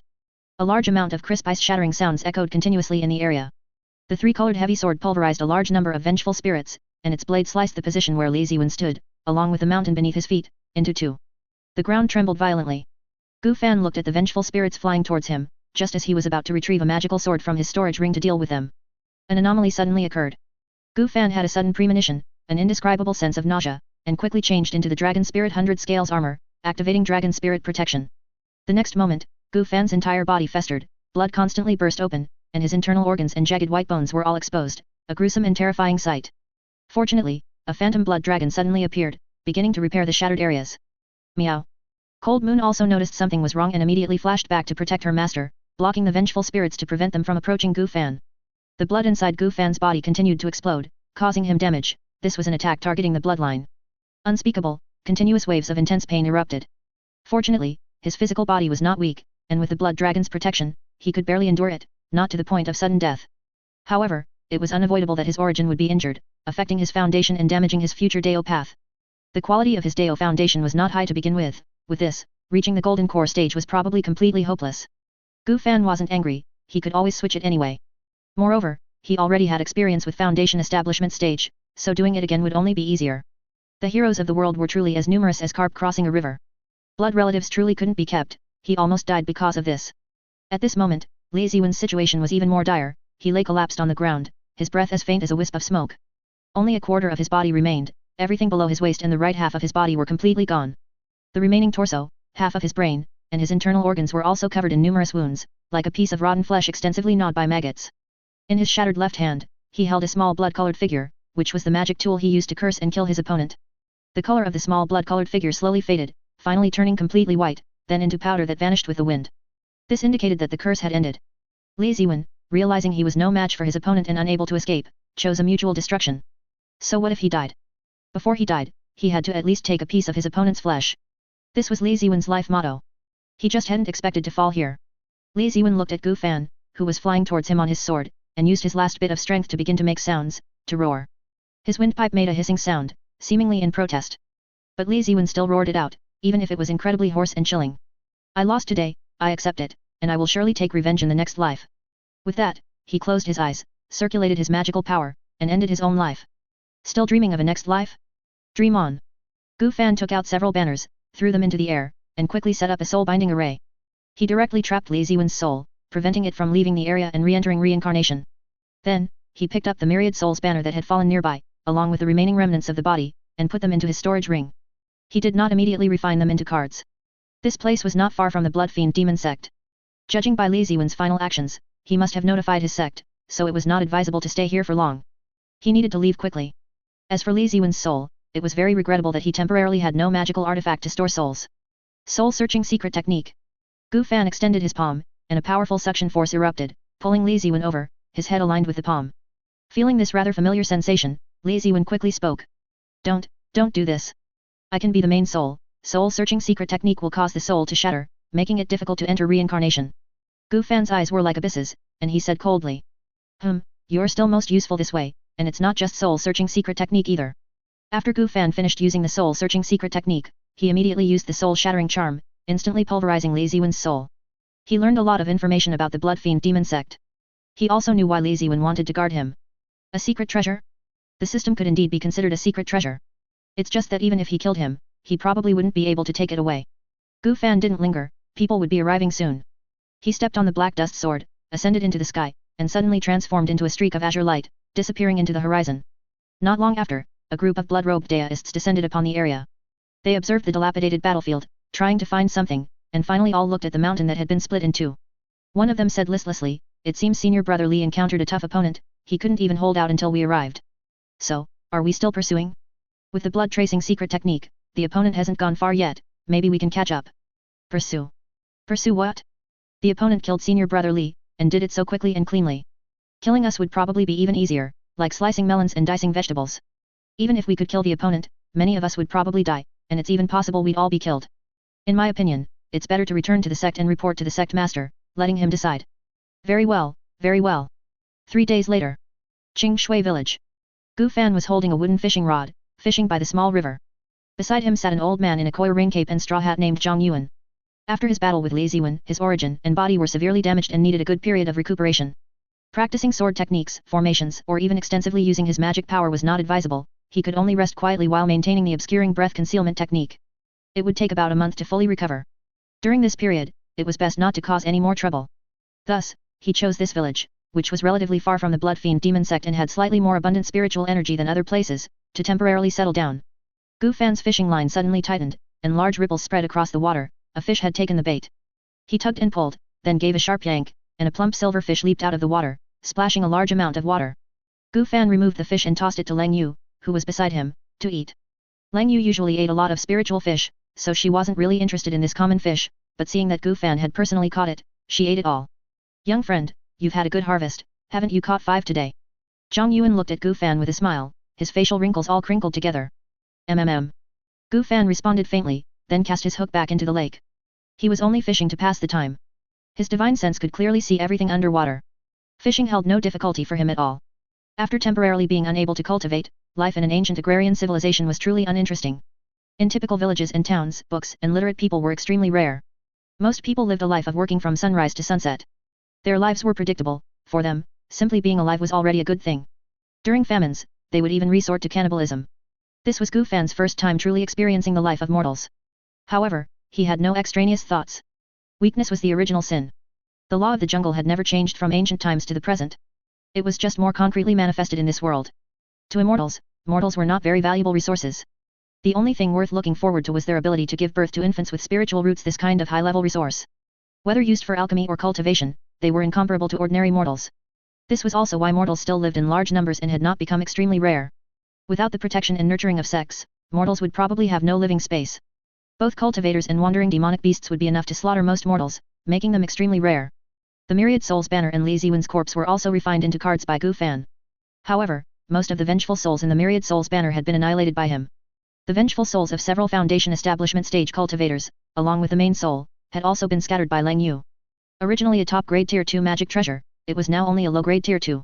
But it was not a big problem. Once his injuries healed, he could secretly slaughter a few villages or towns, and it could be upgraded completely. It was just that the vengeful souls of Foundation establishment stage cultivators might be more difficult to deal with. Moreover, vengeful souls generally only had about half the strength they had in life, as they lacked a physical body. At the same time, if the Dao Foundation was damaged, it would be almost no different from a mortal. Li Tianming's Dao Foundation was also not damaged. What he summoned in the end was merely a Dao Foundation phantom, not the Dao Foundation itself. It was just one way to use a Dao Foundation's abilities.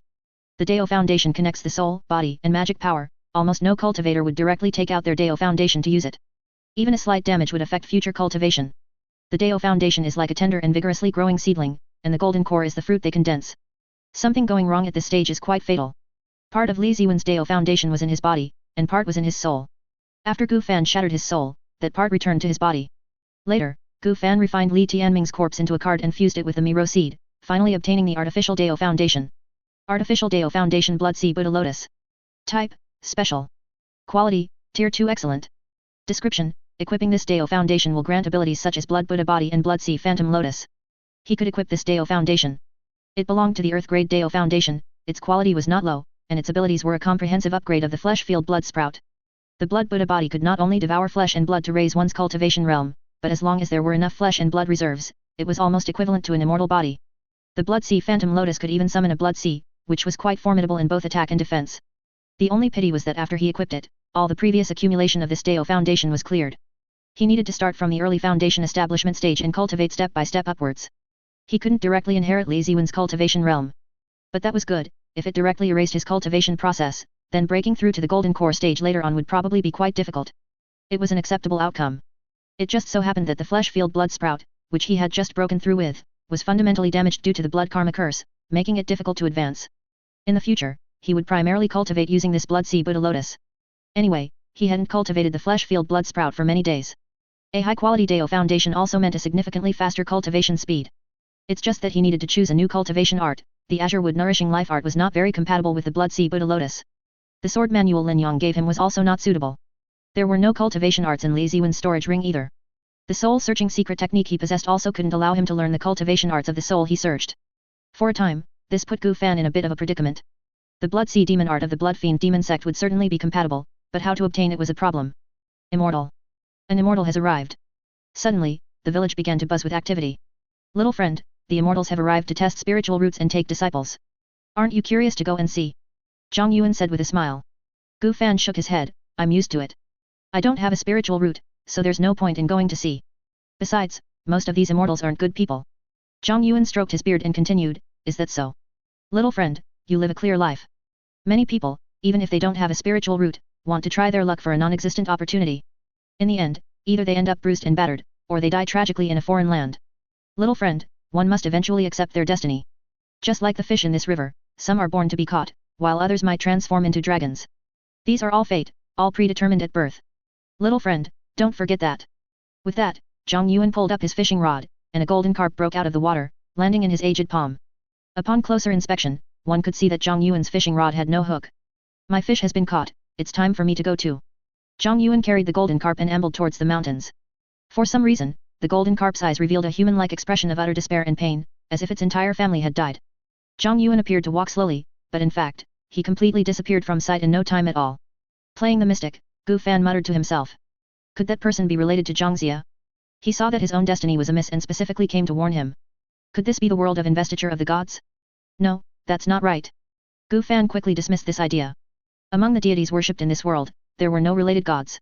Even if time moved further back, it shouldn't be like this. Or perhaps this world experienced a major upheaval. Those gods and Buddhas have all died, and their records have been erased. Zhang Yuan might have unexpectedly obtained Zhang Xia's inheritance, it's hard to say. Or perhaps there's a world of investiture of the gods within a secret realm. There are many possibilities. However, for now, he couldn't afford to provoke that person. For the past few days, Zhang Yuan had been fishing next to him, and he hadn't discovered anything unusual. He seemed completely like a mortal. It seems that the Dao of Fate still needs to be thoroughly studied when the opportunity arises. He had already been noticed by quite a few people. The inheritance of the Dao of Fate is too rare. Currently, the best thing he had was the Sword Sutra given to him by Lin Yang. It seems that before his death, he too was plagued by the Dao of Fate, which is why he chose to give him this Sword Sutra. Zhang Donjue and Zhang Xiaoman probably also noticed something was off about him. Zhang Xiaoman even specifically came to see him the day he emerged from seclusion. And when he first entered Lingxian City, Zhang Donjue's attitude towards him was that an intentional show of goodwill. He had also briefly calculated his own destiny, but he couldn't see anything clearly beyond a certain point. At most, he could only calculate minor things, such as whether today was auspicious or inauspicious. But seeing it or not made little difference, this stuff couldn't be changed or avoided. At most, it had a warning function. His level in the Dao of Fate was only around the first stage. Compared to sword moves, spells, and such, abilities in this area were extremely rare, even in the myriad lost Dao Sect's library. Today's incident also served as a reminder to him. He stood out particularly among those who had achieved success in the Dao of Fate. At the same time, for some reason, they all temporarily wouldn't directly attack him, choosing either to befriend him or threaten him. Even though he had already established his foundation, he was still too weak in this cultivation world, he had to become even stronger. The Dui Mija Sword Sutra must also be refined quickly. A suitable Dao foundation would likely be difficult to find, and he would have to start from the spiritual root aspect. It didn't necessarily have to be a heavenly spiritual root. According to Lin Yang, as long as other aspects were handled well and one could establish a foundation by comprehending the Dao, an earthly spiritual root could also become an immortal grade Dao foundation. Fortunately, he could also convert intent into skill cards for rapid acquisition. The problem was how to find a suitable spiritual root. Should he pretend to be an immortal and capture young children with spiritual roots? That would be too inefficient. Although he could kill one after another and turn young children with spiritual roots into artificial spiritual roots. But not only were young children with spiritual roots rare, but sects also regularly scoured for them. Finding an earthly spiritual root with a metal attribute would probably be less than 1 in 10,000. Perhaps. Gu Fan suddenly had a bold idea. If he could infiltrate the Blood Fiend Demon Sect, all his problems might be solved. Although the Blood Fiend Demon Sect was a bit small, it still had 1 or 2 geniuses with earthly spiritual roots. Perhaps, he could act against them. This way, both the spiritual root and cultivation technique problems could be resolved. He wouldn't need to worry about being discovered, he still had the random teleportation scroll to escape. However, how to infiltrate was a problem. It would be best to choose someone who wasn't highly valued within the sect, who was wandering alone outside. Someone who hadn't lit their life lamp, and perhaps even had hopes of establishing a foundation. His own flesh sprouts were also products of a secret realm controlled by the Blood Fiend Demon Sect.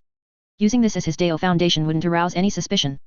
Moreover, the strongest combat power of the Blood Fiend Demon Sect was only 1 golden core cultivator. And according to Li Ziwen's memories, there was no inheritance of the Dao of Fate within the sect. The risk wasn't high. And in Li Ziwen's memories, there were indeed a few cultivators who met these criteria. After his injuries healed, he could completely choose one, kill him, and take his identity. With the disguise mask and the Blood Buddha body, he could alter his physique and appearance. The soul-searching secret technique to acquire memories, and the myriad souls banner to store souls. With this entire set, the matter of disguise wouldn't be difficult. After thinking all this, Gu Fan prepared to continue fishing for a while. But this river also seemed a bit off. After Zhang Yuan left, all the fish in the river ran away, and there were no more to catch. Gu Fan also glanced at the cultivators who came to test spiritual roots. Judging by their attire, they seemed to be from the White Cloud Sect. It was a small sect, even weaker than the Blood Fiend Demon Sect, with the strongest only at the foundation establishment stage. In the southern border, the strongest existence was a soul transformation ancestor. He wondered what the situation was like in other regions.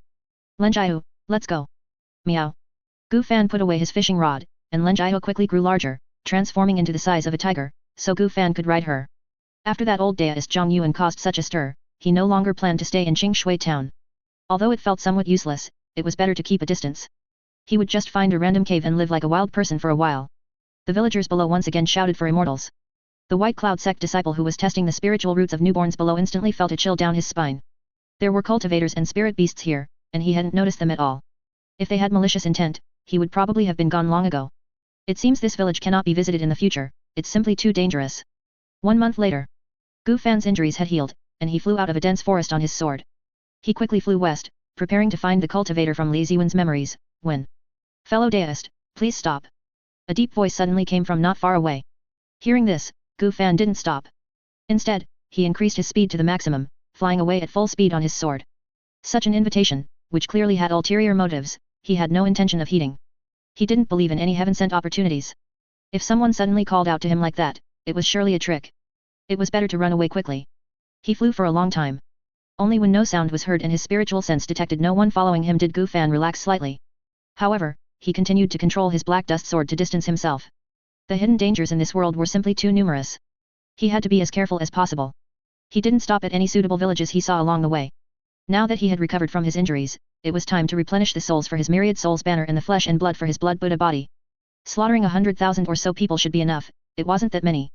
A day later, Gu Fan set his sights on a village called Tiania Village, which didn't have many people, only about 3,000. It was also a certain distance from the nearest sect, and the sect that governed it wasn't strong. It was perfect for him to try his hand. First, he would calculate his luck for the day. Minor auspiciousness, no big problem. However, the necessary precautions still had to be taken. Gu Fan first set up a formation that could block sound and aura. This would reduce the time it took for the sect to discover the village massacre, ensuring he had enough time to escape. Immediately, Gu Fan took out 9 white-bone human skin banners from his storage ring. They looked exceptionally eerie and terrifying, with large patches of bloodstains remaining on their surface. This was Li Ziwen's legacy. In his storage ring, there was also a second-tier formation called the Blood-Refining Demonic Array. If the creatures within the formation could not break free, they would be rapidly refined into blood water. The blood water refined by this formation was perfectly compatible with Li Ziwen's Dao foundation and could be directly absorbed into the Blood Sea Buddha Lotus. There was no need to expend spiritual power to refine it again, which was extremely convenient. Gu Fan stood on his flying sword, looking down at the mortals below who had begun to kowtow and bow before the immortal. In the southern border, immortal was indeed not a good term for mortals. However, this did not affect their kowtowing and fawning. Admiration for strength was almost a common trait among all living beings. When facing an existence far more powerful than themselves, they generally wanted to escape, or felt fear, or wanted to become like them. But it was almost impossible to ignore them, unless that person didn't want to live anymore. Gu Fan looked at the mortals constantly kowtowing below, shook his head, his eyes as calm as a block of ice. He formed hand seals, circulated his spiritual power, and controlled the white bone human skin banners to begin setting up the formation to refine the village. He had to admit that he could no longer regard mortals as his own kind. This was true in every aspect. In terms of strength, even if tens of millions of mortals attacked together, they probably couldn't harm him. In terms of lifespan, Foundation Establishment Cultivator increased lifespan by 100 years, and the Azure Wood Nourishing Life Art also increased lifespan. He could probably live for about 200 years now. If he broke through to Golden Core, he could gain another 500 years of lifespan. Nascent Soul could even increase his lifespan by a full 2,000 years. With continuous urgeless cultivation and isolation from the world, his 7 emotions and 6 desires would gradually fade, and his humanity would slowly diminish. All that would remain was the pursuit and obsession with the Dao. Mortals and cultivators were originally 2 different species. It was almost impossible for mortals and cultivators to intermarry. This was like the probability of a human falling in love with an ant. Before long, a strange blood curtain rose at the edge of the village, spreading rapidly and eventually covering the entire village. Even the most foolish villagers inside realized that something was wrong at this moment. Excruciating pain came from all over their bodies, and they began to dissolve continuously. They could clearly feel their bodies disappearing. First, the outer skin peeled off, turning into flesh and blood. Then the flesh and blood began to dissolve. They could see the flesh and blood on their hands and feet melting into crimson liquid, revealing the stark white bones underneath. Finally, their bones and internal organs also dissolved, turning into blood water. By this stage, they generally couldn't see or hear, couldn't scream, and no longer had the strength. All they could feel was pain and despair. Outside, not a single sound could be heard. Their wails and pleas for mercy could only be heard by themselves and the other victims. Gu Fan merely watched coldly, without any ripples in his emotions. He had thought he would feel some reluctance. But he felt nothing at all. If anything, it was somewhat similar to the feeling of harvesting spiritual rice or slaughtering spiritual fish, with a slight hint of joy. After all, these were resources he could use now. And he didn't have to expend effort to plant or raise them, he could harvest them directly. Thinking about it this way, it did feel a bit like stealing vegetables from someone else's garden. Apart from giving birth to individuals with spiritual roots, there was nothing special about the mortal population. Gu Fan saw that most of the mortals below had died, so he brought out his Myriad Souls banner. In an instant, a sinister black banner hovered directly above the center of the village in the sky, continuously emitting rolling black smoke that swept outwards. Those resentful souls who had just died, before they could do anything, were directly sucked into the Myriad Souls banner above, awaiting to be commanded at any time. Souls that died tragically with resentment were stronger and more aggressive than ordinary ones. This method of death was also tragic enough. This formation did not kill people instantly. Instead, it was like boiling a frog in warm water, slowly cooking them. And it wasn't just one person, there were many compatriots and kin inside, a sense of despair that one couldn't experience alone. The mortals died very quickly. In just a moment, they were all refined into blood water. Their souls were also all collected into the Myriad Souls banner. Immediately, the blood water formed from the villagers suddenly floated up, flowing rapidly upwards into the sky. These blood waters, like streams, continuously converged into Gu Fan's Dao foundation within his body, nourishing his flesh. Gu Fan's face was flushed with health, and he felt an indescribable sense of exhilaration and comfort throughout his body. It was somewhat akin to a blood ghost who had been starving for years finally drinking blood. It was somewhat intoxicating. Before long, the blood water was completely absorbed by Gu Fan. The village below was now empty, devoid of any life. Only the slightly reddish soil on the ground proved their former existence. For the next 3 days, Gu Fan searched for suitable villages and towns. Then, he refined the friendly villagers within them to aid his cultivation. In these few days, he had only refined a little over 50,000 people, barely reaching half of his goal. Although large cities had many people, they were generally guarded by powerful sect cultivators, mostly Foundation Establishment cultivators. Gu Fan didn't want to cause trouble, so he could only massacre villages and towns. Anyway, even if these mortals weren't refined by him, they might be harvested by other cultivators, so it wasn't a big problem. However, even though he had been very careful, paper still couldn't cover fire. He was discovered by other cultivators. Gu Fan noticed 2 tails following him. He didn't know which sect they belonged to. But their strength wasn't great. He could invite them for a tour inside the Myriad Souls banner. Deist Joe of the Blood Fiend Demon Sect, you've slaughtered our villages and towns, that's really crossing the line. 1 or 2 would be fine, but you've slaughtered far too many. Gu Fan heard the sounds from behind him and realized he had been mistaken. But it was no wonder they were wrong, after all, he was currently. His actions and demeanor were just like those of the Blood Fiend Demon Sect.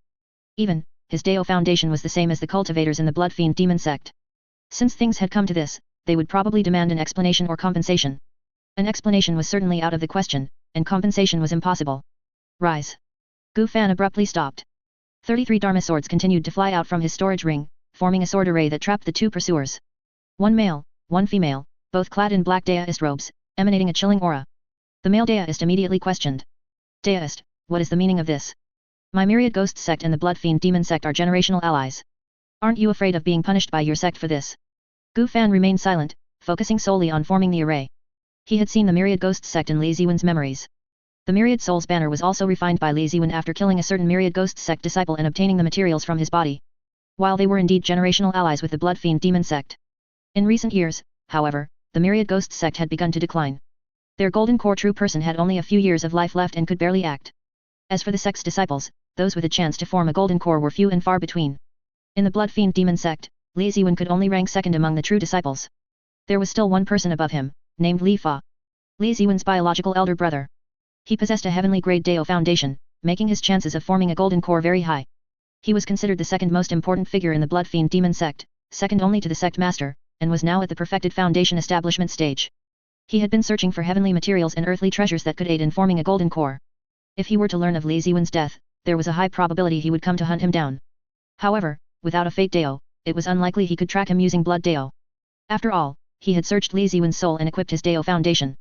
The blood fiend demon sect's tracking methods would be largely ineffective against him. Junior sister, let's run. Something is wrong with this person, he wants to kill us. Seeing that Gu Fan had not responded for a long time, the male Daoist quickly shouted. A talisman appeared in his hand as he tried to escape the area. But it was too late. Neither of them was even at foundation establishment. They had been deceived by Gu Fan, who deliberately disguised himself as a chi refinement cultivator. In an instant, dozens of sword chi flew out at extreme speed, instantly enveloping them. Pft! Pft! Pft! Blood filled the sky as shattered flesh and blood poured down. Immediately, this flesh and blood flew back up, merging into Gu Fan's body. Gu Fan only kept the parts where their spiritual roots were stored, to be refined into cards. After their souls were searched, they were thrown into the myriad souls banner. Both of them cultivated the ghost manipulation Dao, capable of controlling various ghosts in combat, and their strength was considerable. However, they were directly crushed by Gu Fan's higher cultivation realm, given no chance to even act. The female Daoist had unexpectedly obtained a second-order Fate Dao inheritance, and her Fate Dao level was higher than Gu Fan's. However, most of it was related to finding people and objects. This was why she and her senior brother had pursued him, only to throw away their lives. Their spiritual roots were quite good. One had 3 spiritual roots, and the other had 2 spiritual roots. Unfortunately, they were waterwood dual spiritual roots, which did not meet Gu Fan's requirements. 3 days later. Blood Deer Town. There were large herds of deer in the mountains outside this place. Many people in the town made a living by hunting deer, and the local deer blood wine was a major specialty. Gu Fan's target was also in this town. The person was named Zhao Tianlin, had 3 spiritual roots, was 56 years old, and was at the 8th layer of Qi refinement. 2 years ago, he was dispatched here by the blood fiend demon sect to guard the area. He had hope of reaching foundation establishment, but it was also quite unlikely. Foundation establishment pills in the blood fiend demon sect were generally only allocated to direct blood relatives with the surname Li. Blood relatives in this world had another meaning. If one could have a blood relative who broke through to the soul transformation stage, anyone with a blood connection would receive a certain improvement in their cultivation aptitude. Moreover, having a bloodline connection made punishing traitors exceptionally simple. This was also why most true disciples of sects were blood relatives of the sect master. It was also why Gu Fan needed to return and clear out his own blood relatives. This thing, if there wasn't a blood-linked immortal cultivation grandmaster above, was purely a negative effect. It would only become a hidden danger and a weakness. Fortunately, it was Li Ziwen who dealt with his blood relatives, a character he could handle. Although he still fell victim, it was within an acceptable range. Gu Fan slightly concealed himself, transforming into a myriad ghost sect cultivator. He arrived by controlling ghosts using the vengeful spirits from the myriad souls banner. His appearance and attire were also changed to those of the myriad ghost sect cultivator he had killed earlier. The mortals routinely knelt and shouted, like fixed NPCs. Zhao Tianlin heard the commotion and also walked out of his luxurious courtyard. Upon seeing that the visitor was a myriad ghost sect cultivator, his tense expression relaxed slightly. He hadn't fought anyone in a long time, and being somewhat old and having indulged in pleasures, he would likely be in grave danger if he encountered a hostile cultivator. Myriad ghost sect disciples were considered allies, so they shouldn't be here to kill him. He only had about 10 more years to live and just wanted to spend his remaining days peacefully. In his youth, he single-mindedly pursued the Dao, longing for foundation establishment. But in the end, he realized, what good was it even if he obtained a foundation establishment wonder from a secret realm? He simply couldn't get a foundation establishment pill. The bottleneck at the 9th layer of Qi refinement had also trapped him for a long time. Disheartened, he simply took on a guarding mission and settled down in Blood Deer Town. He spent his days eating, drinking, and having fun, surrounded by beautiful concubines, indulging in pleasures. It was incredibly enjoyable, compared to his previous arduous cultivation, it was simply a life of an immortal. As for cultivation, he had completely abandoned it. He had accepted his fate, this was how his life would be. Deist of the Myriad Ghost Sect, may I ask what brings you here? I am Zhao Tianlin, an inner disciple of the Blood Fiend Demon Sect, tasked by the sect to guard this place. Zhao Tianlin first announced his identity, adopting the posture of a welcoming host. Gu Fan landed in front of Zhao Tianlin, cupped his hands, and said, I am Zhou Yu, an inner disciple of the Myriad Ghost Sect. I love fine wine and heard that the deer blood wine here is delicious, so I stopped by to try it. I didn't realize Deist Zhao was stationed here, I apologize for any offense. Zhao Tianlin waved his hand, smiling, and said, no worries. This deer blood wine is indeed exceptional. Deist Zhou, I have quite a bit of excellent deer blood wine stored at my humble abode. If you don't mind, you're welcome to join me. Then I shall respectfully accept your kind offer, Gu Fan nodded. Good, Deist Zhou, please follow this old man inside. Immediately, Gu Fan followed Zhao Tianlin into the mansion. Inside, a large number of beautiful plants were cultivated, and there were over 100 servants alone. Whether it was furniture or decorations, everything was of the highest quality. It was like heaven and earth compared to the villagers struggling to survive outside. However, their time was almost up. Come, Deist Zhou, this is my treasured deer blood wine. Have a taste. Zhao Tianlin smiled as he offered a cup of blood wine. Gu Fan reached out, took it, and sniffed lightly, saying, the wine is quite good, but it's still missing something, a snack. Zhao Tianlin took a big gulp of the blood wine in his cup and wiped his mouth. What's so difficult about that? What kind of snack would Deist Zhou like? I'll have someone prepare it immediately. Gu Fan shook his head, what I want is something that shouldn't be overheard, and Deist Zhou might find it a bit troublesome as well. You two, step back for now. Yes. Master. At Zhao Tianlin's command, the servants attending them all withdrew. Only Gu Fan and Zhao Tianlin remained. Zhao Tianlin was a bit puzzled, wondering what the other party meant. However, he didn't suspect too much. After all, if the other party truly wanted to harm him, why would he care about these mortals? Zhao Tianlin put down his wine cup, his expression becoming slightly more serious and earnest. Deist Zhou, if it's something too dangerous, there's no need to tell me. This old man just wants to live his quiet little life here. These old bones can't take any more trouble. Gu Fan nodded slightly, a apologetic smile spreading across his lips. Don't worry, the snack I want is far away, yet right before your eyes. It's just, it will trouble Deist Lin a little. Zhao Tianlin waved his hand, a guest is a guest. As long as it's not something dangerous, this old man is willing to lend a hand. That's good then. Deist Zhao, I'll borrow your head for a moment. Unbeknownst to him, a pitch-black sword had appeared in Gu Fan's hand. A flash of sword light suddenly cut through the air. A head flew high into the air. Zhao Tianlin hadn't even seen how the other party drew his sword before his head was no longer his own. How could there be such a fast sword? This was his last thought. Blood spurted like a fountain from the severed neck. It splattered onto the ground, the nearby furnishings, and into the wine cup in front of Gu Fan. A few drops of blood mixed with the deer blood wine. Gu Fan raised the wine cup and drank it all. The taste was indeed good, delicious. Immediately, he absorbed the other party's flesh and blood, refined his spiritual root, performed soul searching, and threw him into the Myriad Souls banner. Finally, he cleaned up the crime scene. His conversation with Zhao Tianlin earlier was to confirm whether the other party had any trump cards or means to inform his sect after death. Once he confirmed there were none, he simply took him down. It was just a chi refinement cultivator, as simple as killing a chicken. However, according to the other party's memory, he had even left behind descendants here. This was not good. If a cultivator were to investigate and discover his bloodline, his identity would likely be exposed. Gu Fan wanted to keep a low profile this time and didn't intend to slaughter the entire town. After all, even if Zhao Tianlin had reached Foundation establishment, there was no suitable reason for him to slaughter the town he was guarding. He didn't cultivate the Blood Sea Demon art, but a very ordinary second-tier cultivation method that wouldn't affect his sanity. Doing so would also be trying to cover up too much. But the bloodline still had to be eliminated. Gu Fan first disguised himself as Zhao Tianlin. At the same time, he had Zhou Yu's ghost manifest and disguise himself as Gu Fan, then pretended to leave Blood Deer Town, deliberately letting many villagers see him. Then, Gu Fan instructed his subordinates to call his children and their mother over. He said they were going on an outing in the suburbs and hired a caravan to take everyone. On the way, Gu Fan sent them to meet Zhao Tianlin. A family, of course, had to be together. After these preparations were made, Gu Fan could finally disguise himself and infiltrate the Blood Fiend Demon Sect. The Blood Fiend Demon Sect. Its location was not much different from other sect areas. It was situated on a small spiritual vein in the mountains, with few people around. The air was filled with a sweet, bloody scent.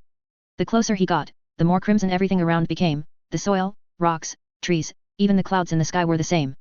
Gu Fan, disguised as Zhao Tianlin, flew towards the Blood Fiend Demon Sect by riding the wind. Zhao Tianlin had no flying magical artifacts and had not learned flying spells. He mostly relied on talismans. After Foundation establishment, he could only rely on wind riding talismans or directly on his magic power to fly. Senior brother Zhao, why are you back? Did something happen in Blood Deer Town? You can't even guard this small town, can you? That would truly be a bit useless. A patrol of cultivators happened to run into Gu Fan as he flew in. The Blood Fiend Demon Sect was not large, and most disciples knew each other. Especially someone like Zhao Tianlin, who had only left the sect 2 years ago, he had even more acquaintances. The leader of this patrol, named Su Rusheng, had a small grudge with Zhao Tianlin.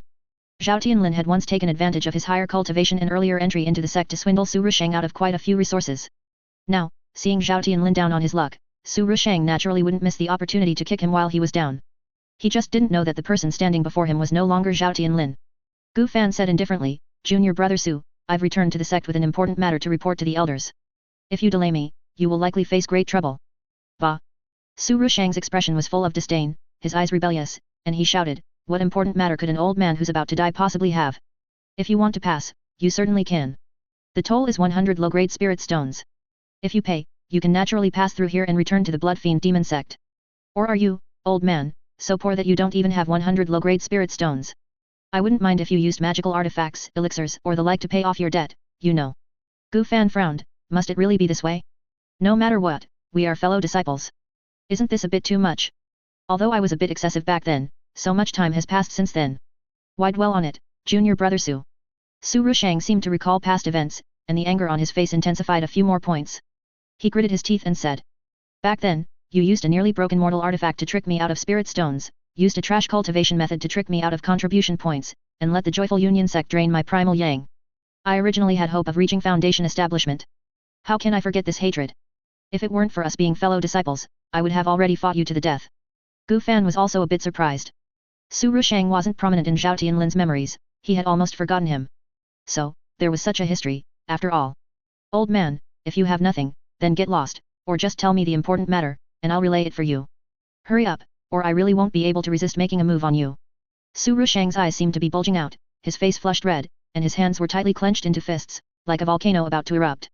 Gu Fan shook his head and sighed, "The important matter I wanted to tell you is I've reached Foundation establishment." With that, he no longer concealed his aura. Gu Fan's Foundation establishment stage cultivation instantly burst forth, completely unreserved. In that moment, Su Rusheng, who had been arrogant and untamed, his pupils suddenly constricted, staring at the scene before him in disbelief. Zhao Tianlin reached Foundation establishment? How was this possible? How could he have a Foundation establishment pill? How could he have a Foundation establishment wonder item? This was simply impossible. This person must not be Zhao Tianlin, he must be someone else in disguise. The people around Su Rusheng instantly changed their expressions, smiling exceptionally fawningly, like blooming chrysanthemums. "Congratulations, senior brother Zhao has actually become a Foundation establishment cultivator. This is truly a great fortune for our Blood Fiend Demon Sect." "Yes, yes, yes. Congratulations, senior brother Zhao, on successfully reaching Foundation establishment. We were just trying to stop Su Rusheng earlier. But this person is extremely narrow-minded, vindictive, and powerful. We truly didn't dare to go against his wishes. We implore senior brother Zhao to see through everything and severely punish Su Rusheng." "Right, senior brother Zhao, I've long been annoyed with this Su fellow. I wanted to help you just now, but I couldn't find a suitable opportunity." After Gu Fan revealed his cultivation, the previously indifferent onlookers instantly became fervent. They all sided with Zhao Tianlin, whom Gu Fan was impersonating. They began to constantly accuse and denounce Su Rusheng, as if they harbored some deep-seated hatred. In the cultivation world, strength is revered. If a Foundation establishment cultivator claimed that a Qi condensation cultivator stole his belongings, basically no one would side with the Qi condensation cultivator. Su Rusheng felt the tide turn against him, his teeth almost grinding to dust, his heart a mix of emotions. But on the surface, he had to feign the same demeanor as them. Damn it! Su Rusheng looked at Gu Fan, his back bending deeply, a forced fawning smile on his face. "Senior brother Zhao, I truly offended you just now. I occasionally suffer from fits of madness, and I was having one just now. I've caused much offense, please punish me, senior brother Zhao." Suddenly, Gu Fan patted Su Rusheng's shoulder, revealing a gentle smile, and softly said, "Junior brother Su, what do you mean by this? We are fellow disciples.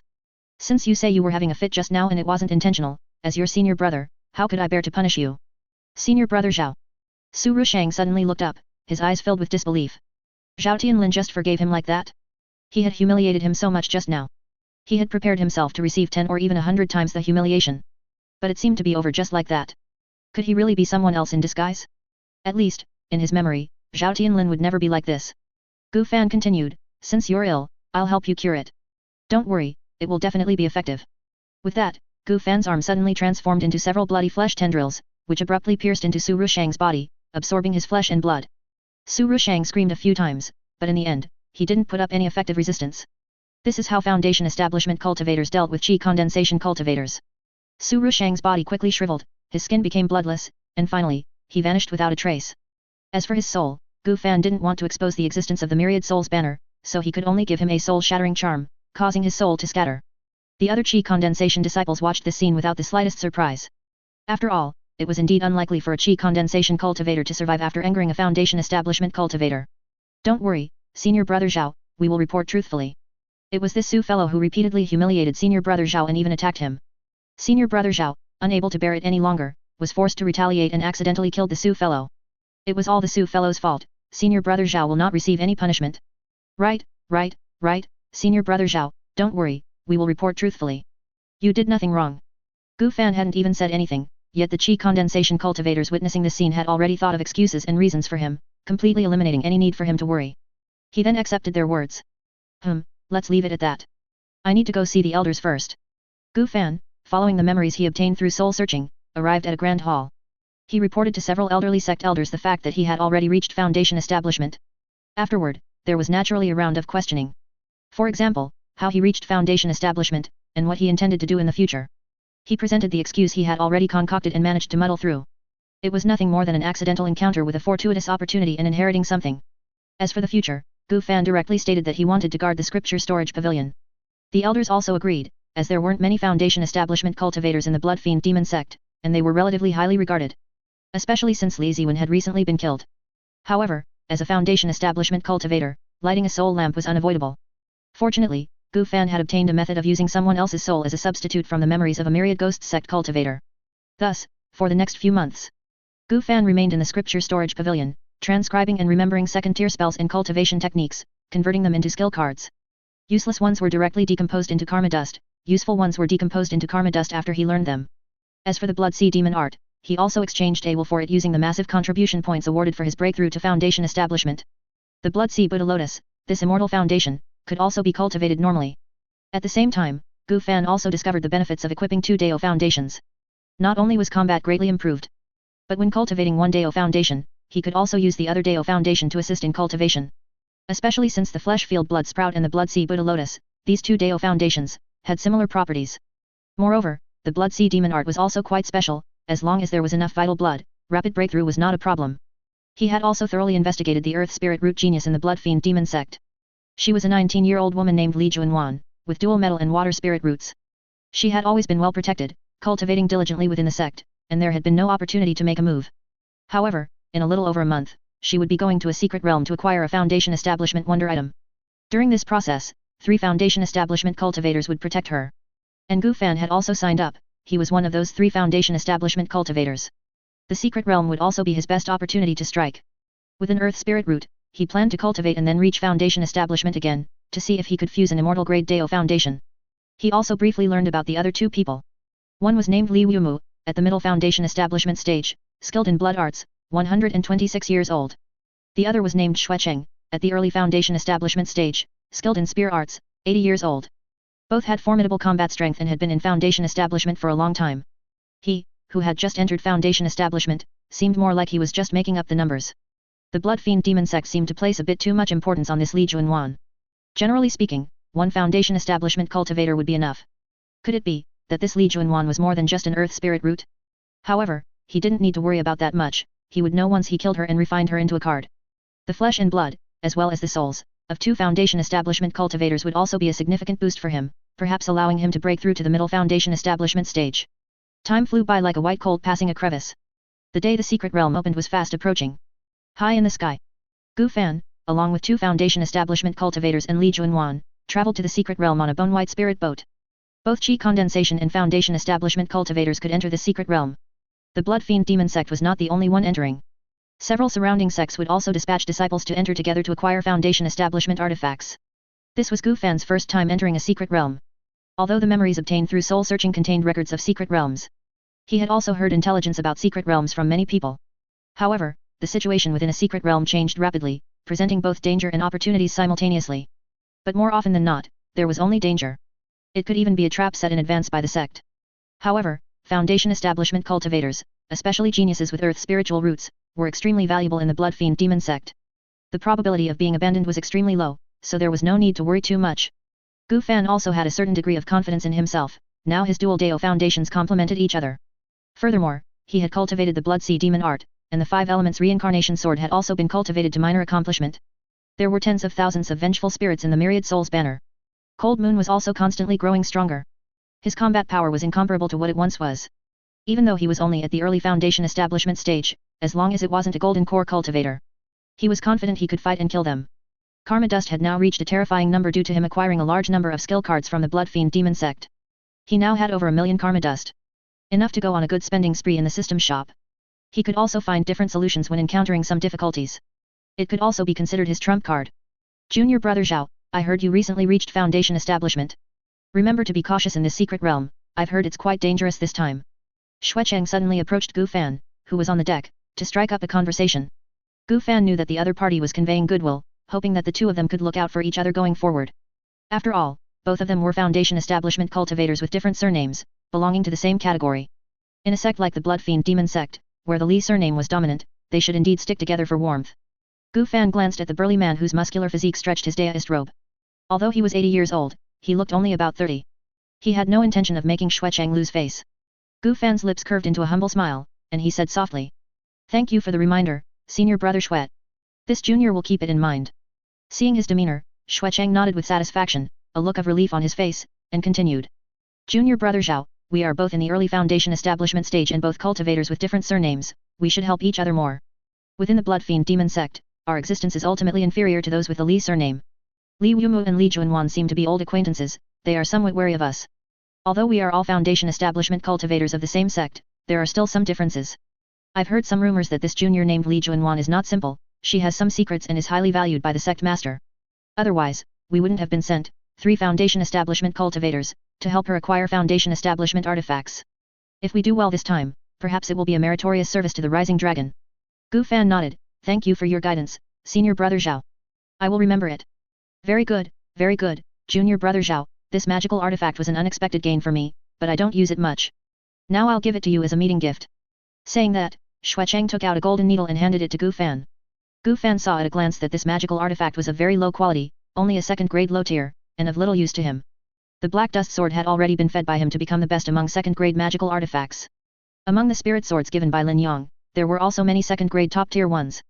Aside from being disassembled into Karma Dust, this golden needle would serve no other purpose. However, for his disguise as Zhao Tianlin, it was quite suitable and could be used to maintain his facade.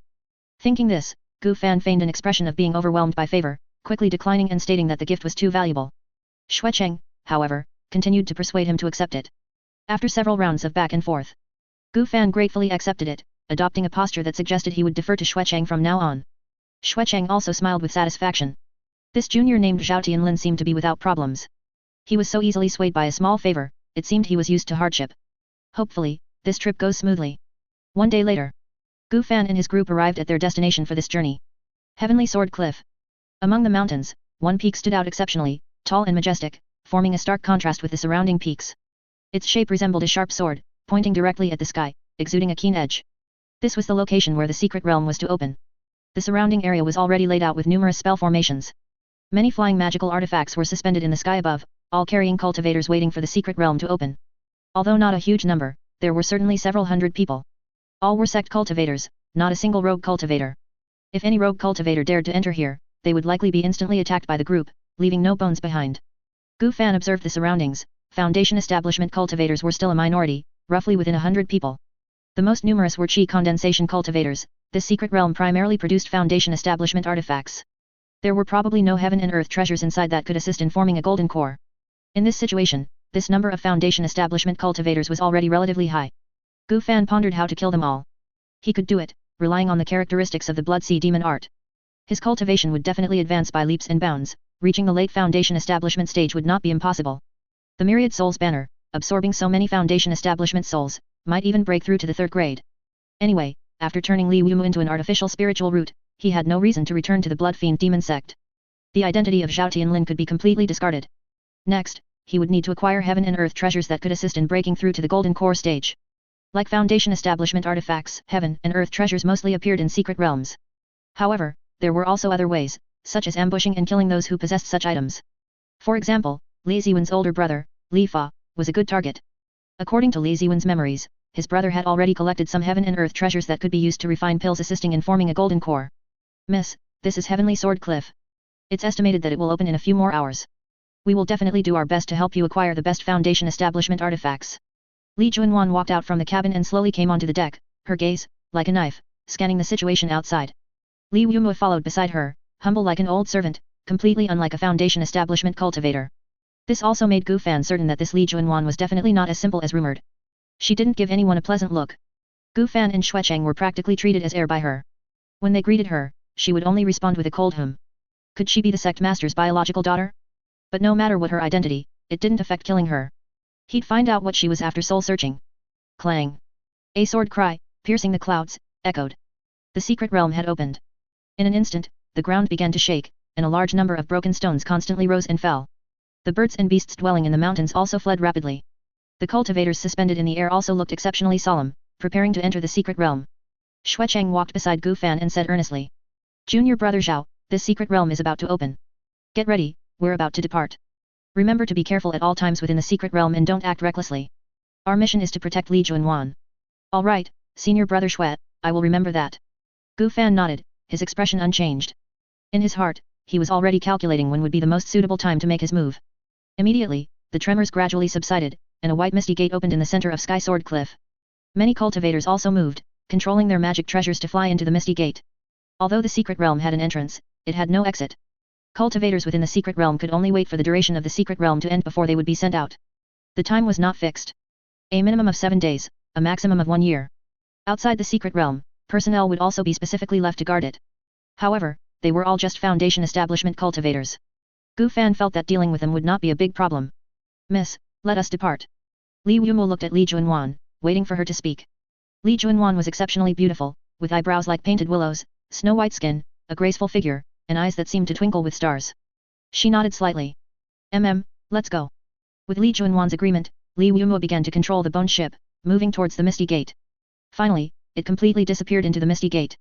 Inside the misty gate, Gu Fan could only see a vast expanse of white, accompanied by a sense of dizziness. Fortunately, it didn't last long before disappearing. What met his eyes was a brand new world.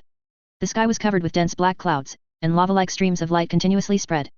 The air was filled with a large amount of iron filings, making it difficult to breathe. The ground was made of pitch-black sand and stone, stuck with many strangely shaped broken swords. Gu Fan quickly cast several spells on himself to ensure he could breathe normally. Li Yumou and Xuecheng did the same, casting several spells on themselves to ensure they were not affected by the environment here. As for Li Junwan, she was a bit strange. Despite not using any protective spells, she acted as if nothing was wrong. She showed no curiosity about the environment, and even a hint of familiarity appeared in her eyes. Gu Fan pondered to himself. This Li Junwan was indeed very unusual. He wondered what she was hiding. It seemed he couldn't act rashly for now. Perhaps she was an existence even more important than the sect master's daughter. If that was the case, then she might have some protective magic treasures, or even a secret treasure capable of unleashing the full power of a golden core stage attack. He couldn't underestimate her. It would be better to try to put them in danger, allowing enemies an opportunity against Li Junwan, to test her out first. If there really was some secret treasure, then he would have to plan carefully. If not, then she would simply die. Li Yumou and Xuecheng were no match for him. At the same time, their floating bone ship began to slowly descend. And judging by Li Yumou's expression, this was not something he was intentionally controlling. Li Yumou anxiously shouted, Miss, this magic artifact cannot fly. Hearing this, Li Junwan shook her head and explained. This secret realm prohibits flight. Flying magic artifacts and spells are all useless. Put away the magic artifact. I understand, Miss. Li Yumou put away the bone ship as ordered, then cast a spell to allow Li Junwan to land steadily. Miss, where do we go next? Li Yumou asked again. Li Junwan said faintly, wait. I'll sense the location. You two guard this place. With that, she formed a hand seal, closed her eyes, and a faint blood-red glow emanated from her body. Besides them, there were also a few people from other sects who landed here. However, those who could enter the secret realm together were not hostile sects. No conflict occurred, and they simply departed in different directions. Xuecheng and Li Yumou looked solemn, constantly scanning their surroundings with their divine sense to avoid any sudden accidents. Gu Fan, on the other hand, watched the discarded swords with interest. They all had faint traces of malevolent energy swirling around them, making them quite extraordinary. However, it seemed that as soon as these swords were pulled out, something would be triggered. Many people had noticed this and no one dared to move them randomly. Gu Fan observed the other three with his divine sense and found that none of them were paying attention to him.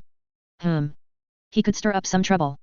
He looked around and finally found a giant sword that was entirely grey-black. That was the one. Gu Fan secretly used a spell, and the giant sword began to vibrate, eventually falling diagonally to the ground. This anomaly also caught the attention of Xuecheng and Li Yumu. They instantly turned towards the giant sword, one hand gripping a magic treasure, the other forming a hand seal. Due to the flight prohibition, magic treasures could only be held and used, not controlled remotely. Attack spells, however, were not greatly affected. This was a significant weakening for most cultivators. Gu Fan was fine, though. While he couldn't use his sword formations, he still had his sword techniques and sword intent, plus his blood Buddha body, giving him a huge advantage in close combat. Moreover, he vaguely felt that the secret realm seemed to have an additional buff for sword Dao. However, he had no intention of revealing this yet.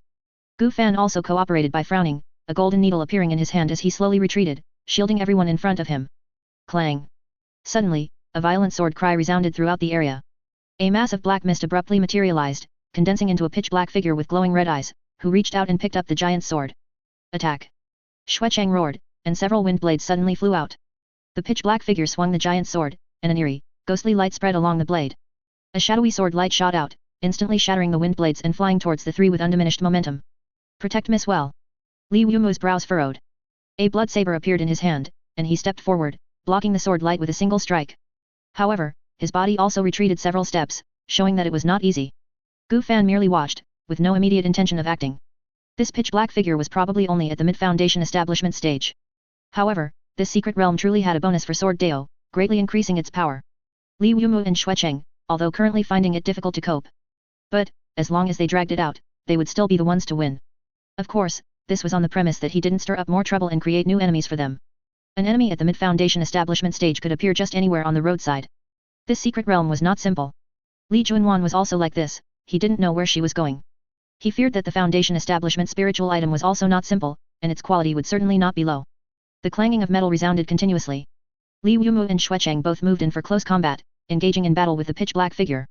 Xuecheng wielded a silver spear, attacking fiercely like a flood dragon, clashing with the giant sword. Cooperating with Li Yumu's blood saber, they gradually suppressed the pitch-black figure. But in the next instant, several surrounding broken swords suddenly fell. As Gu Fan made his move, several figures of various colors emerged, picking up the broken swords from the ground. They began to gang up on Xuecheng and Li Yumu. The two, who had initially held the advantage, gradually found themselves overwhelmed. Gu Fan didn't just watch, he also made a slight move. Several blood flesh plants burst from the ground, attacking the sword-wielding figures. But whether it was vines or flying needles, they seemed to be tickling the figures, having no effect whatsoever. They could only serve to set the atmosphere. Gu Fan feigned an expression of trying his best but being utterly helpless. Li Yumu and Xuecheng both used their full power, relying on their foundation establishment abilities to desperately hold on. Li Yumu, a blood Dao cultivator, found himself in a difficult position against enemies with no blood in their bodies. His foundation establishment was named Blood Spirit Evil Puppet, it could directly draw the target's blood, and once absorbed, could directly curse the opponent to death. Alternatively, he could summon blood puppets to fight. Li Yumu usually relied on this ability to kill powerful enemies. But the opponent needed to have blood. At present, he could only summon blood puppets to fight. However, they were no match for these sword-wielding figures. As time passed, the number of blood puppets dwindled. Moreover, these figures were incredibly difficult to kill, making them exceptionally troublesome. Boom! A giant sword struck Li Yumu's crimson barrier, instantly shattering it. Li Yumu quickly blocked with his blood saber, and several talismans flew from his hand, forming a barrier that barely managed to fend off the attack. Although Xuecheng's foundation establishment was of slightly lower quality, he wasn't affected too much. His long spear was like a dragon, bringing forth a large expanse of frost, continuously sweeping around him. Li Yumu was holding back the strongest enemy, so his situation was still manageable. His foundation establishment Ice Dragon Spear Soul could greatly enhance the power of his spear techniques and freeze enemies. However, these figures had no physical form, so his attacks were particularly limited. Before long, both of them had numerous wounds on their bodies, blood constantly spilling. They could certainly escape, but since Li Junwan hadn't given the order, they could only remain in place, fighting a bloody battle against these sword-wielding figures. Junior brother Zhao, I'll help you. Xuecheng was struggling to parry, just as a sword-wielding figure was about to stab him with a sword. Gu Fan suddenly stepped forward, holding a golden needle, and stabbed at the sword-wielding figure, who then dodged sideways and swept him away with a sword. Gu Fan fell heavily to the ground nearby, accidentally knocking over a few more broken swords. Junior brother Zhao. Xuecheng roared, forcefully sweeping away the approaching enemies, and ran towards Gu Fan's position. He hadn't expected that junior brother Zhao, despite his low strength, would be willing to risk his life to save him, and he couldn't ignore it. Xuecheng's departure, however, left Li Yumu in a difficult situation. He was already at a disadvantage against the giant sword figure, and now without Xuecheng to share the pressure, his situation was precarious. At this moment, Li Junwan finally finished her sensing, opened her eyes, and checked the situation outside. Why has it turned out like this? Li Junwan looked at the scene before her, her willow-like brows furrowed, her lips tightly pressed. She had only gone to sense the location for a moment. Why had these 3 Foundation establishment cultivators caused such a commotion? It even seemed like they were about to die. Didn't they know not to mess with things in the secret realm? Li Junwan let out a long sigh, her eyes filled with helplessness, and her snow-white palm subtly flipped, a talisman suddenly materializing between her 2 fingers. If it weren't for needing them later, she would never waste such a precious talisman. Return to Malevolent Blood Sword Talisman. In an instant, the talisman between Li Junwan's fingers began to burn rapidly, erupting with dazzling crimson light. Countless sword cries echoed from the sky. A blood-colored magic array emerged, alluring and eerie. The next moment, thousands of blood swords fell in unison, hurricanes howled, and the air was filled with a murderous intent. The blood swords poured down like a torrential rain, constantly piercing into the bodies of the sword-wielding figures, instantly turning them into porcupines. Those sword-wielding figures, which were originally difficult to deal with, were utterly pulverized and vanished in an instant. And this was merely because of one talisman Li Junwan had used. Gu Fan could tell that the power of this talisman definitely reached the golden core stage. Li Junwan indeed possessed secret treasures and certainly had means of self-preservation. It seemed he needed to find an opportunity to force out all her trump cards. At the same time, he also needed to avoid arousing her suspicion. Junior brother Zhao, are you alright? Xuecheng looked at Gu Fan, who was quite disheveled and had a long sword mark on his body, and asked with concern. Gu Fan shook his head, his eyes downcast, his expression remorseful. Senior brother Xue, I'm fine, just some superficial wounds. My strength is low, and I couldn't be of much help. I'm truly sorry. Xuecheng patted Gu Fan's shoulder. Junior brother Zhao, it's not your fault. These things are too strong. You've only recently reached Foundation establishment, just cultivate more diligently in the future. Gu Fan was tearfully grateful, nodding heavily. Yes, senior brother Xue. In his heart, however, he completely disregarded the other party. After the recent battle, he understood the capabilities of Xuecheng and Li Wumu. Whether using the 4-season sword cannon or the 5 elements reincarnation sword, he was confident he could kill both of them with a single move. The only problem was Li Junwan. If there wasn't a certain opportunity to kill her, it wouldn't be good to make a move. Li Junwan looked at Li Wumu with dissatisfaction in her eyes and asked. What exactly happened just now? Miss. I'm not quite sure. Why did a few swords suddenly fall over, and then it suddenly turned into this? Be more careful in the future. Let's go. After briefly understanding what had happened, Li Junwan didn't ask any more questions and directed everyone to walk in one direction. She knew that these broken swords wouldn't just fall over by themselves. Either someone was secretly following them and caused all this, or there was an internal traitor among them. They were just some cowardly rats hiding their heads and tails. They wouldn't affect her plans. There were enough Foundation establishment cultivators in the secret realm, as long as she could reach that place, activate the Grand Formation, and sacrifice all of them. That Foundation establishment wondrous item, most compatible with this body, should then appear. Li Junwan was not an earth spirit root, she was a rare, once in 10,000 years heterogeneous spirit root. She had always kept this information hidden, almost completely silencing everyone who knew. She had only told Li Wumu, the only trustworthy person, about the body snatching. Junior brother Zhao and Xuecheng were just Foundation establishment cultivators brought along to make up the numbers. Later, the 3 of them could just die obediently. As long as she obtained that Foundation establishment wondrous item, a celestial grade Foundation establishment would be effortless. She would go further than before, never stopping at the golden core stage as she had in the past. Although the 4 couldn't fly with artifacts, their pace wasn't slow. They quickly left their previous location and arrived at a sword pond. The pond water was incredibly black, with bubbles constantly churning and bursting. An astonishing sword intent emanated from below. Li Junwan said faintly, there's a sword below, it's the key to opening the treasure vault. One person needs to retrieve it. Who among you is willing to go down? Gu Fan knew the pool water was strange and his spiritual sense couldn't penetrate it for observation, so he decisively kept silent. Although Xuecheng was somewhat moved, he also understood the abnormality of the pool water and didn't volunteer. Miss, I'll do it. After a brief silence, Li Wumu stepped forward and took on the task. Li Junwan nodded and said indifferently, then I'll leave it to you. Take this talisman for self-defense. With that, she handed a talisman to Li Wumu. Alright. Miss, I'm going. After casting several spells on himself, Li Wumu leaped into the pool and dove deep. Xuecheng looked somewhat annoyed, as if he felt he had missed a good opportunity. Gu Fan felt the same, but inwardly he was exceptionally disdainful. He could predict that if he and Xuecheng had gone, they definitely wouldn't have received a protective talisman, and it would have been a thankless task.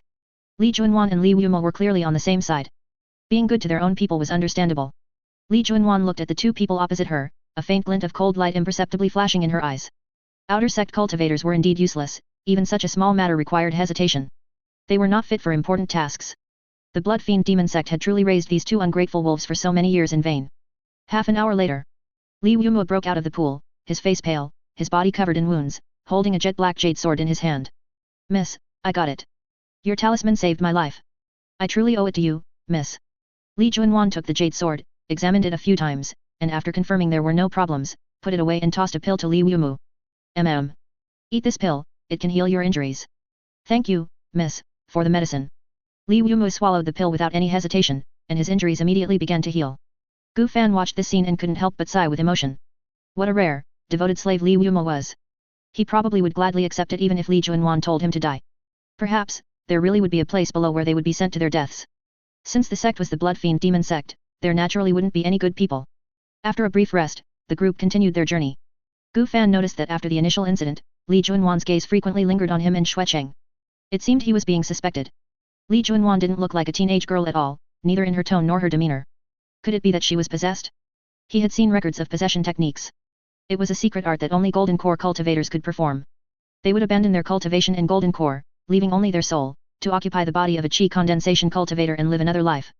This method harmed the heavenly Dao, could only be used once in a lifetime, and would make future lightning tribulations and inner demons even more difficult. Considering that the Blood Fiend Demon Sect's sect master didn't have much time left, a bold guess would be that Li Juanwan was possessed by the sect master. Then everything made sense. Li Wumo was not only the sect master's blood relative but also had an extremely good relationship with him, a bond of life and death. His current demeanor was perfectly normal. Additionally, they specifically sought out the two of them, who were not of the main family. Therefore, there was a high probability that their lives would be in danger later on. The Foundation establishment's strange object that Li Juanwan wanted might require a blood sacrifice or something similar. Tisk. How did someone get ahead of him for the spirit root he coveted? In this situation, he could only continue to try and kill Li Juanwan. The other party would most likely make a move against them, there were no other options. Anyway, if he failed, he still had the random teleportation scroll to escape. If he succeeded, he would obtain a golden core soul with a vast amount of knowledge. This was also what he currently needed. After all, he had never had a good channel to acquire knowledge about forming a golden core. Now there was an opportunity. It was just that this person would likely be very difficult to kill. Since it was possession, she must have left herself many contingencies and trump cards. The 5 elements reincarnation sword that Lin Yong left him was a 5th grade sword art. Even if the opponent had golden core level shields and barriers or other defensive measures. When he used the strongest killing move of the 5 elements reincarnation sword, there was a high probability that the opponent wouldn't be able to defend against it. To be even safer, he could hold a sword in each hand and simultaneously use Great Cold, return to Winter's End. Now that he had the Blood Buddha body, using such a move that harmed the enemy 1000 while damaging himself 800 wasn't a big problem. Currently, the Blood Buddha body stored a large amount of flesh and blood, so even if the opponent had a golden core powered talisman, it would probably take 2 moves to kill him. But before making a move, it would be best to let Li Juanwan consume some defensive trump cards and not pay attention to him. That way, the effect of the sneak attack could be maximized.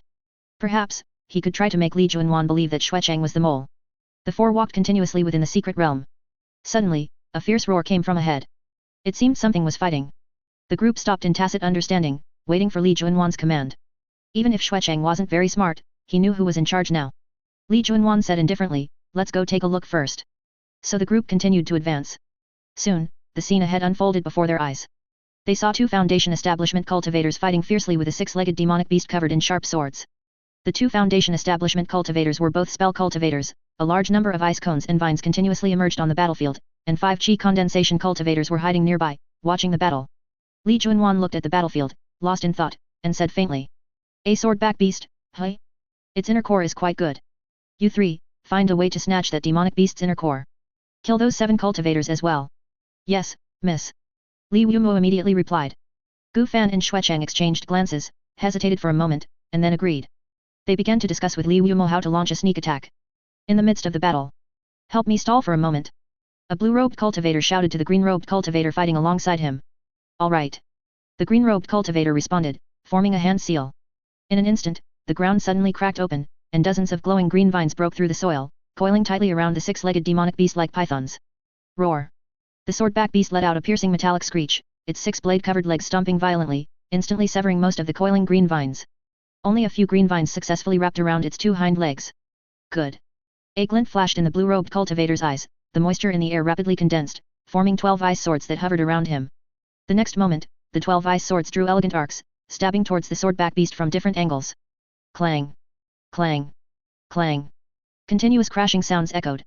The swordback beast's entire body of sharp swords continuously collided with the ice swords, several ice swords suddenly burst apart, and pure white frost quickly covered its entire body. Combined with the green vines continuously breaking through the ground, the sword-back beast was almost unable to move. If this continued, death was only a matter of time. But the next moment, the ground took on a fleshy texture. A large number of flesh and blood vines broke through the soil, suddenly coiling tightly around the 5 chi condensation cultivators. The 2 foundation establishment cultivators instantly swept their divine sense towards Gu Fan and the others, a hint of confusion flashing in their eyes. Why would the blood fiend demon sect attack them? They clearly had no grievances or enmity, right? But since things had come to this, they had no choice but to fight. The next moment, the 2 foundation establishment cultivators exchanged glances, just as they were about to cast spells to counterattack.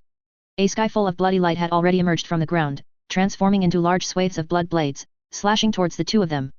The magical power barriers shattered continuously, and several bloody marks appeared on the bodies of the 2 cultivators. They barely managed to avoid the encirclement of blood blades, but found that their wounds were out of control, blood continuously gushing outwards, flying towards Li Wumu's location. In front of Li Wumu, a phantom little doll made of fresh blood had appeared, constantly devouring the incoming blood.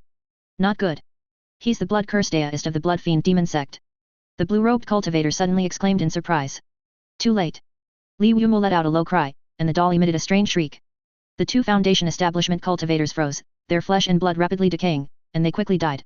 Both of them were at the early foundation establishment stage, facing Li Wumu, who had long been at the middle foundation establishment stage and possessed strange Dao base abilities. Even a slight mistake had already sealed their fate of death. What's more, they were ambushed first, with almost no preparation. As for the 5 chi refinement cultivators, they were all absorbed by Gu Fan's flesh and blood vines. Their souls were directly devoured by some special power not long after they appeared. Gu Fan could feel that their souls were likely absorbed by the secret realm. Miss, they're all dead, Li Wumo reported. Li Junwan said indifferently, go get the demon core of the swordback beast for me. You can divide the rest of the items among yourselves. Understood, miss. Immediately after, Li Wumo quickly stepped forward, wielding a bloodied saber to disembowel the swordback beast and retrieve a silver demon core. As for the storage rings of the 2 cultivators, Li Wumu took the blue-robed cultivators. The green-robed cultivators was given to Gu Fan and Xuecheng, even though they didn't contribute much. Especially Xuecheng, Gu Fan's flesh field and flesh buds could at least cooperate with Li Wumu's Dao base. He didn't even have a chance to strike just now. After dividing the spoils of war, the group set off again. Everyone was extremely accustomed to this matter, killing people and seizing treasures was the most normal thing. There was nothing special about it. 2 hours later, the 4 arrived at a new location. A giant arena made of white jade, covered in blood-colored patterns, appeared before everyone's eyes. In the center, a white jade sword was directly plunged in. Aside from the color, it was almost identical to the one Li Wumu obtained in the pool. Gu Fan couldn't help but feel a little curious about how many keys Li Junwan's so-called treasure vault would require. You all watch outside for me, don't let anything get close. Li Junwan finished speaking, then stepped onto the arena, with no intention of explaining anything. Gu Fan and the others followed instructions, standing in different positions, setting up several formations, and began guarding the area. Li Junwan also walked to the front of the white jade sword, with a few more items on her person. A long sword glowing with blood-red light appeared in her right hand, several talismans in her left hand, and a sword-shaped jade pendant on her waist. Outside her body, a thick, blood-colored barrier appeared. Gu Fan had been secretly observing Li Junwan, and seeing her fully armed, he understood that she intended to take action herself. It seemed this place was special, and since the 3 of them couldn't handle it, she chose to act personally. Li Junwan's gaze was somewhat solemn as she slowly touched the white jade sword with the magic sword in her hand. The method of obtaining this key was different from the one in the sword pool earlier. The sword pool only required a strong enough physical body to withstand the erosion of sword intent. But this was different. To obtain the white jade sword, one needed to battle the remnant soul of sword intent. The strength of the remnant soul of sword intent was equal to that of the sword taker.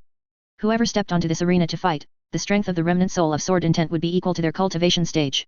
One had to rely on sword intent and sword moves to win. Sword Dao inheritances were scarce in the blood fiend demon sect, there were basically no sword cultivators. Here, she could only rely on herself. Clang. The moment the magic sword touched the white jade sword, a sword cry resounded. A terrifying pressure spread outwards. The white jade sword soared into the sky, then fell, held in the hand of a white-robed phantom, standing opposite Li Junwan. Although its aura was not strong, the overwhelming sword intent continuously affected everything around it. The air seemed to have become stagnant for a few moments. This couldn't help but make Gu Fan's heart tremble slightly. This white-robed phantom had at least mastered thousands of sword intents. Fighting above its cultivation stage should not be difficult for it. Li Junwan would probably not have an easy time dealing with it. The next moment, Li Junwan's aura suddenly changed, and her entire body also erupted with powerful sword intent. Although it couldn't compare to the white-robed phantom at all, she also possessed dozens of sword intents. The white-robed phantom moved, flashing to Li Junwan's front, and struck out with a simple, unadorned sword, yet it carried a terrifying sword intent that shook one's mind. The blood-colored barrier was shattered, and Li Junwan barely blocked it with her sword, a violent wave of air sweeping outwards. The magical barrier of a foundation establishment cultivator was fragile and vulnerable under the white-robed phantom's sword. Li Juanwan was also somewhat annoyed. The strength of this white-robed phantom was a bit too high. Why were the tier 2 talismans almost ineffective? The strength of this thing, besides the opponent's cultivation stage. It would also be based on the sword intent, sword techniques, and special sword physiques mastered by everyone around. Except for her having a sword spirit root. The other 3 cultivators should not have practiced swordsmanship. Why was this white-robed phantom so strong? If this continued, she seemed to have no choice but to use a tier 3 defensive talisman. Her reserves of such precious talismans were not extensive, the materials were too difficult to find, and each one used was one less. They shouldn't have been wasted here originally. Damn it. Why did such an unexpected situation occur? Gu Fan watched the arena, where sword shadows constantly flickered, and sword intent and sword passes continuously collided, and couldn't help but find it exceptionally exciting. It was just that Li Juanwan's swordsmanship wasn't very good, only at the tier 3 level. Moreover, the sword techniques used by the white-robed phantom were probably at tier 5. One could even see traces of the 5 elements reincarnation sword and the 4 seasons sword cannon. He felt that if he went up, he might not be able to win steadily. Li Juanwan seemed to have not anticipated this either, even using a tier 3 defensive talisman, which was equivalent to the magical barrier of a golden core cultivator. This was a good thing for him. If this continued, Li Juanwan would be easier to kill. He had also practiced the art of talismans, drawing some tier 1 talismans was not a problem.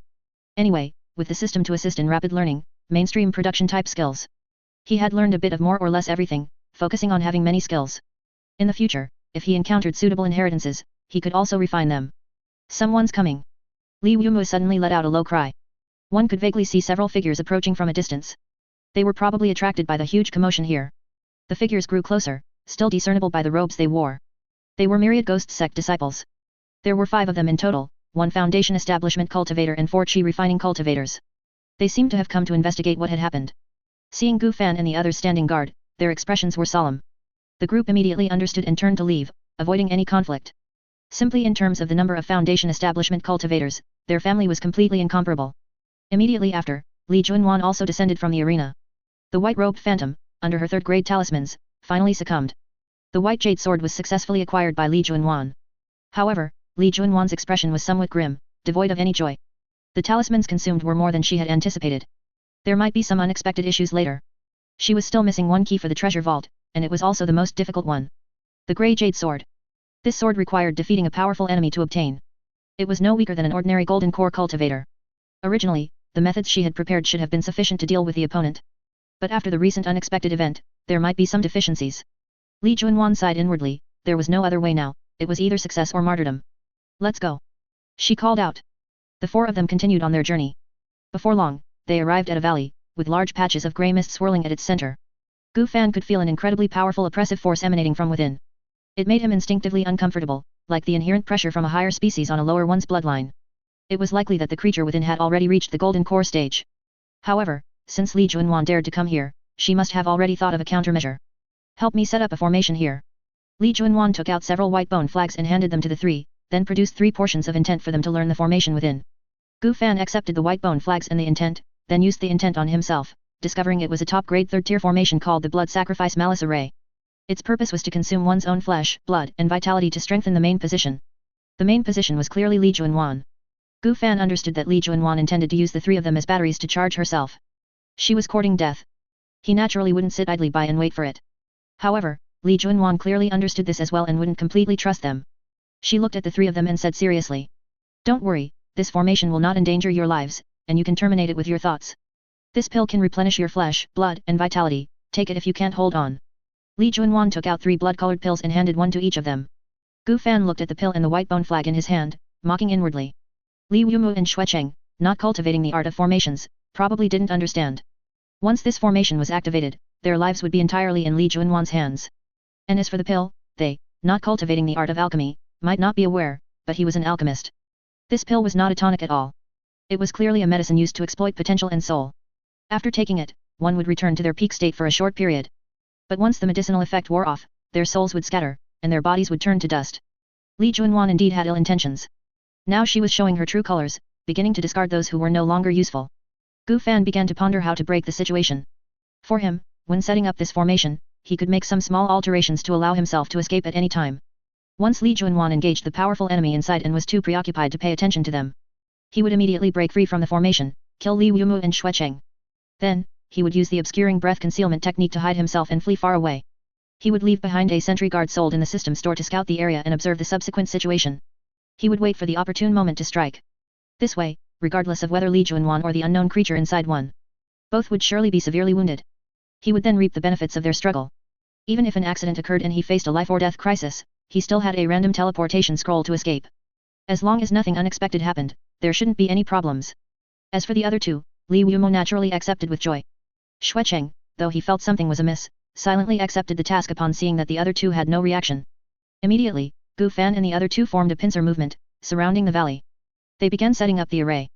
Soon, the formation was complete, and with a command from Li Juanwan, the formation activated. In an instant, a thick scent of blood permeated the air, and a bloody light shot into the sky. Gu Fan and the other two felt somewhat uncomfortable and uneasy, as precious substances within their bodies were continuously being drained. Gu Fan, with his blood Buddha body and cultivation of the azure wood nourishing life art, could temporarily endure it. Li Juanwan, in stark contrast to the three of them, was flushed crimson, brimming with vitality, and exuding a powerful aura. She wasted no time. Immediately after the formation activated, she rushed into the grey mist within the valley without a moment's delay. Before long, violent rumbling sounds came from within the grey mist, and some bright lights faintly shone through. The suction on the three of them grew stronger and stronger, their flesh, blood, and vitality rapidly being drained and surging into Li Juanwan's body. Xuecheng's skin had turned deathly pale, and large portions of his flesh had vanished, forcing him to take out a pill and consume it. Li Wumo was still relatively fine, after all, his Dao foundation was also bloodline-based, and his vitality was quite robust. Gu Fan felt that the time was about right. He raised his hand and clenched it in the void, the black dust sword abruptly appeared and slashed out. The sword light flashed and vanished. The blood sacrifice malice array shattered instantly. Meow. Cold Moon also transformed from a card into its physical form, appearing on his shoulder. You are. Li Wumo's expression was bewildered.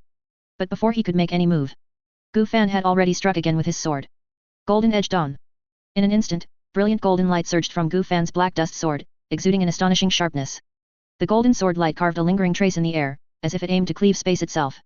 Li Wumo's magical barrier was instantly cut, and his vision was engulfed by a golden ocean. Pfft! In a flash, a head fell to the ground. The severed neck was covered with a golden glow, preventing the wound from healing or regenerating. Bang! Immediately, Li Wumo's head was stomped to pieces by Gu Fan, splattering red and white matter. The moment his soul drifted out, it was absorbed into the myriad souls banner. Zhao! Just as Xuecheng seemed about to say something more, a black claw had already appeared above him. Bang! Cold Moon heavily swung its claw, instantly smashing Xuecheng's head to smithereens, killing him beyond any doubt. His soul was similarly dealt with, absorbed into the myriad souls banner. Effortlessly. For ordinary foundation establishment cultivators, facing someone with a system like him, killing them was quite simple. He wondered how Li Juanwan was doing inside. He hoped she would win. If she really died in there, wouldn't he lose the spiritual root he wanted? Thinking this, Gu Fan spent 10,000 karma dust to purchase a sentry ward. The sentry ward was similar to a ward in a game. After a while in place, it would become completely invisible. He could clearly see the situation in that area through the sentry ward. Immediately, Gu Fan collected the spoils of war, quickly moved away from the area, and activated the obscuring breath concealment technique to hide himself. Doing this would provide a bit more security. In case Li Juanwan came out and had some special means to detect his location, he would still have time to escape and react. An hour passed. The rumbling gradually ceased, and the grey mist in the valley began to dissipate. Li Juanwan walked out, covered in wounds, her face pale, and her appearance miserable. The sudden cessation of the array had a significant impact on her. Even with much preparation, she had nearly died inside. Three good-for-nothings, couldn't they even handle such a small matter? She looked around at the original positions of the three, sniffing the residual scent in the air. The smell of blood from Li Wumo and Xuecheng was strong. It seemed Zhao Tianlin was the mole. His sudden foundation establishment, and then returning to the sect, was indeed suspicious. He was likely replaced by someone, but for what reason? Too much deception. How dare this scoundrel? He almost ruined her grand plan. Although filled with anger, Li Juanwan had no thoughts of revenge. Now that the three keys were gathered, once she entered the treasury and activated the grand array, all cultivators except her would be instantly refined, leaving no bones behind. Zhao Tianlin knew that cultivator would meet the same fate. Even if that cultivator had strong disguise abilities, so what? He would still die here in the end. Yet, for some reason, Li Juanwan felt a sense of unease, as if she was being watched. She had clearly confirmed that there were no surveillance artifacts or spells here. Gu Fan, from a distance, saw everything. Li Juanwan has come out, she seems quite injured. Should I test her out? At the same time, this would buy him time to get closer. In an instant, a large number of vengeful souls surged from the ground, attacking Li Juanwan like a tide. At the same time, they also pulled out all the broken swords on the ground nearby, causing a large number of sword-wielding figures to appear, besieging Li Juanwan. Compared to the vengeful souls, the sword-wielding figures' primary target was fresh life. Among them were the recently deceased Li Wumu and Shui Yuan. Facing everything that rushed at her in a chaotic mass, Li Juanwan was convinced that she was currently under surveillance. These vengeful souls seemed to have come from the Myriad Souls banner. Could it be Li Ziwen's? Damn rat. If it weren't for this body, she could destroy these things with a flick of her hand. But now, she had to admit, they were causing her considerable trouble. Another talisman appeared between Li Juanwan's fingers, which she flung towards the attacking army. In an instant, sinister crimson flames immediately ignited the army, turning them into fuel for the fire. A vast sea of fire erupted here, and the temperature surged. Qi condensation cultivators would not last long before completely dissipating. Only Foundation establishment cultivators could endure the intense burning for a bit longer under this fierce fire. The complete annihilation of the army was only a matter of time. Li Juanwan watched this scene expressionlessly, her ethereal eyes reflecting the continuously burning flames. She was waiting to see if the rat hiding in the shadows would finally emerge. Bang! Suddenly, a silver orb slammed directly into her back, blocked by an automatically activated magical barrier. When? Li Juanwan was somewhat incredulous. How could the opponent disappear without a sound, hiding behind her without any detection? Such a powerful obscuring breath concealment technique. Meow! A piercing cry rang out. The attacker was Cold Moon, who had been lurking nearby, seeking an opportunity. Li Juanwan turned around and saw her assailant. This was a cat demon, but why did it have no magical fluctuations around it? The strange spell just now was the same. Otherwise, she would have surely noticed. Damn it, what exactly is going on? Cold Moon once again condensed a light orb and blasted it directly at Li Juanwan. Just as Li Juanwan pulled out a talisman, preparing to attack, Cold Moon transformed into a black mist, burrowed underground, and vanished. Not long after, it reappeared behind Li Juanwan, launching another light orb. It continued this tirelessly, constantly depleting Li Juanwan's defensive measures. Through mist transformation and stealth, Cold Moon could, in most situations, avoid being targeted by enemies. Now, Li Juanwan felt completely stumped. Why was this cat demon so difficult to deal with? What was its origin? Such a miraculous demonic beast absolutely shouldn't be unknown. The most crucial thing was that, due to the possession, she currently couldn't use her divine sense. She could only rely on some special spells to confirm the opponent's position. But this cat demon was truly too peculiar. It was as if it wasn't a creature of this world. Li Juanwan hesitated, wondering what to do. She could naturally kill this cat demon. She could also run. But she had very few talismans left. Without talismans for protection, her situation would be very passive after leaving the secret realm. Moreover, the cat demon's master hadn't appeared yet. She hadn't expected to fall from being a golden core cultivator to such a state. Since things had come to this, it was better to run. What a pity for this 1000-mile teleportation talisman. Zhang! In an instant, a crisp sword cry rang out. Gu Fan, at some unknown moment, appeared behind Li Juanwan, exuding an incredibly solitary sword intent. He stood proudly, his eyes dark and devouring, wielding two swords, one black and one white, with the void dragon coiling around him. He was like a heavenly demon descended to take lives. 5 elements returned to 1. Great cold year-end reunion. Snowflakes drifted around the white sword, immensely cold. On the black dust sword, 5-colored flowing light converged, circulated and erupted with a powerful aura, even causing the surrounding space to subtly distort. Large swaths of ice crystals mixed with lonely sword intent assailed Li Juanwan. Her consciousness and body fell into a temporary stupor. However, a magical barrier automatically formed around her body. But Gu Fan had already closed in, reaching Li Juanwan, the 5-colored halo on his black dust sword mixing together to form a chaotic mass. The sword blade slashed down. In an instant, the sky, the ground, and even space were cut apart. The imperceptible sword light instantly split everything in its path, fundamentally, into 2. Li Juanwan's magical barrier had already vanished, her eyes vacant and lifeless. The next moment, her beautiful head fell straight down, blood gushing out and freezing into ice crystals. Gu Fan did not hesitate, absorbing Li Juanwan's soul into the Myriad Souls banner and refining her physical body into a card, which merged into an artificial spiritual root. Immediately, Gu Fan began to search Li Juanwan's soul for information. Although Li Juanwan had taken over the body of a Foundation establishment cultivator, her soul's strength was still decent. As long as she was fed enough souls, it wasn't impossible for her to ascend to the golden core stage as a vengeful spirit, living a third life. Memories flooded into Gu Fan's mind, and he reviewed them once. As he expected, this person named Li Juanwan was indeed the sect leader of the Blood Fiend Demon Sect. She even had a unique sect leader's token on her. With this item, he might be able to impersonate the Blood Fiend Demon Sect's sect leader. He could secretly control the formations within it. And while he was at it, he could trick Li Fa into returning to kill him, and use the other disciples as consumables. They could be used to nourish the Blood Buddha body and the Myriad Souls banner, or refined into human pills, and so on.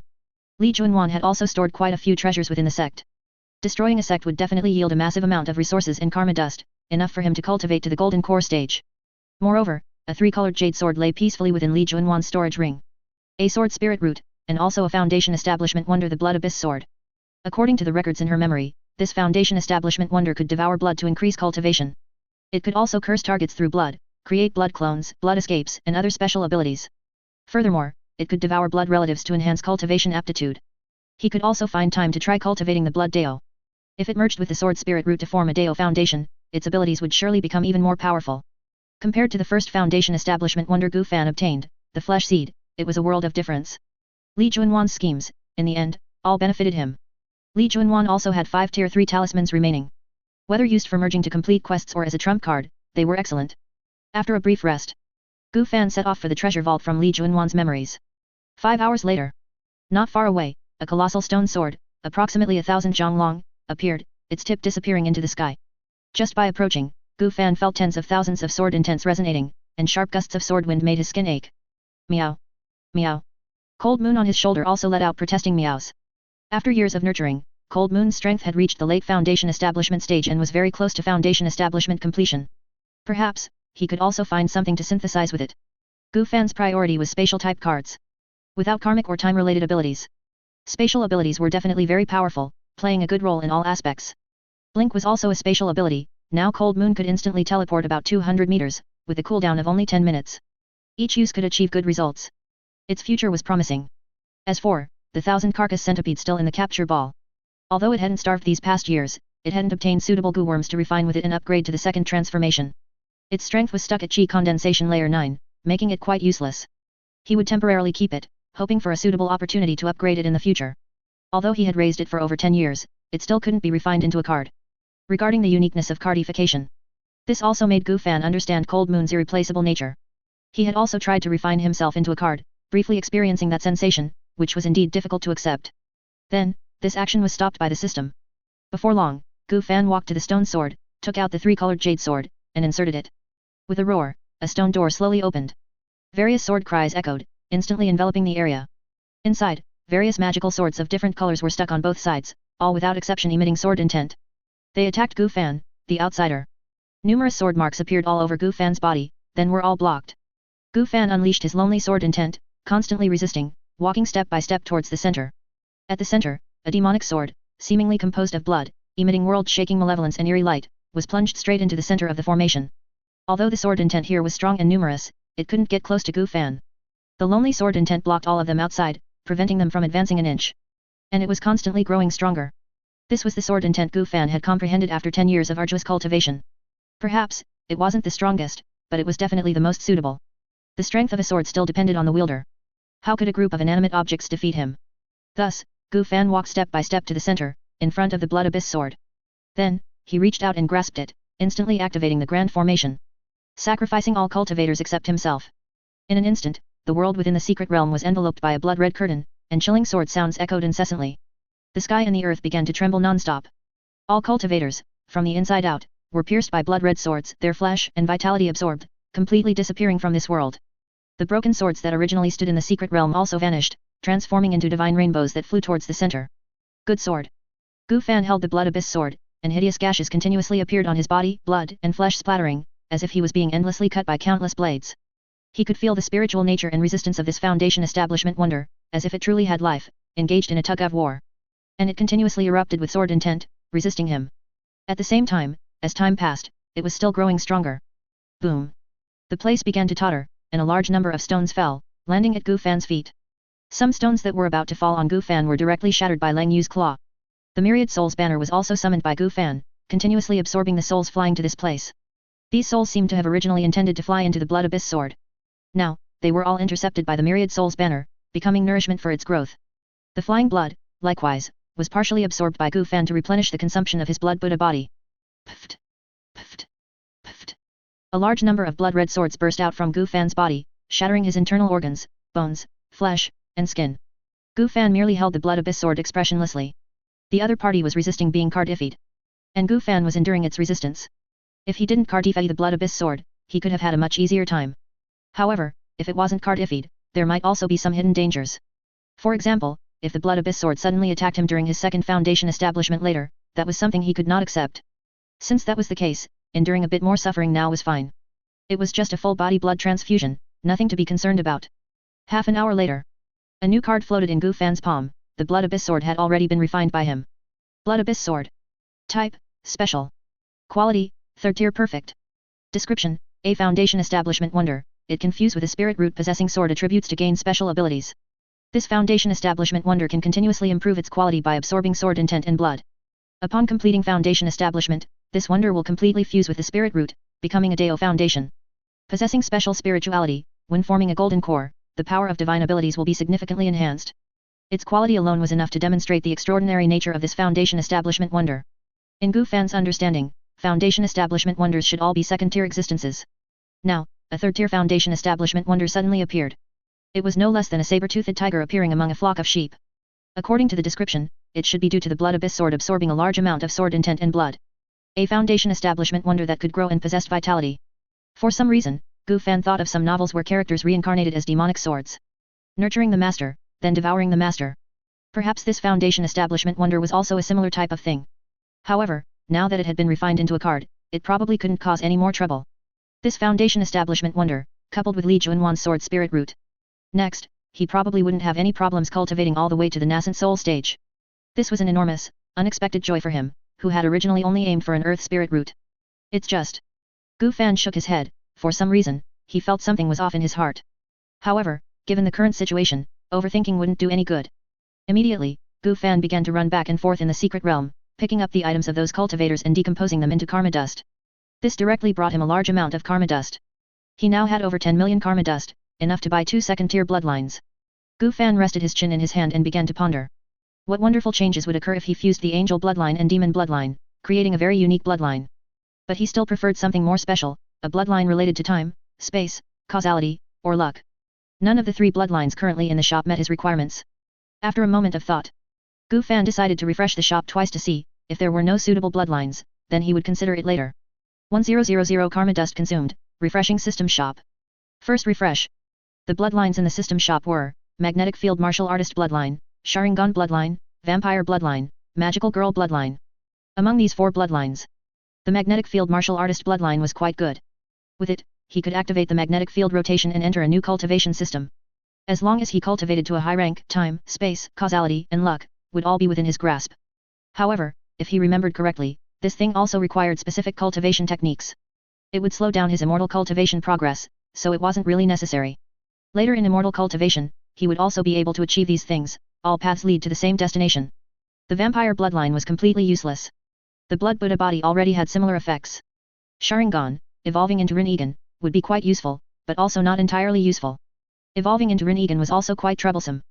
The magical girl bloodline did have something to it. According to the description, this thing allowed one to fight against their will, and could continuously grow stronger by relying on emotions like protecting something. There were no gender requirements either. However, Gu Fan had nothing he wanted to protect, so it was also useless. But he couldn't. Gu Fan looked at Lang Yu, who was licking her paws on his shoulder. Meow. Lang Yu noticed his gaze and tilted her head. Gu Fan reached out and stroked Lang Yu's head. Lang Yu could use it, but it wasn't entirely necessary. He also didn't want to rely on Lang Yu to have an outburst and save him in times of crisis. It was still better to follow the original plan and find something space-related for her to fuse with. Li Junwan's 1000-mile teleportation talisman was also good. However, he couldn't say what would happen if a living thing fused with a dead thing. 1000 karma dust consumed, refreshing system shop. Second refresh. This time there were 5 bloodlines. Chaos Bloodline, Death God Bloodline, Succubus Bloodline, Elf Bloodline, Bize Bloodline. The Chaos and Bize bloodlines instantly caught Gu Fan's attention. For no other reason than these 2 bloodlines were very expensive, almost double the price of the others. Chaos Bloodline. Type, Bloodline. Quality, second-tier legend. Description, equipping this bloodline will grant you the abilities of formlessness, indescribability, ignorance, and inaction. Formlessness, most detection and prophecy abilities are ineffective against you.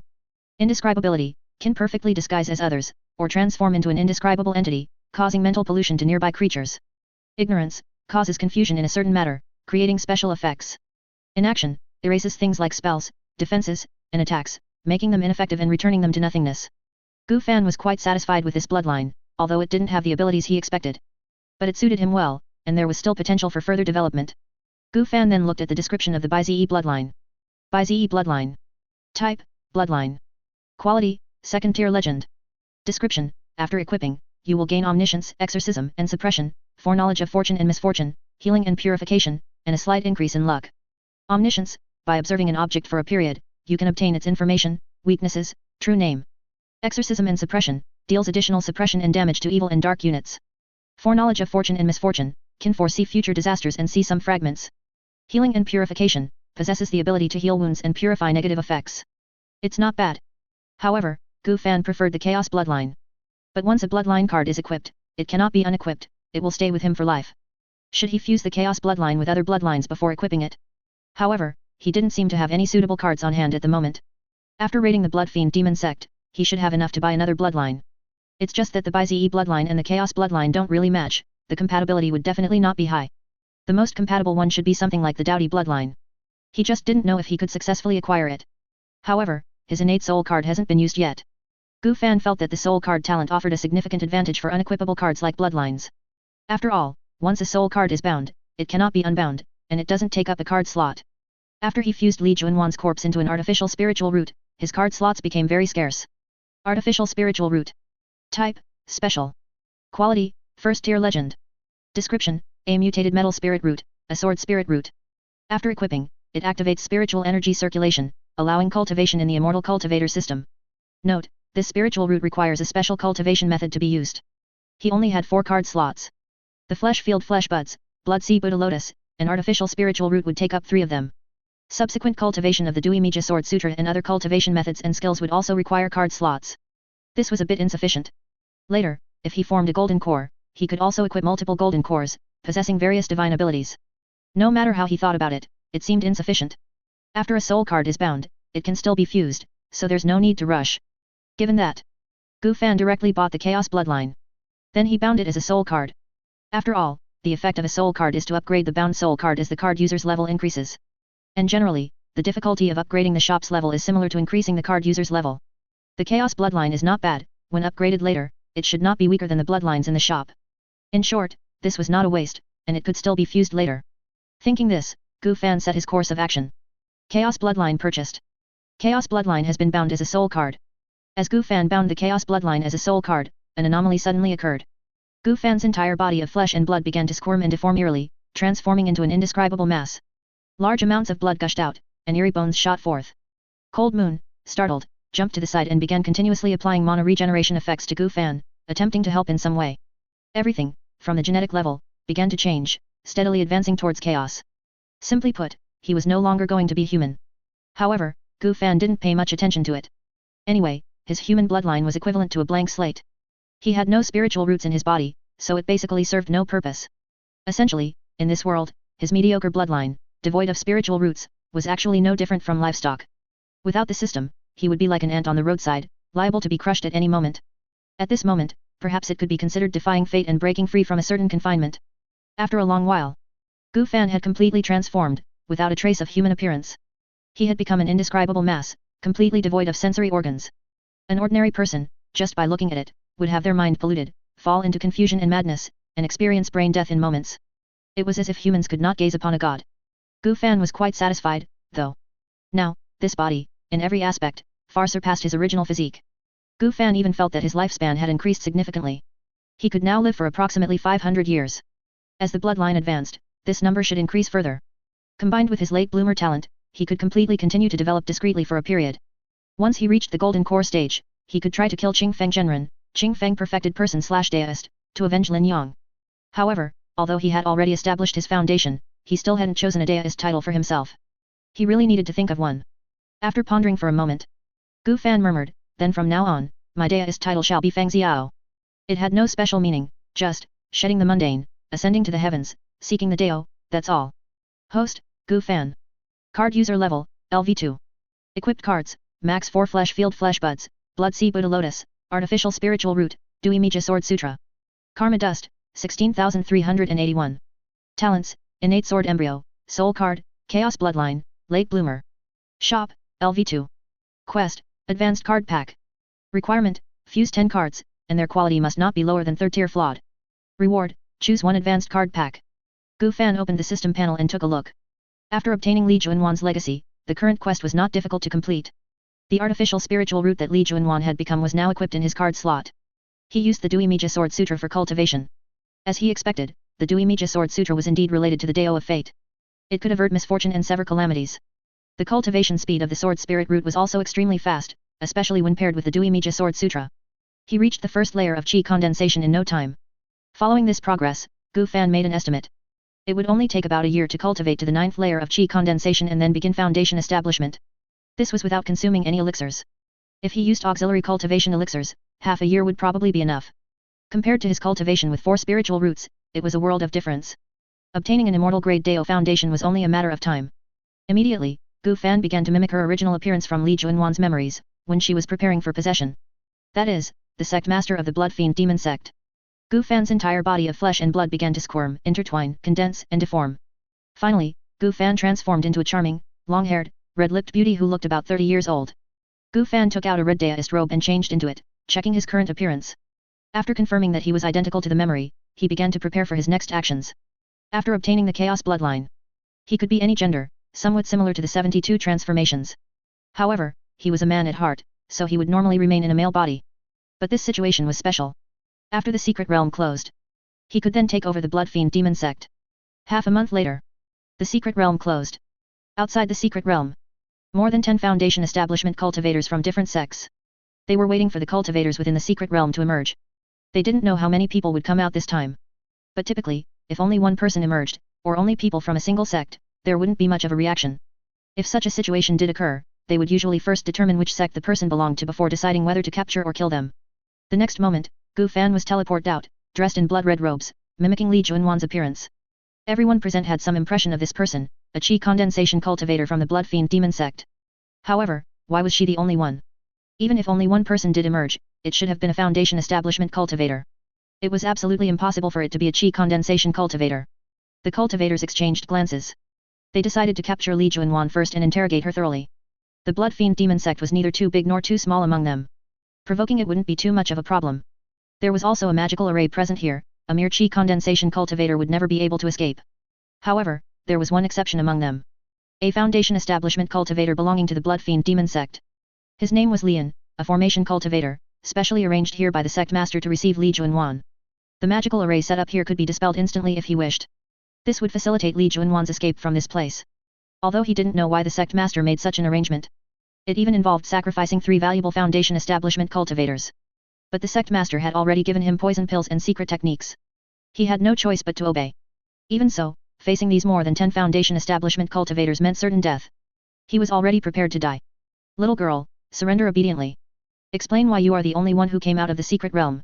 That's right, little girl from the Blood Fiend Demon Sect, kneel and beg for mercy obediently, it can save you a lot of trouble. What happened to the people from my myriad ghost sect? Tell me quickly. All the cultivators looked at Gu Fan with fierce eyes. Lian also grew nervous, waiting for Li Junwan to make a move. He would immediately unseal the array and attract attention. Gu Fan slightly raised his head, scanning the circle of foundation establishment cultivators, feeling no danger. This group of people was a bit too weak. There was no need to escape at all. They were also a source of resources. Thinking this, Gu Fan slightly raised his hand and clenched it in the void, a blood-red sword suddenly appeared. In an instant, a sword intent filled with pressure immediately enveloped the area. Several cultivators who had originally intended to cast spells to restrain Gu Fan were startled, freezing in place. Their consciousness seemed to be dragged into a sea of corpses and blood, and their bodies were continuously cut by several sharp swords. The Blood Abyss sword was not only a foundation establishment marvel, but it could also be used entirely as a magical artifact. Facing foundation establishment cultivators, it had a significant suppressive effect. Combined with the Dui Mija sword sutra he cultivated, and the equipped sword spirit root, it could unleash effects far exceeding before. At the same time, after half a month of cultivation, Gu Fan's sword spirit root had also reached the 5th level of qi condensation. Quickly activate the array. A foundation establishment cultivator with a powerful divine soul broke free from the sword intent suppression and immediately shouted. After this, no matter how foolish they were, they knew that this little girl named Li Junwan was definitely not a qi condensation cultivator. At the same time, Lian immediately activated his backup plan, casting a spell to dispel the magical array here, shouting. Junior Sister Li. Run. Pft. Pft. Pft. In an instant, blood-red swords suddenly burst out from within many cultivators' bodies, blood filling the sky. A rain of blood began to fall here. The cultivators' bodies shriveled at an extremely fast speed, like balloons with a hole poked in them. The contents inside their bodies rapidly drained away. Finally, only empty skin and gaunt white bones remained. A moment later, only Gu Fan and Lian remained in the area. Lian looked at the scene before him, somewhat stunned and unable to fully comprehend. Was Li Junwan disguising her cultivation? Why would she do this? What a terrifying magical artifact. Gu Fan retracted the Blood Abyss sword and said coldly. Why run? They were just a bunch of ants. Immediately, the Myriad Souls banner appeared, black smoke billowing, instantly absorbing all these souls. After absorbing a large number of souls from the secret realm, the myriad souls banner's grade had now reached a middle grade 3rd tier. To continue increasing its grade, quantity was not very helpful. It required high-quality souls, such as the souls of golden core cultivators. Alternatively, he could fuse cards with the myriad souls banner, but there were no good options for that at the moment. Now he had many methods. The blood sea Buddha lotus, after absorbing a large amount of flesh and blood, had also reached the middle stage of foundation establishment. If not for a large portion of the blood being absorbed by the blood abyss sword, he should have reached the late stage of foundation establishment. However, it wasn't a big problem, he just needed to kill more later. The improvement in the blood abyss sword's quality would also help his future cultivation. To raise it to the top tier, if mortals were used as nourishment, it would require billions. Junior sister Li, shall we return to the sect now? Lian asked, his tone respectful, his head bowed deeply. He looked utterly subservient. Cultivators still respected strength, whoever had the bigger fist was right. Moreover, this young woman named Li Junwan had an unusual relationship with the sect master, so it was always right to maintain a good relationship. It's just that myriad souls banner, why does it look so much like senior brother Xie Yuan's? Gu Fan didn't reply immediately, beginning to consider whether to keep this person. If he killed him, the blood fiend demon sect would truly have few foundation establishment cultivators left. Furthermore, he had been subjected to a poisonous pill and secret techniques, so he could be exploited. So, Gu Fan asked, Senior brother Lian, do you know where senior brother Li Fa is? The sect master has something for him and needs him to return to the section. Lian scratched his head, I know the general area where senior brother Li Fa is, but to actually find him, even with a token that can sense his position, it would probably take a lot of time. It might be a bit troublesome. I see. Gu Fan nodded thoughtfully. In that case, would it be too much trouble for senior brother Lian to make a trip and inform senior brother Li Fa? I will explain the situation to the sect master and will certainly speak highly of senior brother Li An. This. Lian hesitated for a moment, then nodded after a while. All right, then I will follow junior sister's arrangements and go find senior brother Li Fa. Junior sister, please be sure to put in a good word for me in front of the sect master. Gu Fan smiled slightly, of course. If senior brother Lian hadn't helped just now, the situation would have been dangerous. Then I'll trouble senior brother to make the trip. Sect master? He was the sect master of the blood fiend demon sect now. You flatter me. Lian didn't think so. Even if he hadn't intervened, Li Junwan could probably have handled it easily. Immediately, Lian bid farewell and flew away from the place. Gu Fan watched the gradually receding figure, a cold light flashing in his eyes. He was considering his plans after annihilating the blood fiend demon sect. Before the blood fiend demon sect, Gu Fan continued to blend in, maintaining Li Junwan's appearance, to prevent any unexpected issues with the sect's protective formation. The blood fiend demon sect's protective formation was a 3rd-tier array, capable of handling ordinary golden core cultivators without a problem. If it were used against him, it would still be a considerable hassle. If the secret realm incident were to erupt, many people would surely come to the blood fiend demon sect to demand an explanation. As the current sect master of the blood fiend demon sect, he could certainly make use of this grand formation. As long as not too many golden core cultivators came, he was confident he could handle it. He could also issue commands to the cultivators of the blood fiend demon sect. After all, the soul lamps of all cultivators above foundation establishment, and those with the surname Li, were under the sect master's care. These people, no matter what, could not escape his grasp. Soul lamps could be used for cursed killing and positioning. The initiative was entirely with Gu Fan. Currently, only he knew the location where the soul lamps were stored. This way, he wasn't afraid that Lian and Li Fa wouldn't return. At that time, he could just use the soul lamps to directly pursue or curse kill the two of them. Gu Fan arrived at the sect master's residence, the Blood Fiend Palace. A colossal palace, built from unique jade, stood on the mountain peak, exuding an incredibly strong, almost tangible, bloody scent. Crimson blood mist almost completely obscured the sky above. This place was immensely beneficial for cultivating the blood Dao.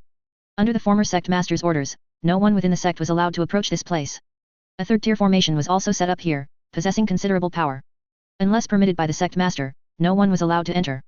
Otherwise, they would be directly annihilated by the formation. However, for Gu Fan, this was naturally not a problem. Within the entire blood fiend demon sect, there was no one who resembled the sect master more than him. Perhaps, he was the true sect master. Immediately, Gu Fan took out the sect master's token, held it in his hand, and ignored the formation, entering the Blood Fiend Palace. Inside the Blood Fiend Palace, the sect master's lifelong savings were stored. The spiritual energy concentration here was also the highest in the sect, making it very suitable for cultivation. He might be able to cultivate well here. However, before that, the control of the sect's grand formation must certainly be firmly grasped. There were 3 copies of the grand formation's control, one was in the sect master's hands. The other 2 were in the elder's hands and needed to be retrieved. Gu Fan didn't intend to go get them himself, he would just have them delivered. Inside the Blood Fiend Palace, Gu Fan, following the memories obtained from soul searching, continuously took away items of value to him. However, there was nothing in the memories that was unusable, as everything could be broken down into karma dust. The collection of a golden core sect master was naturally very abundant. There were not only third-tier magical artifacts and third-tier elixirs, but even several fourth-tier cultivation techniques that could be cultivated to the nascent soul stage. Among them, one called the Blood Abyss Demon Art was a top-grade fourth-tier technique, a superior version of the Blood Sea Demon Art. Only successive sect masters could cultivate this technique, and it had a strong suppressive effect on the Blood Sea Demon Art. The previous sect master had specifically left behind a trace of intent, which was quite a boon for him. Perhaps, he could try to fuse it with the Dui Mija Sword Sutra. The fusion of these two top-grade fourth-tier cultivation techniques had a high probability of creating a fifth-tier cultivation technique. Even if it couldn't become a fifth-tier cultivation technique. After fusion, it would absolutely be the most compatible cultivation technique for the Blood Abyss Sword. The Blood Abyss Sword simultaneously possessed characteristics of both the Blood Deo and the Sword Deo. According to the memories he acquired, when forming a golden core, one must integrate a type of Deo, such as Sword Deo, Pill Deo, Painting Deo, and so on, transforming it into a golden core divine ability. It could also be called a natal divine ability. Once the core was successfully formed, it could not be changed, unless one could seize a body and recultivate, or replace the golden core. Li Juanwan was somewhat hesitant, choosing between the Blood Deo, which she had cultivated for hundreds of years and was most familiar with, or the Sword Deo, which was even more compatible. Gu Fan had nothing to hesitate about. He had not practiced the Blood Deo. Sword Deo was decent, he already had sword intent, many sword techniques, and even a fifth-tier one. Moreover, this was a sword spirit route, so Sword Deo was naturally the first choice. However, he also planned to try practicing the Blood Deo, as there were many inheritances here. The environment was also very suitable. The Flesh Field Blood Sprout and the Blood Sea Demonic Lotus were also compatible with the Blood Deo. There was little hope for the Flesh Field Blood Sprout to form a golden core. But the Blood Sea Demonic Lotus still held considerable hope, and he could certainly give it a try. At the same time, Gu Fan's system mission was almost complete. For the past half-month, he had also been continuously fusing the third-tier items from his storage ring. Now, the last item was almost finished fusing. Card fusion complete. Mission completed. Please select a set from the following advanced card packs. Paladin Card Pack possesses extremely strong melee combat abilities and can cast various types of holy attribute magic. Almost no weaknesses, but requires adherence to vows and cannot break them. Master Card Pack can summon heroic spirits from history and stories and sign contracts with them, commanding or forcing them into battle. Weakness: the main body is relatively weak, with the chance of being killed by the contracted heroic spirit. Berserker.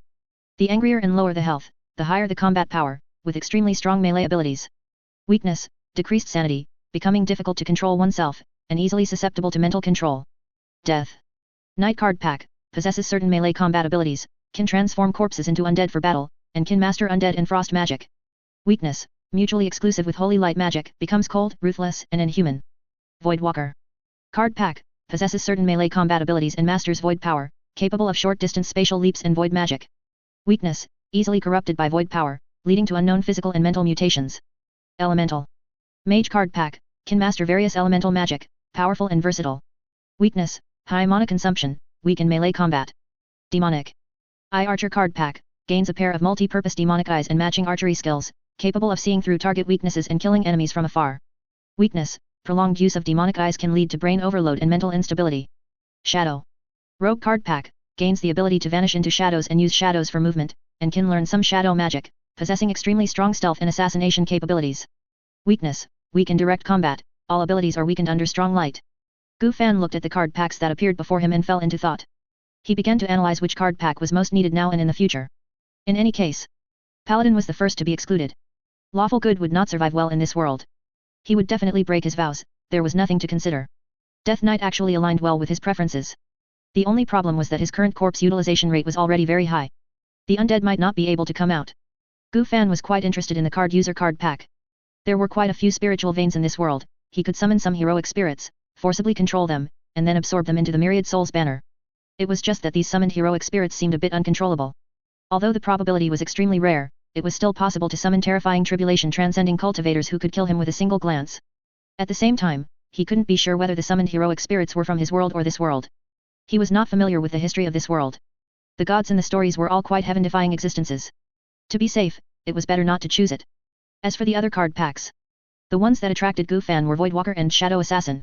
Both possessed instant displacement abilities, and both also had considerable flaws. One feared strong light, and the other might be corrupted by the void.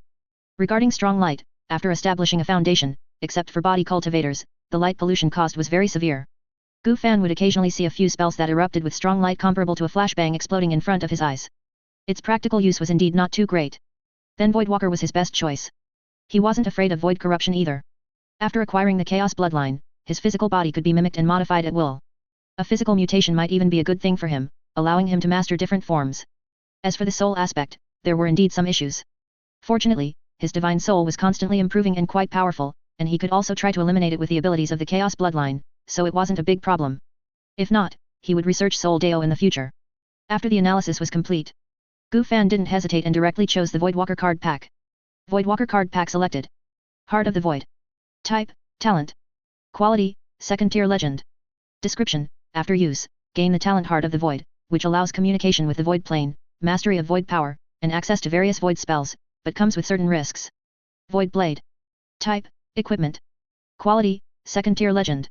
Description, a special weapon forged from Void Plane minerals, imbued with Void Power, possessing certain abilities to cut space and suppress magic. Void Leap. Type, Skill. Quality, Second Tier Legend. Description, after equipping, you can use Void Power to perform spatial leaps. The leap distance depends on the world's strength and the Void Power's intensity. Void Gaze. Type, Skill. Quality, Second Tier Legend. Description, after equipping, you can consume Void Power to continuously corrode a target's physical body and spirit, making it difficult to move. Void Armor. Type, Equipment. Quality, Second Tier Legend. Description, appears as a purple-black bracelet. Can be charged by injecting Void Power. When activated, it transforms into a set of Void biological armor that covers the entire body. After receiving the card pack, Gu Fan held the Heart of the Void and pondered. So there were talent cards as well? If that was the case, should he find a suitable card to fuse with the Heart of the Void and see what happens? The talent obtained this way should be better. After all, talents don't occupy card slots, so there's no loss no matter what. However, the item to fuse with it needed careful consideration. It would be best if it had a relatively special effect. Equipment and items, cards that can be used without equipping them, were not really needed. Thinking this, Gu Fan looked at the system store and the cards on him, beginning to search for suitable options. Before long, he found a suitable card. Soul Projection Art. Type, Skill. Quality, Second Tier Legend. Description, consumes energy to project a portion of one's soul, possessing a small part of the main body's abilities. Damage to the soul projection will cause minor damage to the main body's soul. This item's use was actually not great, it was mainly only good for exploration and going to certain places to bully weaker opponents. However, if it were fused with the Heart of the Void, some unique changes should occur. For example, being able to explore the Void Plane through projections. 10000 Karma Dust consumed to begin fusion. New mission unlocked. Mission, Interdimensional Decisive Battle. Requirement, enter an alternate dimension and resist 10 waves of unique monster invasions. The last wave includes a third-tier monster. This mission carries a high risk, please prepare yourself, host. Once you confirm to start the mission, you will be teleported to the alternate dimension. Reward, card user level increased to LV3. This mission isn't about fusing cards anymore. Is it time to fight? A third-tier monster's strength is roughly equivalent to a golden core cultivator. With his current methods, he might not be unable to kill it. However, it would certainly not be too easy. Let's not rush for now. He had just acquired the Voidwalker card pack and the Blood Fiend Demon Sect. He still needed to adapt and cultivate well, prepare thoroughly before completing this mission. The increase in card user level was indeed a significant help to him. Not only would his body and soul be enhanced, and new talents awakened, but the Black Dust Sword and Chaos Bloodline could also be upgraded to third tier. Although the Black Dust Sword could also be fused, it could itself devour magical swords to upgrade and gain characteristics. It already possessed multiple attributes and characteristics, capable of summoning wind and rain, and controlling lightning and thunder, all with ease. Among second-tier magical artifacts, nothing could compare to it. The Blood Abyss Sword was also slightly inferior. Moreover, it was connected to Gu Fan's will and was already a part of Gu Fan. Gu Fan also planned to feed the Void Blade to it. The improvement of the Chaos Bloodline would certainly bring significant benefits. There was still some time before the card fusion was complete. Gu Fan took out the Sect Master's token and used a secret art to transmit a message to the two elders, asking them to gather at the Blood Fiend Palace. The purpose, naturally, was to let them control the tokens for the sect protecting Grand Formation. If the two of them were sensible, they could live a little longer. If they were not, then today would be their death anniversary. After confirming his current appearance had no flaws, Gu Fan began to activate his innate ability. He began to distort his pressure and aura, achieving an effect that was indistinguishable from the real thing. He would try to deceive, or kill, the two who were about to arrive. Before long, outside the Blood Fiend Palace, two old figures descended on their artifacts. They exchanged glances, greeted each other, and then waited together in front of the Blood Fiend Palace. Senior Brother Li Lai, you said the Sect Master asked us to come, there must be something important, could it be? His meaning was clear, the Sect Master might be dying and wanted to give them his last instructions. Junior Brother, don't overthink it. The Sect Master is doing well. Come in. A cold voice came from within the Blood Fiend Palace. Inside the Blood Fiend Palace, Gu Fan sat on a jade chair, exuding a unique aura. Below him, two white-haired elders, heads bowed and brows furrowed, awaited their Sect Master's words. They could sense that the sect master's expression and aura seemed good, not like someone about to give his last instructions. Gu Fan glanced at the two and slowly said, "How have you two been recently? Are your bodies well?" The two cupped their hands and respectfully replied, "Thank you for your concern, sect master. Within the sect, we lack nothing, and our bodies are well." Gu Fan nodded, then after a moment of silence, continued. "Since that is the case, I have an important matter that I need you two to handle. As you know, the sect has suffered heavy casualties recently, and there aren't many capable people left. Furthermore, with the trouble Li Juanwan stirred up, someone is bound to come knocking for an explanation. Within the Blood Fiend Demon sect, you two are the ones I trust the most right now." Upon hearing this, the two cultivators hesitated slightly. For the sect master to say such a thing, the task he wanted them to undertake would likely be very dangerous. But the words had already been spoken to this extent, leaving them no room to refuse. Thus, the two cultivators nodded heavily. "Since it is the sect master's command, we have no objections. We are willing to sacrifice ourselves for the sect, without hesitation." Gu Fan smiled faintly, "Good, my Blood Fiend Demon sect needs talents like you two. However, this mission is dangerous. Both of you hold tokens that control the sect's grand formation. If they were to fall into external hands, it would likely spell disaster for the Blood Fiend Demon sect. How about I keep them for you temporarily? I'll return them once you both return safely." "All right. We will follow the sect master's arrangements." The two made no excuses and agreed immediately. They obediently took out their tokens and handed them to Gu Fan. At this moment, ownership of the entire Blood Fiend Demon sect was completely in Gu Fan's hands. They also sensed that today's sect master was a bit off. But they had already stepped into the Blood Fiend Palace. They knew with extreme clarity that their lives were now entirely in the sect master's hands.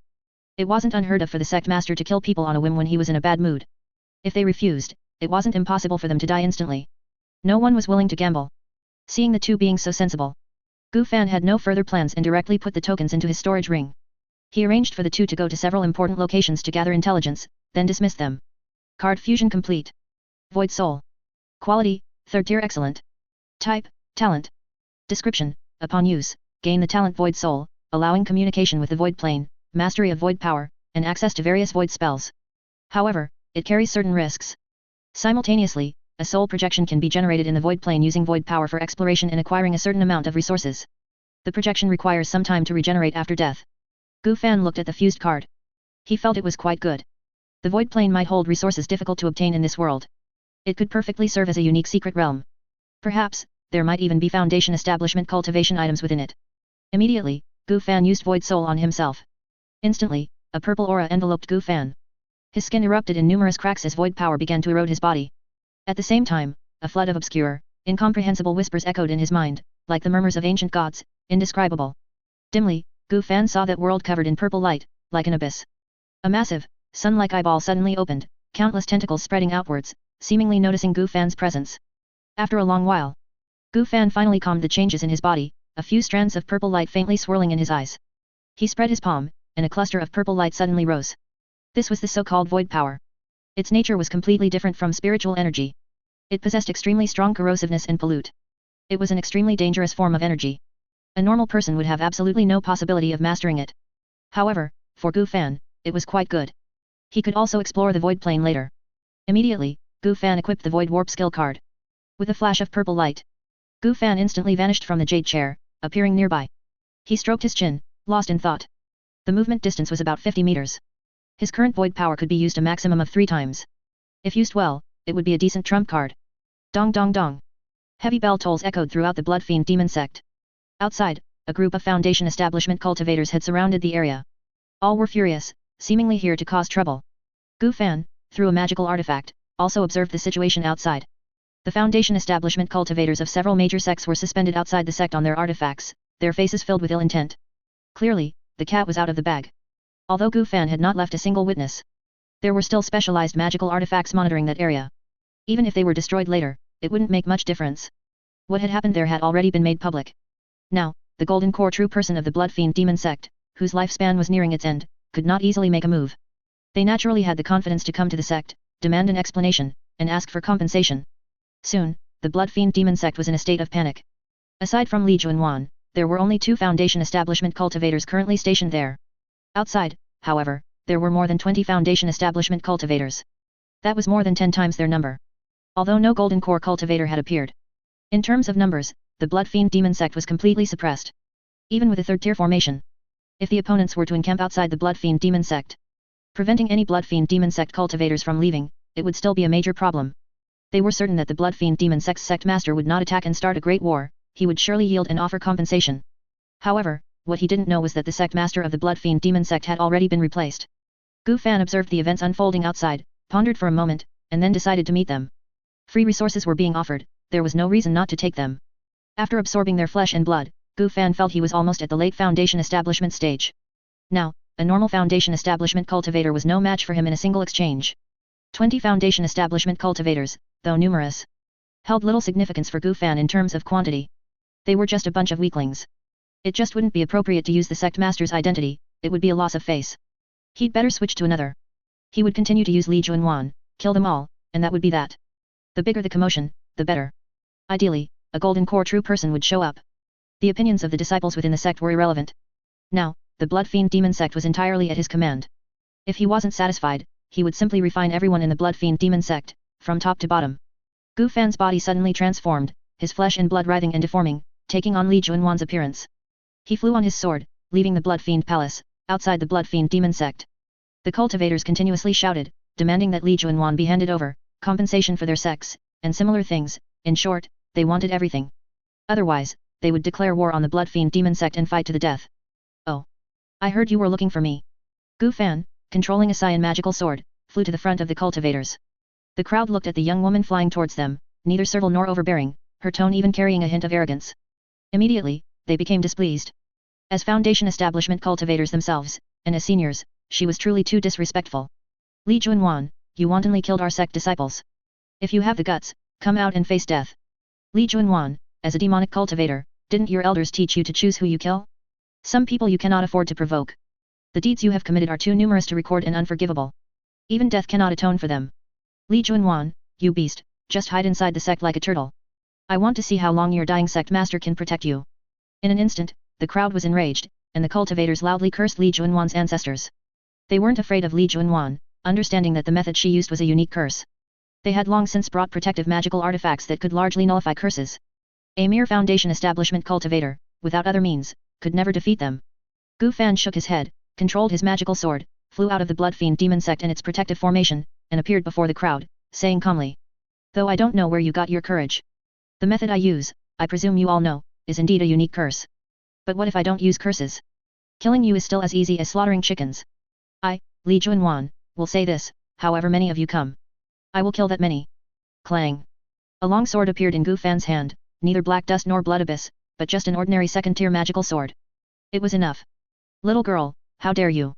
Li Junwan. Go to hell. Everyone, attack together. Don't give this little demoness any chance. In an instant, the cultivators unleashed various magical artifacts, transforming into streaks of colorful light, sweeping forth like a mighty torrent. Facing the immense momentum, Gu Fan merely raised her sword slightly. The next moment, millions of sword intents suddenly converged on the blade. Slash. Many tiny, imperceptible threads sliced through the air, gently brushing past the bodies of many cultivators. Pft. Pft. Pft. The next moment, the many cultivators who had been clamoring had their bodies neatly sliced into small pieces, falling to the ground below. Their souls were then absorbed into a black banner. In just a moment, more than 20 Foundation establishment cultivators were utterly annihilated, their lives and cultivation paths extinguished. After equipping the sword spirit root, comprehending sword intent was as simple as eating for Gu Fan. The Blood Abyss sword also contained many sword intents. He currently commanded about 10,000 different sword intents. But the strongest was still the solitary sword intent he had comprehended himself. When these sword intents were condensed and unleashed, their power was still quite formidable. These Foundation establishment cultivators were the best proof. He suddenly felt a little excited for a golden core true person to cause trouble. His sword was not without its sharpness. After collecting the spoils dropped by these cultivators, Gu Fan returned to the Blood Fiend Demon Sect on his sword. Everyone in the Blood Fiend Demon Sect stared blankly at the scene outside. They truly couldn't understand how Li Junwan could achieve such a feat.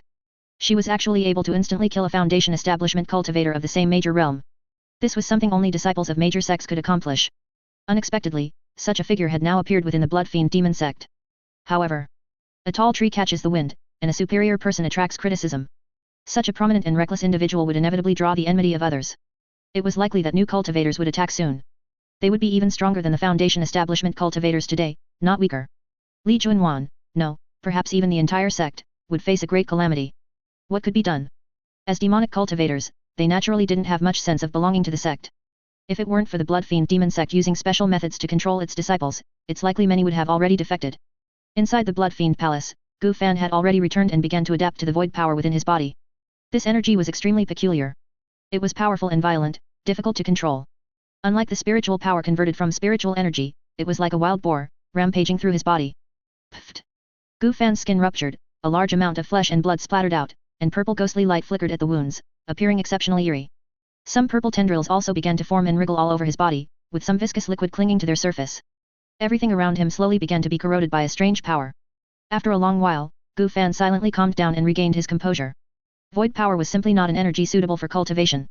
Its nature contained devouring, and the fastest way to improve it was to release its inherent nature, allowing it to devour the void power of other creatures to enhance itself. This was also the cultivation method of void creatures. This also indicated that the nature of the void plane would likely be even more direct than this place. It was entirely a case of the big fish eating the small fish. The strong remained strong, while the weak were essentially devoured, turning into nourishment. Although every world was somewhat similar, in the void plane, such behavior was probably a perfectly normal occurrence. He could now vaguely communicate with the void, hearing some whispers. The general meaning was that he needed to believe in a certain god. The other party would bestow blessings and the power of faith. However, he needed to open a portal in this world, allowing void power to invade and infect this world. Gu Fan temporarily ignored the other party. Firstly, he didn't understand the situation of the void plane well enough. Secondly, the high-level existences in this world should be stronger than those in the void. If he were noticed, even 10 lives wouldn't be enough for him to die. It was extremely risky, and there was no guarantee of reward. He had no need to take such a risk. There was no rush to explore the void plane either. His strength could steadily improve now, and more would likely come from outside. There was no need to explore with his soul projection now.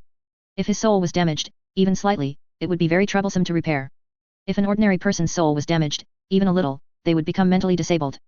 Currently, Gu Fan had two main goals. One was to break through his sword spirit route to the 9th level of Qi refinement. Then, find a secluded and auspicious location to break through to Foundation establishment and achieve a celestial grade Dao Foundation. With the blessing of his unique spirit route, Gu Fan felt that he didn't need a Foundation establishment pill. As long as he reached the 9th level of Qi refinement, he could break through whenever he wanted. Moreover, he also had two genuine Dao Foundations that could assist in Foundation establishment. Their effect would be even greater than that of a Foundation establishment pill. Breaking through to Foundation establishment was simply a matter of course. The only thing that made Gu Fan hesitate was whether to achieve Foundation establishment through enlightenment, like Lin Yang. He had specifically investigated this method. It was a method of Foundation establishment that could only be achieved when one's talent and passion for a certain skill reached an extreme.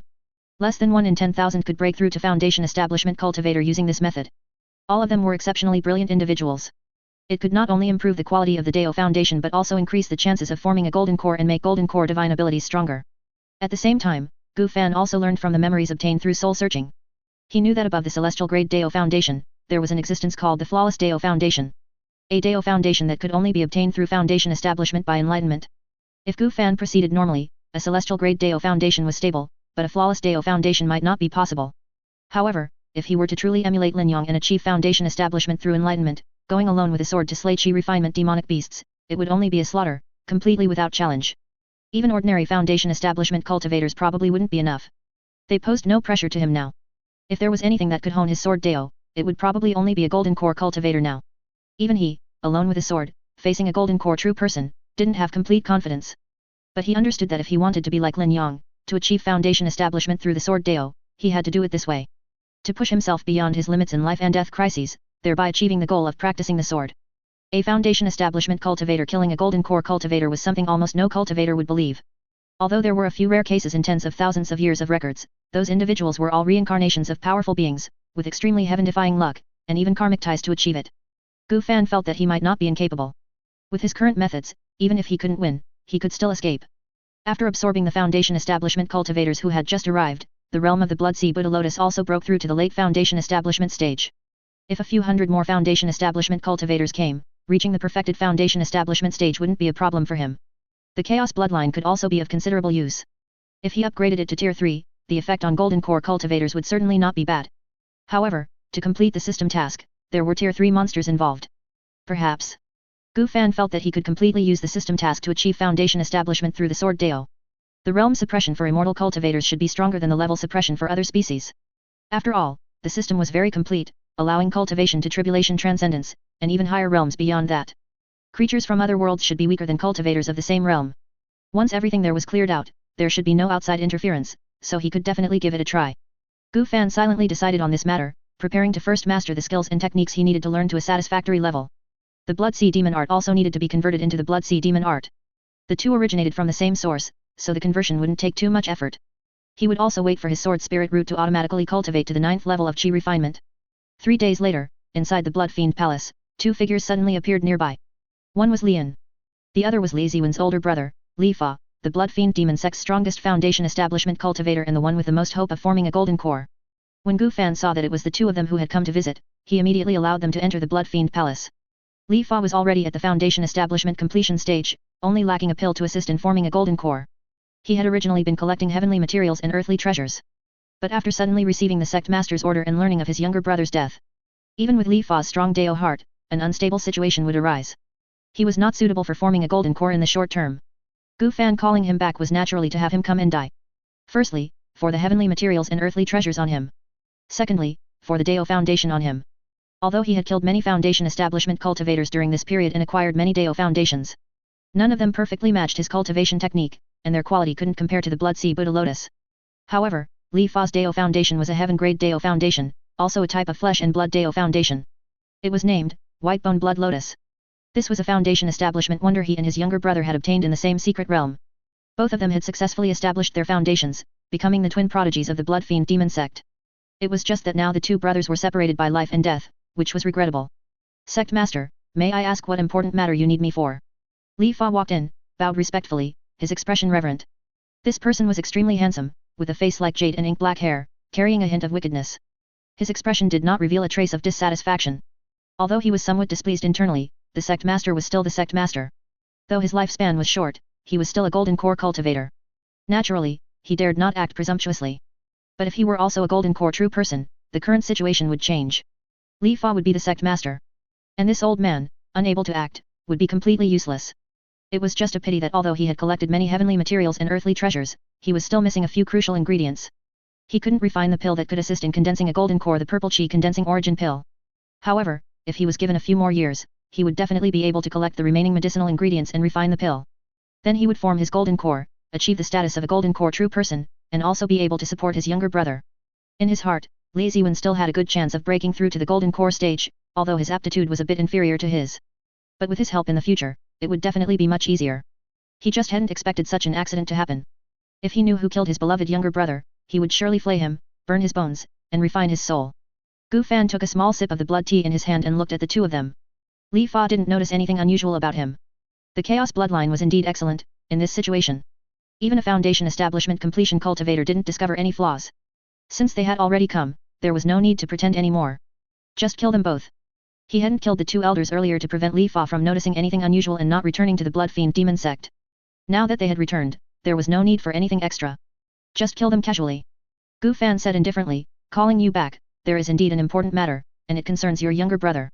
Li Fa was stunned and quickly asked, Sect Master, could it be that the murderer who killed my younger brother has been found? Gu Fan nodded slightly, that's right, I already know who killed your younger brother. Li Fa bowed even deeper and quickly asked. I beg the Sect Master to tell me who this person is, I will never rest until he is dead. It's me. Li Fa suspected he had misheard and looked up in disbelief. I said, your younger brother was killed by me. The so-called important matter is to reunite you with your younger brother. Gu Fan spoke with an air of nonchalance, as if discussing everyday matters. Just as Li Fa was about to say something more, the formation of the Blood Fiend Palace activated. Endless blood-red light enveloped the area, isolating it from the outside world. A pitch-black magic sword also appeared in Gu Fan's hand, so dark it seemed to devour all light. Under this formation, even if Li Fa had a third-order displacement talisman, he would have absolutely no chance of escaping this place. The moment Li Fa stepped into this place, his fate of death was already sealed. Sect Master, I have shed blood for the section. Just as Lian seemed to want to say something more, a flash of sword light swept across his neck. His words, halfway spoken, were completely choked back. Head separated from body, rolling on the ground, blood splattering. His soul was absorbed by the myriad souls banner that had materialized. Although Li Fa's head also rolled off, a new head immediately regenerated from the. His Dao foundation was of the same nature as Li Ziwen's, with extremely strong survival capabilities, making him not so easy to kill. However, in the current situation, he couldn't escape, nor could he win in a fight. Death was only a matter of time. Li Fa didn't want to die, having cultivated to this point with great difficulty, no one was willing to die. What's more, he was already close to forming a golden core. Upon seeing the myriad souls banner, he also became convinced that the sect master before him was indeed the murderer of his younger brother. His younger brother had specifically shown him that magical artifact. It was just that it was now in this person's hands. The sect master had probably also died by his hand. Damn it, what exactly was his purpose? Why must he do such things to the blood fiend demon sect? Could there be some deep-seated hatred? Senior, can we talk? I am willing to surrender, willing to be controlled by your secret technique. Li Fa quickly begged for mercy. No matter what, he wanted to live, only then would he have a chance. He didn't believe in reincarnation and recultivation. Living was the most important thing. Oh, but I killed your younger brother. Gu Fan said this while brandishing his sword. Sword light flew, instantly slicing Li Fa's body into countless small pieces. No matter, this is just a small matter, to die at senior's hands is my younger brother's honor. Li Fa's body recovered again as he pleaded. Is that so? However, I am kind-hearted and hope for a family reunion. You should still go to the Myriad Souls banner and accompany your younger brother. Although Gu Fan chatted with Li Fa for a few sentences, his hand movements never stopped. Various sword intents were unleashed one by one from the Black Dust sword, constantly slicing Li Fa into pieces, blood and flesh flying. It was just that he hadn't used any sword moves, it was purely a normal attack with added sword intent.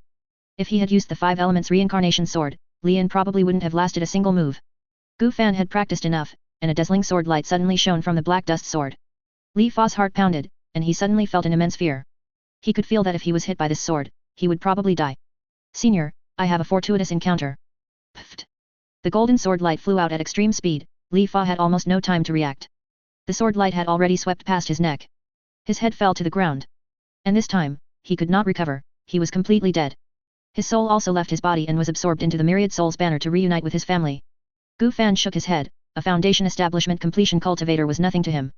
After all, he had the so-called system, ultimately, they were not of the same kind. Even if the opponent were to erupt with power, he wouldn't be able to surpass him. Li Fa's Dao Foundation and collected heavenly materials and earthly treasures now all belonged to him.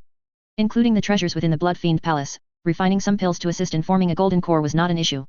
The golden core was not too distant for him either. Immediately, Gu Fan summoned Li Fa's soul from the Myriad Souls banner and performed the soul-searching secret technique. 2 months later. Inside Blood Fiend Palace. Gu Fan suddenly opened his eyes, a few streaks of light fleeting from them. After this period of cultivation, coupled with people constantly coming to cause trouble, his Blood Sea Buddha Lotus had already been cultivated to foundation establishment completion.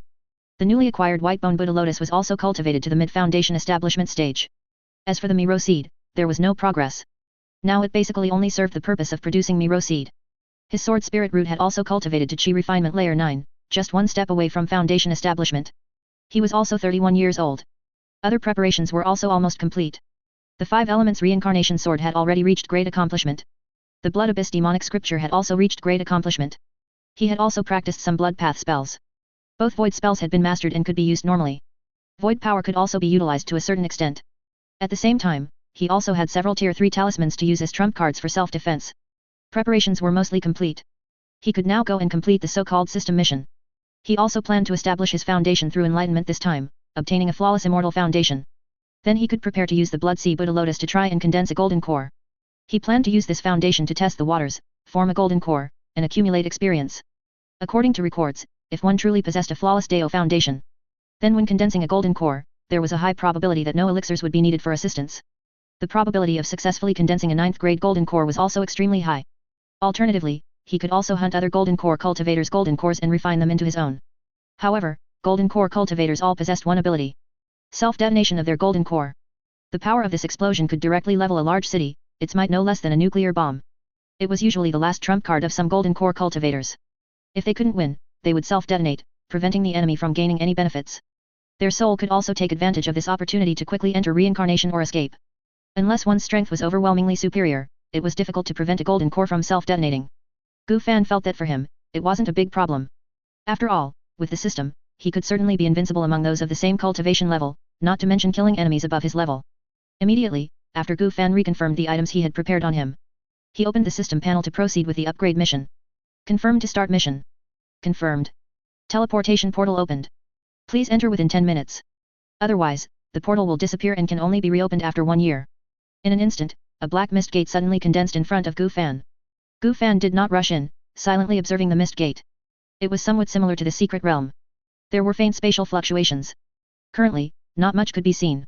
Perhaps, when his cultivation level was higher, it would be different. Gu Fan didn't hesitate too much, stepping into the mist gate, allowing it to swallow him. The sky was smeared with grey ash, and the overhanging clouds hung low, like dirty cotton, pressing heavily on the city.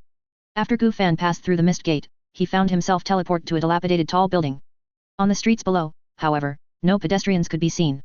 Only groups of rotting monsters. They wandered aimlessly, seemingly searching for something. Zombies, an apocalypse world. Gu Fan muttered to himself. The monsters below looked very familiar to him, quite similar to zombies in some movies and games. It seemed they were the enemies he had to face. He wondered what level a tier 3 zombie would be.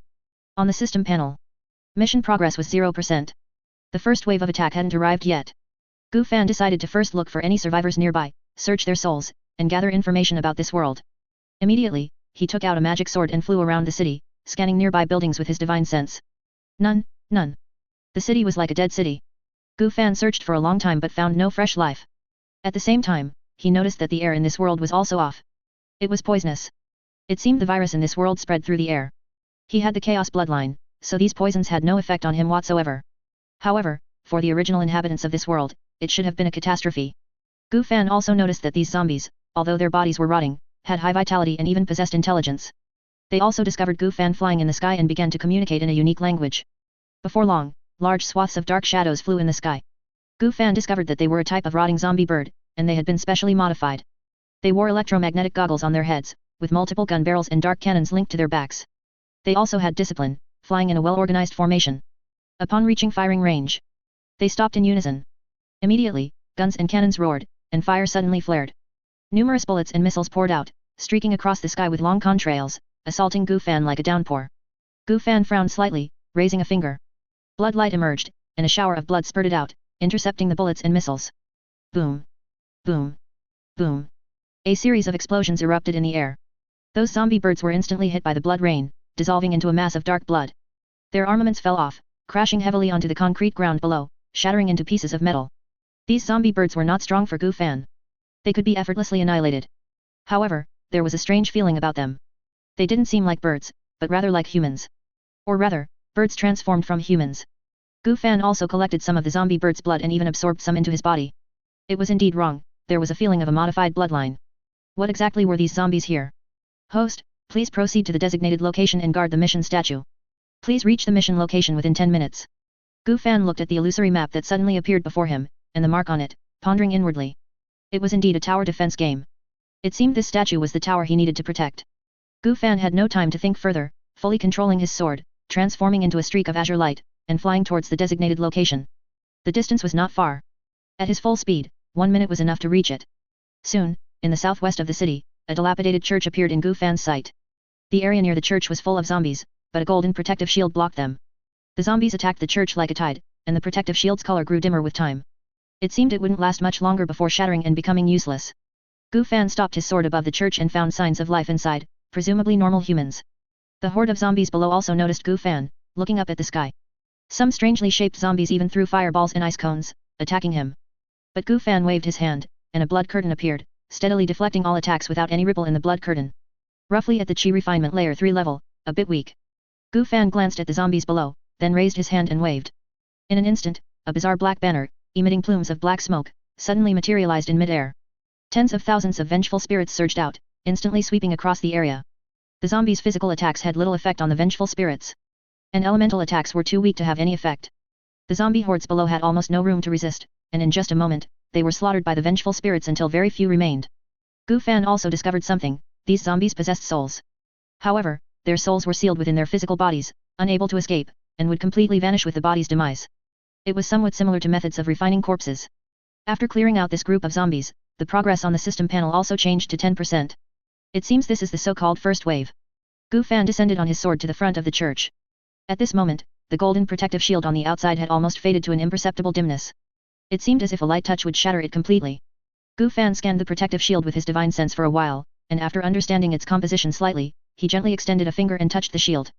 In an instant, dazzling golden light erupted, and the protective shield immediately restored to an extremely perfect state. This kind of thing is similar to a Tier 1 formation, which can be used to prohibit specific dark creatures, such as zombies, from entering. His knowledge of formations is not bad, he can easily fix this kind of thing. Later, he needed to set up additional formations and prepare for battle. Meow. Suddenly, a meow from Lang Yu sounded from a white jade pendant hanging at Gu Fan's waist. This was a beast-controlling artifact he had specifically found among the Blood Fiend Demon Sect's treasures. It was named the Spirit Nurturing Jade, a high-grade Tier 3 artifact. It contained a small space where spirit beasts could be kept, their injuries healed, and their cultivation slowly nourished and improved. Lang Yu had been residing in this magical treasure during this time. The outside situation could also be observed from within the artifact. Now, he was already at the peak of Tier 2, equivalent to a Foundation Establishment Perfection Cultivator. He was preparing to break through the bottleneck and advance to Tier 3. Gu Fan felt that he now possessed spatial abilities. Perhaps Lang Yu's positioning could change, using him for support would also be good. There was also a magical cat bloodline in the shop. There's no rush, he'll wait until he breaks through to Tier 3. Anyway, his growth potential is still there, he'll see what talents he awakens at Tier 3 before making a decision. As he continuously improved, Lang Yu might one day be unable to keep up with his pace. Lang Yu was also the only creature he could truly trust. If one were to count the time, he had also been with him the longest. He was an old companion of more than 10 years. Meow. Lang Yu emerged from the spirit-nurturing jade and skillfully perched on Gu Fan's shoulder, detecting danger. Gu Fan was also somewhat used to the scene. Lang Yu seemed to sense a powerful creature approaching from a distance, inside the church. In front of a human-shaped stone statue. 8 men and women, dressed in modern clothes, held weapons tightly in their hands, staring intently at the firmly nailed door. There was also a blonde girl dressed as a nun, constantly praying to the statue in front of her, holding a black card with golden patterns. Although the outline of the statue was blurry, it also held a card in its hand. Tina, how much longer can your Esper ability last? Why is there no movement outside now? A black-haired youth turned to ask the blonde girl who was praying. The blonde girl pursed her lips, then shook her head slightly, and whispered. Originally, I was about to collapse, but the zombie attacks suddenly stopped. Then my protective shield was also repaired by another energy, and it's even several times stronger than before.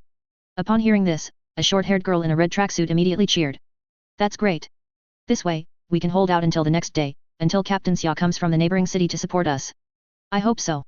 The blonde girl clasped her hands together, her eyes full of sincerity, gazing at the statue, and constantly praying in her heart. This was the card god she believed in. His reputation was quite considerable. Before the apocalypse broke out, many card players liked to come here to pray, hoping their luck in card games would improve, and they could draw the key cards they wanted. Tina, having been raised as a priestess of the card god, had honed her card-playing skills to perfection, winning many competitions. The special card in her hand was also won in a competition. She didn't know why, but after she acquired this card, she would always play cards with people in her dreams. Even now that the world had become like this, she still maintained this habit. Yesterday, she played another card game in her dream. She won. And the other party foretold that she would die today. The only chance of survival was to pray in this church. She believed it. These so-called premonitory dreams had saved her many times. This time, it also successfully came true. Although she didn't know the reason, being able to survive was a good thing. Just consider it a blessing from God. Bang. Suddenly, the door shattered directly, turning into a cloud of dust and dissipating. A young man with a cascade of black hair appeared at the doorway. After coming to this world, Gu Fan had changed his appearance back to how he looked before transmigrating. He wore a strange blood-red robe. His appearance, though not handsome, possessed a unique cold and stern quality, and his eyes were so dark they seemed capable of swallowing people into an abyss. On his shoulder was also a cat-like creature. Survival instincts told everyone that the man before them was definitely not someone they could provoke. Gu Fan surveyed the interior of the church, finally focusing his gaze on the statue holding the card. It seemed that what he had to protect was indeed the statue. These people, they shouldn't be within his protection range, right? Perhaps he should just kill them and perform soul searching. Big brother, may I ask which survivor organization you belong to? Thank you for saving us. The burly man leading the group was the first to break the silence, seemingly wanting to strike up a conversation. Immediately, a bloody light flashed in Gu Fan's eyes. The burly man instantly dissolved into a pool of blood, and his flying soul was absorbed into Gu Fan's palm. The others were all trembling with fear at this sight, their faces pale, not daring to speak. They all didn't understand what happened, unsure why the person in front of them would suddenly attack. Could he be one of those crazy espers who like to kill indiscriminately? Bang! Bang! Bang! A middle-aged man in the team couldn't hold back and frantically squeezed the trigger of his automatic rifle. Numerous metal projectiles whistled out, tearing through the air. Meow! Lang Yu couldn't stand it, he raised a paw and all the bullets shattered mid-flight. The man who fired the gun instantly split into 3 pieces, and crimson blood gushed out like a fountain, staining the surroundings. The air seemed to become thick and obstructed, everyone fell into a death-like stupor. Tina slowly turned around and raised the card in her hand. So that's how it is. Through soul-searching, Gu Fan successfully understood the situation of this world. Finally, he turned his gaze to the card held by the blonde girl. He could feel the special nature of this card, a faint connection. This card seemed to be a product of the system within him. Perhaps there would be some benefit to taking it. No. Tina was just about to say something, to activate the hidden power of this card. Her arm, along with the card, disappeared. Blood gushed from the severed ends of her arms. Ah! My hands! Her face became extremely contorted, tears and snot suddenly streamed down, losing all traces of her previous sanctity. What exactly was happening? She had seen this person in her dreams. Shouldn't he be the god's emissary, here to save her? She had already taken out the token, so why was he still attacking her? Gu Fan didn't kill her because something unexpected happened when he touched the card. God-chosen card. Rank? Description: a card obtained by the victor in the god's card game. The holder will be watched by life, and killing the holder will result in a curse from the god. Sometimes, the god will send an emissary to protect the holder, and afterward, the emissary will also receive a blessing. Gu Fan fell into brief thought. The emissary mentioned in the description, could it be him? Did he accidentally injure an ally? Besides the statue, he also had to protect this useless woman. What a hassle. Could his system be a product of some god? Gu Fan looked at the blonde girl, who was on the verge of death, and silently cast a spell. A mass of flesh flowed backward, reattaching to Tina's bloody severed arms, instantly restoring them to their original state. The other party was just a mortal, after all. As long as there was still a breath left, he could save her. But if she had died on the spot, then there would have been nothing he could do. Fortunately, he stopped in time. That's how she got her life back. Gu Fan waved his hand, tossing the card back to the still shaken blonde girl, and used his divine sense to confirm. After confirming that no one else had such a card. Bang! Bang! Bang! The bodies of the other several people rapidly and unnaturally swelled, like balloons blown to their limit, one by one exploding, blooming into brilliant flowers of blood. One such burden was enough, there was no need for more. They didn't have any so-called trump card protection, so they could just die. Using their souls to provide information, that was their greatest value. After searching their souls, Gu Fan was already very familiar with this world. Apocalyptic setting, zombie crisis outbreak. Most people were infected and became zombies, while a small portion survived and awakened as espers. Any human who didn't turn into a zombie would awaken an ability, just with varying strengths. The weakest were F class, and the strongest were A class. However, once an ability was awakened, its strength was fixed, with almost no room for improvement. The strongest S-class esper was roughly equivalent to a foundation establishment cultivator. Among the zombies, those with intelligence also possessed abilities. Moreover, they had growth potential, they would continuously grow stronger over time and with more flesh devoured. Whether it was their abilities, their bodies, or even their intelligence. Humans could still resist slightly in the early stages of the apocalypse. Later, as the zombies developed, the battle became one-sided. Human living space was constantly being compressed. Most cities had already been occupied by zombies. If this continued, there would only be one outcome: humanity would be annihilated or herded. Nothing could change it. Their team, composed entirely of B-class espers. Under the current circumstances, they could barely protect themselves. However, it was none of his business. He was only here to complete his mission. As for the state of this world, as long as it didn't affect his interests, he didn't need to care. It was unlikely he would return to this world, or rather, refine this world into a card. Immediately, Gu Fan looked at the blonde nun named Tina. According to the information obtained from other people's souls, it could be known that she was also a B-class esper, and her ability was called Holy Light Protection. It could generate a unique protective shield to defend against attacks. Not very useful. The rest, was that her card skills were very good, she almost never lost. This might have something to do with the God-chosen card in her hand. Gu Fan said coldly, "Where did you get this card? You'd better tell the truth, I can tell if you are lying. Unless you want a part of your body to disappear again, like just now." Tina was completely stunned at this moment, her eyes dim, her lips purple, helplessly slumped on the ground, some liquid flowing down her skirt. No one could remain calm after seeing their companions, with whom they lived day and night, explode like that just now. What kind of existence was this person? Among the recorded S-class espers, there was no one as terrifying as him. It was as if he didn't belong to their dimension. After a while, Tina tremblingly said, "Lord Emissary, this card was obtained by me in a world competition. According to experts, this card seems to be an ancient relic, related to the gods of the past, and quite valuable. The rest, I don't know much about." Gu Fan nodded thoughtfully. Perhaps, those zombies were also products of the gods. This would explain why they could continuously evolve, and why their souls were bound to their bodies. Immediately, Gu Fan continued to ask. "From your appearance, you seem to have known me beforehand. Why do you call me emissary?" Tina pursed her lips, her gaze a little hesitant, and whispered. "I, actually saw you in a dream. God told me that you would come to save me." Upon hearing this, Gu Fan frowned. Regardless, the god in Tina's dream was definitely related to his system. Very strange. Just as Gu Fan was about to press further. Meow. Cold Moon suddenly meowed towards the church entrance. Something was coming. Second wave? The intensity shouldn't be high. Cold Moon, you go deal with it. Meow. Cold Moon nodded, flew off Gu Fan's shoulder, turned into a cloud of thick fog, and whizzed outwards. Gu Fan continued to look at Tina. "Let's continue. Tell me about your dream and the situation of the god. Be as detailed as possible, don't miss a single word." "All right. Lord Emissary." Tina naturally dared not resist and could only explain in detail. However, some doubts couldn't help but arise in her mind. Why would Lord Emissary not know God? A long time later, Cold Moon had been fending off and killing enemies outside, not allowing any creature to approach this place. The mission progress also changed to 30%. So that's how it is. I'm still a bit confused overall. Gu Fan muttered to himself. He had finished listening to everything Tina had recounted. This deity, in her description, seemed to really enjoy playing cards. She had played many card games with that deity in her dreams. She lost more than she won. There was no punishment for losing. But if she won, there would be some small rewards and hints. Like today. That deity told her that she could only survive here. And then, Gu Fan arrived here. Regardless of the process and the people involved, she did survive. Quite interesting. This, like his card fusion system, was also a sort of golden finger. Gu Fan couldn't refine or fuse the cards in her hand either. The ownership belonged to her, he couldn't take it away. Gu Fan also felt the mysterious power contained within this card. It was very powerful, vast, and somewhat indescribable. At least several major realms higher than him. Not a character he could provoke at the moment. He also didn't know if there was any way to make this card his own. Since he couldn't do it himself, could he let other creatures do it? For example, let a lucky zombie come in and devour her completely. Under such an accident, the divine chosen card in her hand should become ownerless. Or, make her go insane and kill herself. This wouldn't be difficult, he just needed to transform into his chaos true body. Someone with such insufficient mental and spiritual strength as her would quickly fall into madness and do unpredictable things. However, these thoughts were quickly dismissed by Gu Fan. He noticed a subtle connection between the statue and Tina.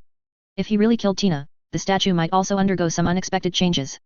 To be safe, it was better to complete the mission first, then make plans. The top priority was still to obtain the flawless Deo foundation and increase his card user level. The matter of the divine chosen card could only be put aside for later. He would see if there was a suitable opportunity to act. So, Gu Fan took advantage of Lang Yu's time defending outside. He began setting up formations around the church. From time to time, he would pull out several magic swords and white-bone human skin banners, inserting them into the ground. Tina, cowering and trembling in the corner, grew even more terrified watching this scene. She was afraid that he would put those ominous-looking things on her. Although she was still alive, she always felt like she was about to die at any moment. The only thing that could make her feel at ease now was the special card in her hand. She had been telling the truth earlier, but she had still hidden one thing. This card contained one opportunity for divine grace. It could activate a minor miracle. After using it, she could make a wish and achieve something within a certain range. However, given the current situation, it probably wouldn't have much effect against the person in front of her. She was thinking about how to survive. She didn't want to die yet, she still wanted to play cards. Captain Xia, hurry up and come. Their current outing was to collect some special data, and a total of 3 teams had been dispatched. The leader was Xia Yuan, one of the few S-rank espers in their organization. His ability was thunder control. He could control lightning in combat, and his strength was incredibly formidable. If Captain Xia were here, Little Hong, 8 Yen, they might not have died. In past battles, she had always hidden behind, providing support. Now, all her teammates were gone. She was so scared. Tina wanted to cry, but no tears came out. Time passed by minute by minute. Gu Fan had also set up many magic arrays around the church as a backup. At this moment, the sky outside had completely darkened. The night was inky black, and a blood moon slowly rose. The zombie hordes outside seemed to have become even stronger. At this point, his mission progress became 50%. Lang Yu had been fighting outside for almost 10 hours. His consumption must not be small, it was time for him to take over personally. Meow. Suddenly, Lang Yu returned to the church, now the size of a lion, clutching a man in his paw. The man wore a black trench coat, had a refined appearance, and short silver hair. His limbs were unnaturally twisted, and there was a huge claw mark on his chest, from which blood was trickling, clearly indicating he had been beaten like this by Lang Yu. Meow meow. Lang Yu quickly placed the man in front of Gu Fan. Gu Fan understood Lang Yu's meaning. Lang Yu was saying that this was the food he brought for him, he should eat it quickly. Gu Fan couldn't help but chuckle for a moment, but the fact that the man hadn't died in such a state meant his strength was not bad. Although Lang Yu had also deliberately held back. This person also looked somewhat familiar. Captain Xia. Tina, who had been hiding in the corner, suddenly rushed forward. At this shout, Gu Fan also remembered that this guy seemed to be the captain of this group of people. An S-rank esper, capable of controlling lightning, with formidable strength. However, this was in their opinion. Against Lang Yu, he probably wouldn't even be able to withstand a single basic attack. Humans in this world were truly weak. But on the zombie side, there were already third-order powerhouses. They had carved up many territories, acting as so-called kings in various regions. This city, however, had no so-called zombie king. But nearby cities did. Gu Fan understood that the final wave would likely be the arrival of the so-called zombie king. He didn't know how many would come. In any case, they all had a single esper ability, so dealing with them should be manageable. They were just brute force. Captain Xia, wake up! Wake up! Tina treated Xia Yuan's wounds while continuously shouting, trying to wake him up. She didn't understand. Who had beaten Captain Xia like this? Could it be that he encountered some zombie king on the way? Why were the others also missing? Lang Yu tilted his head, looking at the scene with some confusion. He seemed to be asking why she was saving the food. Gu Fan shook his head and said indifferently. He's beyond saving. Move aside, I'll deal with him. No. I can save him. Tina immediately retorted, holding the divine chosen card high, as if to activate something. However, in the next instant, the divine chosen card disappeared from her hand and appeared in Gu Fan's hand. What do you want to do? Of course, to save Captain Xia. Can you give me back the card? You're hiding something from me. This. Tina stammered, unable to say anything. She realized she had been too hasty. Bang. The next moment, her forelimbs suddenly exploded, flesh and blood splattering, and she fell to the ground, becoming a human stick. Don't worry, that's just the most basic way to torment people. I have many more. Next time, you won't have it so easy. Now, can you speak properly? Gu Fan's tone was icy, his eyes filled with coldness and killing intent. If not for the circumstances, she would have died long ago. I can tell you, but you have to save Captain Xia. Thud. Xia Yuan's head was directly stomped into a pulp by Gu Fan, red and white matter splattering everywhere. Why do you think you have the right to bargain with me? Chapter 90, Zombies Driving Mechas, Chaos True Form. Under immense pressure and torture, Tina still divulged everything. Divine favor? Gu Fan pondered in his heart. He wondered how effective it would be. But it probably wouldn't be too strong, just so-so. After all, if the so-called divine favor really worked, then he wouldn't be here now. Use this divine favor on me, however you like. Even if it's a curse, I don't mind. Gu Fan tossed the divine chosen card back to Tina. Holding onto this thing for too long might attract unnecessary attention. There was no need for that yet. Tina clutched the divine chosen card, her body trembling, her eyes red at the corners. At this moment, all her hope was gone. It wouldn't be surprising whatever she did. Gu Fan wore a playful expression, as if to say that no matter what Tina did, it wouldn't affect him in the slightest. No, don't. Tina cried, shaking her head frantically, her body curling back. Gu Fan sighed, useless. Lang Yu, watch over this place. Don't let anyone else in, and don't let her die. Meow. With that, Gu Fan turned and left, walking out the door. Simply put, the other party's mental state had collapsed, or rather, her Dao heart was shattered. Even if Gu Fan appeared before her without any resistance, she probably wouldn't have the courage to strike. Gu Fan also lost the desire to test the divine favor, for now, he would let it be. Outside the church, it was already a scene of corpses strewn across the fields and rivers of blood. A thick smell of blood permeated the air. The bodies of the zombies had piled up into towering mountains. Gu Fan raised his hand and clenched it, and the Blood Abyss sword materialized in his palm. The Blood Abyss sword and the sword spirit root were almost fused together. However, he could still summon a phantom blood sword, whose strength was not much different from the main body. In the next instant, the corpses suddenly dissolved into foul, dark blood, forming a sea of blood that converged into the Blood Abyss sword, becoming new nourishment. The Blood Abyss sword seemed quite pleased with this contaminated, virus-laden blood. Within the dark sky, a few red dots suddenly flickered. Gu Fan looked up and saw a group of strange-looking zombies, resembling Western dragons, rapidly approaching. On their backs stood several special-looking zombies, each holding a weapon. Aerial combat, is it? Gu Fan raised his hand and formed a sword seal.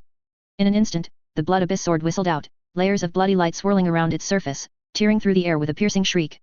It transformed into a crimson streak of light, rapidly flying towards the zombie horde in the sky. In a moment, this group of zombie dragons, along with the zombies on their backs, were cut into several pieces. Then they turned into flesh and blood, completely devoured by the Blood Abyss sword. They were no match for the Blood Abyss sword.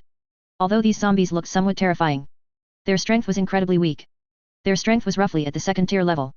Roughly equivalent to cultivators who had just broken through Foundation establishment. The mission progress also changed to 60%. After 3 more waves, he would be able to await the creatures he desired. He hoped that the so-called Zombie King wouldn't disappoint him. The zombie hordes came in wave after wave, like a mighty torrent. The sky began to lighten slightly. The latter 2 waves of zombies, though significantly stronger, were fundamentally no different. They were no match for Gu Fan's single sword strike and were easily dealt with by him. The formations he had set up were almost never needed. The mission progress also changed to 80%. In the next instant, the ground began to tremble, and heavy sounds came from afar. A roaring noise also echoed in the sky. Before long, Gu Fan noticed that the zombies coming this time were unusual. All ground units were equipped with mechs, their metal surfaces glowing faintly in the morning light. And in the sky, there were giant fighter jets, their vector nozzles at the tail spewing blue flames. Their numbers were not small, a rough estimate put them at several thousand. Not just strength, even in technology, are humans being crushed by zombies. Gu Fan looked at the enemies before him, sighing inwardly. Humans in this world were truly at a complete disadvantage. It was like the difference between mortals and cultivators in his world. The gap was so immense it was indescribable, with no chance of victory. Gu Fan felt that if an ordinary Foundation establishment completion cultivator faced such a situation, against so many mechs and fighter jets, he would likely be in grave danger and find it difficult to survive. However, for him, it wasn't a big problem. I say, what are we doing with such a huge display of force? Inside a mech, a yellow-haired zombie shouted at a holographic screen in front of him. On the screen, besides him, there were projections of 9 other zombies. They were a mech squad of 10, dispatched here by the Zombie King, and they still didn't know what they were supposed to do. The yellow-haired zombie was somewhat curious about this operation. As a high-level zombie with advanced intelligence, in its memory, apart from attacking the main human cities, there had never been such a large-scale operation. To deal with a human. On the screen, an elderly zombie replied. A human. The yellow-haired zombie was full of doubt. A single human could never warrant such a massive display of force. Even if the opponent was the strongest S-rank Esper among humans. One mech squad would definitely be enough to deal with them. But now, hundreds of mech squads had been deployed. The king's pay attention to of the opponent showed how powerful he was. Could it be some world-shaking powerhouse? Then such a display of force would indeed be fitting. As for whether they could win, the yellow-haired zombie was not at all worried. In the current situation, it was a guaranteed win. Unless the opponent was the Zombie King, there was absolutely no way they would survive. No matter how strong the opponent was, he was still just a human. Target detected. All units pay attention. Target image has been transmitted. Entering attack range soon. The target possesses powerful long-range strike capabilities. All units immediately activate energy shields. The yellow-haired zombie looked at the holographic screen. On it was a long-haired man in ancient attire, holding two swords, one incredibly crimson, the other deep black. Swords? He had seen this type of weapon in textbooks. Modern people use them for performances. Ancient chivalrous heroes did use them sometimes. In every aspect, they were inferior to firearms. Were they used to complement espers? But in the next moment, the man's appearance changed. He completely shed his human skin, revealing his true form. It was difficult to describe his appearance. It was a blurry mass. It was like a patch of chaos and disorder, making it difficult for people to comprehend. The more the yellow-haired zombie looked, the more active its thoughts became, as if it had been pulled into an abyss, where many wondrous things existed. It felt that it was not driving a mech now, but was inside its mother's body, transforming into an embryo. Who was I again? In the next moment, the scene changed again, and the surroundings became a brilliant galaxy. Then it changed again. Gradually, the yellow-haired zombie understood everything. Its head exploded with a bang. Gu Fan looked at the zombie army, which was already in a daze, and nodded with satisfaction. His chaotic true body had a good effect on them. Zombies don't have high mental resistance. It's only slightly higher than normal humans. High-level zombies could last a bit longer. But they couldn't be immune to his soul pollution effect. Now, the minds and souls of these zombies were as fragile as chunks of meat dissolving in magma. What's more, besides using his chaotic true body, Gu Fan also released void gaze to enhance the effect. Under the rising morning light, large numbers of fighter jets plummeted from the sky, crashing into the ground like a meteor shower. Boom. Boom. Boom. Continuous explosions echoed. Scorching pillars of fire constantly rose near the church, unleashing massive hurricanes that swept in all directions. Metal debris, shattered rocks, and remnants of flesh flew out. A few fighter jets also crashed towards the church's location. However, before they could get close, they were cut into nothingness by countless sword lights, leaving not even dregs. They posed no threat whatsoever. The vicinity seemed to have turned into a purgatory, with raging flames everywhere. Pungent thick smoke rolled like waves in the sky. The mechs also all fell into a state of stagnation. Unlike fighter jets, they weren't flying in the sky, so if they weren't operated for a while, nothing unexpected would happen. Gu Fan looked at the group of mechs not far away, considering whether to refine a few into cards for his collection. He thought weapon cultivators would probably be interested in these things. If he studied them and imitated similar magical artifacts, it wouldn't be impossible. Perhaps high-level mana or unique puppets could be created. However, Gu Fan felt that their utility wasn't too great. After all, truly manufacturing mechs would consume too many materials, making it somewhat not worth the effort. Moreover, there was no corresponding cultivation lineage. Swords had sword cultivators, and sabers had saber cultivators. Would mechs be called mech cultivators? Gu Fan always felt it sounded a bit strange. Despite thinking this, after Gu Fan dealt with the zombies inside the mechs, he still collected a dozen mechs in good condition into his storage ring. He kept them to refine into cards later. Immediately, Gu Fan swallowed a pill, took out the black dust sword, and held it in his not-so-dexterous hand, recuperating his energy. At this moment, the mission progress had changed to 90%. Soon, the final wave of enemies would arrive. It would be a third-tier expert. In terms of major cultivation realms, he was almost equivalent to a golden core cultivator. Although he was probably much weaker than the golden core cultivators in his world, he was not someone a foundation establishment cultivator could challenge. He was the best stepping stone. Now, Gu Fan possessed numerous methods, almost all of which were beyond what a foundation establishment cultivator could have. In these past few years, his most dangerous battle was merely that time he ambushed Li Juanwan. However, that couldn't be considered a frontal confrontation. He killed her directly with a sneak attack. After all, both sides were almost capable of instantly killing each other. This time, it would be different. This would be a pure duel. A contest of strength against strength, skill against skill. The path of cultivation inherently lies in contention. Contending with others, contending with the heavens. Going against the heavens. To achieve a flawless Dao foundation, one naturally needs to take some risks. This was already a significant opportunity. No need to overthink. Gu Fan took a deep breath, then slowly exhaled. A different kind of light appeared in his eyes. All distracting thoughts were expelled from his mind. He needed to be purer, stronger, to break through his limits. If he couldn't, it would be impossible to comprehend the Dao and establish his foundation.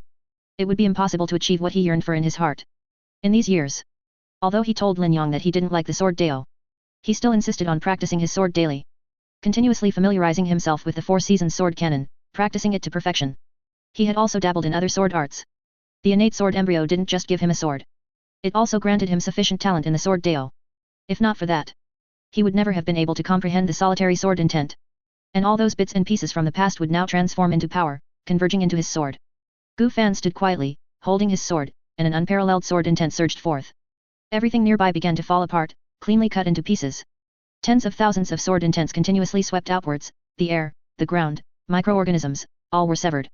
Fortunately, Gu Fan had moved away from the church in advance, otherwise, the church would probably have shattered instantly, leaving nothing behind. Gu Fan's fighting intent and sword intent continuously climbed. His entire being seemed to have transformed into a drawn treasure sword. Just looking at it was incredibly dazzling and oppressive. The surrounding collapse became increasingly severe, and a deep, shattered depression began to appear in the earth. The cuts were incredibly smooth and flat, as if they had always been that way. Tens of thousands of sword intents seemed to have formed a unique domain, continuously cutting everything around Gu Fan, and constantly expanding. Its power and expressiveness were quite remarkable. But what Gu Fan wanted was not this kind of thing. This kind of domain ability might be decent for dealing with cannon fodder. But to use it against an expert one major realm higher, it was probably still insufficient. There were too many sword intents, and they were too miscellaneous. There were many sword moves, and they were powerful. But they were definitely not as suitable as self-created sword moves. Not enough. Not enough. Gu Fan understood that his sword was not pure enough, nor strong enough. The domain formed by sword intent continuously contracted, and its number became increasingly small. The sword intent also became more refined and condensed. Gu Fan's aura became increasingly terrifying. The black dust sword emitted a faint hum. The sky also completely brightened. When the sunlight shone on Gu Fan's location, it was as if it was blocked, unable to penetrate in the slightest. In the distant sky, a dark figure was approaching the area at an extremely fast speed. He was short in stature, with dark skin, exposed snow-white fangs, and blood-red, bloodthirsty eyes. How can this be? They all died so quickly. Is this enemy really that strong? He was Fang Wu, the zombie king of Tianwu City, whose ability was gravity manipulation. Among the 9 zombie kings that had appeared so far, he ranked 6th. This wasn't the first time he had undertaken such a mission. The gods would give him instructions to clear out these outsiders using specific methods. Each time he completed a task, he would receive some benefits that could enhance his strength. After completing the last mission, he successfully became a zombie king. However, the previous invaders didn't require his personal intervention. The opponent died in the 7th wave. This invasion actually managed to last until he arrived. This indicated that their strength must not be underestimated. However, killing such an outsider would definitely yield many rewards. Perhaps this time, he could become the #1 zombie king. As for losing, that was impossible. The gods had already told him that the opponent was merely a second-tier creature. Although powerful enough to eliminate a large number of second-tier creatures, against him, a third-tier creature, there was no chance of victory. Fang Wu had already seen the church from his dream, and he had also seen the outsider. But why did the outsider look so strange? And a feeling of fear actually arose in his heart. How was this possible? The area around Gu Fan turned into a chaotic, pitch-black void, as if everything had been swallowed and ceased to exist. It was an existence darker than darkness itself. Everything that approached, even space itself, would be devoured. Like a bizarre black hole, it was full of the unknown and terror.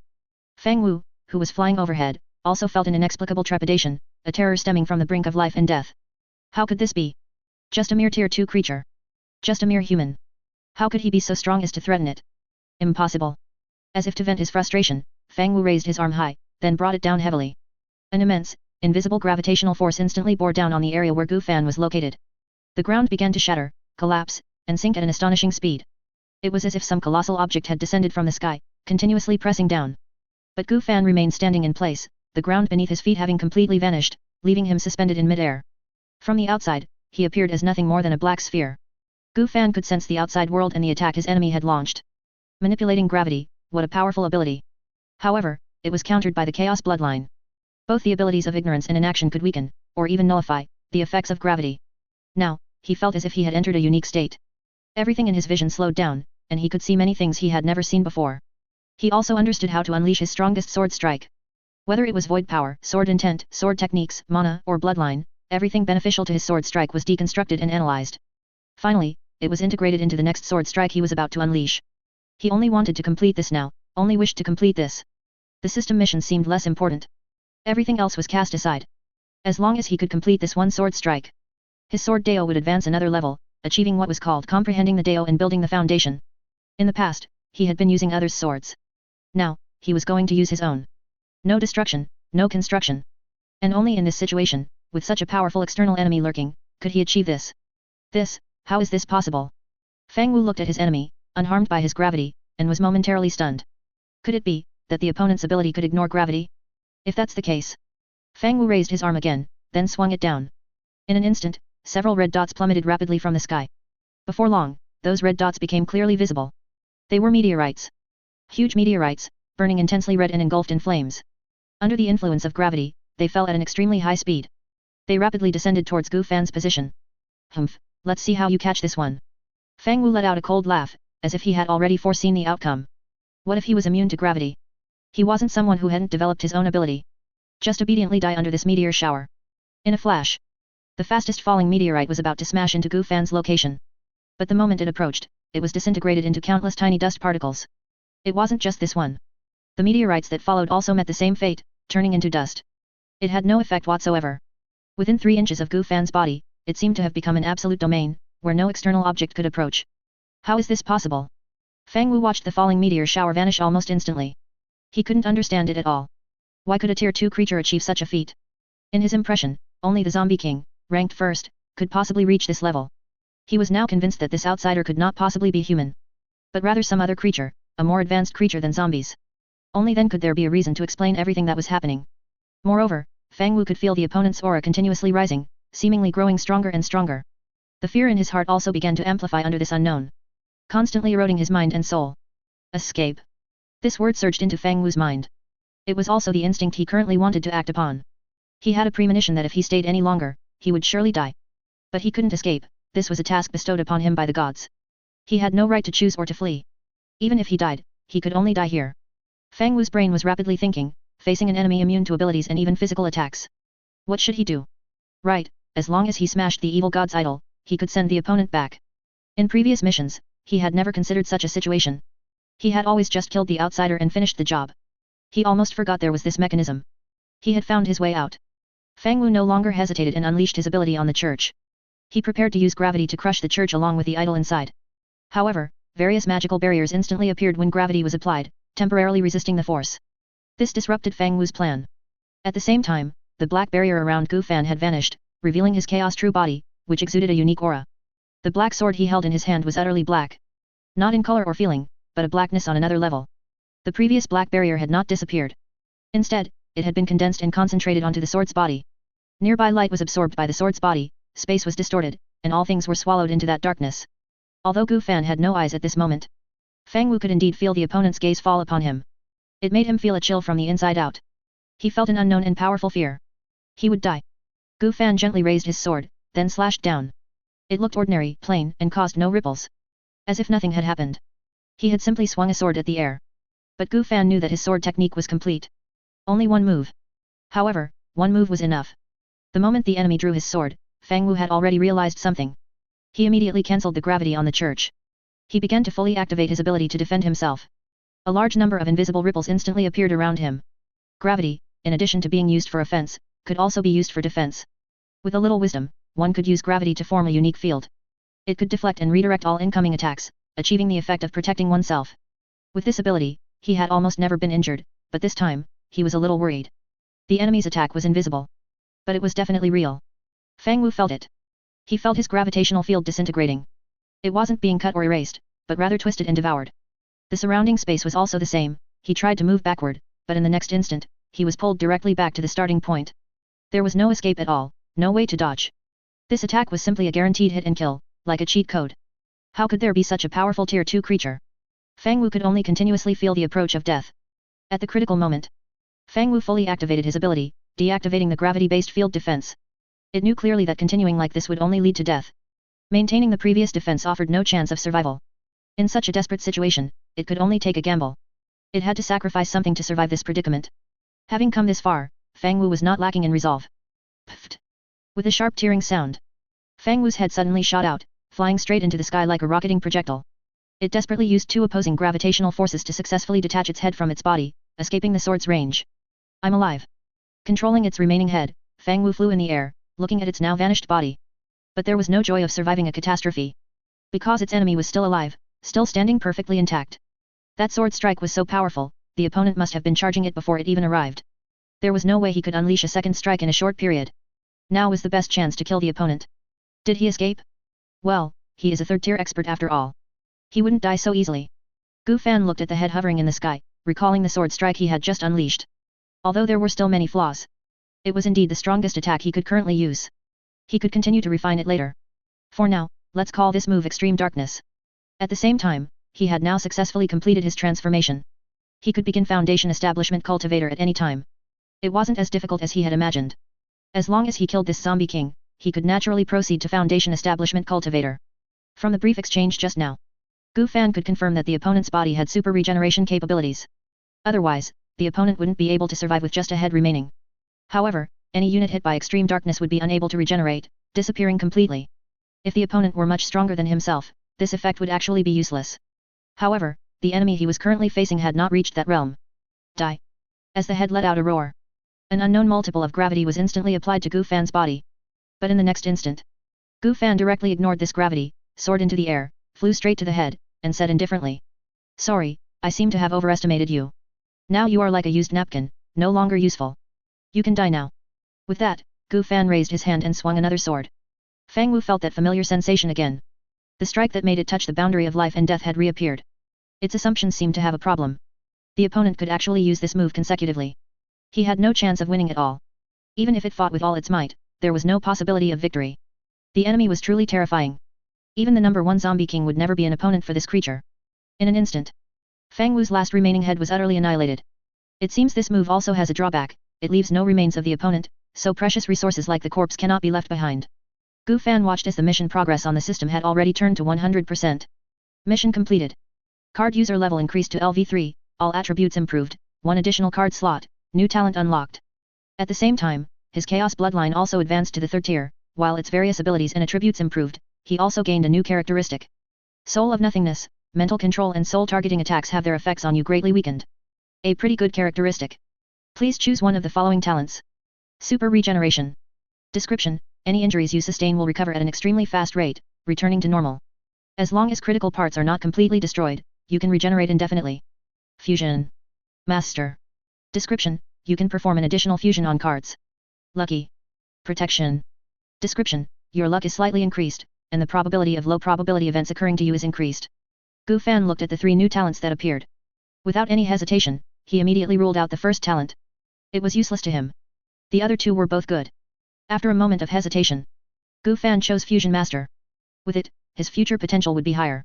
As for luck, the way of fate could also be modified later in cultivation. After all, it was just luck, not destiny.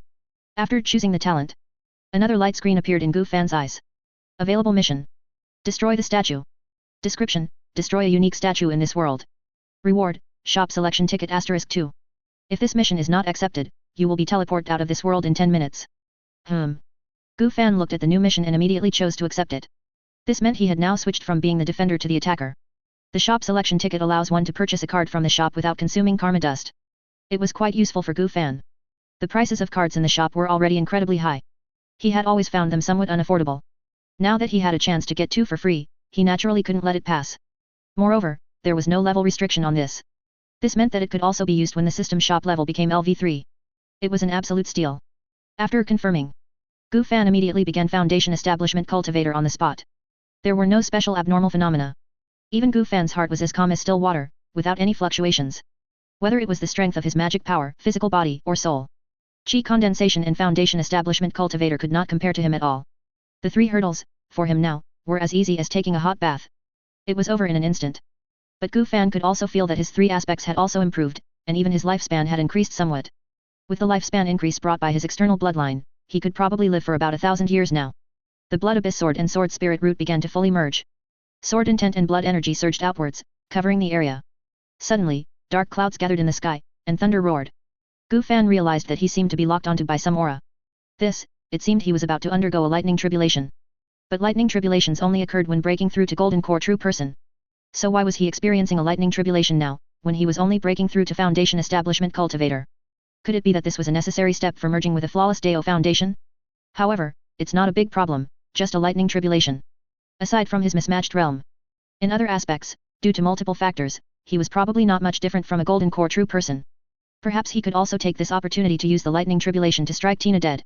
Anyway, the mission was over, and the statue no longer needed protection. He could be completely unrestrained now. Boom. In the sky, a thundercloud, like a giant python, was already coiled within the dark clouds. Gu Fan estimated that in a few more seconds, the lightning would strike. So he immediately turned Lang Yu, who was in the church, into a card and recalled her into the system space. All the deployed formations were also withdrawn. He wanted to see if, under these circumstances, the opponent still had the so-called divine protection. Inside the church, Tina listened to the loud noises from outside, secretly peeking through the door crack to observe the outside world. After experiencing extreme despair, she did not give up hope and had been searching for a way to survive. Although she understood her own weakness and fragility. But, what about it? She also had the right to live. She didn't want to die. So, she tried her best, to let herself sleep. This was her best method. At such a moment, besides entrusting hope to the gods, there seemed to be no other way. Tina understood that if she didn't have the protection of the gods, she should have already died. That demon didn't kill her precisely because of this. In her dream, she once again played a card game with the god. Under the pressure of death, she performed exceptionally well and won again. When she asked how to continue living, the god once again gave her in revelation. The chance to survive was within this statue. Tina walked to the statue, knelt on both knees, and held up the card of the chosen.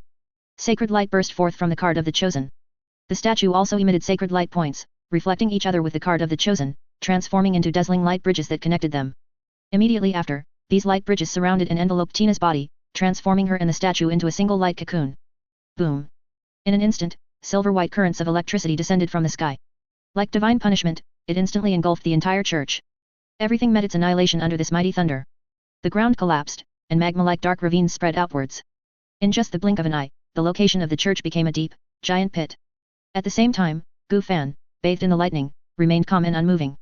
At this moment, he had returned to human form, clad in a blood-colored daist robe. When these violent and terrifying bolts of lightning fell upon his body, they were instantly erased by a certain power, disappearing without a trace. They couldn't even cause the slightest damage to his daist robe. Gu Fan was experimenting with the abilities of his third-tier bloodline, using them to erase these bolts of lightning. He accomplished it with ease. This thunder tribulation was indeed nothing to him. However, he also noticed the anomaly on the church's side. He could sense a unique aura. At the same time, Tina had also disappeared, and it didn't seem like she had died. It seems, the so-called god has intervened again? He wondered what was so special about Tina that she could receive such a degree of assistance. Before long, the dark clouds in the sky dissipated, and the thunder ceased. After the previous battle and the thunder tribulation, this area had been completely turned into a scorched wasteland. The ground was full of huge, uneven depressions. Now, besides Gu Fan, there was only one light cocoon here. The light cocoon pulsed like a heart, emanating a vital and sacred aura. Gu Fan had successfully acquired the flawless Deo foundation, and he watched the light cocoon with interest. His divine sense could not penetrate it, being blocked by an invisible force. However, he could confirm that within this light cocoon, a special life was gestating. He didn't know what it was. Compared to these, he was more focused on the flawless Deo foundation. Gu Fan raised his hand and waved, and a crystal-clear blood-colored sword suddenly appeared in his palm. Its appearance was as beautiful and exquisite as a peerless work of art, without a single flaw. It seemed real yet fake, like a dream yet an illusion. Faint streams of light flowed everywhere. This was the flawless Deo foundation he had condensed the blood abyss spirit sword. It possessed powerful functions, controlling blood, enhancing and retaining curse-killing abilities. The effect of absorbing blood to improve aptitude could be applied to him. However, the flawless Deo foundation was already top tier. Going further, it probably wouldn't improve much more. In addition, he could also achieve rebirth from a drop of blood, create blood slaves, control others with blood, basically, anything related to blood could be achieved. In terms of swordsmanship, it also possessed many abilities. Such as summoning 10,000 swords to attack, or a giant sword that could cleave the sky. Sword intent and sword moves would also receive significant amplification. Overall, the mechanics hadn't changed much, but the numerical values had increased significantly. Gu Fan had a premonition that when he condensed a golden core with this Deo foundation, it would definitely give rise to an extremely powerful divine ability. The foundation establishment stage was equivalent to a seed, sprouting and growing, while the golden core was the so-called fruit. After completing the remaining tasks, he could return to prepare for the formation of the core. He already had the elixir recipe and the herbs. All that was lacking was time. Immediately, Gu Fan fed the blade of void and a pile of magic swords to the black dust sword, allowing it to break through to the third tier. The light cocoon also began to show some subtle cracks. The thing inside seemed to be about to break out. Bang! The light cocoon burst open. An angel with 6 pairs of light wings was born from within, its golden cross-shaped eyes looking directly at Gu Fan. I didn't expect a mere fragment to allow you to grow to this extent, your strength becoming so formidable. It seems to be very compatible with you. How about a deal? You give me the fragment. Your current abilities will remain, only the ability to create and fuse cards will disappear. At the same time, you will forever remain in this world, becoming its absolute ruler, and after death, you will enter my divine kingdom, gaining eternal life. How about it, isn't that great? The angel spoke eloquently, with an air of superiority in its tone. It completely disregarded Gu Fan, as if this conversation was already a great favor. Upon hearing this, Gu Fan immediately understood that the other party was referring to the card fusion system on his body. A fragment? Could his system be some kind of divine fragment? Then, his arrival in this world might not have been an accident. But rather, it was specially arranged by this unknown entity. If not, then his upgrade mission should still be to fuse cards. If the other party had enough fragments and higher authority than him, then it was very possible for them to achieve this. He had no intention of accepting the other party's conditions. Staying in this world, and going to his divine kingdom after death, what a joke. He couldn't accept either of them. Since the other party couldn't immediately strip him of his system. Plus, they needed to descend in this manner. That indicated that the other party was not some omnipotent god. Just a slightly powerful and strange existence. Gu Fan secretly resolved that he would find the other party and kill them sooner or later. As for now. Gu Fan grinned, you are the so-called god, right? Indeed. Then you better last a little longer than that zombie just now. Otherwise, that would be too embarrassing. Immediately after, Gu Fan, holding both swords, raised his hand and struck. You. Just as the angel was about to say something more. An invisible sword light had already entered its body. Its body began to twist and deform, shrinking from the outside in, and the surrounding space also began to distort. It hadn't expected the opponent to suddenly attack like this. Elementalization. The angel's body suddenly decomposed into countless specks of light, attempting to evade the power of this sword. However, it had little effect. Even after decomposing itself into light, the angel could not escape the range of the sword move, being continuously ground down and rapidly disappearing. In just a moment, it completely vanished under the sword. Holy Resurrection. Immediately, a golden card suddenly floated in the air, emitting a dazzling radiance. The gate to heaven seemed to open for an instant. The angel reformed and resurrected. You. But it only managed to utter one word. A bloody sword light struck it head-on, giving it no time to breathe. The angel's figure flickered, instantly appearing in the distance, attempting to dodge the strike. But the next moment... Puffed. Puffed. Puffed. A large number of blood swords burst out from its body, golden blood gushed forth, and was immediately absorbed. The bloody sword light also appeared before it, suddenly enlarging several times, instantly engulfing the angel like a giant beast. The golden card floated again. The angel resurrected once more. Can. Responding to the angel was an invisible sword light from Gu Fan. The angel died again. Gu Fan pondered to himself, it's faster to kill with extreme black. While the Blood Abyss Spirit Sword could also use this move, its effect would certainly not be as good as when used by the Black Dust Sword. Perhaps in the future, he could find an opportunity to develop a move for the Blood Abyss Spirit Sword. After all, this foundation, if nothing unexpected happened, would likely stay with him for life. He had also absorbed some of the opponent's blood through the Blood Abyss Spirit Sword just now. Indeed, there were some strange aspects. Human blood mixed with the blood of such a holy creature. It seemed that Tina was used as a vessel for incarnation. His chaos bloodline might also be capable of achieving this level. The opponent was not its true body, but rather a projection-like existence. It was somewhat similar to his void soul talent. This angel was at the third order level. Compared to the zombie from before, it was significantly stronger. But that was all, it could be dealt with. He didn't know how many times the opponent could resurrect. However, no matter how many times it resurrected, it didn't matter. He would kill until the opponent could no longer resurrect. Until death. Sword light continuously tore through the air, landing on the angel's body. Gu Fan became more and more skilled with each kill, after more than 10 times. He had figured out the pattern and interval of the opponent's resurrection. Now, as soon as the angel resurrected, Gu Fan could instantly slay it. What followed was a continuous cycle, a repetitive process of slaughter. The angel clearly wanted to say something to Gu Fan. But Gu Fan gave it no chance. Suddenly, a light screen appeared before Gu Fan's eyes. Acceptable quest triggered. Stop. Description: stop attacking the chosen one in front of you. Reward: a random holy talent. Oh, so it does have the authority to influence quests. Gu Fan looked at the newly appeared quest with interest, his hands not stopping their actions at all. As for mana consumption, he now had 3 foundations and 2 cultivation techniques equipped, constantly operating. They provided a continuous supply of mana, with almost no consumption. The appearance of this quest had now proven his conjecture correct. The opponent indeed possessed higher authority. Perhaps, he wasn't the first fragment owner to be brought to this world. Others might have succeeded, or they might have died. Who knew? Gu Fan didn't care. As for this quest, he had no intention of accepting it. For the opponent to modify and issue quests, it seemed certain conditions needed to be met. What holy talent? Did he need that rubbish? He feared that if he really took it, the opponent would have a way to deal with him. Quest declined. Gu Fan indeed declined the quest, then continued to block the angel's spawn point, slaying it at the fastest possible speed. Since the opponent issued such a quest, it seemed this angel was quite important to him. If so, then he must make the opponent bleed heavily. There was no need for communication, just kill until the opponent weighed the pros and cons and paid a hefty price. After killing it several hundred times, the angel's resurrection speed visibly slowed down. Indeed, the opponent's resurrection was not infinite. Even if it might possess so-called divine power, this body had its limits. After being killed so many times, it would eventually be unable to sustain itself. Acceptable quest triggered. Leave this world. Description: quickly leave this world and return to your original world. Reward: shop selection coupon *5. After accepting this quest, you will be immediately teleported out of this world. A new quest was triggered again. Gu Fan looked at the reappearing quest panel, his sword light still not stopping. This quest was actually quite good. He didn't need to do anything. Just leave this world and receive a reward. And the reward was quite generous, not bad at all. Quest declined. But Gu Fan didn't hesitate at all, decisively choosing to decline the quest. He swung his sword and struck again. If it were someone else, they might have already quit while they were ahead. But Gu Fan was pondering the opponent's thoughts, why it would show weakness to him. Either this angel was extremely precious, and its complete demise would cause unbearable consequences. Or, after this angel died, it would drop some special item, which the opponent didn't want him to get. Whichever it was, Gu Fan could accept it. The opponent had already been classified as an enemy by him. Naturally, he had to do his best to obstruct this unknown existence. As long as he didn't die prematurely, there would definitely be a battle between them. The angel's resurrection speed became slower and slower. The radiance emitted by that card also became dimmer and dimmer. Acceptable quest triggered. Leave this world. Description: immediately leave this world. Reward: a 5th order divine artifact card. After accepting this quest, you will be directly teleported out of this world, to the world you were in before being teleported. A new quest reappeared.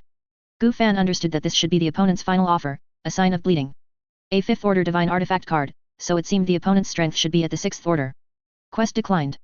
Gu Fan refused again, his goal was very clear. No matter what offer was made, he would not accept it. Indeed, the opponent's influence over this world was limited. Next, it might summon existences like him to come and kill him. Soon after, Gu Fan sensed a new aura appearing not far away. The opponent had indeed found external help. It should have a system like him, or something else. Also a so-called fragment holder. He wondered if he could get the so-called fragments after killing them. This way, his system might become even stronger, and his authority even higher. Before long, a black-haired youth in strange clothes suddenly appeared nearby, looking at Gu Fan. Behind him was a peculiar golden phantom. Time stops at this moment. In an instant, the world lost all its colors, becoming a monochrome gray. Time paused. The only things with color were the black-haired young man who had just arrived and the golden phantom behind him. He quickly approached Gu Fan, and upon seeing the blood-colored daist robe on him, he couldn't help but mutter. This enemy looks so strange this time. Is he a cultivator? This world doesn't look like a cultivation world either, it's more like a post-apocalyptic wasteland. But it doesn't matter. In front of the invincible time stop, it's all the same. 3 more seconds. That's enough. At this very moment, the black-haired young man was already within 5 meters of Gu Fan, a black revolver appearing in his hand as he continuously pulled the trigger. The golden phantom had already reached Gu Fan's front. Huge golden fists rained down like a storm, unleashing sharp screams, leaving trails of after-images in the air. 6 bullets also locked onto Gu Fan's various positions, making it impossible for him to dodge. Time resumed its flow. The world regained its colors. Bullets and fists simultaneously landed on Gu Fan. But these attacks couldn't even break through the barrier of spiritual power that had formed a halo around Gu Fan. All of them were blocked. Gu Fan also noticed the suddenly appearing black-haired young man and the golden phantom behind him. He also understood what had happened. Time stop, plus a peculiar ghost-like creature. A stand attack? That's somewhat interesting. Although the mechanism was very strong, the damage caused was only at the 2nd tier level, unable to break his defense. Gu Fan knew that if the opponent also had a system like him, then he probably had more than one stand. The black-haired young man looked at everything before him, a hint of surprise flashing in his eyes. How could this be? This defense was simply inhuman. Not even his clothes were damaged in the slightest. This was the first time he had encountered such a situation. It wasn't a matter of mechanism or anything like that. It was that his stats were completely overwhelmed by the opponent's. Even if the time stop lasted longer, it wouldn't be able to harm the opponent. After the time stop, he would have a few breaths of interval before he could activate it again, which was very fatal. At the same time, the black-haired young man felt a change in his body, something seemed to be trying to break out. Years of combat experience allowed him to instantly make a countermeasure. A crimson phantom condensed into form. He saw his future. Several blood swords broke out from within his body, directly sucking him dry until nothing remained. What to do? The black-haired young man's brain was rapidly thinking. He could delete time, removing the ultimate process like editing and jumping to the next scene. But the opponent's attack had already taken effect. He couldn't change what had already happened. The matter of those eerie blood swords being inside his body was already a foregone conclusion. Even if he deleted time, they would still exist. There's no other way. I can only leave it to another me.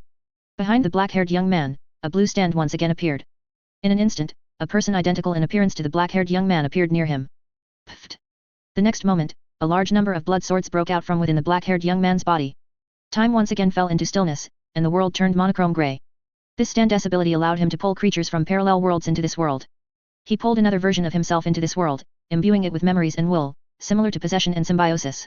Two versions of himself created an entirely new self. Perhaps, he could pull an opponent from a parallel world to this place.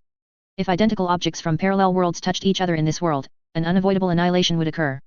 This wasn't an ability. It was more like a law of the world. Only he was immune to this law. So, he took advantage of the time stop. He began to activate his stand, traveling to parallel worlds to find another version of the opponent and bring him into this world. To make the two of them annihilate each other. None. The black-haired young man traveled through many parallel worlds, but he found no trace of the opponent. It was as if he didn't exist at all. This situation indicated that the opponent had uniqueness. He only existed in this current world. He was an extremely special existence. Just like his stand that could travel through parallel worlds. It couldn't be replicated, only he in this world could possess it. Since that was the case, this method wouldn't work. He had to use other means to eliminate the opponent. Did any of the stands he possessed have the ability to eliminate the opponent? Reinforce stand. Description: use the arrow to reinforce your stand, allowing it to awaken new abilities. Reward: random divine grade talent. Upon accepting this quest, you will receive a special card, the arrow. The black-haired young man looked at the newly appeared quest. He couldn't help but feel a little puzzled. Why were all these quests so beneficial, like a pie falling from the sky? He didn't need to give anything. He just needed to follow the steps, accept, complete, and he would gain reinforcement and a new talent. Quest accepted. The black-haired young man couldn't think of a reason to refuse and immediately accepted the quest. The next moment, a strange arrow appeared in his palm. This was the so-called arrow. He had been searching for this in his world, but most of them had been destroyed by others. He didn't expect to obtain it here. Thinking this, the black-haired young man raised the arrow high and stabbed it towards the golden phantom. Victory belonged to him. Pfft. The sound of a blade entering flesh sharply rang out. The black-haired young man felt a sharp pain, his limbs instantly lost control, and blood spurted. He fell to the ground like a stick, along with his severed limbs, into a pool of blood. The arrow in his hand also vanished without a trace. He discovered that the man who had been motionless had actually moved during this stop time. How was this possible? Did he also have time-based abilities? Gu Fan put the newly acquired arrow into his storage ring. Since he already knew that the opponent's ability was time stop, he naturally had a countermeasure. The Chaos Bloodline's ignorance and inaction, one was chaos, and the other was erasure and nullification. Theoretically speaking, confusing time and erasing time could be applied to oneself. Evidently, he succeeded. The opponent's time stop would no longer affect him. Even the stand had been nullified by his inaction, making it unusable for a short period. The opponent was now like a dying stray dog on the roadside. He could do nothing but wail. Gu Fan slightly raised his finger, and the black-haired young man's head and heart simultaneously burst, losing all vitality and meeting death. Although the feeling was very faint, Gu Fan could indeed see a phantom of a card appear, then instantly vanish from this world. He vaguely felt that this was the so-called fragment. After the opponent's death, the fragment seemed to have escaped this world to find a new host. It seemed that to obtain fragments, it had to be done while the opponent was alive. The specific method also needed to be tried and practiced to acquire it. It wasn't as simple as just killing the opponent. Gu Fan shook his head and put away the limbless corpse on the ground. He continued to hack at the angel. After this plan also proved ineffective. The opponent most likely had no means to stop him. Finally, after this angel had died thousands of times under his sword, it met its complete demise and death, never to revive again. And a golden card was quietly floating in midair. Gu Fan grabbed the golden card and instantly refined it. Rather than saying it was refined, it was more like the card automatically merged into Gu Fan's body. The system is about to upgrade and will enter a period of dormancy. The host will be immediately teleported out of this world. The next moment, Gu Fan was enveloped by a hazy white light, and his consciousness began to spin. He returned to the Blood Fiend Palace. The system panel and shop were temporarily inaccessible. He also couldn't refine items into cards. However, the system space and card equipping could still be used normally. The impact wasn't too significant. He wondered how long this upgrade would take and if it would unlock any new functions. Overall, it was definitely a good thing. After this unexpected event, he also roughly understood what his system was. It was similar to a fragment of a Supreme Deo artifact or a main god space. Its rank was certainly not low. But he didn't know how many people possessed such fragments. Perhaps, in this world, there were others like him who also possessed fragments. If so, all of them were enemies. Like raising Gu, there was no possibility of coexistence. The strong devoured the weak, constantly growing stronger. Finally becoming the sole victor, the sole Gu King. And the fragments on their bodies were both entry tickets and death warrants. If they didn't want to die, they had to constantly grow stronger and survive to the very end. He had at least provoked a 6th-tier existence by now. He couldn't afford to be complacent. But for now, he hadn't felt any sense of being spied upon. It might be because of the system, or it might be because of this world. For example, there might be heavenly Deo protection that prevented creatures from other planets or other worlds from prying. What would the universe above the sky curtain be like? Was this his original world? Perhaps, the planet he was on before he transmigrated was still operating continuously somewhere in this world. Gu Fan's thoughts suddenly raced, and he pondered for a long while before stopping. These things were still too distant for him. At least he needed to break through to the soul transformation stage before he could investigate. His primary goal now was to prepare for breaking through to the golden core stage. The Blood Sea Buddha Lotus was almost ready to attempt a breakthrough and condense a golden core, needing only some auxiliary elixirs in a geomantically auspicious location. Both Li Junwan and Li Fa's memories contained the corresponding elixir formulas. As for the ingredients, Li Junwan had gathered quite a few, and with what Li Fa had collected, it was enough to refine 2 batches of purple chi condensation pills. During this time, he planned to diligently train his alchemy skills to ensure everything was foolproof. After all, the ingredients were extremely precious, and acquiring them again would likely be very troublesome. Refining 2nd-tier elixirs and some simple 3rd-tier elixirs was not a big problem for him. But the purple chi condensation pill, among 3rd-tier elixirs, its refining difficulty was also top tier. Even he wasn't very confident. At least, he needed to cultivate the 3rd-tier alchemy art obtained from the Blood Fiend Palace to the perfect stage. Only then could he be confident of an 80% chance of successfully refining this elixir. At the same time, some other elixirs that could also assist in condensing a golden core, but were less effective and easier to refine. Gu Fan also planned to refine some that could be fused with the purple chi condensation pill to enhance its effects. He could now fuse twice, giving him greater control. Unfortunately, the fusion ability was temporarily inactive now. Otherwise, he could have fused the Blood Sea Buddha Lotus now to improve its quality even further. His brother's Deo Foundation, the White Bone Buddha Lotus, just by its name, he knew it was very compatible. The Flesh Field Blood Sprout could also be found an opportunity to fuse and upgrade. After all, it was irreplaceable just for its ability to create flesh seeds. If he could use it to condense a golden core, that would naturally be good, but it didn't seem very likely. This way, the probability of condensing a golden core would also be higher. The Blood Fiend Palace also had better spirit gathering formations for assisting breakthroughs. In addition, there were 7 high-grade spirit stones stored here, so there was no need to worry about spirit energy. It could ensure ample spirit energy when condensing the golden core. As for the Deo lineage required for condensing the golden core, it was naturally the most compatible Blood Deo. If he could successfully form a golden core, he should gain a Blood Deo divine ability. Before that, it was best not to have any accidents. The Blood Fiend Demon Sect seemed to have no reason to stay any longer. He could prepare to leave. There was nothing good left here to take away. He had indeed been a bit arrogant and overbearing recently. He had already killed many Foundation establishment cultivators who came to challenge him. Now, the Blood Fiend Demon Sect's reputation in this area had plummeted to rock bottom. It couldn't be said to be a rat crossing the street, but rather, everyone was shouting to beat it. Li Junwan even had an exclusive nickname, the Blood Sword Demoness. She had quite a fearsome reputation among the nearby Foundation establishment cultivators. Some golden core cultivators who had suffered greatly at her hands had also noticed her. Several of them had even teamed up and started considering whether to take action. After all, with her murderous intent and strength, if she broke through to the golden core stage, who knew what she would do? Sect massacre was not impossible. After all, the number of Foundation establishment cultivators she had killed was enough to form several small sects. This woman was probably like this, she must not be allowed to live. What they hesitated about was the Blood Fiend Demon Sect's sect protecting formation. And that golden core sect leader whose lifespan was running out. A lean camel was still bigger than a horse. What if the other party used some secret technique to temporarily return to their peak, activated the sect protecting formation, and then detonated their golden core? It wasn't impossible for a few of them to be taken down in the process. Having cultivated to their level, they didn't want to risk their lives with others unless absolutely necessary. So, they spent a fortune to find a master of fate reading. They asked him to calculate when the Blood Fiend Demon Sect's golden core sect leader would die. The result they got was that the sect leader had already died. Then they asked him to calculate Li Junwan's situation. The result was that Li Junwan had also died. So now, in this situation, it was highly likely that the golden core sect leader had taken over Li Junwan's body. This could also explain why Li Junwan's strength was so formidable. But, why be so flamboyant? In this situation, shouldn't she be more careful and cautious? Why act like this now? What was her purpose? But no matter what, since it was confirmed that there was no golden core cultivator left in the Blood Fiend Demon Sect, they already had ample confidence to directly wipe out the Blood Fiend Demon Sect. Such a threat must be completely eliminated in its nascent stage. So, they briefly discussed it and decided to act together, directly annihilating the entire Blood Fiend Demon Sect. But when they arrived at the Blood Fiend Demon Sect, they found that the Blood Fiend Demon Sect had already been destroyed by someone else. Formations, elixirs, cultivation techniques, everything had been taken away. Some things that couldn't be taken were directly destroyed. Nothing was left for them, like a swarm of locusts passing through. They had come in vain. Black Dragon Mountain. Gu Fan temporarily settled down here. There was an underground fire here that could be used to assist in alchemy, which was quite good. The Blood Fiend Demon Sect had also been dealt with by him. As for being traced, that was highly unlikely.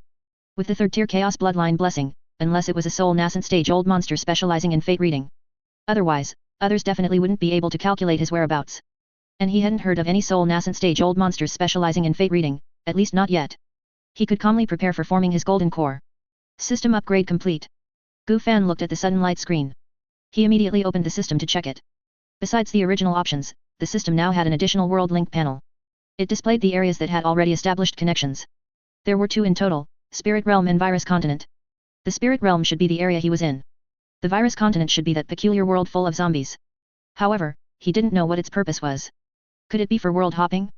Gu Fan noticed that there was also a Mastered Worlds section below. There was no instruction manual to refer to. The system couldn't be communicated with either. He could only explore it himself. Gu Fan then clicked on the Spirit Realm icon. He found that the system displayed some corresponding text, providing an introduction. Spirit Realm. World Tier, Tier 9. World Introduction, a very powerful world, containing a professional system called Cultivators. This world is divided into 2 regions, the Upper Realm and the Lower Realm. Upon breaking through Tier 6, one can choose to ascend to the Upper Realm. Its potential is extremely vast, allowing one to advance all the way to Tier 9, or even higher levels. This system, apart from requiring a special organ called a spiritual root and having a slower progression speed, has almost no other flaws. It can adapt to almost everything, achieving omniscience and omnipotence. This world possesses a heavenly Dao. Whenever someone breaks through Tier 9, the number of Tier 9 powerhouses is limited to a certain range. Mastery conditions: destroy the heavenly Dao or completely control the heavenly Dao. Do you wish to begin mastering this world? After reading, Gu Fan fell into a long silence. Him going against the heavenly Dao, was that even real? Although the mastery conditions that followed were incredibly absurd. Still, Gu Fan managed to glean a lot of information from the details provided. Tier 9 meant the Tribulation Transcendence stage, which was too far away for him. Tier 6 corresponded to the Void Refinement stage. No wonder the strongest cultivators he had heard of only reached the Soul Transformation stage. It seemed they had all ascended to the Upper Realm. Perhaps it was mandatory, one had to ascend after breaking through. Or perhaps the spiritual energy concentration in the Lower Realm was no longer sufficient for Void Refinement cultivators to continue advancing. Only by ascending to the Upper Realm could they continue to improve their cultivation and pursue the Dao. Or, there were other reasons. This was also quite distant from him, so he didn't need to worry about it for now. He was more curious: was Tier 9 the highest world tier? Could there be a Tier 10 world? The introduction also stated that there were other levels beyond Tier 9. He became even more curious about the system's origin. Could it be a fragment of some Tier 10 world? Why did it choose him? The benefits of mastering a world must be substantial, perhaps directly transforming the world into a karma dust, producing a large amount of special resources. Immediately, Gu Fan clicked on the Virus Continent to check its information. Virus Continent. World Tier, Tier 3. World Introduction: this world is filled with a large number of viruses, possessing systems for infected and espers.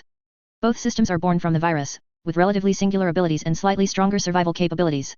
The strength of these systems is relatively low, and they possess numerous weaknesses, with many lingering issues. It is not recommended to choose these systems. After awakening, the infected can absorb viruses to strengthen themselves and improve. However, after awakening, the original will of the body will disappear, and a new will, born from the assimilation of soul and body, will remaster the body. Like a newborn infant, it needs to learn and grow again. Once the virus accumulates to a certain extent, it will break through and awaken a special esper ability. At the same time, there are many weaknesses, such as fear of sacred attribute attacks, mental attacks, soul attacks, etc. Espers also awaken through viruses, but during the awakening process, their genes mutate, allowing them to be immune to viruses and awaken similar esper abilities. However, because they cannot continue to absorb viruses, the strength of their awakened esper abilities cannot be enhanced. Mastery conditions: eliminate the virus source, or infect the entire world. Do you wish to begin mastering this world? After reading, Gu Fan fell into silent contemplation. He also somewhat understood the situation of that world. And the 2 deities of humans and zombies. It seemed those 2 were both fragment holders, wanting to master that world, and had chosen different paths. The one he encountered seemed to have chosen to eliminate the virus source. The other one had chosen to infect the entire world. For this reason, all espers had to be eliminated. Thus, the angel's descent was to eliminate the virus source. No wonder that girl named Tina had to be protected so carefully. Perhaps her esper ability was also a reason. It should be a matter of compatibility with the incarnated body. Tina's physical body should be very compatible with the other party. However, the other party's plan was completely disrupted by him. What if he was a Tier 3 powerhouse? His system and combat power far surpassed the other parties. However, both sides were important figures, and their true bodies seemed unable to enter the fray. The strength of their other methods was also limited to Tier 3. This was likely due to the world's tier level. It was highly probable that this situation arose because the world tier was only tier 3. However, since they were both so keen on this world, there must be some benefit, otherwise, they wouldn't be like this. And, depending on the chosen mastery conditions, the benefits obtained are probably different. Interesting. Gu Fan was very curious about what these two fragment holders, or perhaps more than two, could gain. Judging from the current information, their fragment holders were basically distributed across different planets and worlds. Their cultivation systems and abilities also varied. The items in the system store might also be from other worlds, broken down and recycled as karma dust. He wasn't sure why this was done. Perhaps, his transmigration wasn't accidental either. But about that memory, he couldn't recall it, it became unusually blurry, as if covered by a white veil. No matter what, he couldn't remember what happened. His memory might have been tampered with by something. Gu Fan touched his head. He used to subconsciously avoid this problem. Only now, after the system upgrade, did it get a little better, and he noticed a little bit. Immediately, Gu Fan shook his head and stopped thinking about these things. Compared to past events, the present was more important. How should the virus continent be dealt with? Should he get involved in this mess? Breaking through to the golden core stage was imminent, it was better to form the core first. After forming the core, he should be considered tier 3. If his main body could go to that world, perhaps he could also contend for the so-called world mastery. However, for now, he could accept it and see what the situation was. World mastery of virus continent has begun. Please select the corresponding condition. Eliminate the virus source, current progress 0%, your progress 0%. Infect the entire world, current progress 62.3%, your progress 0%. No big deal. The world's infection progress isn't as high as Gu Fan imagined. He should be able to enter that world before it reaches 100% progress. At the same time, he was also a little curious if someone else was already in control of this world. Should he tap it to see? If he didn't select the corresponding conditions, nothing unexpected should happen, right? For some reason, Gu Fan felt a pang in his heart, an inexplicable sense of nausea. This seemed to be an instinctual warning. Gu Fan decisively abandoned his previous thought. The heavenly Dao that wasn't in existence he could provoke at the moment. It seemed his earlier idea was extremely dangerous. If someone truly was in control of this world, then his previous action, even if not noticed by him, might have been detected by the heavenly Dao. Extremely dangerous. He might have died instantly. After understanding all this, Gu Fan finally let out a long breath and began to ponder the issues of the virus continent. This progress seems to be divided into current progress and personal progress. This current progress should all have been completed by another entity. If it were completed together, the ownership would likely be determined by whoever had the higher progress. Now the other party has already gained control of more than half. If he were to join in and choose to infect the entire world, he would probably just be helping someone else. Wasting time, doing all the work for others. If he wanted to compete, he had to choose another option. Condition selected, eliminate the source of the virus. Karma dust and cards can be consumed to use special options. Gu Fan looked at the options available by consuming karma dust. There were quite a few. Things like building statues, sending prophetic dreams, or going to this world in his physical body or as a projection. There was even an option to summon other fragment holders and assign them tasks. Consuming karma dust would summon a random fragment holder to the virus continent as part of a task. However, there was a limit to the number of times this function could be used, a maximum of 10 times. 10 million karma dust per use. But, all had restrictions, not exceeding tier 3. Previously, the tier 5 reward given to him by the other party would only be received after he left the virus continent. So it wasn't considered a violation. At the same time, whether it was cards, or the strength of projections in the main body, nothing entering the virus continent could exceed tier 3. Moreover, projections required special conditions, such as a system fragment. Not only could it enter that world, but it also possessed special abilities that could exceed the tier 3 limit. The angel's multiple resurrections were an example of this. This special ability was most suitable for destroying the source of the virus. The attributes of the infected were also countered by the angel. It just happened to encounter him. All these functions consumed a significant amount of karma dust, with a minimum starting at millions. If Gu Fan chose to enter with his main body, it would cost a staggering 50 million karma dust. This would almost deplete most of his savings. Even though he had acquired a good amount of karma dust due to the Blood Fiend Demon Sect, it was still a considerable burden for him. At the same time, he didn't know what he would gain. But at least the existence of tier 6 beings were all striving for this. This indicated that there must be some benefit. It was a huge opportunity. Gu Fan was somewhat moved, controlling a world. This time, he only got this opportunity by chance. Naturally, he had to give it a try. Although he certainly couldn't compare to the other party's resources. The ability to enter the virus continent with his main body was Gu Fan's unique advantage. Whether it was the other party's cultivation or their projections. Within the same tier, projections and similar entities definitely couldn't match his combat power. Although his tier 3 and above cards would be restricted. The skills he possessed were far beyond tier 3. The skills possessed by clones or projections themselves would be affected and restricted. But his main body had no such concerns and could attack at full strength. Now, what he needed to do was quickly break through to Foundation establishment. In front of Gu Fan, the crimson alchemy furnace was continuously heated by the dark flames surging from deep underground. This earth fire was tier 2 quality, which was decent. The Blood Fiend Demon Sect also had a tier 2 earth fire, which was slightly better than this one. He had already refined it into a card beforehand. However, the system's fusion and card refinement abilities couldn't be used earlier, so it was temporarily put on hold. It could be used to fuse with the earth fire in front of him. Not long after, a slight unusual sound came from within the alchemy furnace. A peculiar herbal fragrance began to diffuse into the air. The alchemy furnace slowly opened, and several green pills flew out, landing directly in Gu Fan's palm. These were tier 3 pills, named Heavenly Grass Pills, which had excellent healing effects. For Gu Fan, they didn't have much use. They were just for practice and could be sold or decomposed into karma dust. Gu Fan planned to refine a few more batches before he could start refining the pills that aided in forming a golden core. After putting away the refined pills, Gu Fan placed his palm into the earth fire beneath the alchemy furnace, beginning to refine it. His palm, bathed in the earth fire, developed some charred scars on its surface, which then quickly recovered as good as new. In just a moment, the earth fire completely disappeared from beneath the alchemy furnace. A new card appeared in Gu Fan's hand. The refining speed had increased significantly. He could now refine tier 2 items in just a few seconds. It was incomparable to before. As a card user's level increased, the speed of refining cards naturally increased. Now, after the system upgrade, the refining speed had been boosted even further. At the same time, the prices of cards in the system shop had also decreased by about 10%. Not bad at all. Gu Fan began to fuse the 2 earth fires. Another card appeared in his hand. This was the worm arrow he had obtained in his previous world. It possessed the ability to enhance a stand. If his memory served him correctly, a stand enhanced by the worm arrow could become incredibly powerful. There was even a chance for causality-based abilities to appear, which were extremely overpowered. However, he didn't have a stand. He couldn't enhance it at all. This ability was the materialization of one's spirit. His spirit wasn't low, meaning he could gain a special combat force almost identical to his main body. It was actually quite good. Unfortunately, he didn't get that person's system fragment, otherwise, he might have had a chance to obtain a stand. Apart from the one that dropped from killing the angel, he didn't know how to acquire other system fragments. The mastermind behind the angel definitely knew. But the other party obviously wouldn't tell him such information. They were already complete and utter mortal enemies. Gu Fan suddenly frowned. The formation outside had been triggered. Someone was coming here. And they were constantly approaching. He hadn't set up any special formations. He had only arranged some simple warning and concealment formations. Normally, no one should be approaching here. Who could it be? Disturbing him at such a critical time. The other party was already courting death.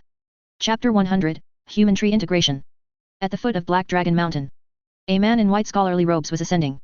His name was Zhao Xian, a rogue cultivator. He came here today to use the underground fire on this mountain to set up an altar and refine pills. A few months ago, he accidentally discovered the hidden underground fire within this mountain. This was definitely a treasure trove. As a rogue cultivator specializing in alchemy, he usually had to rent underground fire at high prices from other sects. First-tier pills were fine, but second-tier pills absolutely required the assistance of underground fire. Otherwise, the success rate of refining pills would be extremely low, making them difficult to produce. Discovering this place was a huge, unexpected joy. But he was also somewhat worried. Such treasure troves were usually occupied by sects. After some secret investigation, he found that this place was indeed under the jurisdiction of a sect. It was the Blood Fiend Demon Sect, which had recently gained some notoriety. However, according to reliable sources, the Blood Fiend Demon Sect had been annihilated a few days ago. Not a single person from the entire sect survived. To him, this was incredibly good news. This meant the place had become unclaimed land. He could completely claim the mountain as his own, refine pills, and cultivate in peace.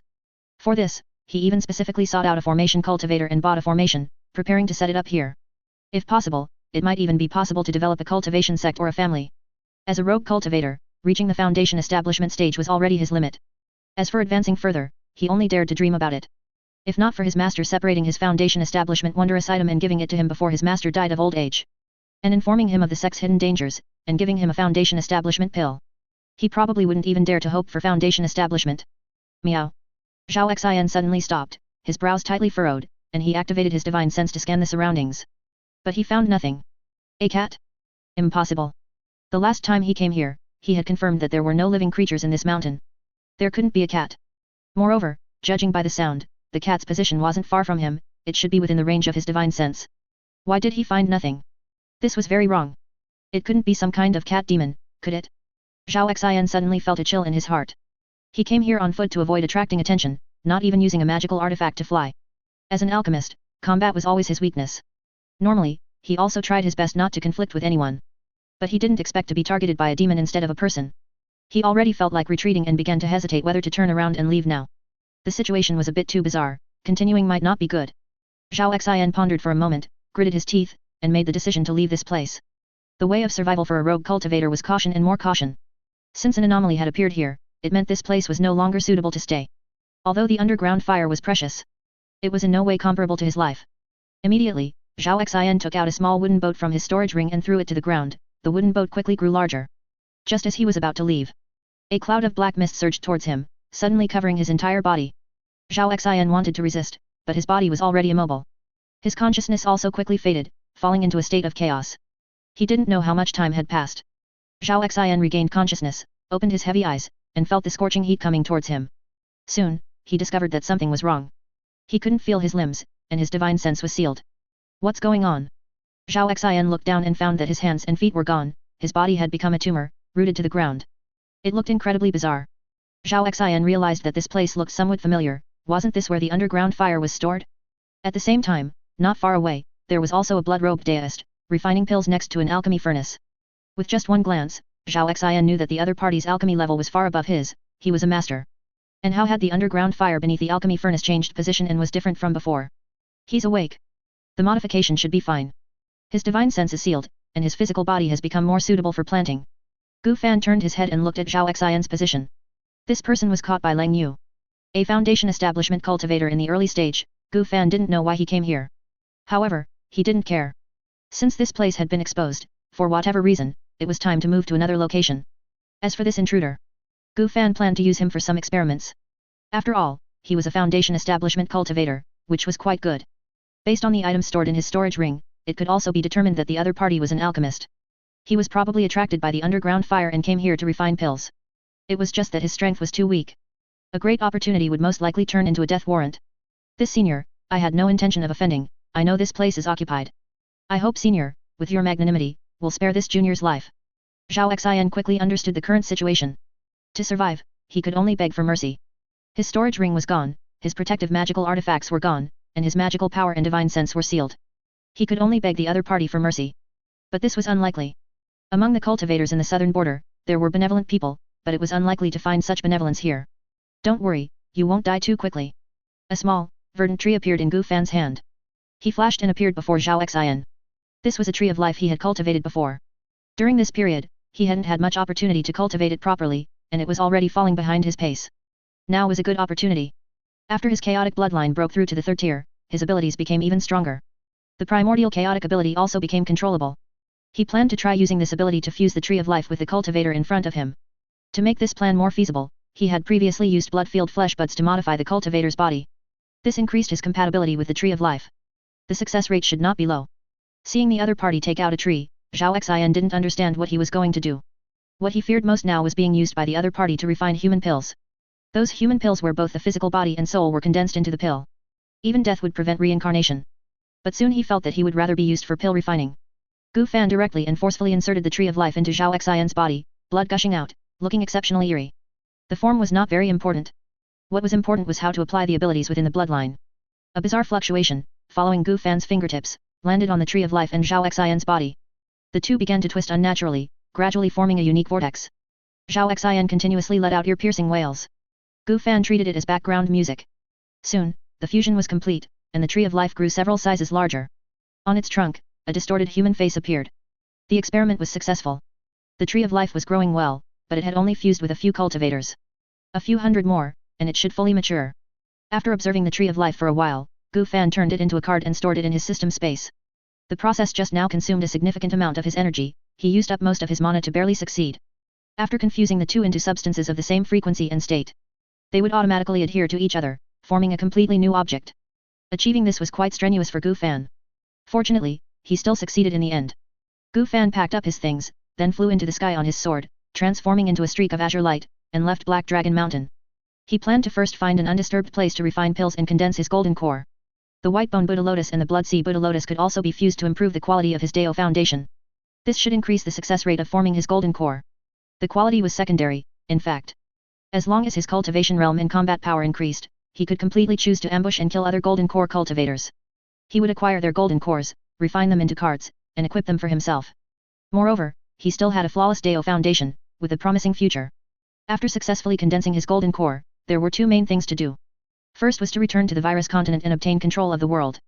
He wanted to see what benefits there truly were. Second was to return to the myriad Lost Dao sect and ambush Qingfeng Genren, Qingfeng perfected person/Daoist. He was the kind of person who would most likely not keep promises made to others. However, he would most likely strictly adhere to the goals he set for himself. Before transmigrating, he knew his self-control wasn't strong, and he often gave up halfway on many things. This stemmed from his ordinariness, from his inferiority. He would feel an indescribable sense of loss when he found that a skill he had practiced diligently for several years was not as good as what someone else learned in just a few days. He would eventually choose to relax, forget, and even completely abandon it. When he was young, he also considered himself extraordinary, but no matter how he tried, how hard he worked. However, everything only proved that he was just an ordinary person, a commoner. During school, no matter how hard he tried, his grades always hovered in the middle. When trying hobbies, no matter how much he improved, he always remained at an amateur level. Love, he had never been in love, always keeping a distance from people. When he graduated and looked for a job, he frequently hit roadblocks. At work, he was diligent and conscientious, yet he still made mistakes, was often bullied by colleagues, and eventually fired. He could already see his future, his ending, at a glance. A boring life. What was he living for? Gu Fan had pondered this question. He was just living to live. Living numbly, anticipating comfort, happiness, stability, perhaps, he would marry and have children in the future, or die alone, solitary. To prevent himself from falling into the abyss called indulgence. No. No. The more Gu Fan recalled, the more he found his memories becoming blurry, with many illogical points. But he couldn't pinpoint where those illogical points were. He wasn't reviewing his past out of boredom. Instead, he was preparing for the formation of his golden core. Condensing a golden core involved the tribulation lightning as a major hurdle, and at the same time, inner demons might appear. If he couldn't properly resolve the inner demons, not only would he fail to condense his golden core, but he might even lose his life. This was something Gu Fan absolutely could not accept. What kind of fragment was the system, and it seemed to choose its host itself. If he had truly been unremarkable in every way before, how could he have been chosen by the system and brought to this world? There might be some hidden secret behind this. And the memories he now had in his mind about his past might not be real. Perhaps, they were fabricated, forcibly instilled by someone. His true nature should not be that of someone content with mediocrity, with an average moral bottom line. This isn't right. The more he recalled, the more Gu Fan felt his head ache, and his past memories began to blur. Who was he, after all? Never mind, he would know later. Gu Fan forcibly stopped thinking, as long as he reached the nascent soul stage. He should be able to discern if there was a problem with his memories. The flying sword sped through the air. The head-on hurricane was blocked by a magic barrier. Gu Fan continuously used his divine sense to search for a suitable place for him to temporarily reside. First, it had to be far from human settlements. Such places might occasionally see cultivators who came to harvest mortals. It was said that outside of the southern wilderness, people generally didn't randomly kill mortals or treat them as consumables. He didn't know if that was true or false. This world was mainly divided into 9 continents. The southern wilderness, where he was one of the 9 continents. Leaving his current region was quite troublesome. There were so-called special boundary walls at the edges. If ordinary cultivators trespassed, they would be struck dead by a bolt of heavenly lightning. According to what he had read in ancient texts. Originally, there were no such boundary walls. The 9 continents were originally a single entity, but an accident caused a supreme Dao artifact to shatter. The fragments of the Dao artifact scattered in various locations and produced special reactions, which led to the appearance of the boundary walls in the 9 continents.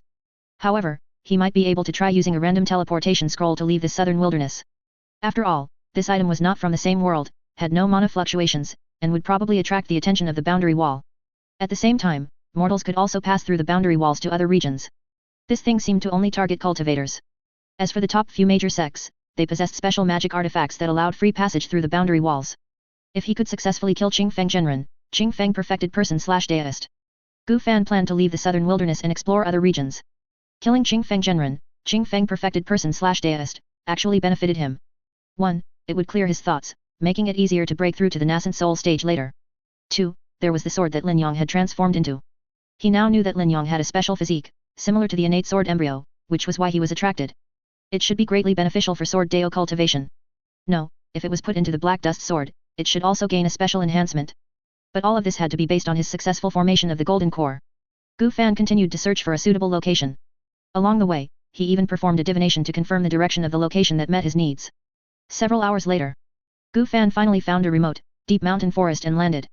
A large area nearby had no villages or similar structures.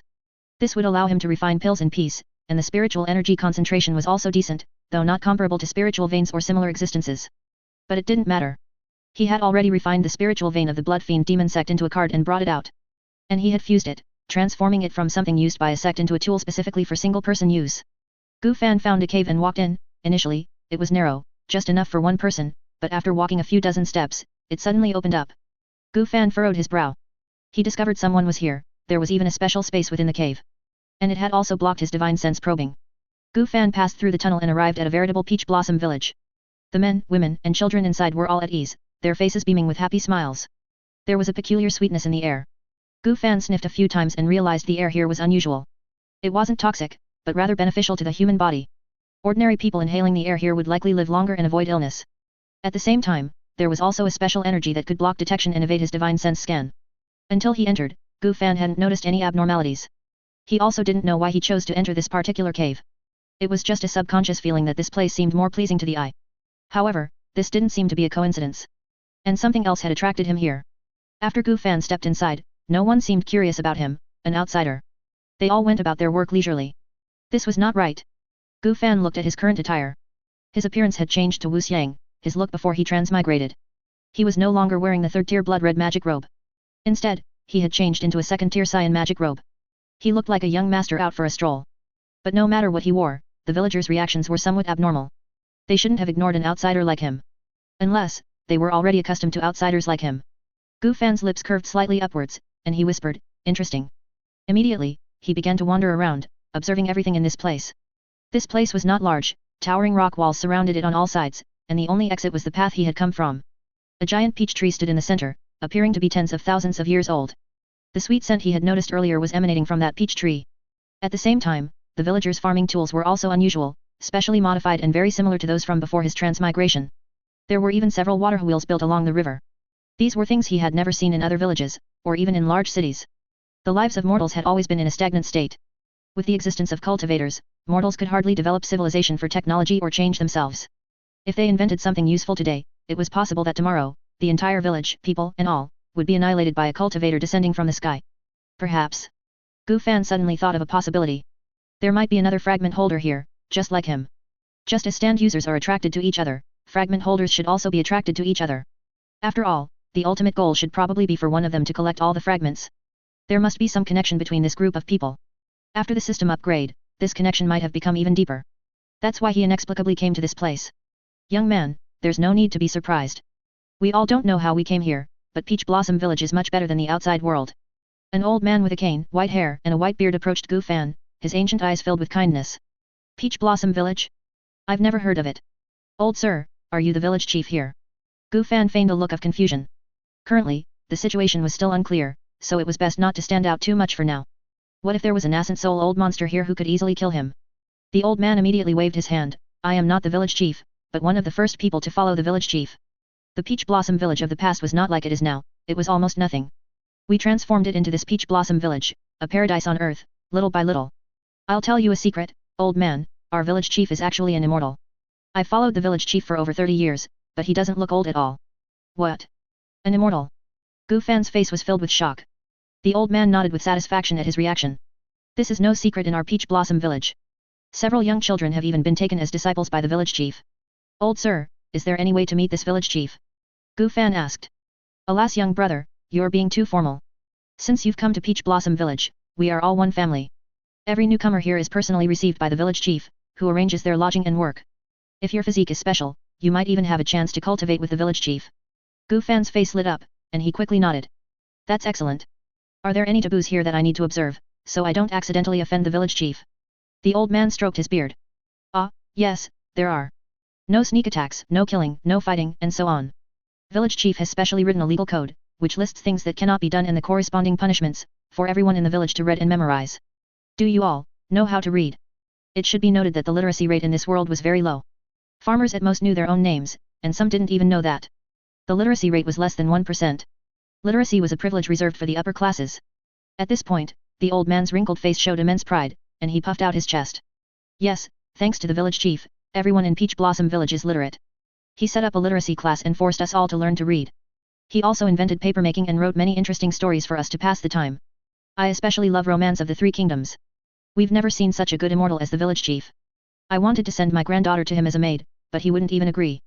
By this point in the conversation, Gu Fan was certain that this village chief, even if not a fragment holder, was a transmigrator.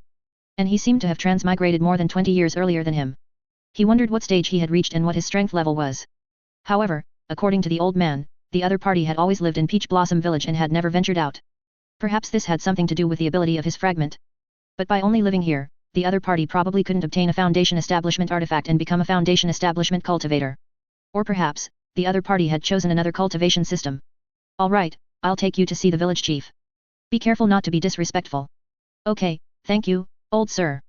Gu Fan nodded in agreement and followed the old man towards the 10,000-year-old peach tree. Beside the 10,000-year-old peach tree, there was a wooden house in a courtyard. In the courtyard, a handsome young man in white was lying on a wooden rocking chair, reading a book. On a nearby table, there were pastries and tea. The story Xiao Yuan wrote is quite interesting. Now I'll have something to pass the time. I hope there are others like this among the people. His name was Yetian, and he had been in this world for over 30 years.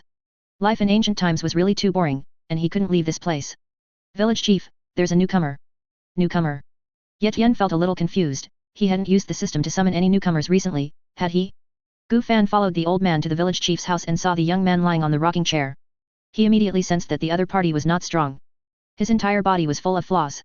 But there was a strange feeling, as if he was faintly connected to the 10,000-year-old peach blossom tree not far away. Gu Fan concluded that there must be some connection between the two. The person in front of him had never left this place, so he was probably truly, perhaps related to the system, cultivation techniques, or a cultivation system. Yetian sat up, gently removed a petal stuck in his hair, and his captivating phoenix eyes swept over Gu Fan like a light veil.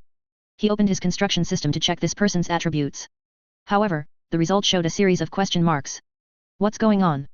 Is this person not human? Did something become a spirit? Village chief, is there anything wrong with me?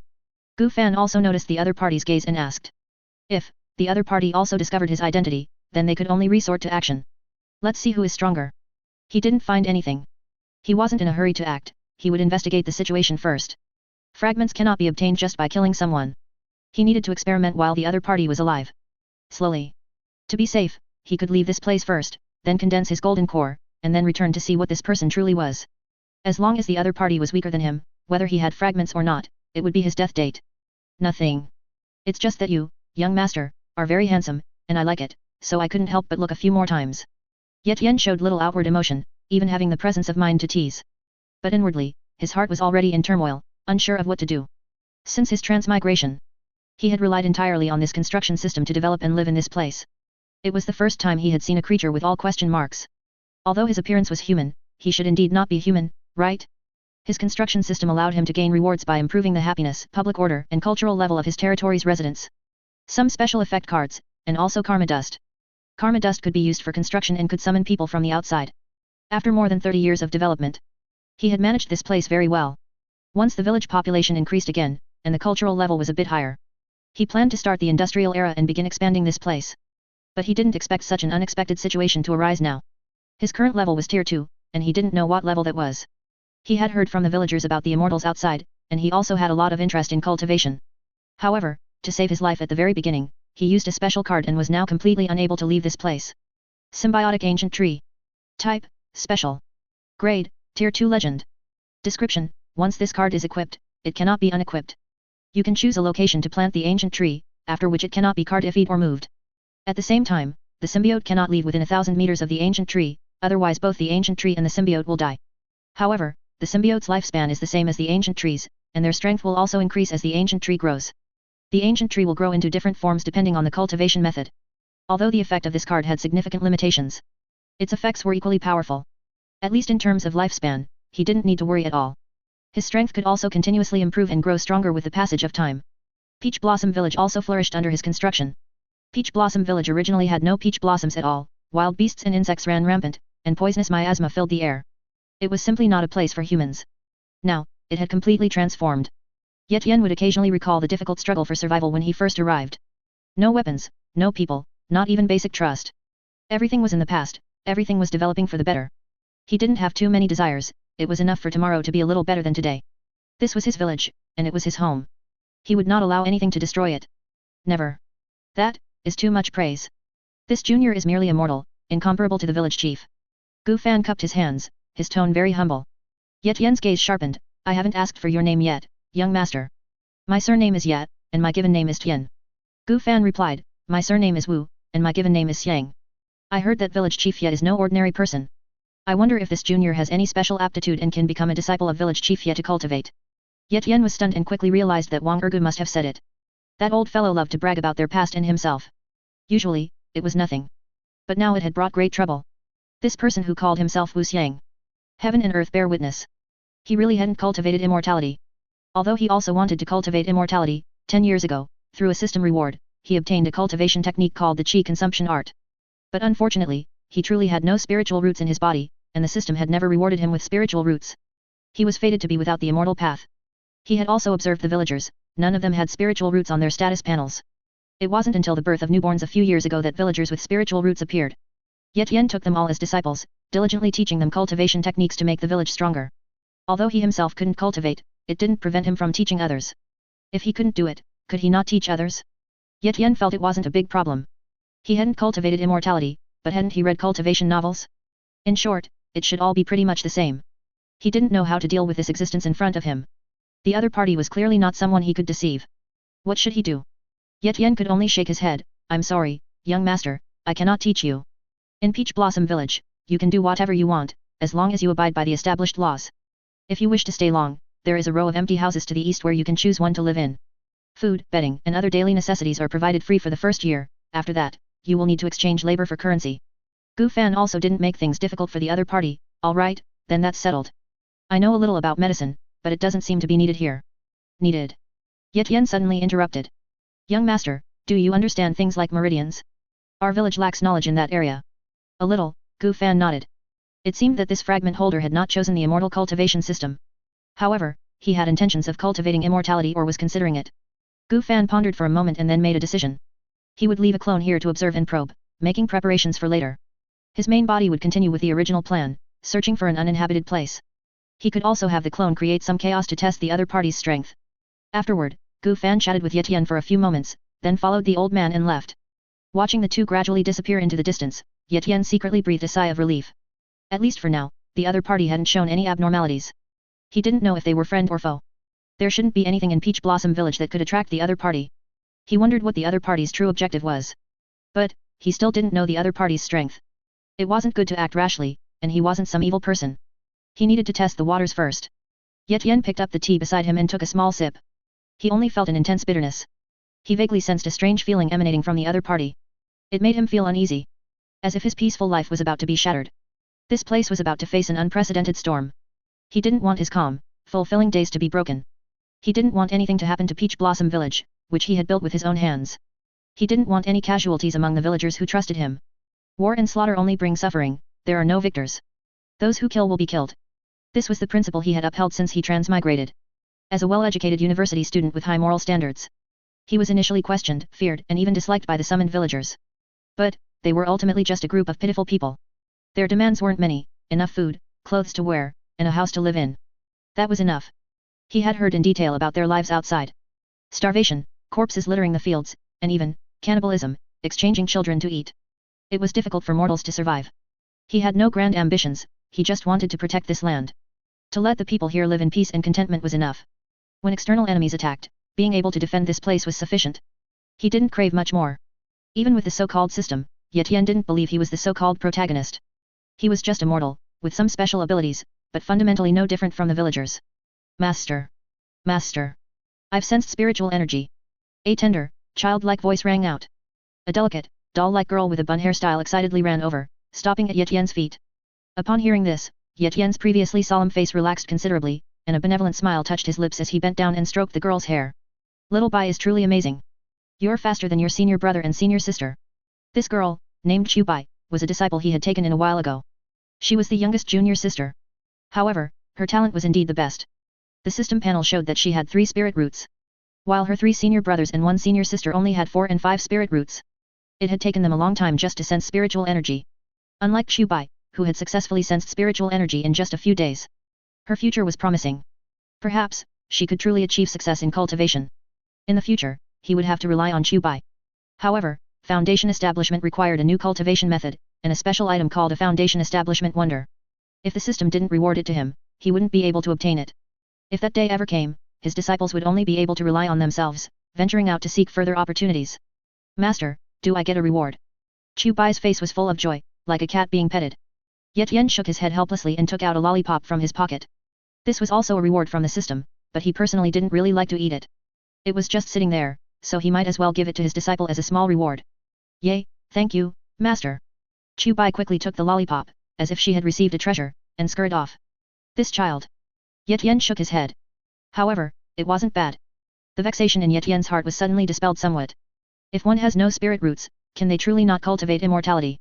If he could cultivate immortality, teaching his disciples would probably be a bit easier. However, Ye Tian gazed intently in the direction Gu Fan had left, preparing to use his ability to continuously monitor him. He would only decide on the next course of action when the other party showed something amiss or displayed any malice. The root system beneath the symbiotic ancient tree already covered every inch of Peach Blossom Village. Any slight disturbance in Peach Blossom Village could not escape his perception. Peach Blossom Village was not only his home but also his territory. He had developed many abilities from the symbiotic ancient tree. It had evolved from a Tier 1 ordinary tree to a Tier 2 legendary tree. In a few more years, it should be able to advance to Tier 3. He had also dealt with all the monsters that once existed here, one by one. However, Ye Tian wasn't sure what level his current strength would be considered in the outside world. Young Master Wu, this is the place. Please choose a house to stay in. The old man led Gu Fan to a row of neat wooden houses. Along the way, Gu Fan had felt a sense of being watched, coming from deep underground. Clearly, this was due to Ye Tian and that ancient tree. Had the other party also discovered his abnormality and wanted to test him? Their thoughts were surprisingly in sync, coinciding perfectly. However, he could just use non-action to shield those root systems underground. It wasn't a big problem. He then created a flesh and blood clone to stay here. His true body would leave through void warp.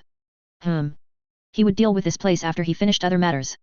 Perhaps, he could also expose some other things as bait to lure the other party in. Then this one. Gu Fan casually chose a wooden house. It didn't matter where he stayed. However, this location was somewhat far from the center in areas with many residents, making it very quiet. There were hardly any people visible around. The other party had intentionally arranged a secluded spot for him, which also made it convenient for monitoring. Good, young Master Wu, please settle down. Bedding and food will be sent over later. Just live here comfortably. The people here are all very kind, and everyone will help each other if there are any difficulties. Okay. Gu Fan nodded in agreement, watching the old man's retreating figure. The folk customs here were indeed very simple. If he had transmigrated here at the beginning, he would probably have lived peacefully for a while. If he didn't have the system, he would probably live the same life as the villagers. But now, looking at these mortals, he truly couldn't classify them as the same species. Ants would always be ants for their entire lives. There would be no change. He and Ye Tian were destined to be in an endless struggle. Without any special reason, it was simply meant to be. This world had always been like this. Gu Fan looked towards the 10,000-year peach tree, his eyes as dark as ever. Soon, the old man returned with two strong young men, carrying many things into the house. After Gu Fan thanked them and said goodbye, he raised his palm towards the ground and activated non-action. At the same time, Ye Tian felt the monitoring connection break. What's going on? Ye Tian was instantly filled with confusion. It was his first time experiencing something like this. All his senses had disappeared. He couldn't perceive any location. He, who originally had a god's eye view of Peach Blossom Village, was now banned from it. This must be Wu Xiang's doing. Did he discover his prying? Damn it. Could it be that he's figured something out and is about to make his move directly? Ye Tian's heart was racing, like oil poured on fire, as he quickly ran towards the other party's residence. His speed was incredibly fast, like a clap of thunder, leaving trails of afterimages in the air. But halfway through his run, Ye Tian suddenly stopped. He found that his senses had returned. He could once again use the god's eye view to observe the entire Peach Blossom Village. He could also clearly observe Wu Xiang in the wooden cabin. This made him even more bewildered.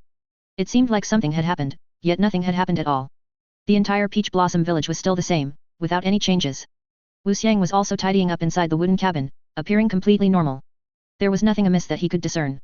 But the disappearance of his senses just now was something Ye Tian had definitely experienced. He was also certain that it must have been Wu Xiang's doing. What exactly did the other party want to do? Did he want to destroy his Peach Blossom Village? Thinking of this, Ye Tian felt a bit at a loss, finding it hard to make a decision. To directly make a move and try to kill the other party.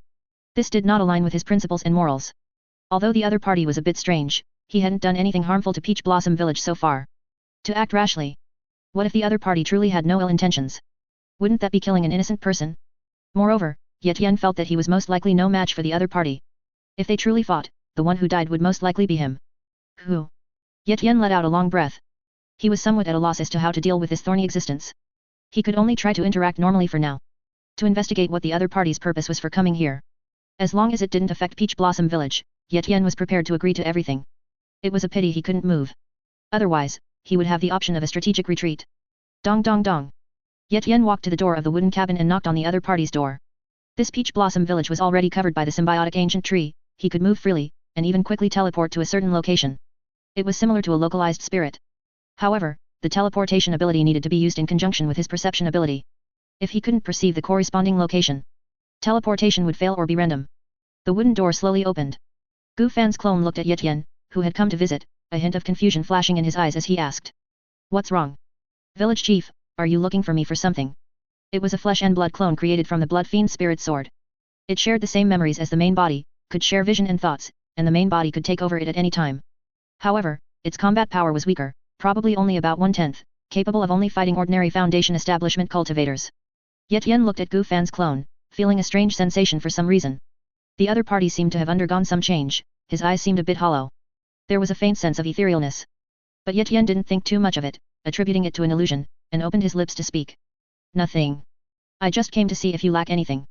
The things in my Peach Blossom village are not many, incomparable to the outside world. Young Master Wu, if you're not used to it, I can send you out. Looking at your attire, you probably live well outside, and you still have family and such, right?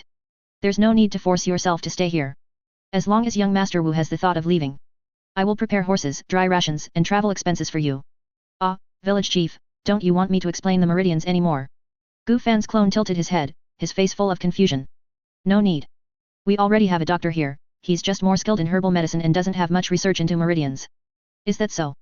But I think this place is quite good. The villagers are all very friendly, and the village chief is also a wonderful person. Living in seclusion here is definitely the best choice. I'm already tired of the infighting and deception outside, this place is quite good. Moreover, my parents and relatives were all harmed by bandits a few years ago. My whole family only has me left, all alone, wandering the world. Village chief, you wouldn't dislike me settling down here, would you? Ye Tian fell silent. He was waiting for the next sentence. Shouldn't he say something like, since that's the case, then I shall take my leave? As long as he said it, he would definitely not disagree. He would definitely prepare everything and let the person in front of him leave this place. Why didn't he say it? The two were in a stalemate for a while.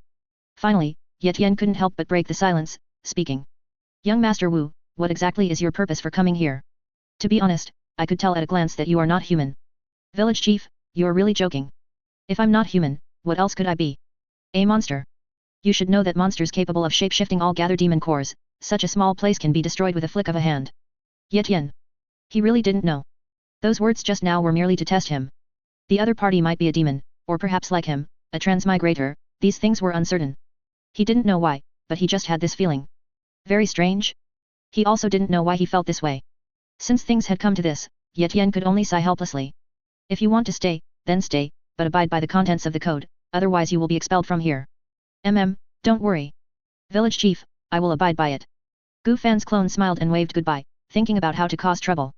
In the midst of the clouds, Gu Fan flew on his sword, soaring at extreme speed. Everything that had just happened, he could perceive it all. The other party's nature was not bad, or rather, very good. Otherwise, it would be impossible to create such a paradise. If it were him, he would have already started preparing to make trouble. However, in Gu Fan's view, this was just a waste of time.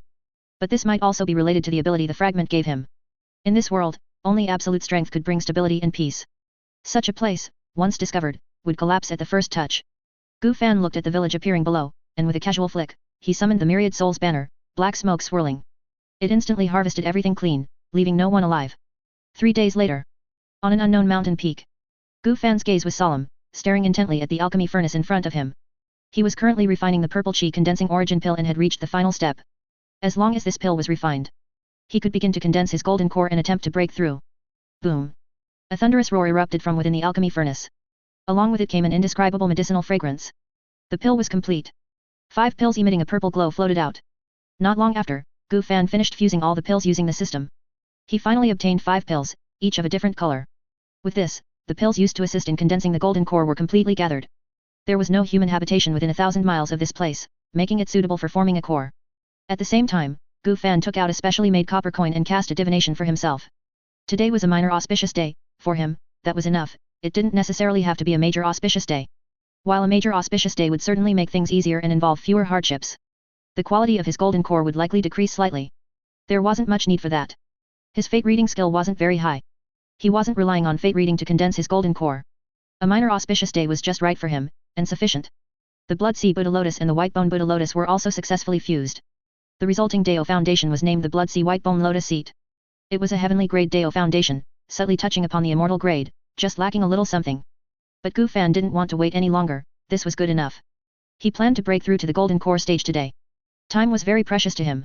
He still had to contend for control of the world, he couldn't afford to waste much time. Immediately after, Gu Fan sat down cross-legged and began to circulate his magic power, which was already at a bottleneck, searching for a trace of an opportunity to form a core. He compressed his magic power to the extreme, continuously pouring it into the Dao foundation. Subsequently, a violent vortex of magic power formed, beginning to rotate at an astonishing speed. Gu Fan's face was calm as he sat atop the mountain peak, his magic power surging around him, compressed to its limit. After a long while, Gu Fan sensed an opportunity and decisively took out a pill and swallowed it. Feeling it was not quite enough, he took out 2 more pills and consumed them. Finally, his magic power and Dao foundation gradually began to merge, forming a small, rough-surfaced core embryo. The process of condensing the golden core officially began. Suddenly, the sky became overcast with dark clouds, and numerous lightning serpents surged within them. They emitted a terrifying pressure of the great Dao. The insects hidden beneath the soil and rocks, upon sensing this pressure, were directly scared to death. Gu Fan's expression remained normal, he raised his hand and waved, and numerous Dharma banners and Dharma swords rose around him, forming unique arrays. Most of these were for gathering spiritual energy, with a small portion for defense.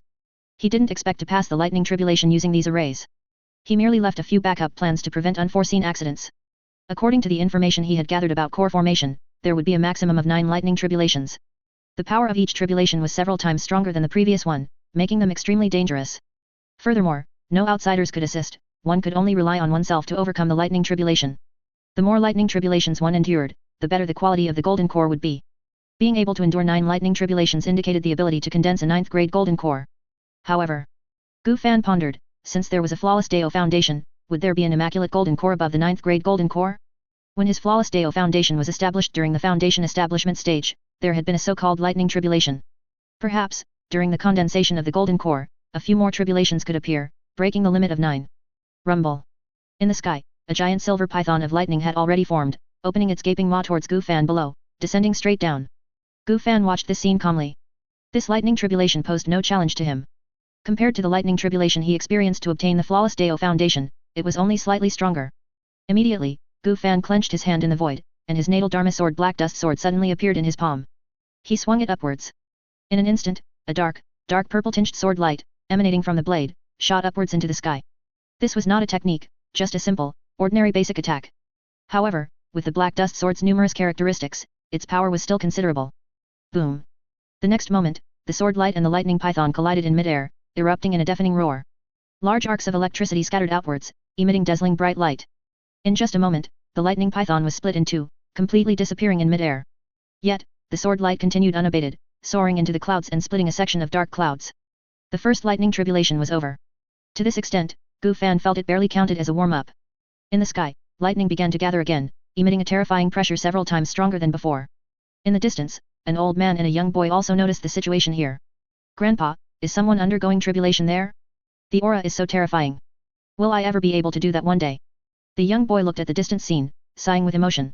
The old man patted the young boy's shoulder and spoke earnestly. Probably not. For rogue cultivators like us, it would be a huge blessing to break through to foundation establishment in the future, as long as we don't die prematurely. A golden core true person, that's a realm only the prodigies of major sects might reach. It's absolutely out of reach for people like us. We can only dream about it. My dear grandson, let's stay further away. Not to mention being accidentally killed by the aftershocks. If the other party can summon the second heavenly lightning, their sect must not be small. It wouldn't be good if we were discovered by their nearby Dao protector cultivators. They would instantly kill people like us to prevent any accidents. With that, the old man quickly led the young boy away from the place. Puffed. Puffed. Puffed. But in the next instant, numerous blood swords burst from within their bodies, and blood instantly stained the ground. Their cause of death was merely looking. The second lightning tribulation was already poised to strike. A silvery lightning flood dragon condensed in the sky, rapidly swimming and swaying. Rumble. With a violent thunderclap, the lightning flood dragon plunged downwards, colliding with a dark sword light that met it head-on. A large amount of lightning burst forth, finally dissipating completely midway. Not bad, the power of the second lightning tribulation is almost equal to a basic attack from the Black Dust Sword. Gu Fan praised, feeling the power of the recent lightning tribulation. He wasn't worried about the power, he was just a little afraid that there wouldn't be enough lightning tribulations. And that the quality of the final condensed golden core wouldn't be high enough. Lightning gathered again. This time, the pressure emitted showed a fundamental difference. If the previous lightning tribulations were snakes, then this time it was a true dragon. Gu Fan didn't feel any surprise, after all, there were different grades, right? Each of these thresholds represented a leap across a major stage. The same was true for the golden core. Rumble. Thunder roared again. A five-clawed lightning dragon had already condensed, lifelike, as if it truly possessed life. Seeing this, Gu Fan couldn't help but prepare to be a little more serious, imbuing several sword intents into the Black Dust Sword, ready to unleash a strengthened basic attack. Immediately, the lightning dragon descended. Gu Fan raised his sword and slashed towards the sky. The lightning dragon dissipated. The third lightning tribulation was over. However, the tribulation clouds still hadn't dispersed, violent lightning surged within them, condensing an even more powerful lightning tribulation. Its color also changed from the original silver to purple. Gu Fan slightly raised his head, looking at the purple lightning in the tribulation clouds. He could clearly feel the terrifying pressure emanating from it. Compared to the minor skirmishes just now, the current lightning tribulation was truly intense. It seemed he would have to use some sword moves later to destroy it. Rumble. A purple lightning bolt suddenly descended. Without any warning, it abruptly fell from the tribulation clouds. There was no time to react. The lightning bolt plunged straight down, carrying an aura of destruction. Gu Fan's eyes also showed a trace of solemnity and seriousness. He raised his arm and slashed his sword repeatedly. Several dark sword lights suddenly flew upwards, colliding with the purple lightning bolt. They met their annihilation together. The fourth lightning tribulation had passed. Gu Fan recalled how he had only blocked that lightning tribulation with dozens of normal attacks just now. It seemed he would need to use sword moves for the next one. He also wondered how many lightning tribulations his Dao Foundation would incur. Gu Fan felt there would probably be around 6 lightning tribulations, and his magic power wasn't too big of a problem. He was almost top tier in everything. The only issue was that his Dao Foundation's quality wasn't high, only of heaven grade. Although it was only one step away from an immortal grade Dao Foundation, this was already the difference between an emperor and a prime minister. They were completely different types of existences. There was no comparison, they simply couldn't be compared. Moreover, Gu Fan was also forming his golden core with the mindset of practice, to prepare in advance for the subsequent formation of a flawless Dao Foundation golden core. Although the preparations for this core formation were adequate, they weren't entirely sufficient. Gu Fan exhaled deeply, casting aside all distracting thoughts. All he had to do now was resist the lightning tribulation and condense his golden core. Other matters could be considered later. Although the lightning tribulation wasn't a major event for him, he couldn't relax his vigilance because of it and risk capsizing in a ditch. Boom. This lightning tribulation was also exceptionally unexpected. Without any warning, it had silently descended. It split into tens of thousands of small lightning bolts, attacking Gu Fan from all directions. This is indeed a bit troublesome. Gu Fan's expression became serious, and he swung his black dust sword again. Rainfall thousand threads nurture all things. The next instant, thousands of imperceptible sword threads flew out from the black dust sword, striking at the lightning bolts. Boom. Boom. Boom. In an instant, roars echoed incessantly, reverberating continuously in this place. In the sky, purple fireworks constantly bloomed, one after another, reaching the pinnacle of beauty. Those almost undetectable sword threads, however, possessed extraordinary power. The moment they collided with the lightning, they sliced the lightning apart, causing it to completely vanish. With a single move, the fifth lightning tribulation was once again neutralized by Gu Fan. But the tribulation clouds had not yet dispersed, and the lightning tribulation continued. This time, the purple lightning condensed and expanded within the tribulation clouds, its power escalating to another level. It was as if some ancient fierce beast was reviving within it, intent on destroying heaven and earth. Gu Fan remained unmoving, his black dust sword held tightly in his palm, a look of joy on his face. The sixth lightning tribulation had arrived. This indicated that his golden core was already at the 6th grade, having achieved the predetermined goal for this attempt. Rumble. Thunder suddenly roared. A Kylon, formed by purple lightning, fiercely attacked Gu Fan, carrying an aura of world-destroying power. I'll use this move then.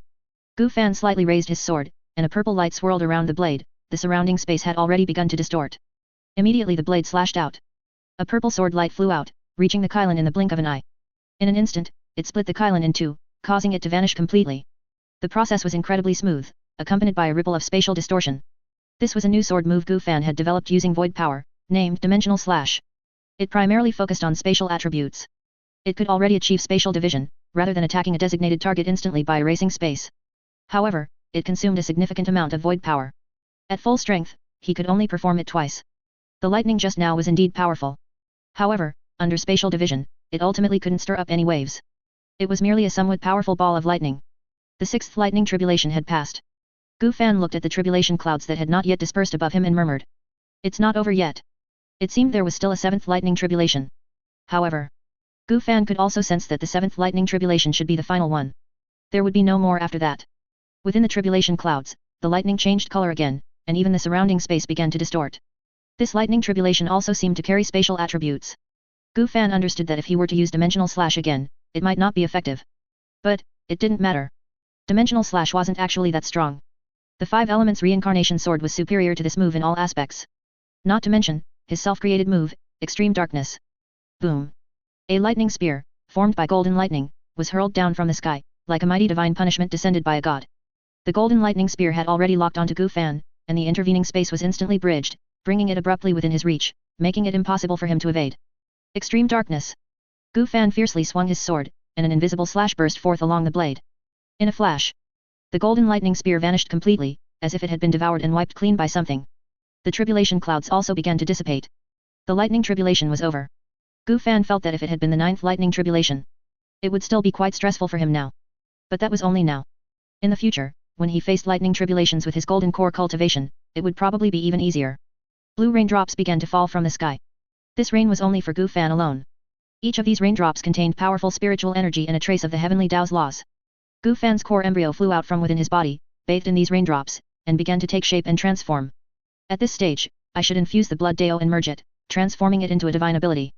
Gu Fan aimed his palm at the core embryo, and a torrent of blood surged out, merging with the raindrops into the core embryo. Crack! A faint sound of shattering was heard. A blood-colored core pattern appeared on the core embryo. This was the mark of a certain grade of golden core. He was a 7th grade golden core, so he would possess 7 core patterns, which could also be called Dao patterns. At the same time, Gu Fan could feel his physical body and soul becoming stronger and beginning to transform as the core patterns appeared. His blood Dao was also improving at an astonishing speed. This was a gift from the heavenly Dao, and with the Dao lineage bound to the golden core, all aspects would receive a considerable boost. Crack! Crack! Crack! Blood core marks continuously appeared on the core embryo. It only stopped after the 7th one.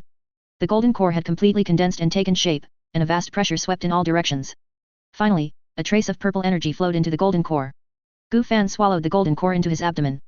The surrounding spiritual energy of heaven and earth surged wildly into his body. The golden core was formed. Gu Fan felt everything about himself now was better than ever before. The divine ability awakened by breaking through to the golden core also appeared in his sea of consciousness. His golden core divine ability was called blood and flesh of all beings. The ability itself wasn't hard to understand. He could make his own flesh and blood grow within others, achieving effects of forceful control, influence, and rebirth. At the same time, if his main body died, he would parasitize within the flesh and blood of a living creature within 1,000 li radius to undergo rebirth. This was somewhat similar to the blood sword piercing the body. However, the application methods were completely different. He could use his flesh and blood for instantaneous movement and displacement. This divine ability could also be linked with the blood abyss spirit sword. His flesh and blood clone placed in Peach Blossom Village could use this divine ability for displacement and instantaneous movement. After death, he could also use the flesh and blood clone to resurrect. Moreover, he had a certain probability of acquiring and devouring the bloodline, or even divine abilities, of creatures, perfectly mimicking the creatures he devoured. Overall, he became much harder to kill. His blood Dao also became more refined. He could summon a sea of blood or similar things to attack. Well, it was still pretty good. This divine ability could serve many purposes. The effect of devouring flesh and blood to increase cultivation still existed. He could rapidly increase his cultivation. Once he broke through to the nascent soul stage, he would unlock the corresponding Dharma body. Then, he would need to find new cultivation techniques to cultivate. Currently, his highest grade cultivation technique was only 4th tier. At most, he could only cultivate to the nascent soul level. To advance further, he could only choose to switch to other cultivation techniques, or fuse his existing cultivation techniques to elevate them to a higher level. Both of these options were quite troublesome for the current Gu Fan. Currently, only obtaining cultivation techniques from sects or secret realms were viable options. He could completely mimic others, infiltrate a sect, and acquire the missing cultivation techniques.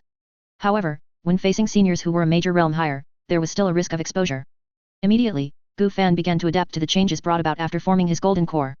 He pointed his finger at a nearby mountain peak and gently waved it. Boom! The mountain peak suddenly exploded into a cloud of dust, completely vanishing between heaven and earth. For a golden core true person, moving mountains and filling seas was not an exaggeration, but something they could genuinely achieve with their own hands. All his magical power was compressed into the small golden core. But it also became more refined and underwent a qualitative change. His divine sense was likewise, it expanded from a few hundred meters to a few thousand meters in range. His physical body also underwent tremendous changes. It became impervious to all poisons, water, and fire, possessing strength to uproot mountains and an overwhelming aura. Gu Fan experimented a bit, then began to use his divine ability. Bang! The next moment, Gu Fan's physical body exploded like fireworks, blood filling the sky. In the distance, among a flock of birds flying from the south, a white bird underwent a peculiar change. Its sharp eyes instantly lost all their luster. Pfft! An arm broke out from its body, then completely devoured it. Gu Fan emerged from within. The surrounding birds were startled and flew further away. But the next moment, the flock of birds all exploded into blood, merging into Gu Fan's body. Gu Fan's flesh and blood underwent a distortion, and a pair of pure white wings broke out from his back. Subsequently, his body shrank, transforming into the small white bird from before, continuing to fly in the air without any difference. The white bird flapped its wings, accelerating sharply in the air, breaking through layers of sound barriers. Finally, the white bird landed in a dense mountain forest. In the center was a crystal-clear lake, with fish swimming freely within it. Nearby, a pack of tigers circled, playing and frolicking on the grass. Generally speaking, tigers are not social animals. Yet here, the number of tigers actually reached over 100. The scale had already far exceeded the limit. This was very unusual. But the leader of the tiger pack had intelligent, lively eyes, unlike an ordinary creature. It was already emitting faint traces of demonic energy. It seemed to be on the verge of becoming a spirit. No wonder there could be such a large tiger pack. The tiger pack had directly become the absolute overlord of this place, no creature could resist their existence. But of course, this premise applied only to ordinary creatures. An ordinary white bird quietly landed on a nearby tree branch, silently observing the tiger pack. Its pure white wing gently waved outwards, and a drop of crystal clear blood merged into one of the tigers. Like a seed, it took root and sprouted within the tiger's body. That tiger's face became ferocious, its mouth opened wide, blood splattering out and falling to the ground. Its forelimbs also began to twist unnaturally. The surrounding tigers also noticed this strange existence. Roar! Tiger roars echoed through the forest. The Tiger King issued a command for the other tigers to quickly retreat. Its keen intuition had already sensed that something was wrong. Pfft! The next moment, the mutated tiger, with claws striking like wind, instantly tore its surrounding companions in half. Blood mist filled the sky, all the tigers who witnessed this scene let out low growls in unison, waiting for the Tiger King's command. Whoosh! However, the mutated tiger, like an arrow leaving the bow, flashed and moved in front of the Tiger King, striking with a claw that landed directly on the Tiger King's forehead. Bang! Its head exploded, red and white matter splattering out. On the tree branch, Gu Fan coldly watched everything below. The tiger, controlled by his flesh and blood, stirred up waves of bloody carnage, as if entering a land without tigers. Creatures controlled by his flesh and blood would be enhanced in all aspects, and he could share their senses. Overall, it was quite good. Their inherent characteristics also seemed unaffected. If he could parasitize some golden core cultivators or powerful creatures, the effect should be quite good. Gu Fan felt that his current control limit should be around 20. Dealing with cultivators didn't require this method, though. Whether it was their physical body, spiritual root, Dao Foundation, or golden core, Gu Fan could utilize them. Whether for alchemy or his own use, they were good choices. Gu Fan had also thought of a use for this ability. The third-tier zombies of the virus continent were very suitable targets. Their souls could not leave their bodies, their recovery ability was strong, and the utilization rate of their corpses was low. Using flesh and blood control to turn them into puppets was most suitable. At the same time, the tiger pack below was completely wiped out. Corpses littered the field, and blood flowed like a river. The once clear lake was now completely stained red, its color changed. Gu Fan landed on the ground, reverting to human form. The mutated tiger also ran directly to him, prostrating itself on the ground, looking as if it was ready to be harvested. Gu Fan gently extended his hand, and the mutated tiger exploded into a cloud of blood mist. A spine sword fiercely unsheathed from within the blood mist, heavily striking the ground and stirring up an invisible impact. This was also a way of recycling waste. Directly turning a creature already controlled by flesh and blood into a spine sword for use. After testing his divine ability, Gu Fan opened his system panel. He was preparing to enter the virus continent and contend for control. He observed the current progress. Infect the entire world, 81.34%. Clear the virus source, 12.64%. Main body descent selected. Will be randomly teleported in 5 seconds. Virus continent. In a desolate desert, a white light descended from the sky. Immediately, the white light vanished. Gu Fan's figure emerged from it. The toxin content in the air was much denser than the first time he came. Although it had no effect on him, this change was very beneficial to zombies. After all, they are viral creatures. The higher the virus content in this world, the greater the benefits for them, and the faster their strength can improve. For the surviving humans, it was absolutely a bad thing. With one side gaining and the other losing, it was only a matter of time until complete extinction, with almost no hope. But this had little impact on Gu Fan. As long as no fourth-tier existences appeared among the zombies, he was confident he could easily eliminate them. Soon, Gu Fan noticed a gaze peering at him. He couldn't pinpoint its direction, it seemed to come from another world, from an extremely distant place. It should be that unknown entity from whom he snatched the fragment. According to the progress on the system, it hadn't given up on contending for control of this world. It was still investing. However, based on the current progress, it probably had no chance. If he could encounter the entity's arrangements, Gu Fan was ready to make its progress turn back to 0% again. After all, there was no possibility of reconciliation between the two of them, no matter from what aspect. Suddenly, there was a disturbance from beneath the sand, as if some creatures had been attracted by the previous anomaly. The next moment, several huge, grotesque worms burst out of the ground, opening their mouths filled with fangs and slime, and attacked Gu Fan. Bang! Bang! Bang! But before they could get close, this group of worms simultaneously exploded into a puddle of blood. Gu Fan's expression was calm, as if nothing had happened. How could things that weren't even second-tier creatures get close to him? Now, he still needed to find human strongholds to gather more intelligence. This would help him pinpoint the source of the virus, making it easier to go and destroy it. The system also hadn't provided him with marked locations. His divine sense couldn't cover the entire world. In this situation, he could only rely on the natives of this world, extracting memories from their souls to obtain the necessary information. Immediately, Gu Fan's appearance changed, transforming into a black eagle and taking flight. Using the Dao of Fate, he chose the location of the nearest human stronghold and flew there at high speed, disappearing from his original spot. Above a certain sandy area, the roar of an engine echoed. A specially modified dune buggy was speeding along, kicking up large clouds of sand. Driving the dune buggy was a black-haired young man.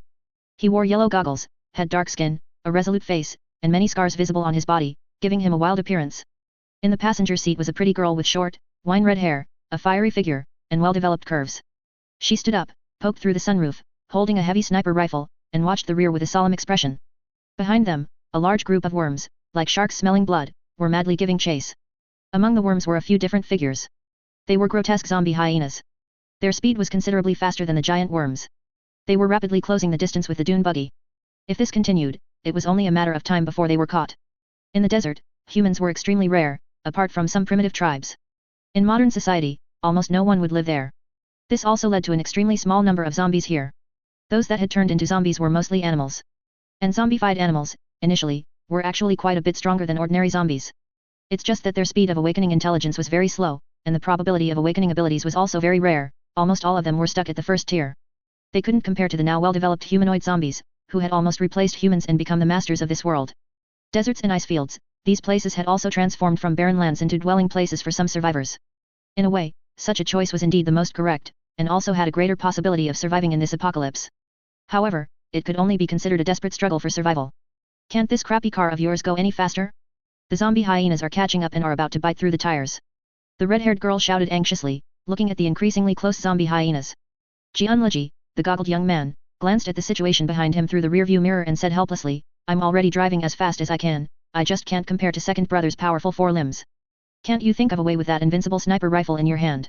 I don't have many bullets, using them on them would be too much of a waste. Good steel must be used on the blade's edge. Hearing this, Jianleji fell silent, not knowing what to say. He was Jianleji, a human who had survived the apocalypse, awakened an ability, and escaped to this place. The cities were too dangerous, the desert was already considered a safe place. His ability was called Heart of Machinery. An A-rank ability, he could repair, assemble various machines, and activate their machine souls, greatly enhancing the machine's capabilities. The survivor organization he joined didn't have many members, only a dozen or so. The internal atmosphere was also quite good, everyone was striving to live, and there was no one causing trouble or holding them back. The woman beside him was Xian, who also possessed an A-rank ability. It was called Weakness Demonic Eye.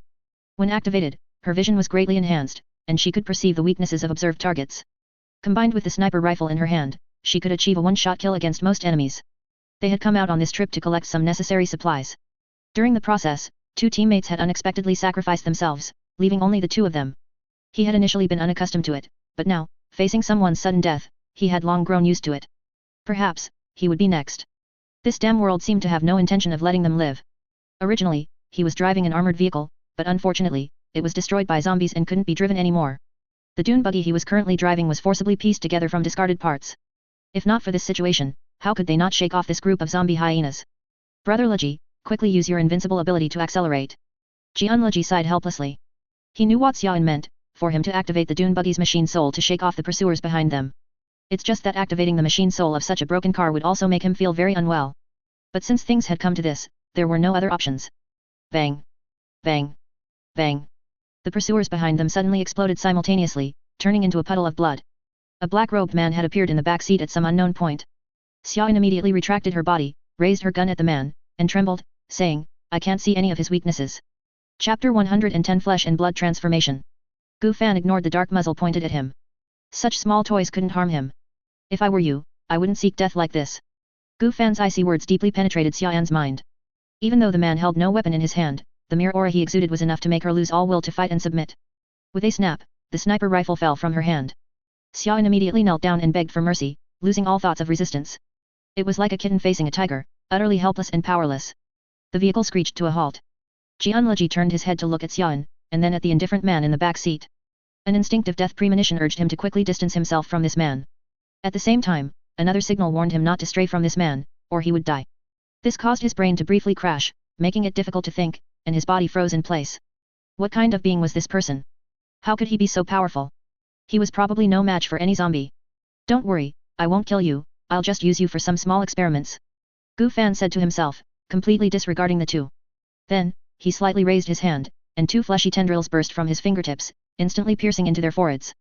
He intended to slightly modify the two, not completely control them. Instead, he would preserve their memories and intelligence, merely using divine abilities for a certain degree of brainwashing and manipulation. This way, he could gain two loyal, special puppets that could be detonated, teleported, and used as substitutes at any time. Many matters wouldn't require him to personally intervene. However, such detailed manipulation also carried great risks. For the parasitic targets, it involved modifying brain nerves and certain vital parts. One careless mistake, and their brains would instantly explode or be churned into a paste. Jianleji and Xiaoyan's eyes were vacant, and a little blood flowed from their 7 orifices, making them look particularly eerie. Some white viscous liquid even dripped from their ears. Before long, the two stopped bleeding and oozing brain matter, and their eyes regained their color. Their gaze towards Gu Fan had also changed, filled with fervent devotion and piety, as if flames burned in their eyes. It was like a fanatic encountering the deity they worshipped. The two had been completely transformed by Gu Fan. They had become the most loyal servants. Master, do you have any commands? The two bowed their heads low, their tone incredibly sincere. It seemed they would gladly accept any command and strive to complete it, even to their deaths. Tell me about the situation here. Use these materials to create a vehicle, and make it fast. Gu Fan commanded. Then, with a wave of his hand, 5 technologically advanced mechs suddenly appeared in the sand. The moment the mechs appeared, Jianleji's joy was evident. After bowing in thanks to Gu Fan, he quickly ran to the mechs to activate his ability and begin modifications. Gu Fan indeed needed a mode of transportation. For some reason, the spiritual energy in this world had become much thinner. If he used too much magical power, he might struggle to sustain it and keep up with the consumption. Under normal circumstances, he wouldn't need to worry much about magical power, it was always sufficient. But now, the spiritual energy concentration in this world was continuously decreasing. This change began shortly after he entered and was observed. Clearly, the unknown entity aiming to destroy the virus source was behind this. How quickly it had figured out his cultivation system and found a solution. Good speed. If he were still at the foundation establishment stage, he might be in some trouble now. But now he was a golden core true person, and the magical power stored in his golden core was different from before. Even if this world had no spiritual energy, using it sparingly, plus elixirs to restore magical power, it wouldn't be a big problem. The Blood Abyss Spirit Sword could also convert blood into magical power, but the conversion rate wasn't great, better than nothing. Xiaoyan also began to explain the nearby situation to him as commanded. And the remaining human strongholds. Gu Fan understood that gaining control of this world essentially involved two things. Preventing the opponent from completing their progress to quickly advance his own progress. Currently, his progress was 0%.